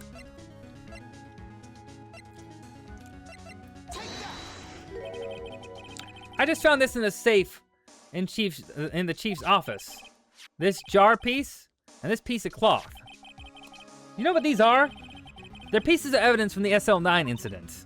The person concealing them was none other than Chief Gant himself. Now tell me, why are you taking all the blame for him? Touché, Mr. Wright. It's as you surmise. I cannot disobey the Chief's orders. Even if it means being found guilty for murder. Why not? Come now, Mr. Wright. You can't possibly expect me to be able to tell you that. 3 days ago, I had no choice but to cooperate. In the murder of Detective Goodman? Or perhaps I should say, follow orders. Yes, that's more accurate than cooperate. Orders? Although I can't tell you the details, I can say that I was given an order that day. I need you to dispose of Bruce Goodman's body. You'll find it inside the trunk of Miles Edgeworth's car.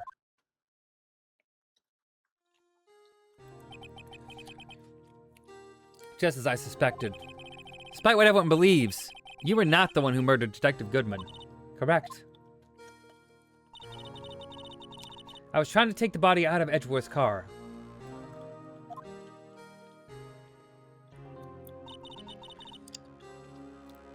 The trunk lock was broken, and I discovered that murder weapon while inspecting the body. The murder weapon? You mean Edgeworth's knife? No. When I found the body, this was the knife stuck in it. The knife from the SL9 incident? Serial killer Joe Darkey's knife? I couldn't just leave that knife in him. So I took it out and stabbed him with another knife. That would be Edgeworth's knife. That's right.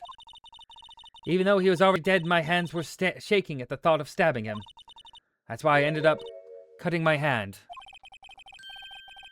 And that's the reason for the bandage on your right hand. Yes. It seems that I got blood on the victim's shoes as well. And then... she saw me just as I plunged the knife in. Miss Starr, huh? He was already dead. Why'd you need to hide Darkey's knife so badly?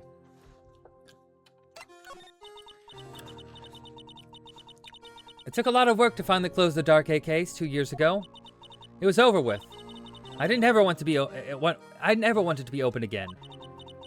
My intent was to prevent that, by whatever means necessary. So you hid Dark A's knife.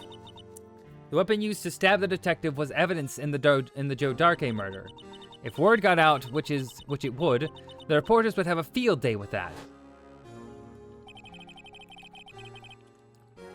So you wrapped the knife in your scarf and hid it in Edgeworth's exhaust pipe. Right. Then I called my sister to tell her what happened and asked her to hide the knife that was inside my muffler. You asked Emma? I didn't want anyone on the force to know about this. How to explain why Emma was so confident about Lana's innocence. Speaking of phone calls, I had a bad feeling about one of them that day. A bad feeling? The truth is, after I received those orders from Chief Gant, the first thing I did was make a phone call. A phone call to Patrolman Jake Marshall. The Marshall? Why on earth would you call him? The lead investigator for the SL9 incident had been murdered. I wanted that fact to be kept hidden, and I needed help. He was the only other person I could trust. Or at least I thought I could trust him at the time. However, it seems that after I spoke to him, he went off on an escapade of his own. Oh, you mean, not wanting the case to die, he decided to take things into his own hands. He's disguised himself as Detective Goodman and tried to steal the evidence. Already stolen the ID card. It seems he still hadn't made up his mind to break into the evidence room. After my phone call, any remaining doubts he had must have disappeared. So your phone call caused the incident in the evidence room.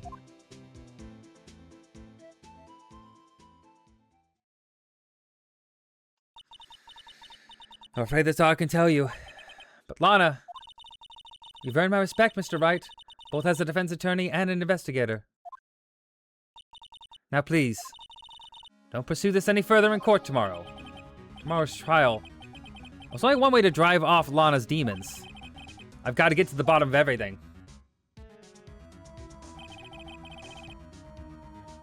Detective Goodman's real murderer.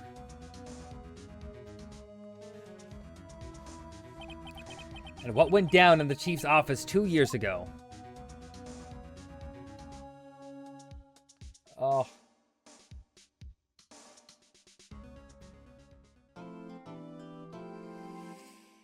Whew.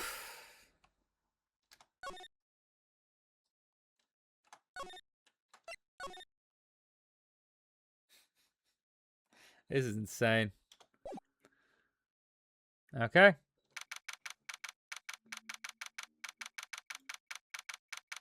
Let's double check something here real quick.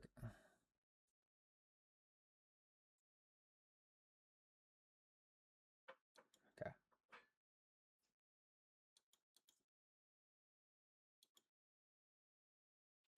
Yeah, of course it's gone out. That's fine. Okay. This should be it. This is the defendant lobby, all right. But there's no defendant. I'm trying to reach Lana all morning. Where could she be? And where's Emma, for that matter? Almost seems as if something's been happening behind the scenes. Edgeworth? Knowing you, you've already figured it out. Who the owner of the 777777 number, ID number is, that is. Well, I have a pretty strong hunch. Looks like I'm the only one who figured it out. You know, the only reason this trial didn't reach a verdict yesterday is because there was still room for doubt regarding this ID record. If that number does belong to who you suspect, then no doubt will remain. After all, he hasn't been officially charged with anything. True. Not yet. In any event, once all doubt has been removed from that list, I can call for a ruling. 5 minutes. Wright and Chief 5 minutes, Wright, and Chief Prosecutor Skye will be found guilty. But she didn't do it. I figured you'd say as much. That's why I came here, to hear what you have to say. This is the first time he's ever done something like this. Lana's hiding something, and the only way we'll ever know the truth is to draw it out of her. The truth? Everything goes back to the SL9 incident. Don't be stupid. Today's the last day of the trial. We don't have any time to reminisce about the past. That depends on you. If she's found guilty, you'll lose your only chance to find out what really happened. I'll think about it. See you in court, right?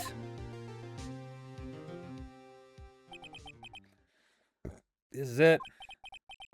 If I'm ever gonna find out what Chief Gant has on her, it's now.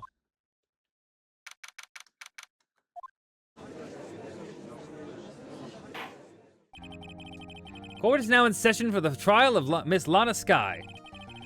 The defense is ready, Your Honor. The prosecution is ready, Your Honor. Normally, this is when the prosecution puts forth its opening statement. But before that, the police chief has a proposal to make. Chief Gant.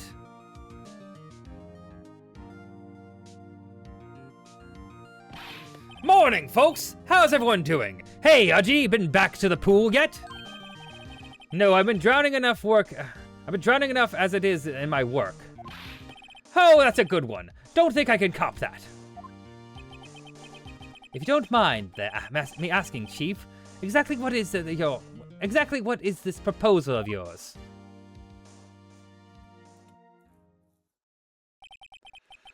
Lana, that is to say the defendant, has asked me if she could speak directly to the court. She wants to do what? Having heard what she intends to say, I feel she should be granted her request. In the end, it should save everyone a lot of time and trouble. I don't believe that. What's this all about, defendant? I'd just like to make one simple request, and I'll be finished. Well then, what's your request? Your Honor, I'd like you to put an immediate end to this trial. Huh? I confess to all charges against me. On February 21st of this year, I murdered Detective Bruce Goodman in the underground parking lot in the prosecutor's office. No, Lana! Objection! You can't! Your Honor, the defendant's claim does not change the defense's plea. In that case, Mr. Wright, I no longer require your services. But Lana! Your Honor, I hereby forfeit my right to an attorney. The prosecution may lack direct evidence against me, but it has sufficiently proven its case through testimony and circumstantial evidence. I would like you to render your verdict now, if you please. Well, the defendant certainly has the right to self-representation. Her request is legally valid, although it is an unprecedented situation. Indeed, it appears there's no further need to continue this trial, even if Mr. Wright may feel otherwise. This can't be happening. It appears the time for this verdict has arrived. This court finds the defendant... Objection! One moment, Your Honor. But Mr. Edgeworth. The prosecution has not proven the defendant guilty beyond a reasonable doubt. Any ruling at this stage would certainly be premature. Come now, Worthy. I understand this is a difficult time for you, but why don't you just be a good little boy and keep your mouth shut,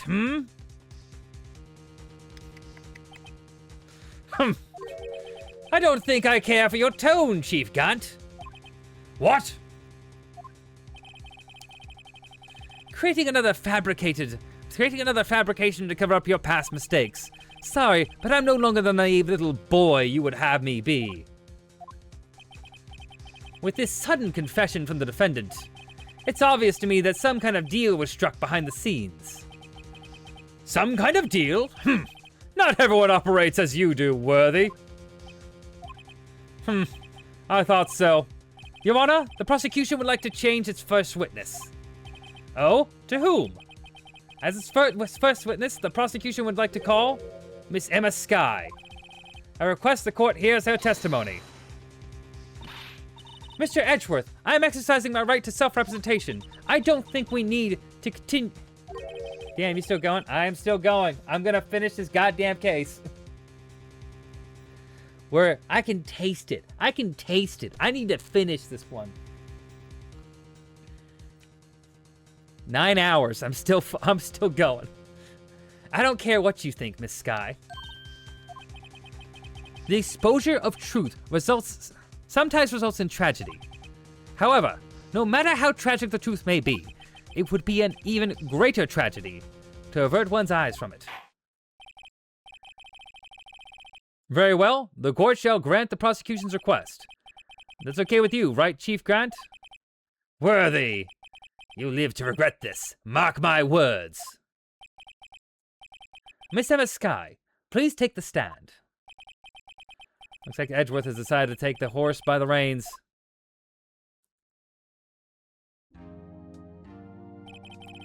Now then, witness, please state your name and occupation. My name is Emma Sky. My occupation? I'm Lana's little sister, and I want to be a scientific investigator.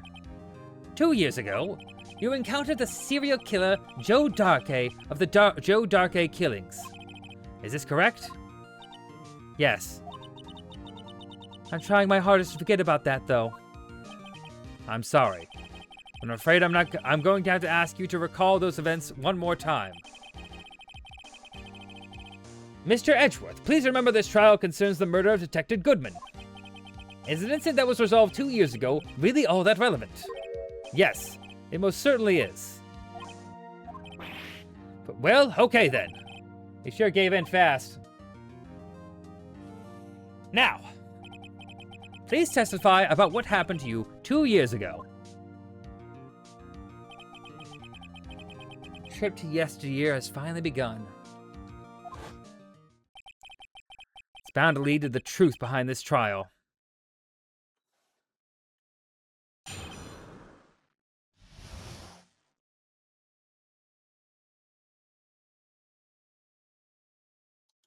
Okay. I was waiting in my sister's office that day. A man came running in and took me hostage. Neil Marshall rescued me, but never forget what I saw in that instant. The man raised up his knife and stabbed Mr. Marshall in the chest. It's a good thing you weren't harmed. I passed out. I don't remember much.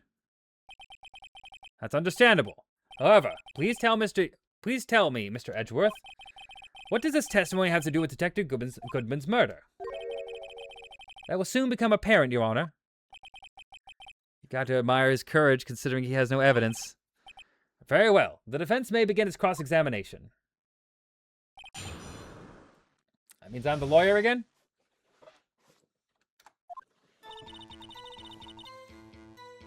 Hold it. 2 years ago, the defendant was a detective at the police department, correct? Yes, she was second in command under the Deputy Chief of Police, Gant. My sister, she was the best detective ever. Yes, I remember. The Deputy Chief Gant and Miss Sky used to be quite the pair. I believe they shared the same office. That's right. I'd always sit at my sister's desk and dream about playing that Oregon. I wanted to play it that day too. The police department and the prosecutor's office held a ceremony that day. Lana promised to take me to dinner after she finished her work.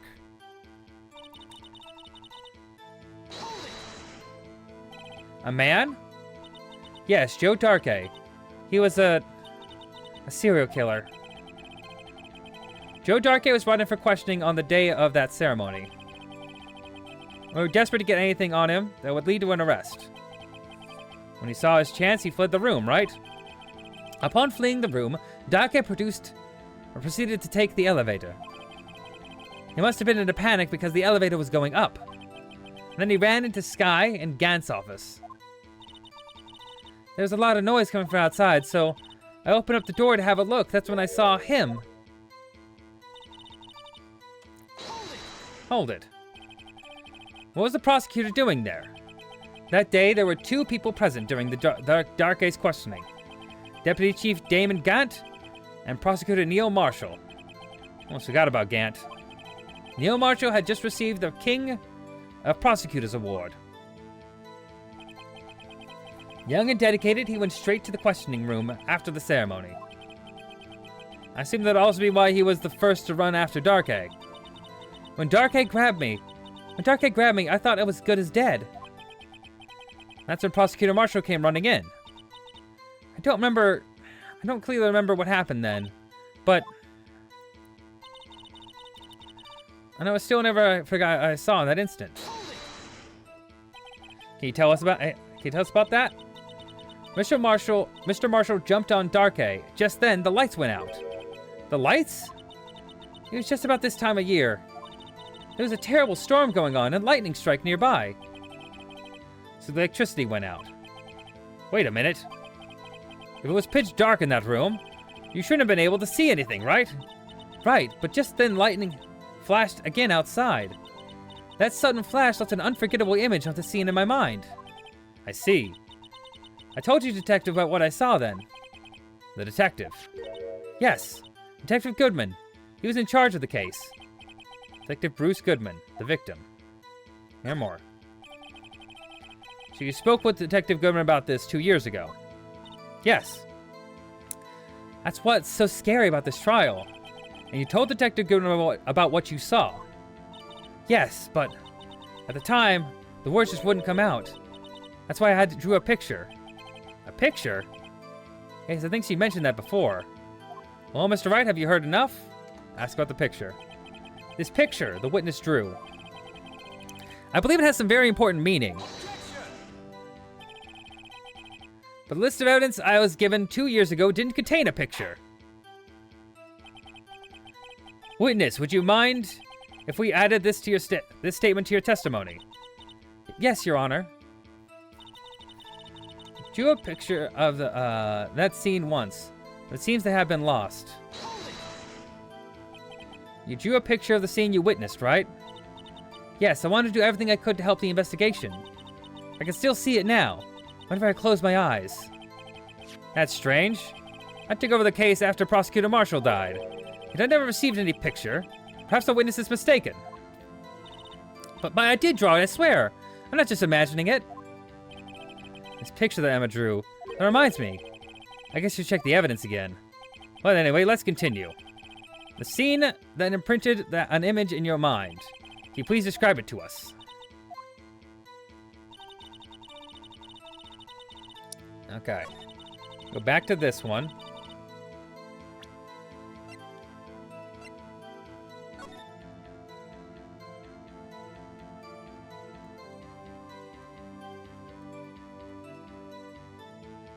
Oh! Oh! Well, that's relevant. A picture is drawn on the back of the evidence list in magic marker. I got a very bad feeling about this. Objection! Mr. Edgeworth? This little girl put all her heart into drawing that picture. And yet you would insist in denying its existence. Huh? Hey, I'm not the bad guy.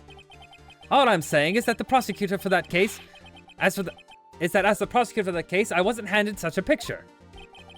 That may well be, but that doesn't mean it doesn't exist. Behold. This is the evidence list for the SL9 incident. Please turn it over, Your Honor. Turn it over? Turn it... Ah! What's this? Yes, what is this? Hey, that's it. That's the picture I drew. Indeed, 2 men appear to be wrestling here. What's the meaning of this? What are you doing with that list?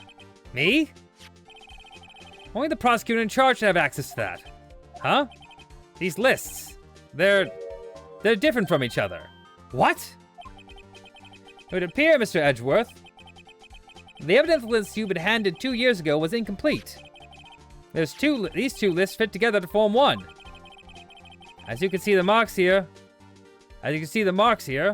where they have been torn apart from each other.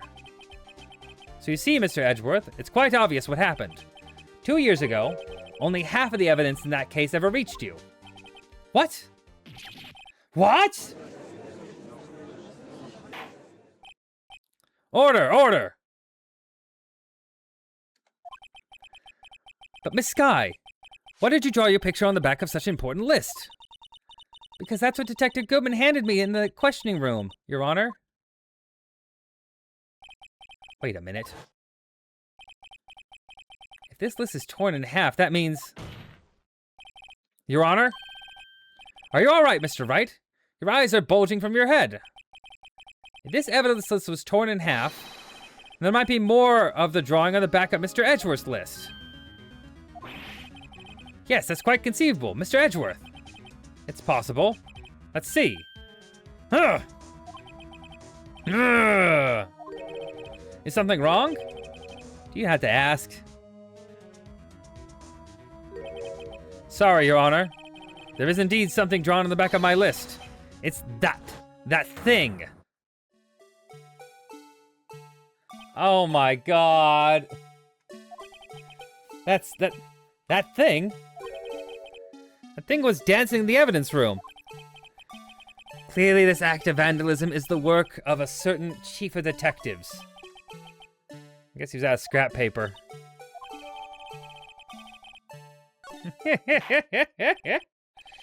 Very well, witness. Will you please testify about this picture you drew 2 years ago? Huh? Oh, yes, Your Honor. What's wrong with Emma? You need to think about something. Hold on.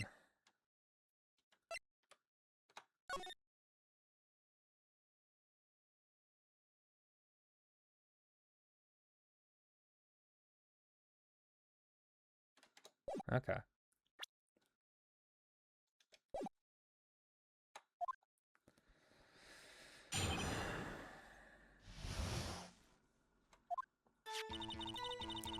This is the picture I drew 2 years ago. The flash of lightning was bright, and all I could see were shadows. After that, I must have fainted. This picture shows exactly what I saw in that instant.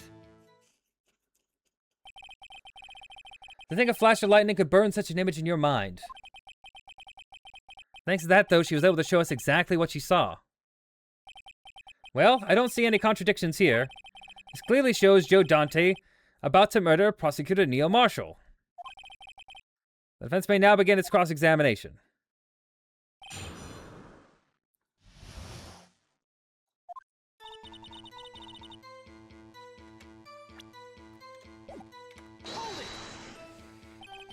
Did you draw this picture right after the incident? I think I drew it 2 or 3 days later. At first, it was such a state of shock I couldn't do anything. During that time, the investigation team was reorganized. Detective Goodman was placed in charge, under the direction of Damon Gant and Lana Skye.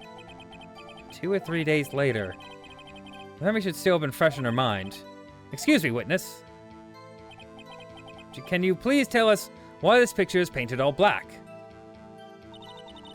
Flash of lightning was so bright all I could see were shadows. So at the time you didn't know it was Mr. Marshall who had come to your rescue? No, I couldn't see him clearly. The lightning was so bright, and I was knocked to the floor. You were knocked to the floor? Darky had a tight grip on me, but when Mr. Marshall jumped on him, I was knocked away. I turned around, and that's when the lightning flashed. Poor Emma. I'm just glad she wasn't hurt. What happened after that lightning flash? Must have fainted? You mean you didn't see the actual murder take place? No, I'm sorry. The flash of lightning only drove off the darkness for a second. Not only that, but the trauma of the situation understandably caused the witness to faint. Do you really need to torture the girl any further? What? Hey, I'm not the bad guy here. Anyway, this picture exactly what I saw in that instant. Sorry for asking so many times, but are you sure you drew this exactly the way you saw? Of course, it's the exact scene.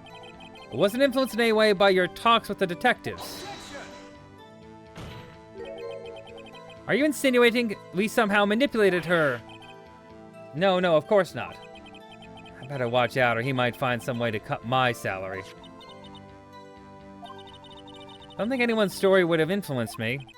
Mr. Wright, is there something that's bothering you about this picture? Oh, well, that's strange.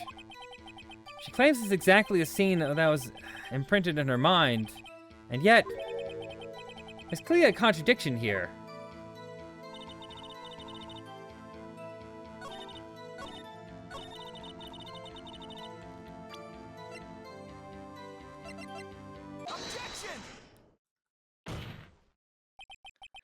I hate to be the bearer of bad news, but this picture the witness drew contains a blatant contradiction. What? I still remember it just like it was yesterday. Mr. Wright, perhaps it would be faster if you simply pointed out this contradiction for us. What part of this picture contradicts the autopsy report?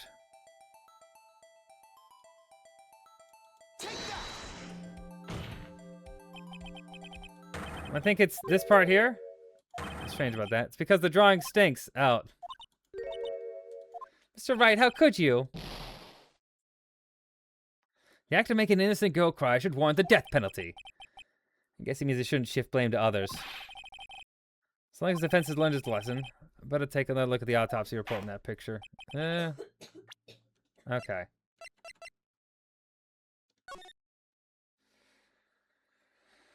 A single stab wound piercing heart and lungs. Assessment, died, blood loss in 10 minutes. Wound found was missing tip.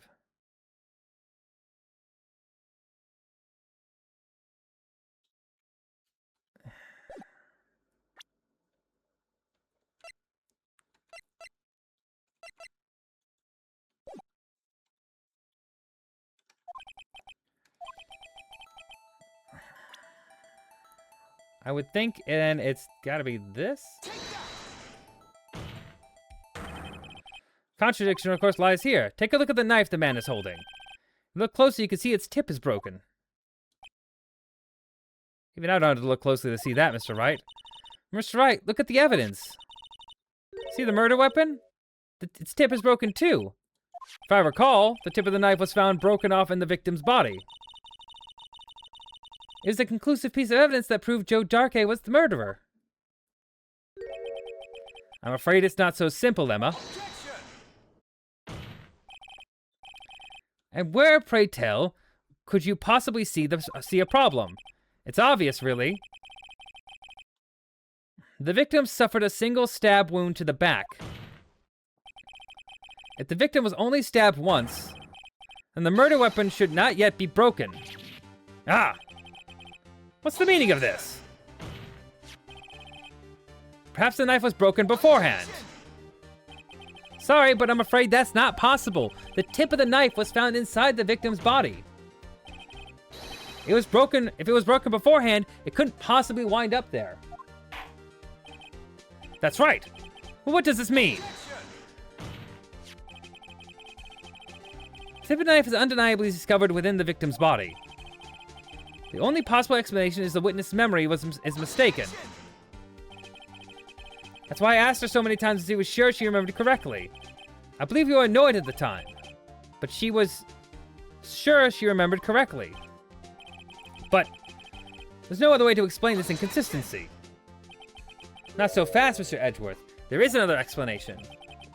Have you forgotten already? About a little something called falsified evidence? You're treading on thin ice, right? All I'm saying is that this broken knife tip might be the piece of evidence that was forged. You can't deny the possibility. No. Ah!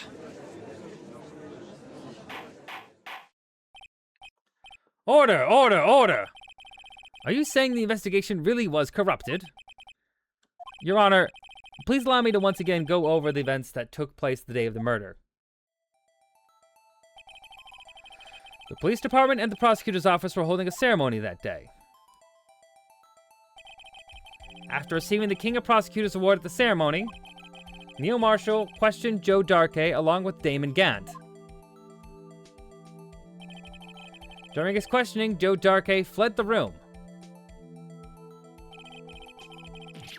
Prosecutor Marshall chased after him and was killed by Darkey. It's my belief that somewhere in this story there is a lie. I'm not lying. The man was really holding a broken knife. If that's true, there's no other way around it. This could not have been the actual murder weapon. There must have been another broken knife. What are the chances of there being two broken knives? Another broken knife besides Joe Darkey's. Could there have been another one? There is another one. If the witness is this adamant about the accuracy of what she saw, it can't just be explained away by a simple observational error. Mr. Wright. In that instance, Emma really did see a broken knife. I assume, then, you have some information about this other broken knife. If so, please feel free to enlighten us. The murder weapon was already broken broken prior to the murder. There's only one way. Take a look at this. The real murder weapon.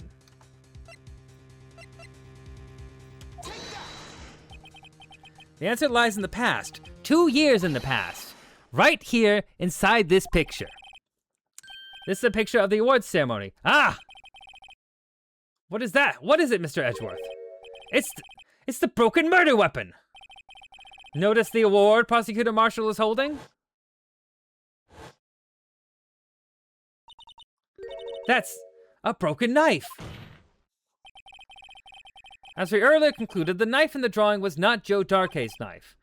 That being the case, the knife the witness saw was in all likelihood from this award.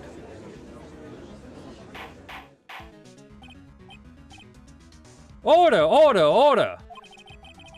Neil Marshall was awarded the King of Prosecutors that day. As an award, he was given this broken shield and knife. When he chased after Joe Darkey, he pulled out this knife. Being a prosecutor, he did not carry a pistol. This broken knife was the only weapon he had in this dangerous situation. But that can't be. Oh, and why not, Mr. Edgeworth? Because the King of Prosecutors award... Because if the King of Prosecutors award knife was the murder weapon, then the murderer and the victim would be reversed. What do you mean? I mean, the man raising the knife would have been Prosecutor Neil Marshall. Oh. Oh!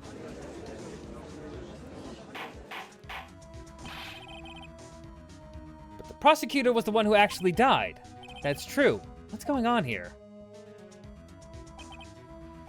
It seems Mr. Wright has been a bit too eager to jump to conclusions. Wait! I remember now. I remember everything. Witness? Mr. Edgeworth. What is it? Could you show me your evidence list again, please? His list? The one with that picture scribbled on the back?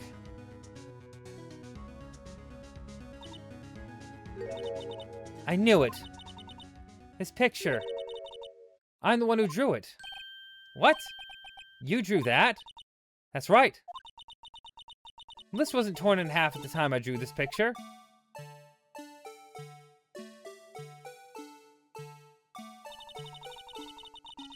All this time, I'm trying so hard to forget. I must have locked this part away deep inside me.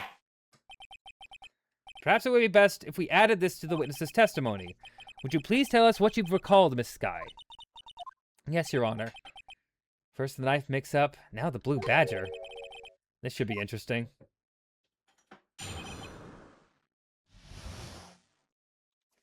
I actually have to do my Duolingo real quick. Hold on a second. Because if I don't do it now, then I'm not going to get it done for the day, and I got to do it now. And you can wait a minute.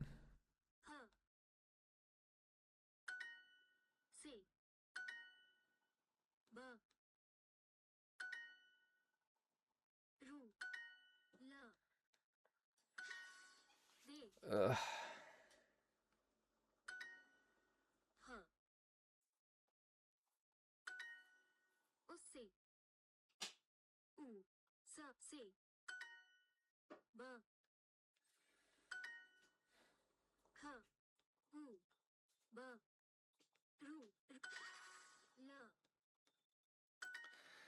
Ah, crazy case.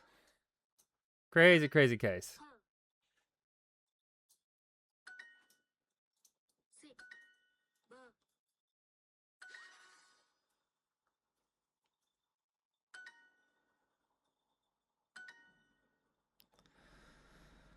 Almost done.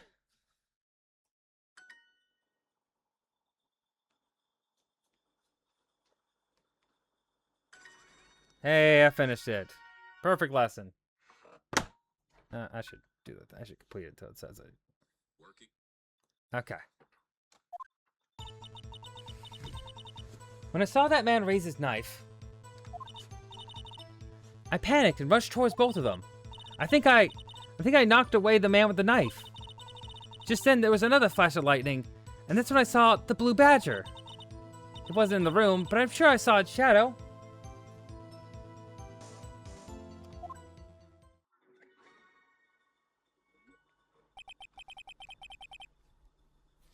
This is certainly most unusual. Objection! Try impossible. The chief of detectives hadn't even designed him until this year. That would mean he didn't even exist 2 years ago. Yes, well, the defense may begin its cross-examination. Stop, please, don't pursue this any further. Lana, what is the meaning of this? Please remain seated in the defendant's chair. But you can't do this, I've already confessed to the crime. Why can't you just leave it at that? Chief Prosecutor Sky, we've already come this far. It's too late to turn back.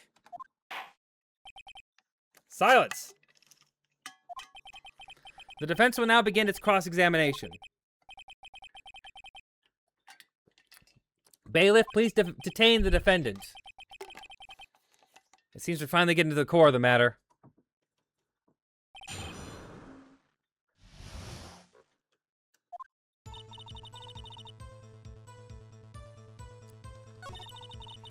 Panic and rush towards the both of them.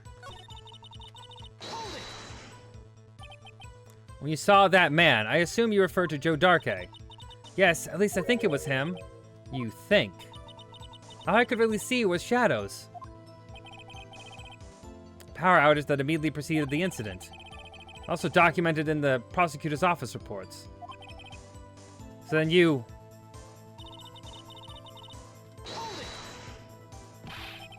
Why would you do something so dangerous? What else could I have done? He was about to stab Mr. Marshall. She seems convinced that Darkey was the one holding the knife. But as we just theorized, Mr. Marshall was the one holding the knife. Well, I didn't know that at the time. When that Darkey guy knocked me down, all I could think of was, I've got to help that other person. What do you mean you think? It all happened so fast. And I was in shock. I don't remember everything clearly. What it did, it's all kind of a blur. This guy was almost killed before she was witness to a murder about to take place. With so much happening in a matter of seconds, a little disorientation is only natural. I saw the man about to stab the other person, who I thought was Mr. Marshall. I knew I had to stop the man with the knife. What you did was very brave, young girl. So then what happened next? Oh. Just then, there was another flash of lightning, and that's when I saw the blue badger. Are you sure about this? Of course, see? I drew a picture of him here. But it was the chief of detectives who thought up this hideous beast. That was just this year. And the blue badger didn't exist 2 years ago. It's all quite verifiable. I know it sounds strange. I was surprised too when I saw him at the police department. I had this nagging feeling that I'd seen him before, somewhere. Now I finally remembered. Oh, brother. Just when you thought this thing had caused enough commotion. Tell us, where in the room did you see him dancing? He wasn't in the room, but I'm sure I saw his shadow.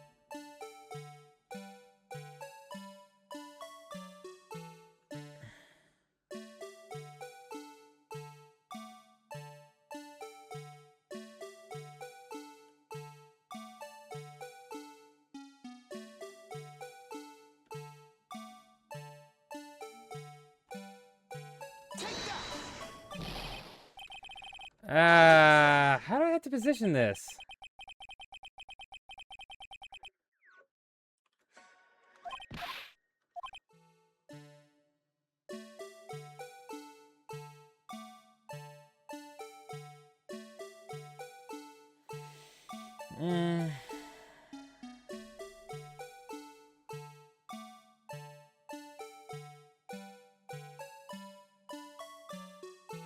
Okay. Okay. I have it upside down.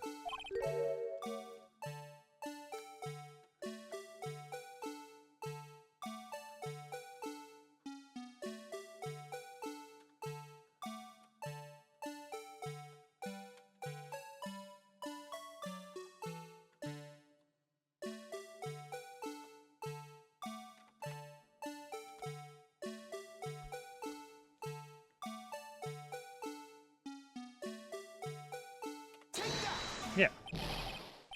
That is right. Come on.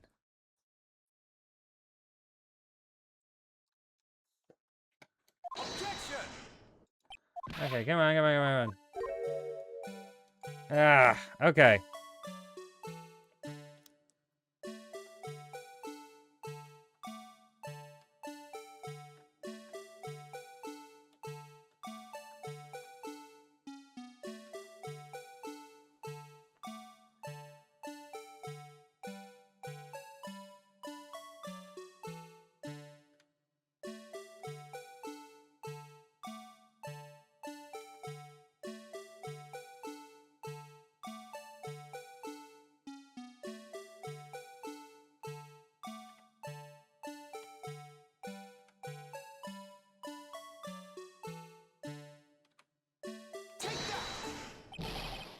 Come on, that is right. I had it.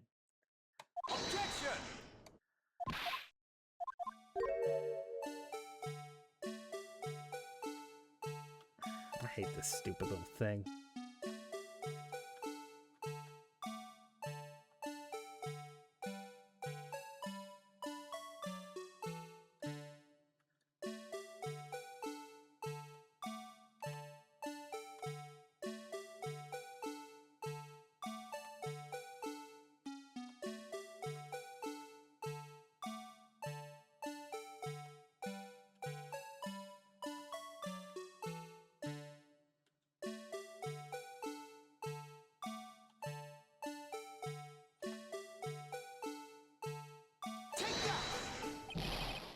God fucking...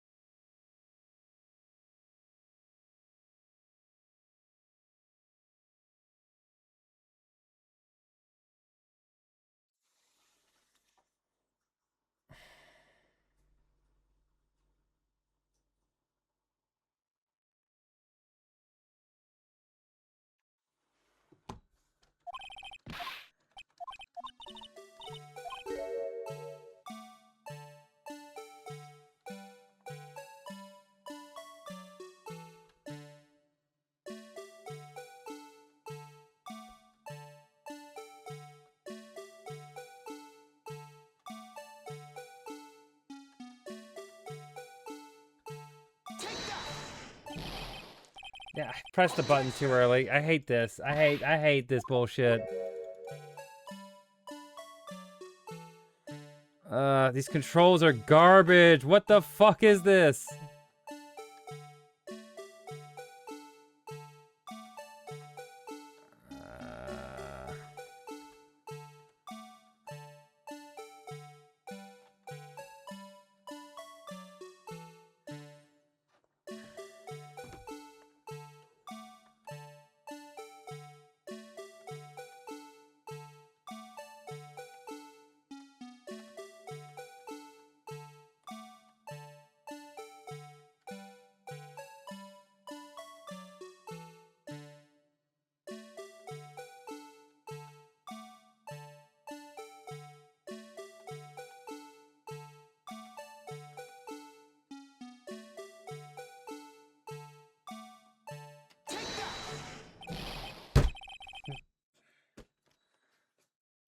I'm gonna lose my mind, because that is fucking correct.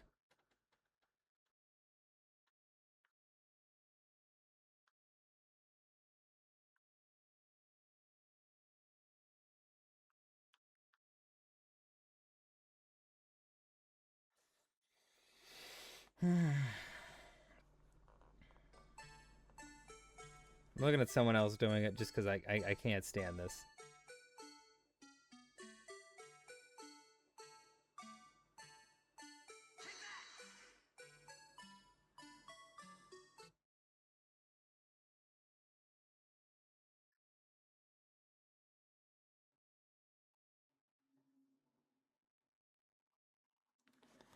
Okay. I am right.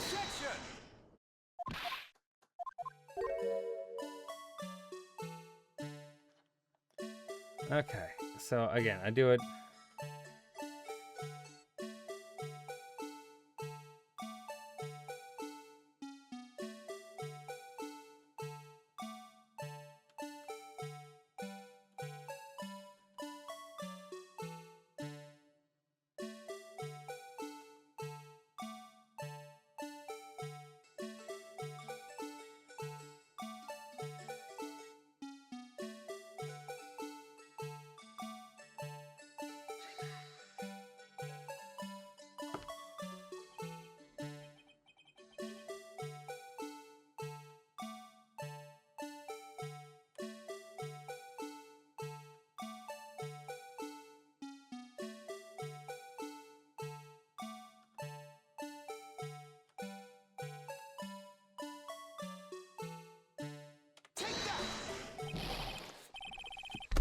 I'm gonna lose my fucking mind.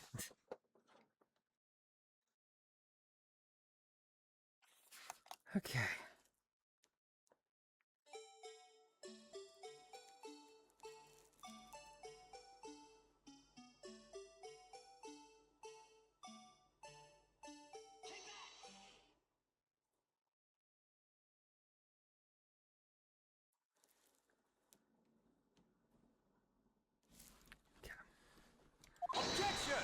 I hate this fucking jar. Looking at the comments, I'm not the only one. Also, I hate this goddamn song.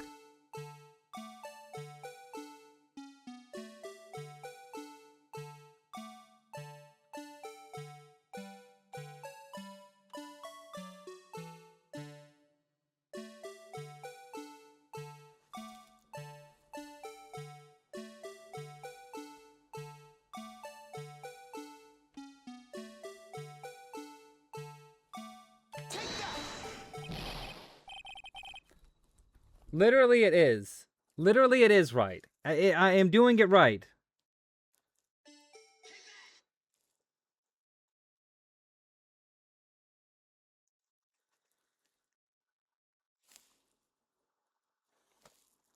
What the fuck do you mean? Why is this so fucking hard?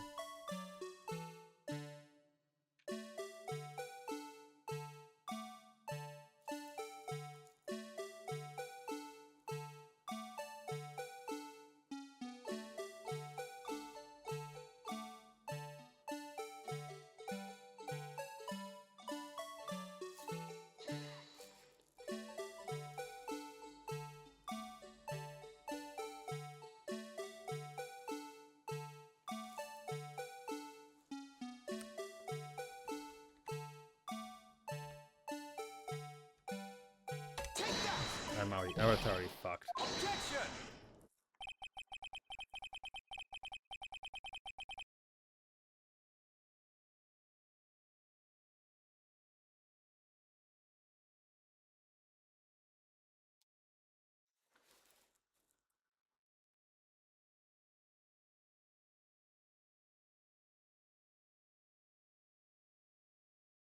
Okay, yeah, I'm just right. I'm just right. It's apparently people complain about this too. This is the fucking worst.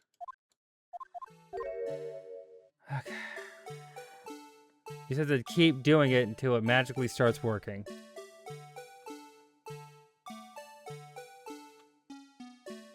Okay, and then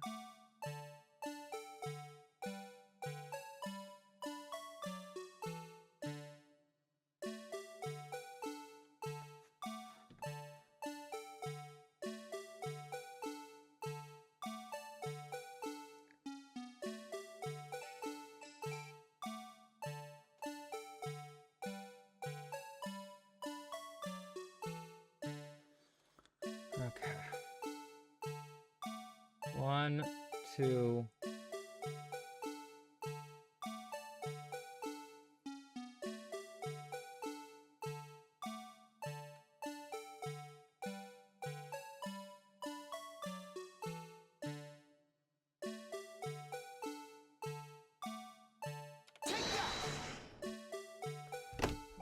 Fuck off! I knew it. That was my first guess, was this angle, but...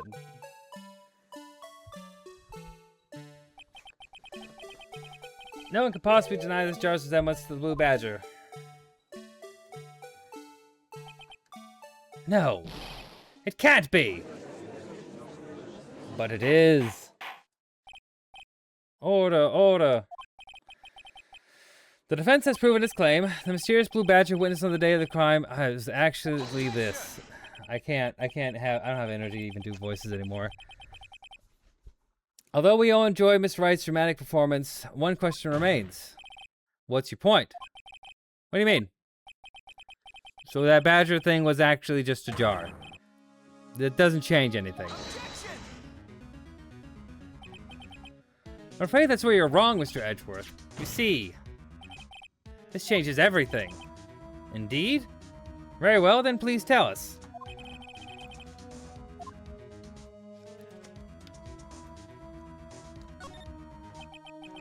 Now I'm going to take these in turn.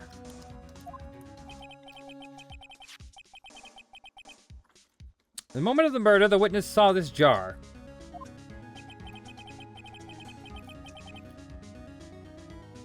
At a very specific angle, I might add, Mr. Wright. Yes, well, knowing this, where could she have seen this jar? Where? The location of the jar was shown in a picture taken the day of the crime. It's on the shelf in the office of Damon Grant. Gant. But the body was found lying near Lana Sky's desk. Witnesses testified so herself.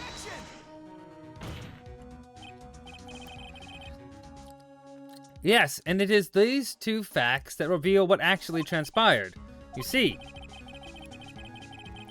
the struggle between Darkay and Marshall did not take place in Lana Sky's office. It happened on the other side of the room, in Chief Gaunt's office.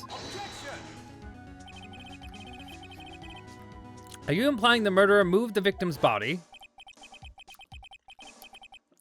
from Damon Gant's office to Lana Sky's office? Yes. Why would he do that? There's no reason. Exactly. If there wasn't a reason, he wouldn't have gone through the trouble. The only logical conclusion was that there was a reason. You know what that reason was, Mr. Wright? I finally figured it out. This is why Lana tried to stop the trial. It's too late to quit now, though. Please recall the witness's testimony. She said she knocked away the man who was holding up the knife. In the next instance, the jar was hit and flew through the air. Now tell me, what could have sent the jar flying? That would have been the impact of the man made when he was knocked into the wall. Ladies and gentlemen, I may draw your attention to this picture once more. If man was knocked in the direction of the shelf the jar was sitting on, what would he have hit? Ah! The suit of armor, holding a very sharp and dangerous-looking sword. Yes. And since the man who knocked into the armor was carrying a broken knife, he would have to have been Neil Marshall, wielding the King of Prosecutors trophy. No. Mr. Wright, you can't be thinking. Yes. There was another possibility to what actually transpired in that room. Another possibility? Of course, the perpetrator would have had no idea, but nevertheless. I don't know if I can go through with this. Mr. Wright, what's the matter? Events took place as the defense theorizes, and the outcome is obvious. In that moment, Assuming the man Emma Skye knocked away was actually Prosecutor Neil Marshall.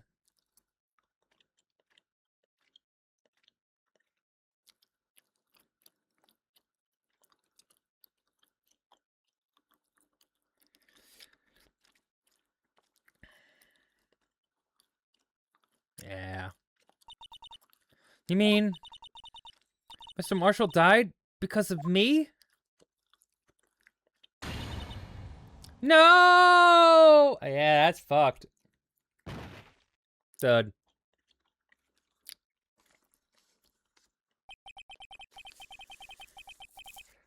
I never imagined her testimony would lead to this. So it was the witness who took the victim's life. And then proved so with her own testimony. This is unprecedented. Objection. What? What are you saying? I'm sorry, Miss Skye, but given the circumstances, Joe Darkey's murderer Joe Darkey murdered Prosecutor Marshall. Yeah. How can you think it was Emma? How dare you try to pin this crime on her? Imagine that coming from you. If you recall, it was you who admitted to forging evidence 2 years ago. The reason you moved Prosecutor Marshall's body was to keep anyone else from finding out about what Emma did, wasn't it? I assure you, Mr. Edgeworth, I have no idea what you're talking about. If you hope to have anyone believe your insane allegations, I'm afraid you're gonna have to have proof. Tell me, do you have any conclusive evidence that proves my sister killed Neil Marshall? Evidence? I'm willing to bet you don't. Yes. It certainly would be difficult to prove this with evidence. If we don't have evidence, then we'll have to rely on testimony. I'm afraid that won't work in this case. Both parties involved in the incident are dead. We certainly can't get dead people to testify. It's up in a wild goose chase from the beginning. Touché, Miss Skye. Of course. That only leaves us with one possibility. I mean, there is still another possibility. What do you mean, Mr. Edgeworth? I mean, the possibility that the victim has left us a message. For better or worse, Mr. Marshall did not die instantly. He may have left behind a name of a person who took his life, in one manner or another. That's impossible. Well, Mr. Wright, there's the only possibility left to you. A message from the deceased. Does such a message exist? Gotta think back to the court record. Real murderer's name. Evidence. Message from the deceased is already in our possession. Mr. Wright, will you stop at nothing to prove my sister's a murderer? Do not be mistaken, Miss Skye. Our purpose is not to accuse Emma of any crime. There's only one thing we seek. The truth. No matter how painful it may be. Now then, Mr. Wright. Please show us a piece of evidence that conveys a message from the deceased.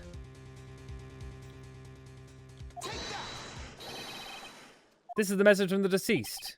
Right. Now then. This is the message from the judge.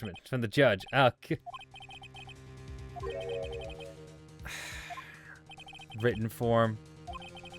I mean, it's her fingerprints on it. Come on. Now then, Mr. Wright. Please show us a piece of evidence that conveys a message from the deceased.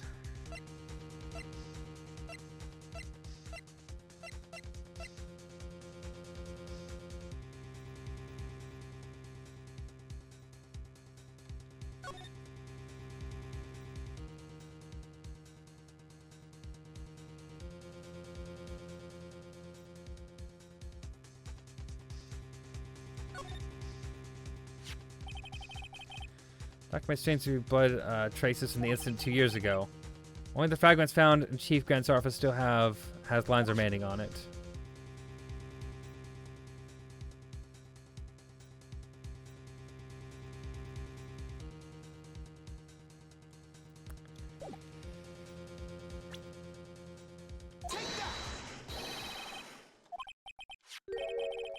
This is the Blue Badger from before, right?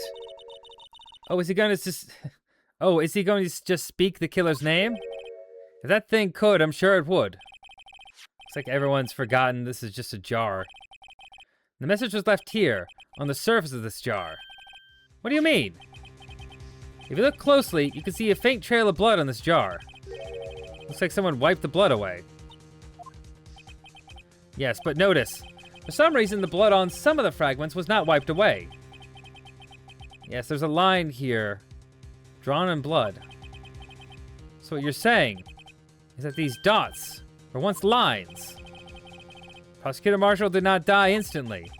He used the few precious moments left to him to leave behind a message. One that someone apparently wiped away. The blood must have seeped into the jar where the lines changed directions. Precisely so. All we need to do now is connect these points, and the victim's message will become apparent. No! Mr. Wright, what kind of message did the victim leave for us? Your Honor? I believe these bloodstains will reveal the answer to us. Gotta connect the dots to make the letters. But one way the victim would have left, given the circumstances, murderer's name.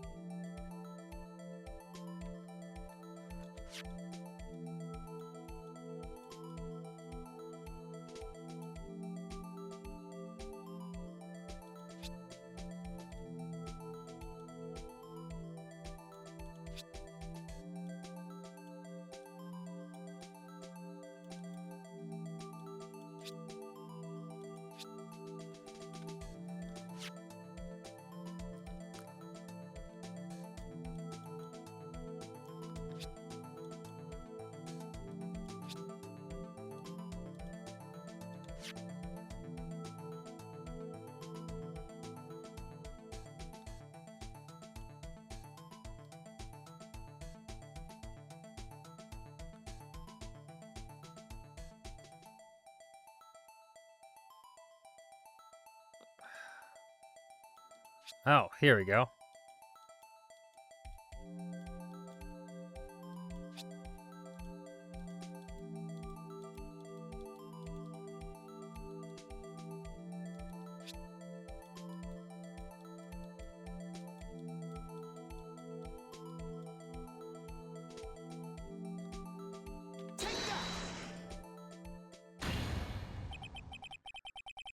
It's a defense attorney's union to prove their client's innocence.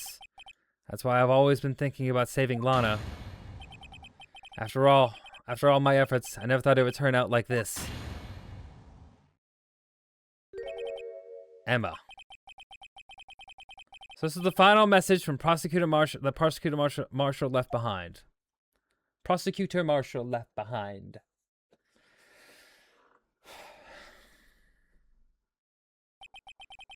Of all people. She may not have meant it, but in the end, the one who took the victim's life was Emma Skye.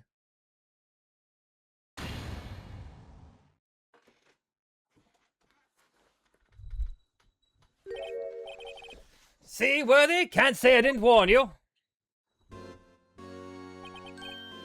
Chief Gant. Do you understand the implications of what you've done? What? What are you talking about? 2 years ago, Joe Darkey was sentenced to death. He was convicted because of his final murder. I believe you were the prosecutor in that case, were you not? Ach. Yes, Worthy. Because of you, an innocent man was sentenced to death. Not only that, you used forged evidence to ensure his conviction. Gah. But Joe Darkey really was a serial murderer. That's undeniable. I'm afraid that's not important. Didn't you know? We aren't defenders of justice. What? We're merely keepers of the law. Sentencing a man to death is no light matter.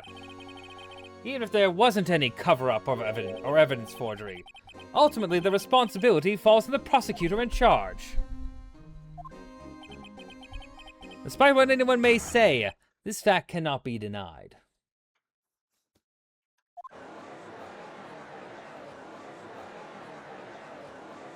What's going on at the prosecutor's office? They might have sent an innocent man to his death. How could he just stand there? Order, order, order, order!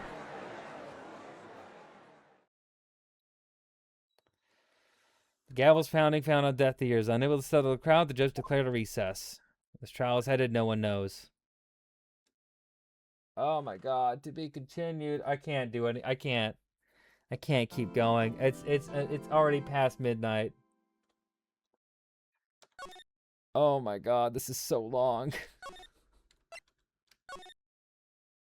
I had no idea this trial was this long. Oh my god. I gotta call it there for tonight. I gotta do it. Yeah. Okay.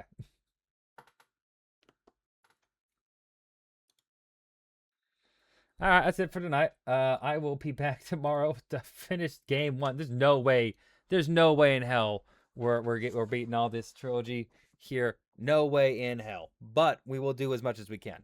So hope you have a great day, a great night, whatever you're having, and stay around. I'll see you all later. Okay, goodbye now, goodbye. I'll be back tomorrow, probably like 2 Pacific Standard Time. We'll get right back into gaming. So, oh, there's an ad. Okay.